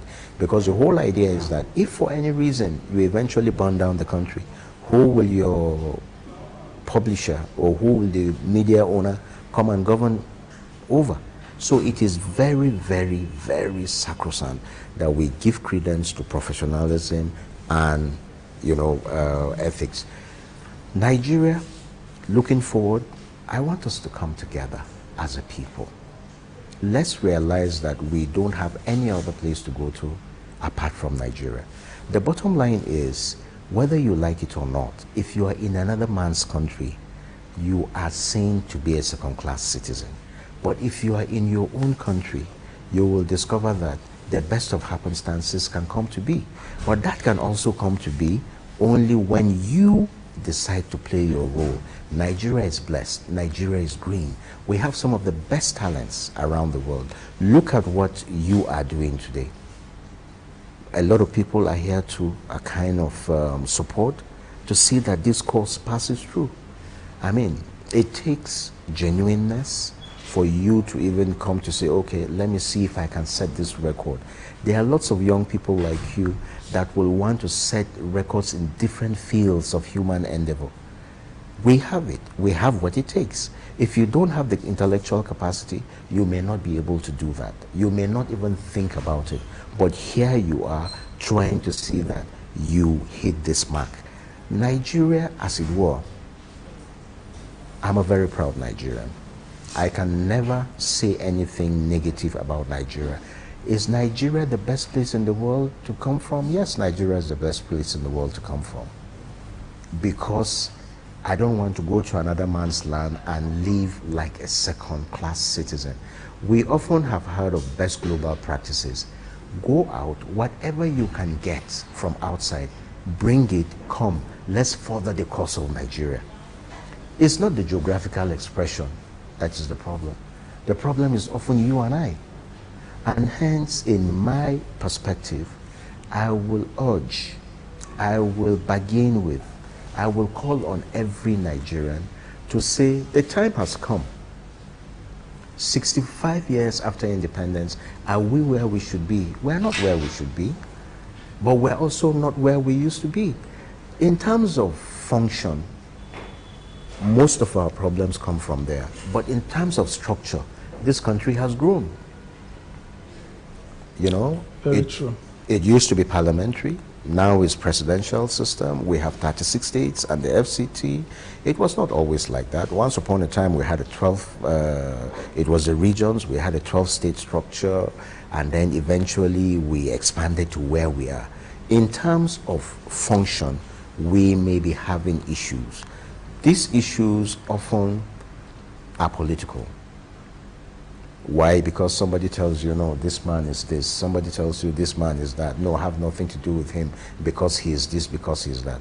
But we tend to forget that we have a common patrimony. We tend to forget that we have a common destiny. And hence, can we begin to change the narrative? I want to call on my colleagues in the media to do all they can to see that we change the narrative, to make Nigeria the cynosure of the world. In terms of tourism, in terms of agriculture, I can assure you we are just about 200 million people. But if we give credence to what God has blessed us with, in no distant future, everybody will want to do business with us. Once upon a time, it was like that. What went wrong? Some things went wrong. But let's all see that, or let's all come to agree that, okay, we have gone so wrong. Let's all come down from the ship that has literally run aground, push the ship back, and let's sail to make this country the cynosure of the world. I love Nigeria. I call on every other Nigerian to forget partisan politics, to forget where they come from, to forget what religion they profess, so that we can make this country, nobody will come and do it for us. We are left with no, the option than to sit down and do it for ourselves. Forget about our colonial past, forget about our neo-colonial happenstances as it were today. Let us make sure that we make Nigeria the cynosure of the world. It's very possible. It's not rocket science. There is so much that you and I can do in our little corners to make Nigeria what it should be. It's often a problem of leadership. And where does this leadership come from? That leadership should come from you and I. You should be able to lead from your home. You should be able to lead from your community. You should be able to lead from your society. You should be able to lead from your clan. You should be able to lead from your local government. You should be able to lead from your state. You should be able to lead at the federal level. There are different stratas that you and I can work on to make Nigeria what it should be. Yeah, thank you very much, sir. Thank you so much for having me. That was a wonderful input. You're welcome.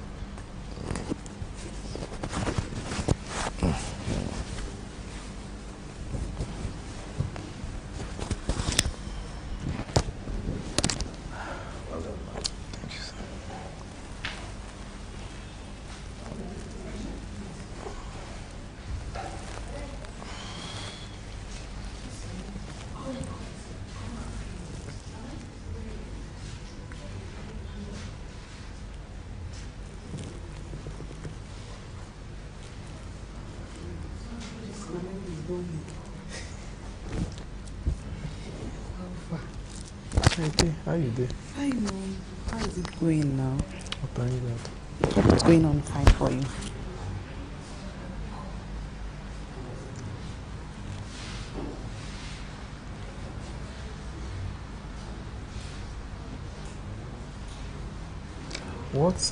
What personal qualities do you think contributed more to your success? Yeah, I think the personal quality that contributed more to my success is consistency. Okay. Yes, I don't actually mix, when it comes to my business, I don't actually mix business with pleasure. When it is business, it is business. When it is friendship, we move into friendship. So I think that is actually what contributed to my success more. I base mostly on my business. I always put my focus on where my business is.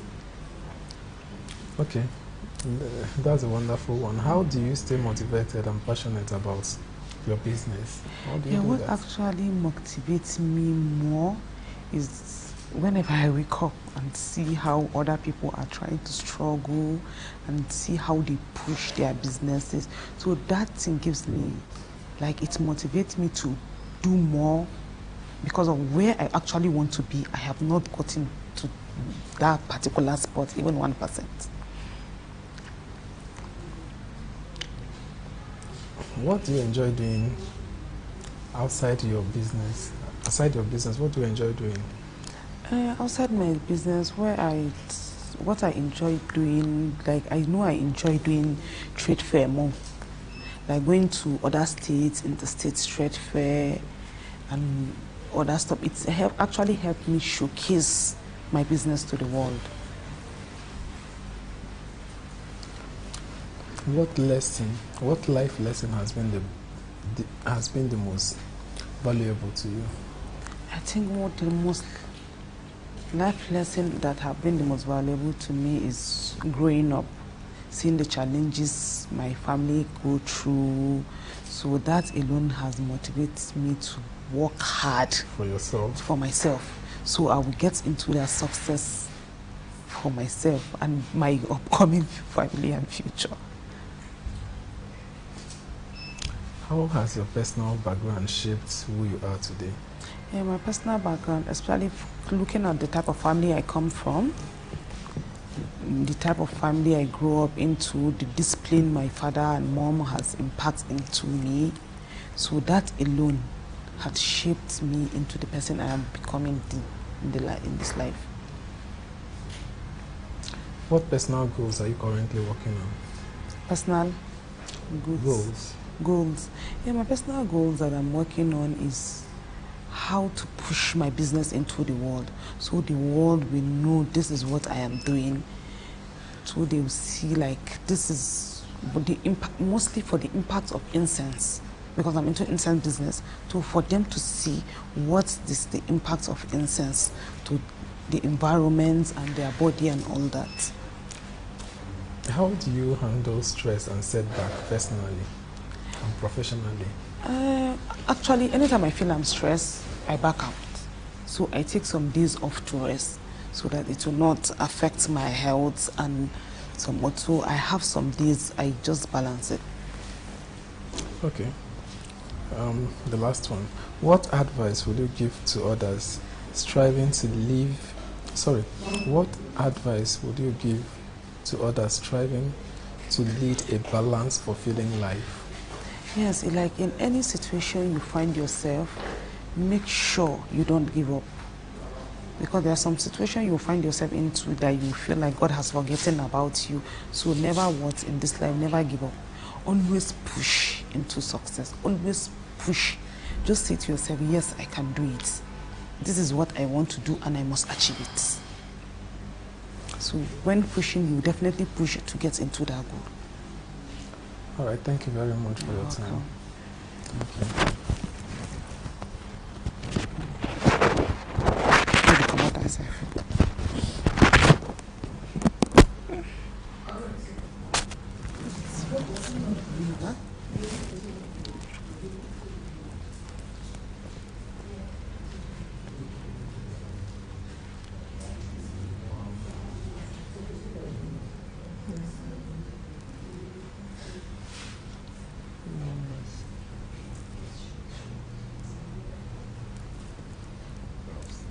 Good afternoon.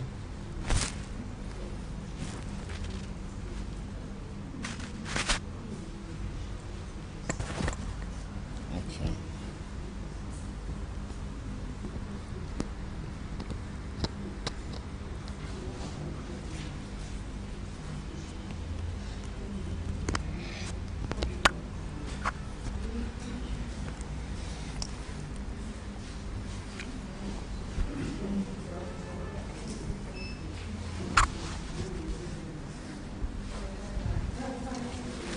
Yeah, good day. Can you briefly introduce yourself? I'm Williams Blog. Okay. My name. Mr. Williams, what do you do for a living? I'm into real estate management and marketing. I'm a marketer. So what motivated you to choose a career in that line? Because I'm good in anything marketing, like that's what I studied in school. So I'm good at that. I'm good at to convince someone in getting something, even when you don't even need it.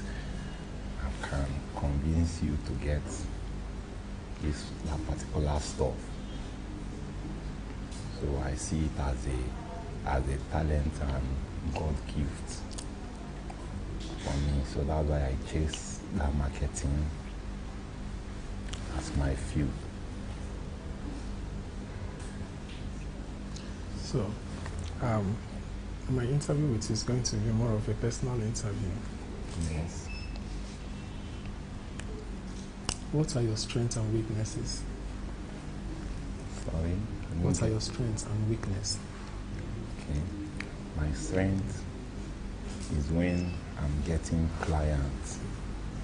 Like whenever I talk to someone about something, I'm convinced that you succumb to it and accept, and that gives me more strength.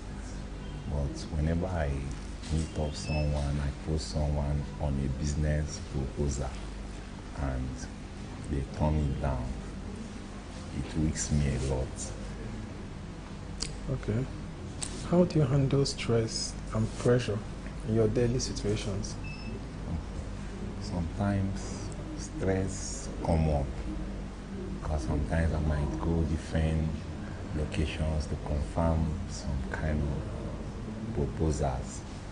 Yeah, but when it comes, how do you handle it? When it comes, I handle it by giving myself rest. And that rest is I switch off my phone, be alone, private, at home. That's no call, nothing. So that's how I handle my own stress.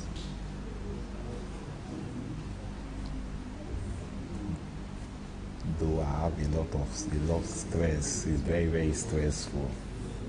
So, what motivates you to get through life challenges? Where do you draw your strength from? What are your motivations? My motivation is God. My motivation is God.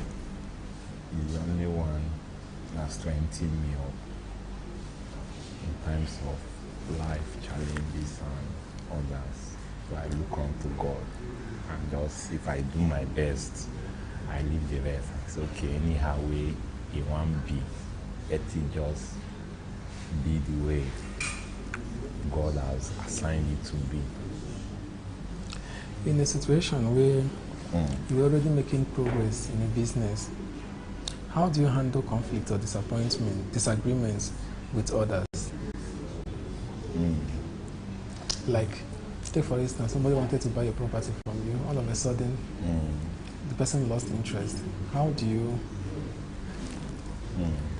That's why whenever I have a business proposal like that, I make sure I do things accurately. Like to avoid tomorrow you say you no longer need this property. So that's why before I take someone on such a business proposal, I go into my marketing skills, know how much it's going to cost, know what I'm going to add to it.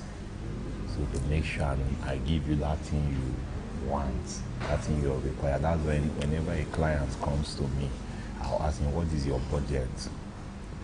So you tell me your budget, then I know your budget, then I know where to place you in disappointments. And that's how I operate.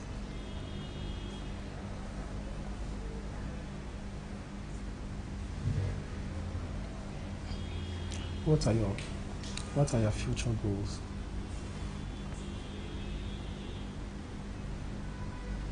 My future goals is achieving my aims.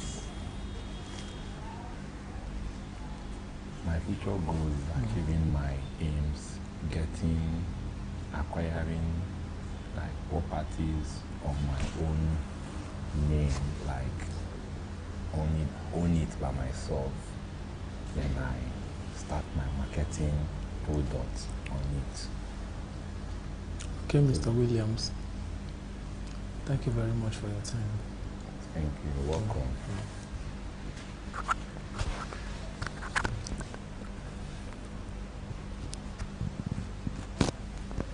And you too. Thank you. All right. Have a nice day. You too.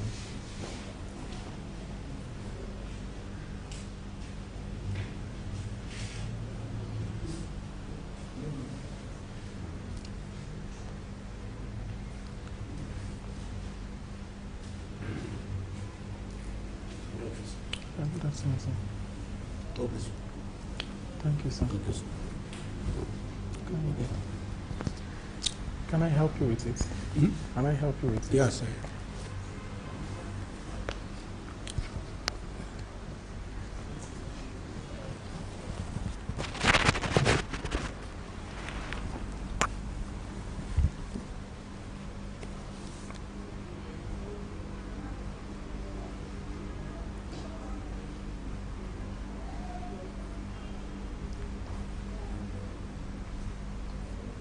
Can you tell me a little about yourself? Can you tell me a little about yourself? Okay, my name is Garba Lawa. I'm a businessman Okay. who have gone into so many disasters in life financially. Yeah. I hope you heard me. How do you handle stress and pressure in business? In business. I have, I'm in Nigeria, I'm sorry. And also, it has been a while on and in business. Capitally, I later came and lost my business financially. So we managed the situation and the condition we found ourselves. So, what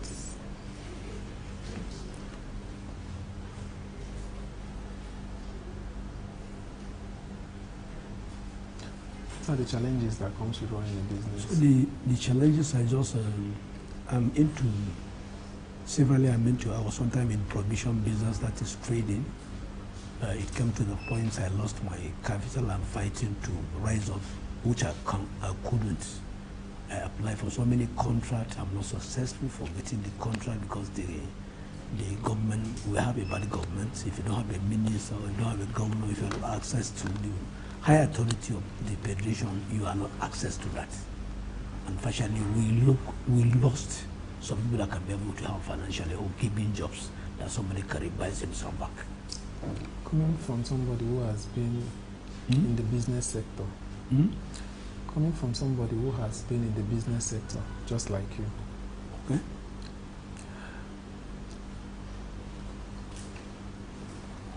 What is the effect of the subsidy removal in small-scale business? The effect of subsidy removal in small-scale businesses. Or the small-scale businesses? So people who are here, let me say, we're here in Abuja. So the subsidy affected people a lot because of some people financially, cost of living, transportation, feeding, and people have a lot of challenges here and there, which if you're not financially built up or financially okay, you cannot be able to couple up. That's what people are passing through. And in the situation where, as FCT has consigned Federal Capital Territory, Abuja, nobody cares each other unless you come out and speak and you voice out what is in your mind so that people will be aware of. And just you have to be prayerful again for God to intervene what you are passing through. Because the day you explain what your situation is all about, maybe God will send a helper from anywhere. Somebody can easily locate you and you'll be directed.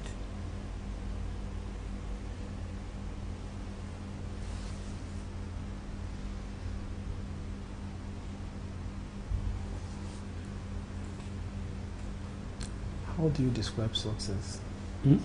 How do you describe success? How do I describe success? Well, I would take success as success can come from God, but it's come by God will link you up with somebody. So from that source, if you follow the channel, so that you'll be successful. That means you need to have a guider. Somebody will guide you. Or somebody can pass through your activities, that you can overlook your situation, so that if you mean something or explain something, he can be able to understand you, and he has, especially somebody who have experience of what you are looking for. So immediately you voice it out, he will know where you are heading to, and he knows the direction that is going to send to you so that you get what you're looking for, it will be a success to you.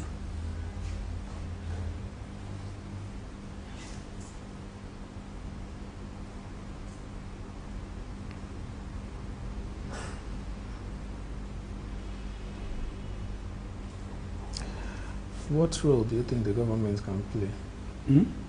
What role do you think the government can play in the life of people whose bad policies have affected their businesses? What role do you think the government can play to make sure that their businesses are revived? Thank you very much. First of all, if you have a God, and you are serving God sincerely with the bottom of your heart.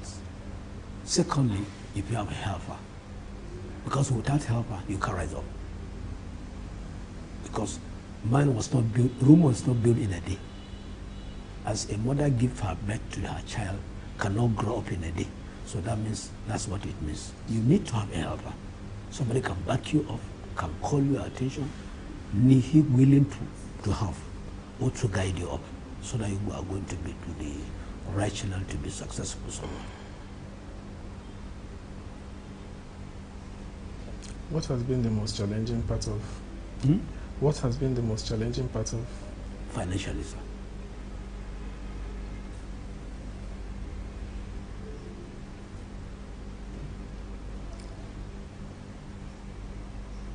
You heard me very well? Yes. Financially, sir.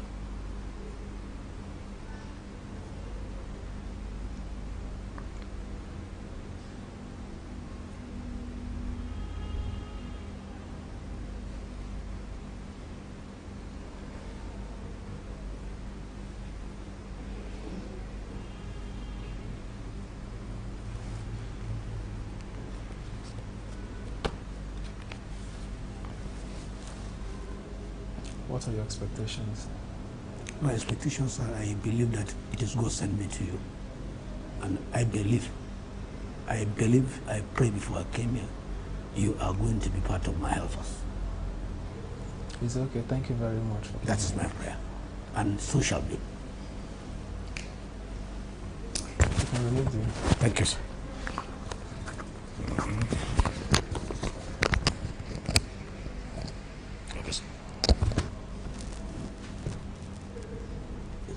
You can go. Okay, thank you very much.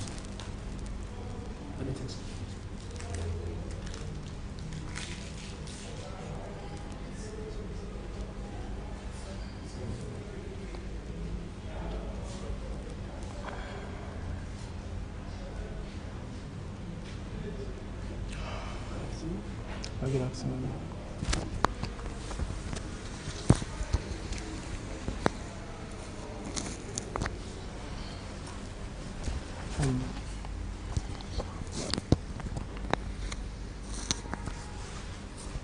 Good afternoon, Mr. Rowan. Good afternoon, sir. Thank you very much for joining us. Thank you, sir.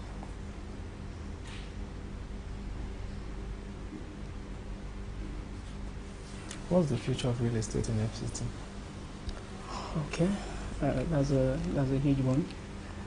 Abuja is one of the fastest growing city in West Africa by reason of infrastructure and also urban enlargement.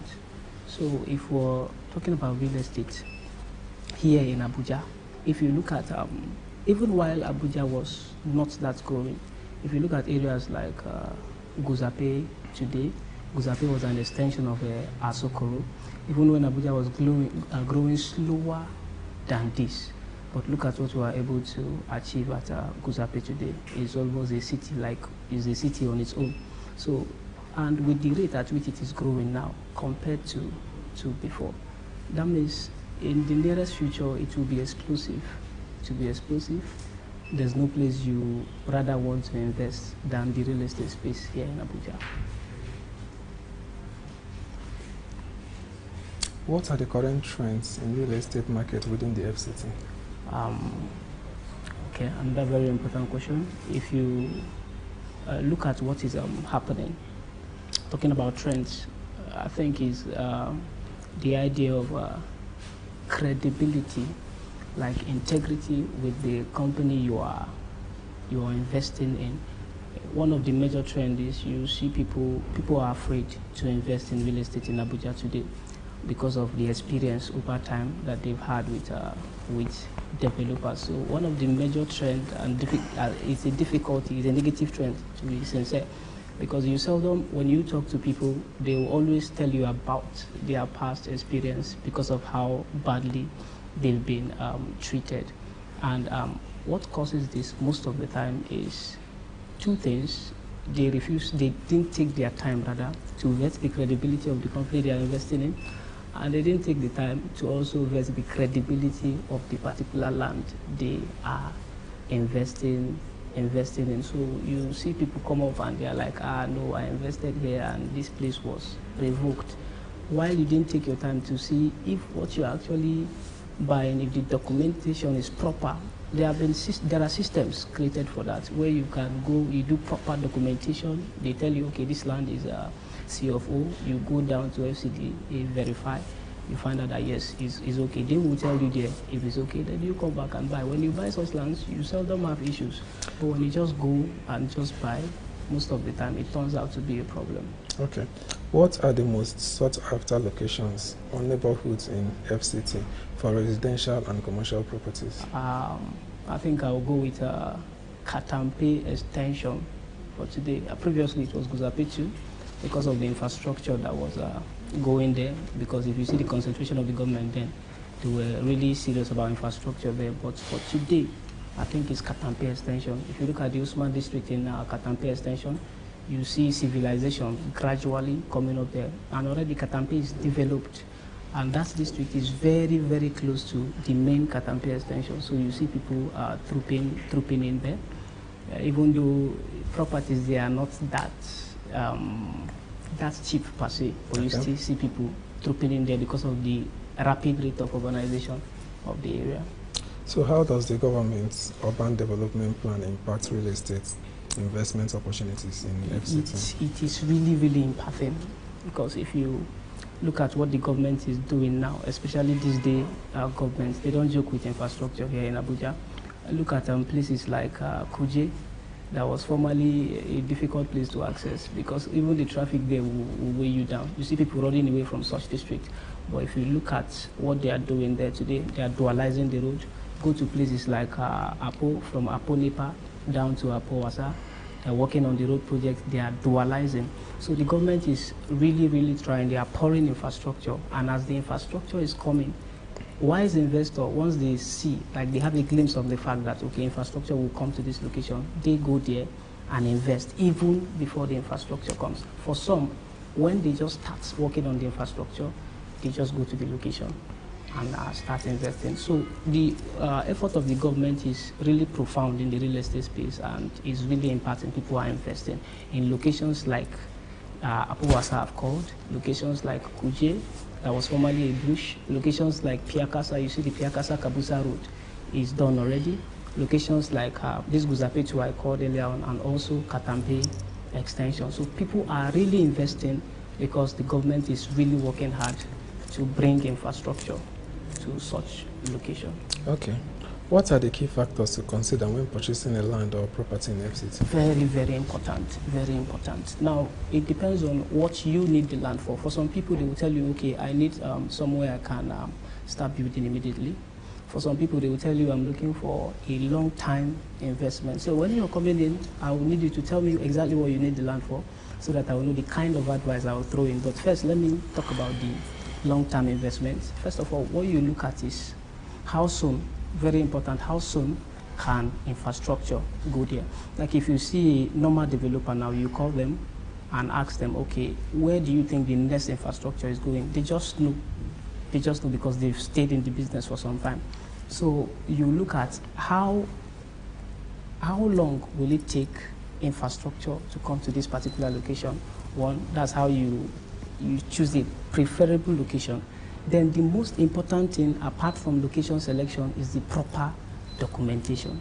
That is where many people have fallen victim. If you look at Abuja today, you see there are lands that are allocated by area councils, there are lands that are allocated by FCDA themselves. So the highest documentation here in Abuja is the FCDA CFO. If you look at our property at Katampe Extension today, is the FCDA CFO. So you see many people having more confidence to buy. Why? Because they know you cannot get a land with CFO and tomorrow they come and revoke. And even if something happens, there will be a proper compensation far above what you've invested or your ROI. So the most important thing for me, the most important thing for anybody getting land in Abuja is the documentation. It should be an FCDA documentation if it's within Abuja Municipal. FCDA documentation, preferably CFO, preferably CFO. You can still go for RFO, it's not bad. But if somebody is giving you something within Abuja Municipal and is giving you area council documentation, AMAC, I don't think is okay. Now, secondly, like I said, two things. First one, documentation. Secondly, how fast is infrastructure coming to the place? Okay.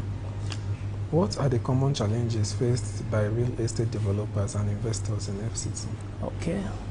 One of the biggest challenge we face is developers are trying to see how they can mitigate, how they can alleviate for shelter, like the number of shelter not spread adequately for the population. So what the problem we face is most of the time we want to create a payment plan, very flexible payment plan that gives you the luxury to pay without hassle, like you are relaxed and you are paying without breaking the bank. Now, for some people, we can say, okay, depending on the plan, one can say you do a down payment of 30% and maybe you spread the rest over 6 months to 1 year. So you see some people pay 30% and before you see them again, it might be 5 years and they'll come and still lay a claim to such property. You know that is close to not feasible.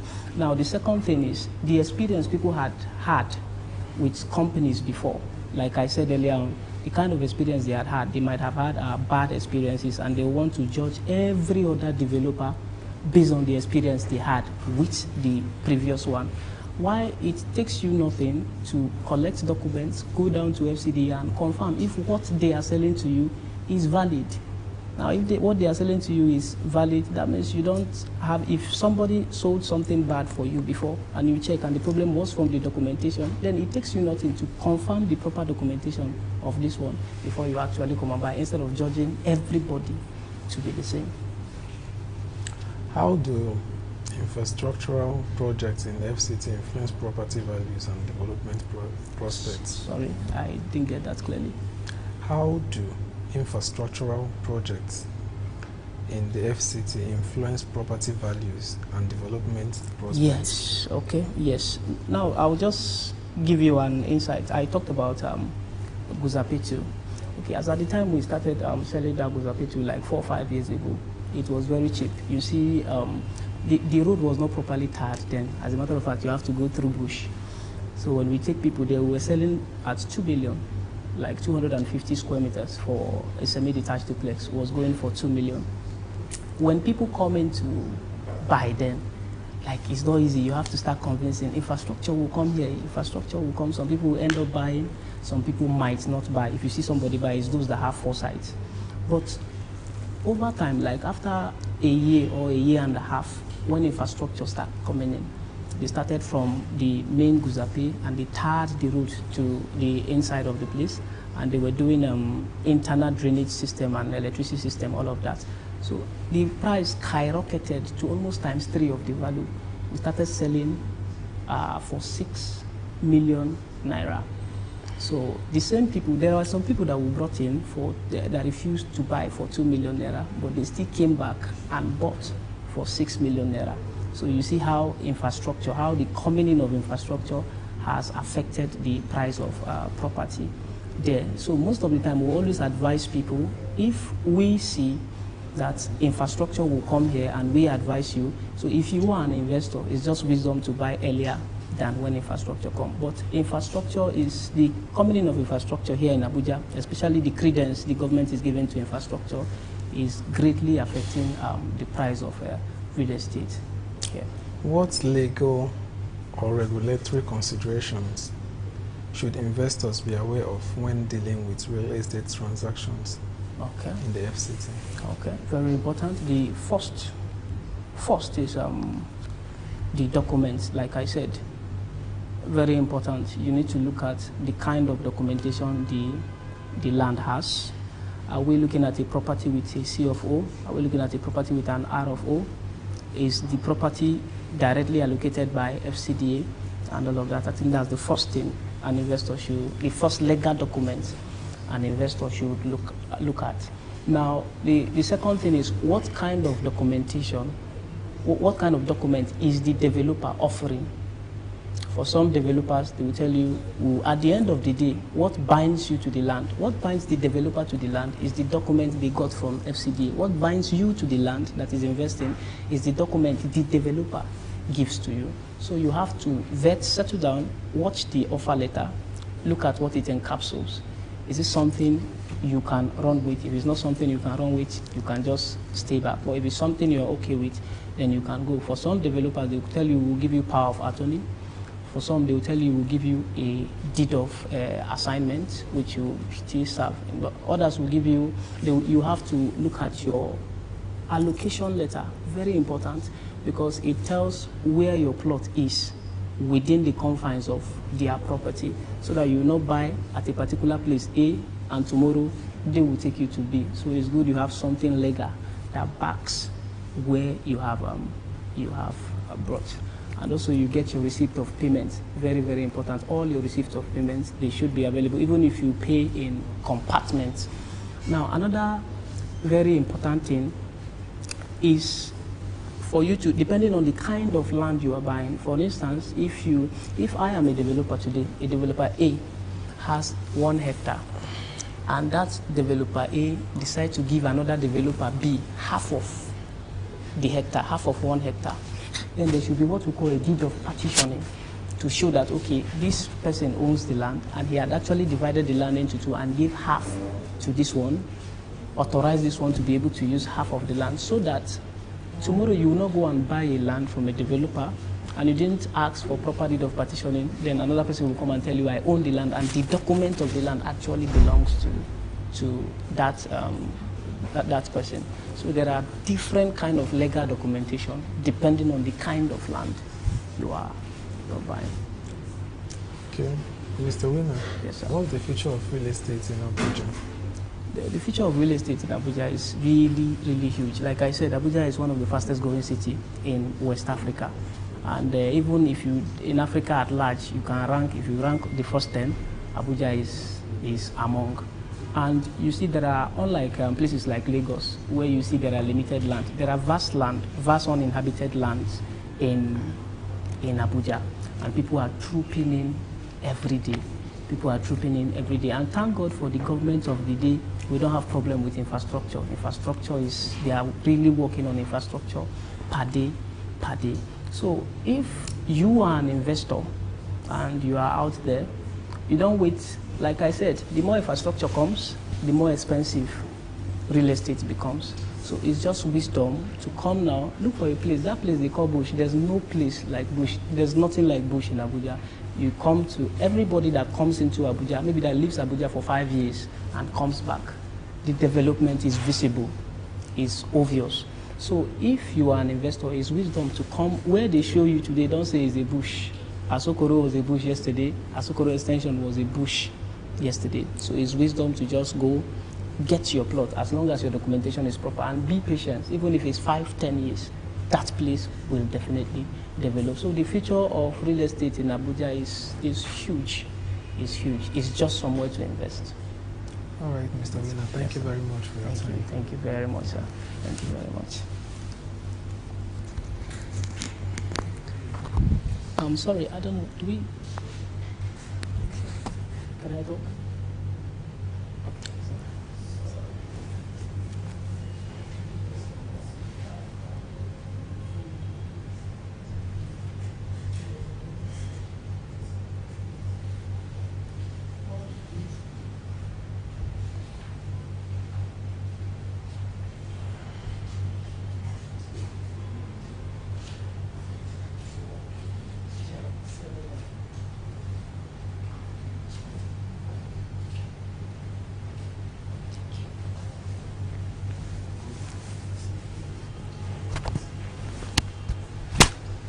Good afternoon. you if you want. Okay.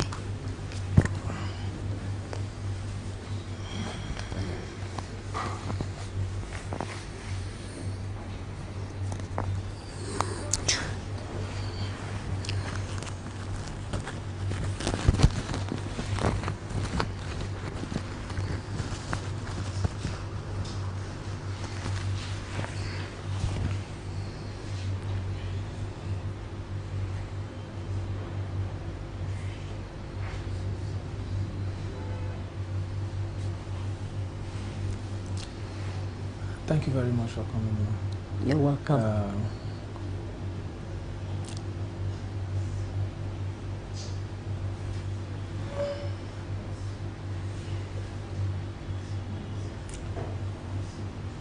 You have such an intimidating record. you have a wealth of experience in media. As a female journalist and the former president of NAWAJ,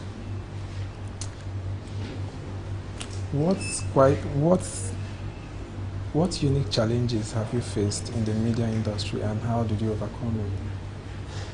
That's a very tough one, but I will attempt to answer it. Well, you know that at the beginning of journalism in Nigeria, it was seen as a male-dominated space until we started having women coming into the profession, and there were stereotypes. You were only limited to, reporting women and children, fashion, entertainment. But the table has turned. Women now are at the warfront. Women now are in other climes, other beats, finance, petroleum, health, which is my passion, and what we have proven over the years is what a man can do, a woman also can do if given the right environment to operate. So capacity in women have come to fore, that in whatever bit as a journalist you put a woman, she would excel as much as the man would do. So for me, that has been the fire burning in us, and has given me the opportunity to have reported across board. Before I settled for the health beat, health, environment, and of course gender, I had reported politics, I had reported agriculture, I had done some measure of finance, I had done education, but I just found that health, it's an integral part of what the Nigerian woman or the Nigerian child suffers. And after I lost my mother to an accident due to the fact that, there was no health response, emergency response, and equipment at that point to save her life, I just said, well, I'll use my pen, my camera, to do health. And so I became health correspondent, which I'm still one. Okay. And that has helped to also ignite the fact that journalists needs to have a specialization going forward. So for me, that's a background. Can you share some of the memorable experiences or milestones in your journalism career? A lot, Livinus, a lot. I'm looking at the polio eradication initiative in Nigeria. I was in the forefront of ensuring. I'm looking at. There was a time in this country that we had what we call kerosene explosion, explosion, where people would just go by their kerosene, try to light it up for cooking, and you get an explosion. I was able to bring that to the national front. One of the most beautiful ones that I'd like to, to see as a fulfillment, it's helping also to push better life for rural women, and I think I got an award for that. Then, of course, several awards, promoting health for cancer, promoting health for people who are suffering from non-communicable and communicable diseases, ensuring that Nigerians start taking some measure of responsibilities for keeping healthy, and more than anything else, promoting the strengths of the woman.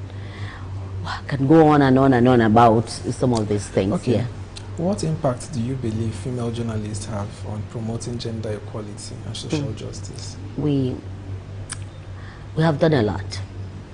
When we got back from Beijing 30 years back, it was the journalist, the female journalist, who intentionally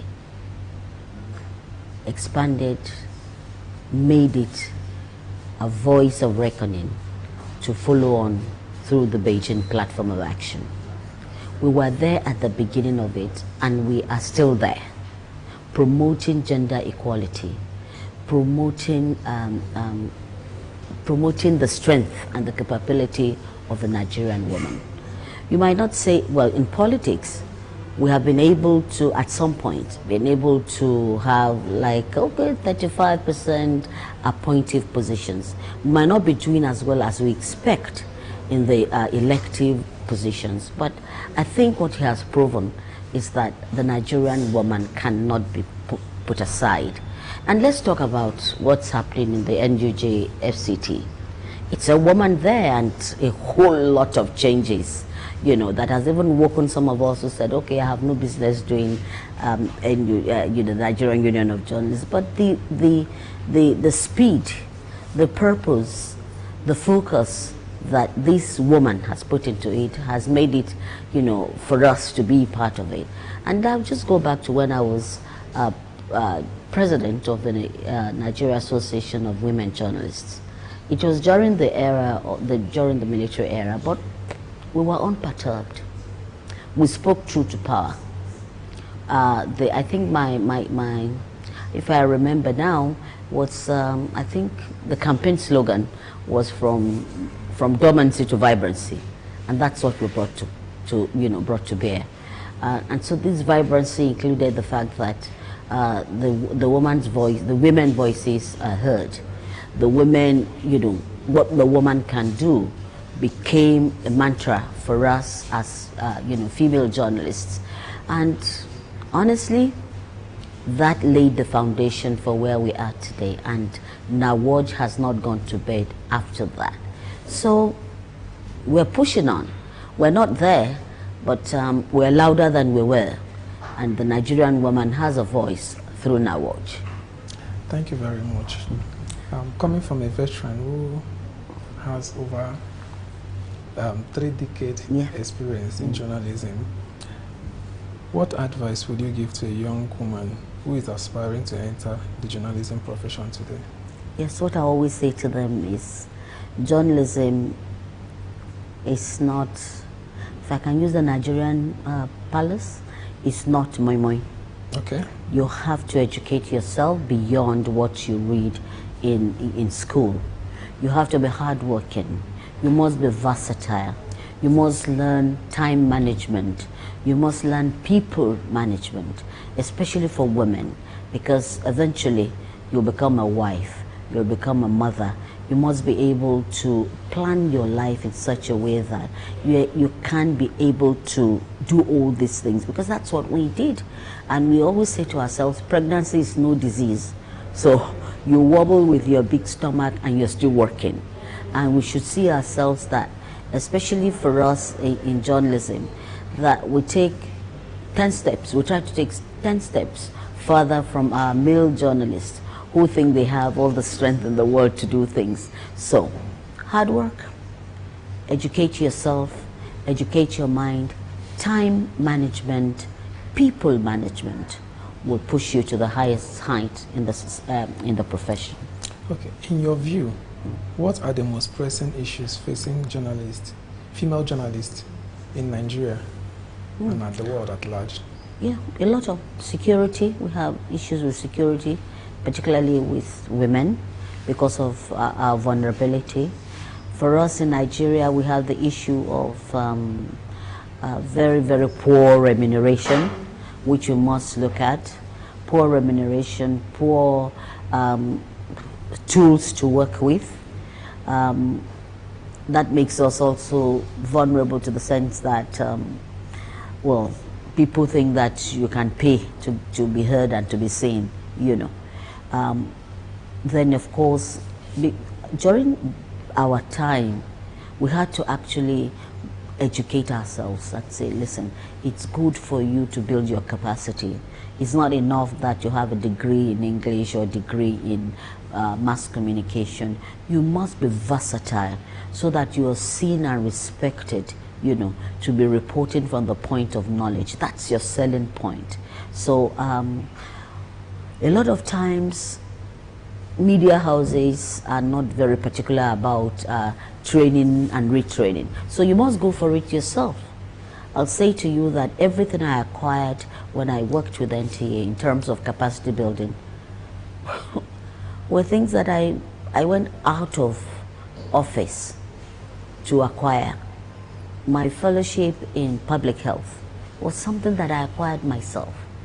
Getting myself trained and trained and trained so that when I ask questions from a doctor or a nurse or a pharmacist, I know what area your own area of specialization is, and so I would use that to ask. But because if we become too lazy, that we don't do research, you're going for an assignment, you don't do research, they will treat you with such levity. We must rise from being treated with levity, and only you can do it yourself. So be versatile in whatever beat you choose to write on. Okay. How does NAWAJ support women journalists in Nigeria, and what initiative have they put in place? Which of the initiatives that they've put in place that you're most proud of? Yeah, I'm proud of the fact that we have continued to build capacity amongst ourselves. Okay. You know, I'm very proud of that. We started that and it's still on. I'm also proud of the fact that we have made ourselves a voice to be reckoned with. Okay. So on any feminine or any gender table, there is NAWAJ. For me, and so NAWAJ has come of age. NAWAJ has become it has become the torchlight for what women are doing, for even what men are doing, and what men and women can do together. And of course, encouraging capacity building. And this has given NAWAJ the leverage of being invited at high level, middle level meetings, policy dialogue, and all that. So we have become a force to be reckoned with. And so I'm still NAWAJ. I'm still part of NAWAJ. Impressive. How will you rate the current leadership of the NUJ at the FCT Council? At the FCT Council, I mean, you're asking me the obvious. I have never been more proud as a female journalist and a comrade myself to be more proud and very fulfilling that 1, she's a woman, 2, she's focused, and 3, she has, as far as I'm concerned, she has, you know, raising the banner for journalism in Nigeria. And as a comrade, she has also shown and continually shown the relevance of, you know, media in governance, in everything that we do across human strata. So for me, these are proud moments of NUJ FCT, to have a woman, a young woman that gives hope, because she's young. For me, she's a role model for the younger ones who will say, okay, there is hope for in anything you want to do. So look, she's doing so well that I'm so proud.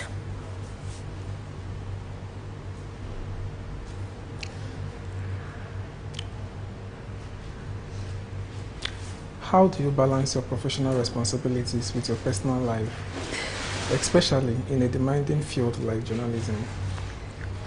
Yes, okay. Looking back, I think the extended family thing helped me. Had my auntie then, who was my housekeeper, who helped me, you know, to manage the home.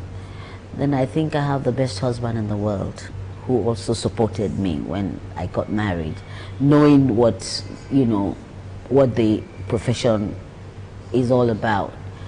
Then being able to manage my time.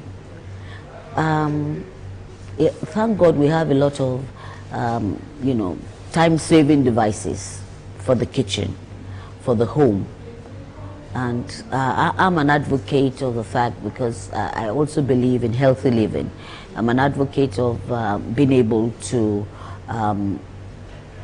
be able to share your time. And I plan, I like to plan.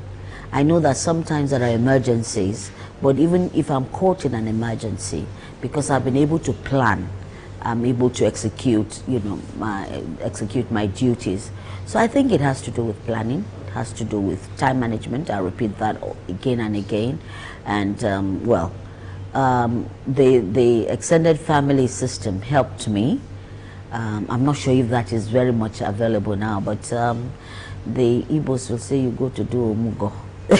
You know, I think that is also helping. But I think more than anything else, you need to plan your time. If you plan your time and plan and plan and plan, we're still advocating that we have like a crèche in most new media houses, so that you help the mothers to be mothers as well as to be able to do their jobs.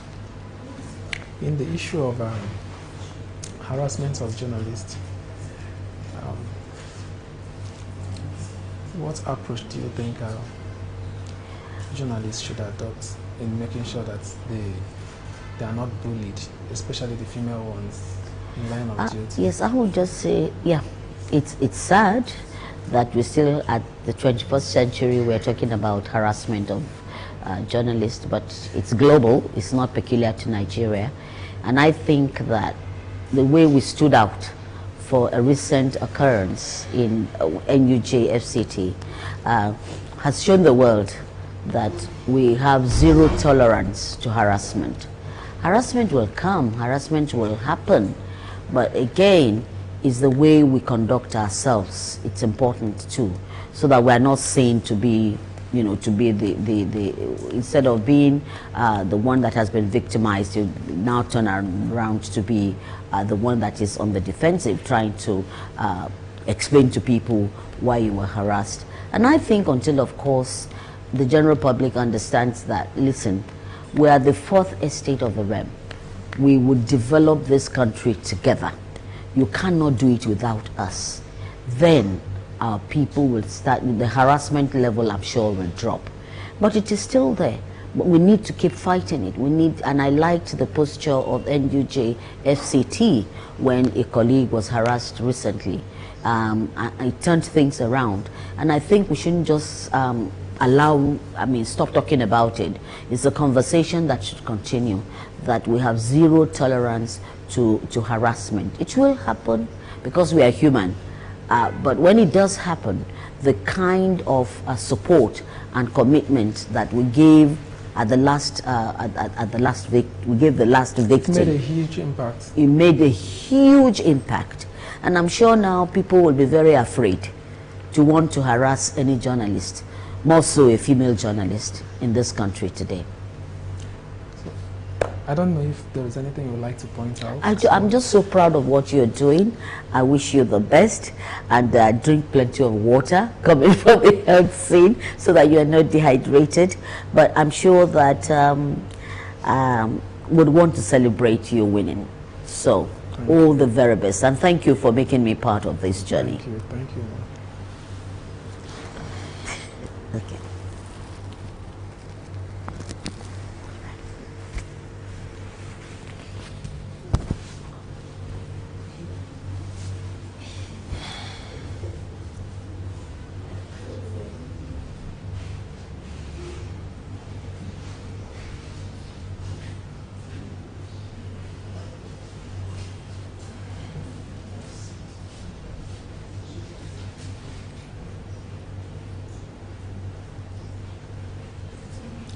afternoon.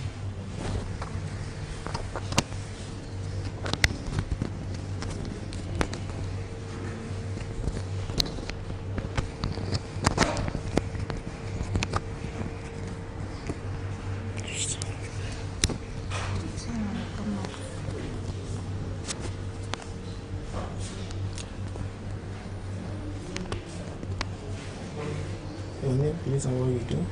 Okay, my name is Nduchinaka Margaret. Okay. I'm a civil servant. Okay. Yeah.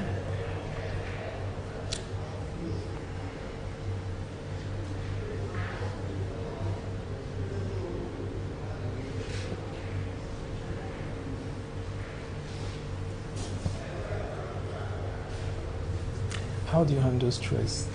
Stress. Stress or pressure in your daily situations? How do you handle it?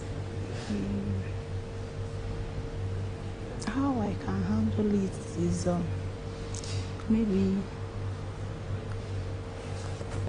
by reducing whatever work I am doing that is giving me much stress.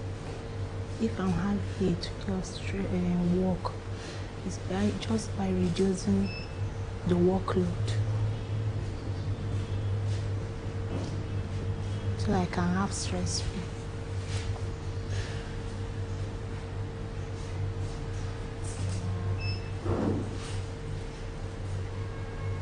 Can you describe your typical work day and how you manage your daily responsibilities? My typical work day, how I can manage it.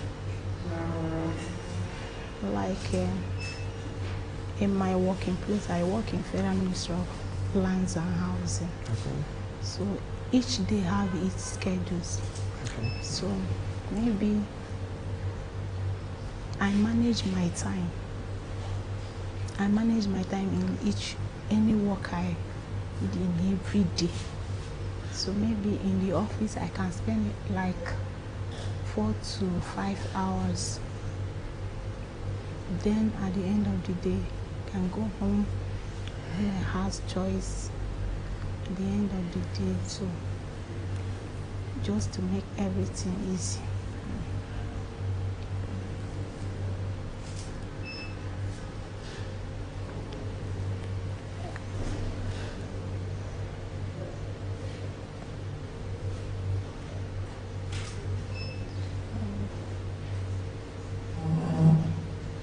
What motivates you most in your role, in your workplace? In my workplace,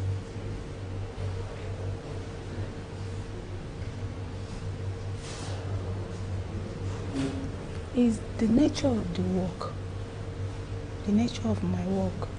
Okay. Yeah.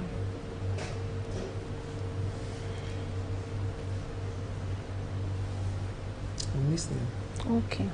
Like in my work, the motivation, like we do more of valuations. Okay. Yeah.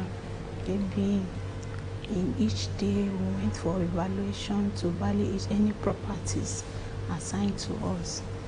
You know, it gives you, it's a kind of motivation. You know, each day you went for your daily activities. So at the end of the day, you come back with your villa, prepare your report, you know, submit your report at the end of the day.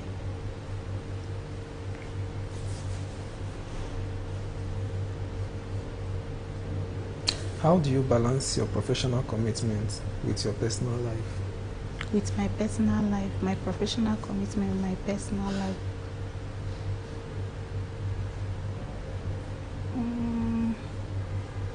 I can say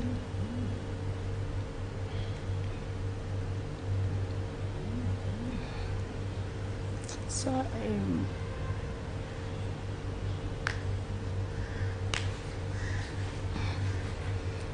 Please, next question. Give me next question. Yes. Let me answer next question. Okay.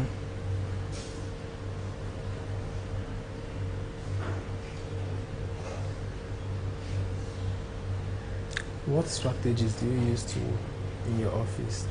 In my office,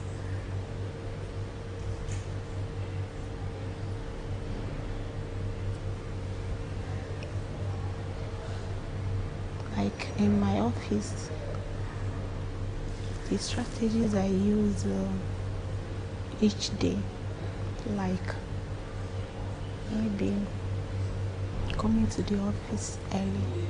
Okay. Yeah, coming to the office early, carry out my daily activities assigned to me by my boss. You know, that's all.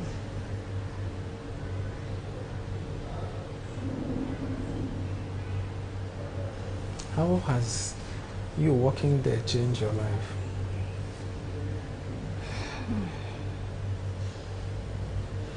It's a gradual process. You know, before you gain something, you can't just get something immediately. It's a gradual process.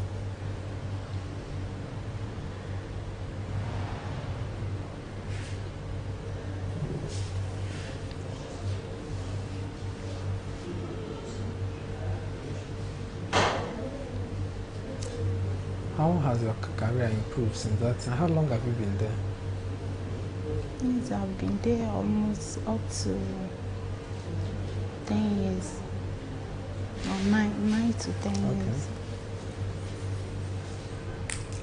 So have you encountered any challenges working there?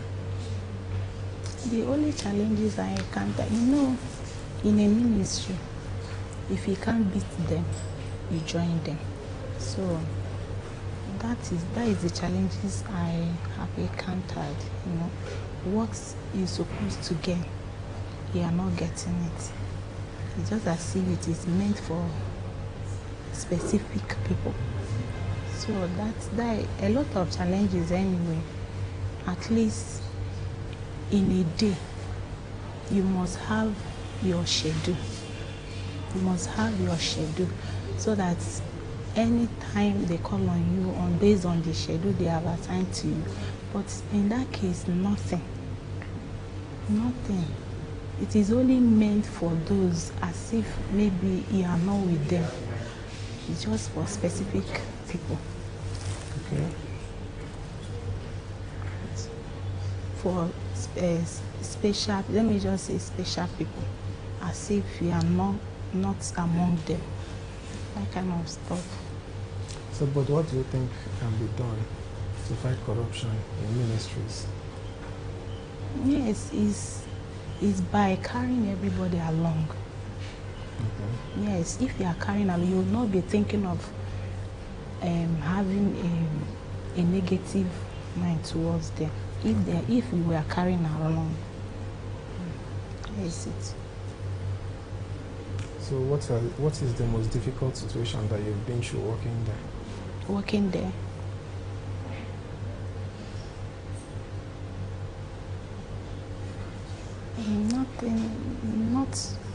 Nothing. Okay. Yeah. All right. Thank you very much for your time. Thank you. Yeah.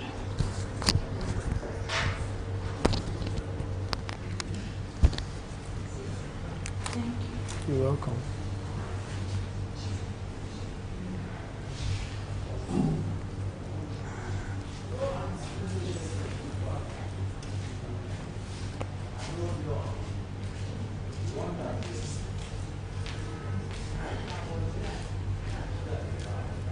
The only penguin chair in the universe. The Guinness World Record.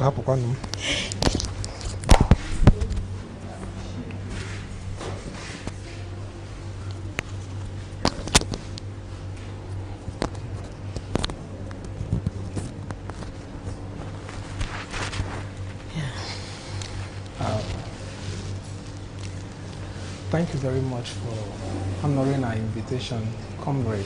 You're welcome. Grace Ike, Chairman, FCT, Nigerian Union of Journalists. You're welcome.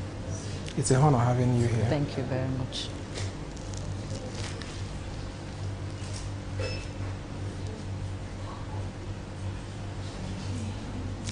Can you share your journey and leadership experience that led to you becoming the chairman of the NUJ, Nigerian Union of Journalists, FCT chapter?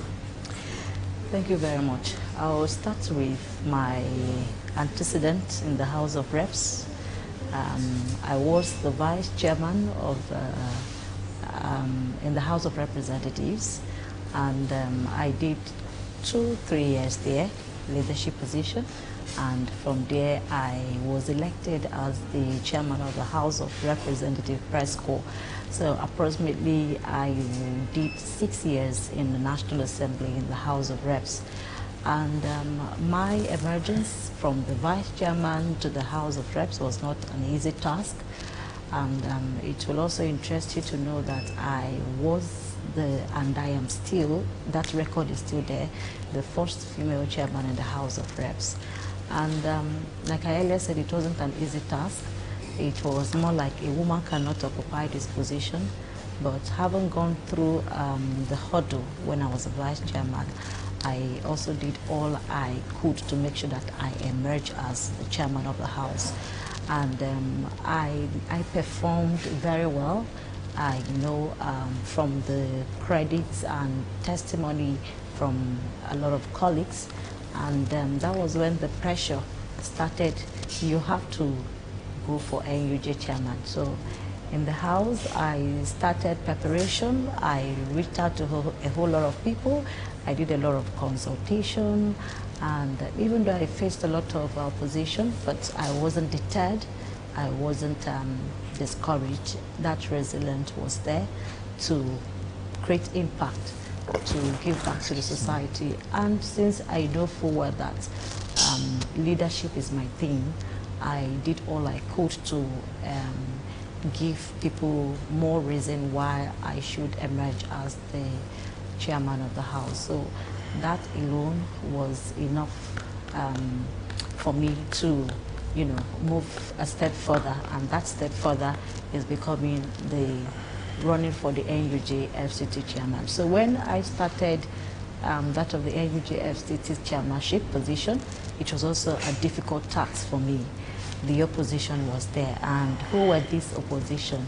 It was more of the men, the male folks. They say you cannot be the chairman of the NUJ FCT. And the worst part of it, and the one that got me, you know, worried more, is opposition from my tribe. You know, it was more like my tribe going against me, that the women in the East do not occupy certain position, that their position is in the kitchen. And I said that cannot happen, not even in this jet age, not even in this generation. So I fought tooth and nail. I had to move from one place to another.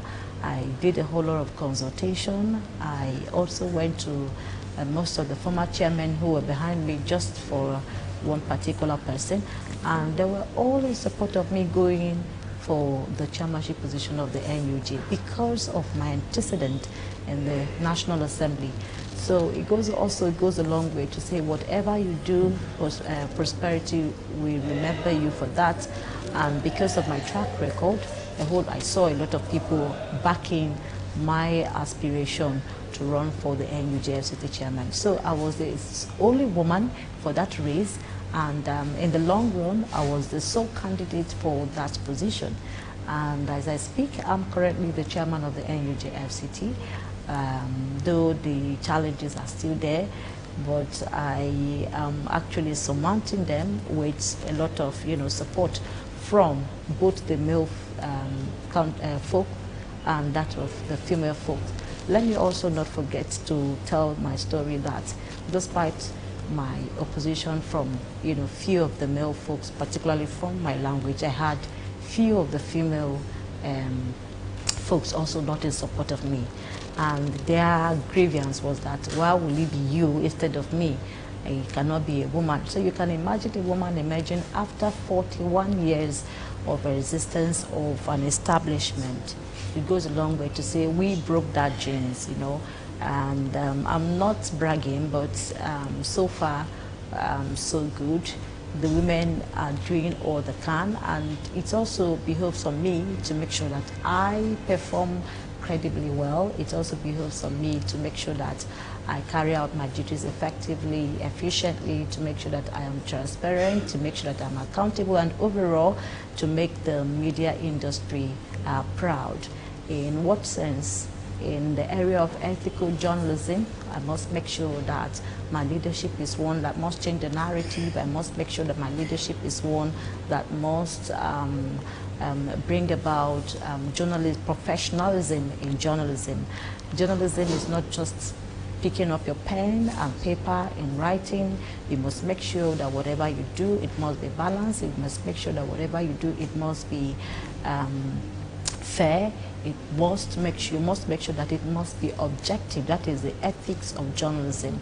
And in a world where we have a whole lot of misinformation going out there, that's exactly one of the challenges we are facing.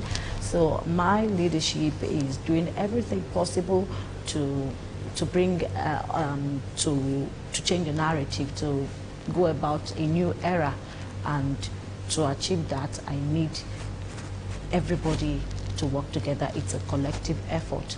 So it's not been easy, but with what we have on board, with a whole lot of journalists ensuring that we need to change that narrative, the story is changing.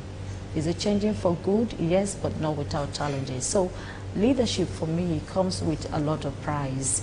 You have to pay the price of a lot of criticism. You have to pay the price of not sleeping. You must be resilient. You must be hardworking. You must make sure that you're willing to stand for your people anytime, any day. And most importantly, welfareism. I also see that aspect as one area that I do not lose sleep over. I must not sleep, and I must do everything possible, because whenever you see an association which I, oversee, it's all about welfareism. It's all about taking care of the people. It's all about ensuring that they are happy.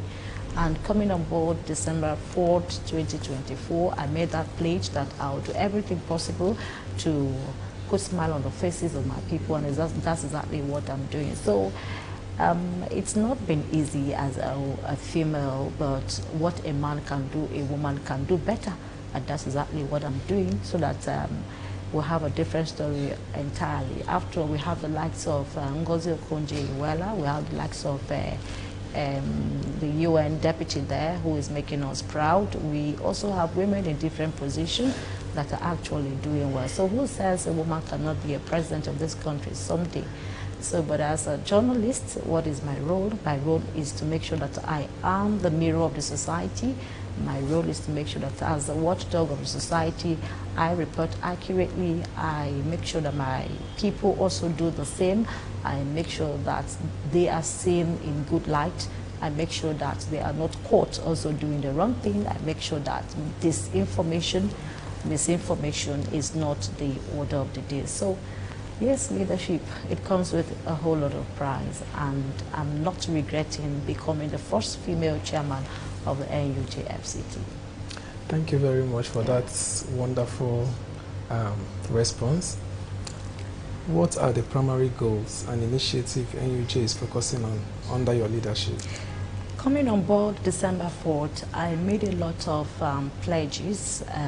I told my people that bringing me on board will bring change. Bringing me on board will bring goodies. And what are the changes? The changes are to see that I promote welfareism for journalists in the FCT, which has never been the case before. Now there's journalists can actually smile when it comes to festive period. Now there's a whole lot of training and retraining. We recently had one in the mining sector to see how we can curb illegal mining in the FCT and Nigeria at large. Aside training and retraining, my administration pledged that will see to the well-being of journalists. We also have been having a series of medical outreach, and recently we conducted a free surgery for a former NUJFCT chairman, which for me is a big feat, which for me is a welcome development, and I'm happy that that really happened. My administration coming on board also pledged to the people to be transparent, to be accountable, and accountability for every leadership is a must. So I also make it as a point of duty to educate my administration, by ESCO, to also educate all the journalists that there's need for accountability. So aside accountability, I am also working towards ensuring that infrastructural development, that's a serene environment where journalists can operate and report accurately, must be there, because a sound mind, a sound health is what you need. If you are good at what you do and the environment is not conducive, I doubt if you'll be able to operate effectively and efficiently.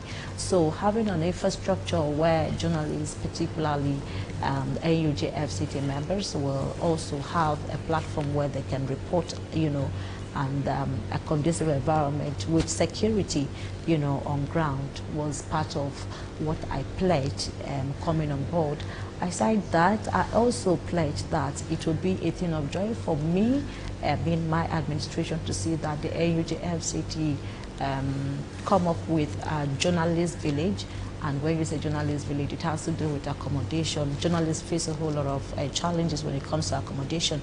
And I keep saying that many out there who are in different professions or who have one or two things doing are accommodated. They have something to, smile and go back home to meet. Journalists should not be left out. So that is another area I said I was going to work towards, to ensure that we have a journalist village for NUJ FCT members where everybody will own a home, and it is not rocket science. A whole lot of people are out there actually have a home they can call their own. So that I came with that initiative to see the possibility of every member owning their home. Yet it might not be that easy, but to also see how we can, access finance through the mortgage bank, to see how we can support members in achieving this goal. So my administration also coming on board pledged that we'll do everything possible to enroll students to go further when it comes to education, and we encourage members to enroll in the International Institute of Journalism, known as IIJ in the FCT. It is another platform to make you further your education. So, and over 20 members are currently on scholarship that is under my administration. So by October this year, they will be graduating, and it will be a thing of joy for me to see many of them coming out, and, putting what they've learned into practice. So that expertise is there. What is news, what is journalism, and the essence of, mass communication for those who did not study mass communication. So a whole lot of pledges I made on board, and I am happy to say that to an extent we have progressed, and 50 or 60% of what I actually pledged are ongoing. Also, when it comes to training and retraining, members of the NUJ embarked on training, and for Chevron Nigeria Limited, we trained over 60 journalists in that particular sector. We've also had training and a whole lot of collaboration and supporting members to travel overseas for training as well. So for us, both local and international training was part of the pledge we made coming on board. So my administration is doing everything to make sure that the over 7-point agenda we promised the NUJ is adhered to. And I'm also proud to see that aside that, health was one area I focused on. We carried out sensitization for eye screening for members, and that was before the election. And after the election, we've had 2 series of health activities, healthcare, session for members with a partnership with Nizamiya Hospital, and they did a whole lot for us during the press week. We had members check their BP for the first time. Some journalists never knew they had high blood pressure. And that was one area where most times you hear this journalist slumped and died. This journalist, and knowing full well that is a common, illness amongst journalists, we decided to make sure that there's a whole lot of sensitization, awareness campaign, and a whole lot of talk show on health issues for our members. We've also done a lot, carrying chapel leaders along to make sure that they also do the same, exactly what we are doing at the council level, at the chapel level, to educate members and carry on with a whole lot of training and retraining. Security for journalists, for me, it's a very, very important area. We do not play or will never, compromise. And we have done a whole lot, bringing security committee on place. This is the first of its kind. As a Speakman, the administration came on board to bring a lot of committees, on board. That of the press center, security management committee. We have that of the welfare committee. We have that of, persons living with disabilities committee. We also have that of our committee on community development. So a whole lot of committees on board. And last week we had the presence of the Commissioner of Police, who came on board to talk more and enlighten us on the negative impact of, illegal mining going on in the FCT and Nigeria at large. So these are part of activities lined up for my administration I pledge to do for my people, and to an extent, in fact, we have made over 60% of it. So some of these activities are ongoing, will continue until we get it right, and journalists in Abuja will continue to smile home and have a place, a safe haven they can call their own. Yeah. Thank you very much. How does NUJ FCT chapter plan to address the key challenges faced by journalists today, such as press freedom and safety? Thank you. Press freedom remains a vital area that we have been pressing on, that we've been talking so much about, and we are not, treating it with kid gloves. We've had series of challenges when it comes to press freedom, and we are currently doing a lot when it comes to collaboration and partnership with security agencies, not just security agencies, with politicians, not just politicians, with a whole lot of stakeholders, civil society organizations, to see how we can partner to promote press freedom. And like I earlier said, and I keep saying this, press freedom is not a privilege, it is a right. And no journalist should be harassed, no journalist should be intimidated, no journalist should face any form of violence or attack, and we do not take it for granted. The AUJ FCT has zero tolerance for press freedom, and we've had series of complaints, we've had series of matters and issues. Only recently, that was in February or March, the NUJ National Secretariat also did a program in collaboration with Reporters Without Borders to ensure that when we have issues, when it comes to security issues or some kind of friction, some kind of attack on journalists, if you do not have the funds and finance to bail yourself or go to court, they are willing to offer that legal services. Yes, legal services free. And for me, it's a step in the right direction, it's a welcome development. And on the part of the NUJ FCT, we are also doing all we can to partner with security agencies. Yes, they say the security is your friend, so is the media is your friend. So we have also educated our members to report any form of violence, any form of attack on them or their members at chapel level to the council. Recently, we had a story where a journalist was intimidated, harassed, and we did not take it lightly. We went all out, using our pen, our paper, to do what we know how to do best, which is to report and make sure that anyone found guilty will face the full wrath of the law. So press freedom has been a whole lot of challenge for us in the FCT, particularly the Cybercrime Act, which the security operatives use now and even politicians use against journalists. But while we also do our best, do our own part from our own part, we tell members and journalists that they must make sure that they report accurately, they do the right thing. Because for me, anything worth doing is worth doing well. So in terms of accountability and transparency, you must be seen giving out or dishing out information that will not also indict you. It is, you have evidence as to what you write or dish out. You have evidence as to what you publish.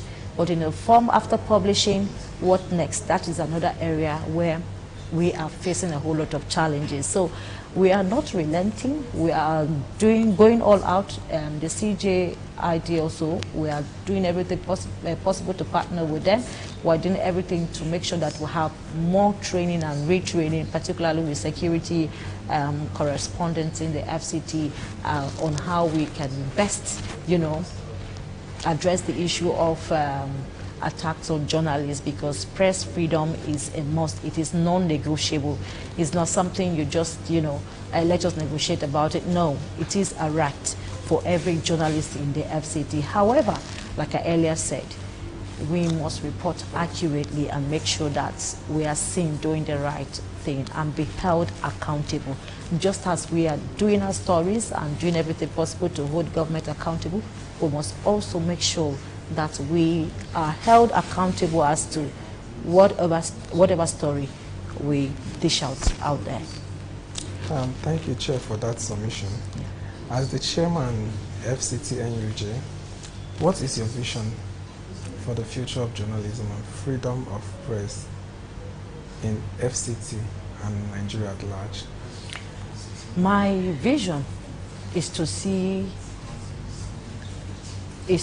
a world, is to have an FCT that is devoid of attacks on journalists, that is devoid of any rancor, that is devoid of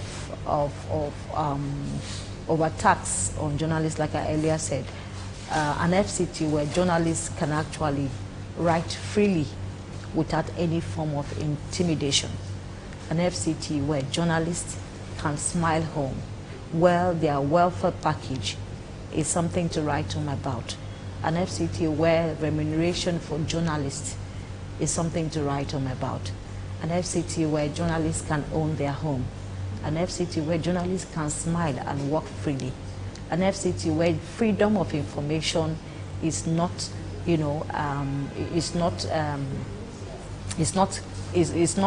kept aside. An FCT where journalists can actually walk up to an agency, walk up to a ministry to seek information, and it is easily granted. Access to information, 100% granted. An FCT where infrastructure is something to write home about, is a thing of joy for NUJ members, particularly for the NUJ members. An FCT where health insurance is guaranteed for members. An FCT where offices, media houses pay their staff and do not ask them to use their ID card as their meal ticket. An FCT where every journalist is a journalist. An FCT where misinformation and fake news is destroyed. An FCT where the issue of fake news is addressed head on. An FCT where journalists, zero tolerance for fake news. An FCT where, because we know that the capital is the capital of Nigeria, FCT, an FCT where journalists in the FCT can actually, smile home. I'm talking about remuneration, which is very poor. Most media houses do not pay. My vision is to see a journalist in the FCT paid, and that take-home pay is something that can actually put smile on their faces. We've had this issue. The National Secretariat is actually coming up with the Media Enhancement Bill, and that Media Enhancement Bill will go a long way to solve a whole lot of problems, particularly the issue of remuneration for journalists. And if that is done, journalists can actually smile and do their stories even without thinking of gratification. A journalist that is willing to go out there to report and write without fear or favor, without any attack, and the fact that he or she is hoping to have her salary at the end of every month, and that salary is something that will take her home and that can provide 2 square meal a day. That is the vision, my vision for the NUJ FCT journalist. A place where everybody is somebody. A place where everybody is everybody matters, you know. Yeah. Chairman of the council, what advice will you give to a younger girl in a rural area who is aspiring to be a great woman someday, but looking at her immediate environment, she feels discouraged? What's your advice for such a person? I love this question because as a woman, I've faced a whole lot. I've faced a whole lot of harassment. And what usually comes to the mind of every man out there is a woman cannot do without them. If you want a job, you have to come to me. And when I say come to me, in quote, you know, you need me to get a job. You need me to support you financially. What is operational now is for every man or every lady out there who really wants to make it in life, you must have to do a lot of vices that is ongoing now, and that is not true. I'll use myself as an example. And that's exactly what they label every young woman who is making it out there. The normal things are probably she does a whole lot and she sleeps around and, you know. She has a prominent figure somewhere who is actually funding her lifestyle, bankrolling you. So my call and advice for young ladies out there is, you want to make it in life, you must be focused. You want to make it in life, you must be resilient. You must be hardworking. Not just to be hardworking, you have to work smart. Because it's one thing to be hardworking, it's another thing to work smart. And you must not lay or go to bed with anybody to be assisted. In fact, the more you do it, the more they will not accept you or help you. So being focused is one thing. You have to go to school. You must study. Any lady out there, particularly for the young ones who are coming up, the teenagers who are coming up, it's not really easy to be out there when it comes to leadership position, because when I was in the house, what most men ask me is, how did I become the chairman of the house? We are men. We have men, it's a men-dominated area. And I said, what do you mean by that? He said, yes, it's not possible. I said, says who?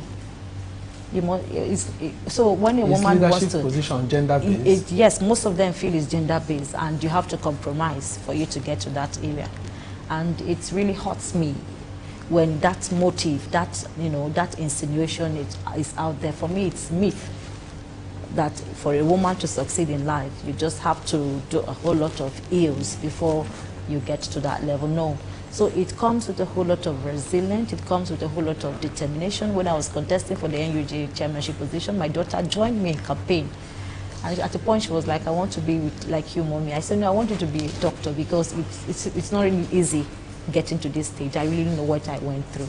So they want to subject you to come to your knees. Yeah, no doubt, you give it to them. You must be respectful, you understand. But if you must say no, to what you wouldn't want to do, please, I will advise them to say no, and then the consequences.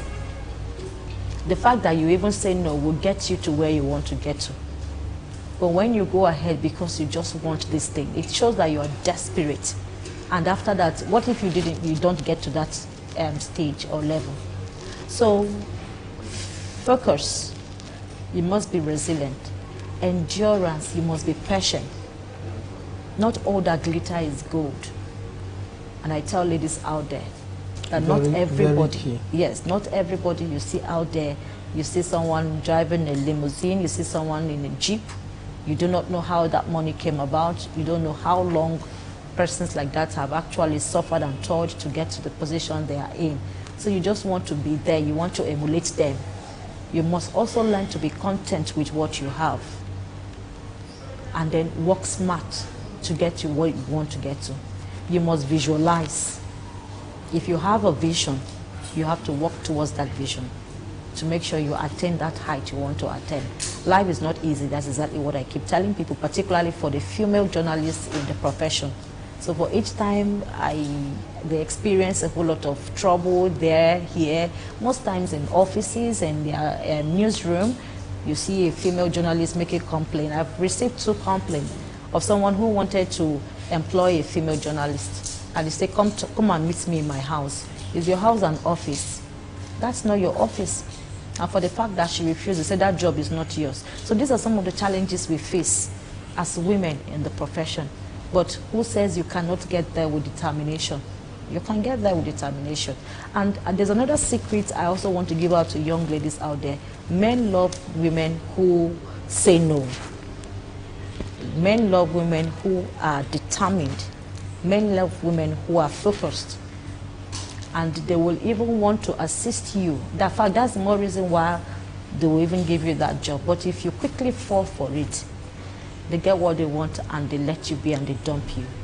So it's not been easy, particularly for the women out there, but I still want to tell them to hold their heads high. They must make sure that they do the right thing. They must make sure they work smart. They must make sure that they further their education. Education is all. And you don't stop learning until you die. The day you die, you stop learning. So you keep furthering your education. You want to be like somebody. You must dream and visualize to be more than that person. And you must also ask questions as to how did this person get here? And when did he start? And not just dream an overnight dream that you just want to occupy a certain position. So for me, women out there, ladies out there, it is not over. It is not yet Uhuru. The future is still bright. The sky is not your limit, but the sky is where you actually aim to be. And you must make sure that you are somebody that tomorrow, when they ask you about, when some persons ask about you, somebody can come out to say, I can actually vouch and give testimonies about ABC and how she lives. So that's my piece of advice for young ladies out there who aspire to be great and really want to achieve, a greater height out there. Yeah. Thank you very much. Thank you. Chairman of the Council. And it's an honor having you. Thank you. Thank you very much.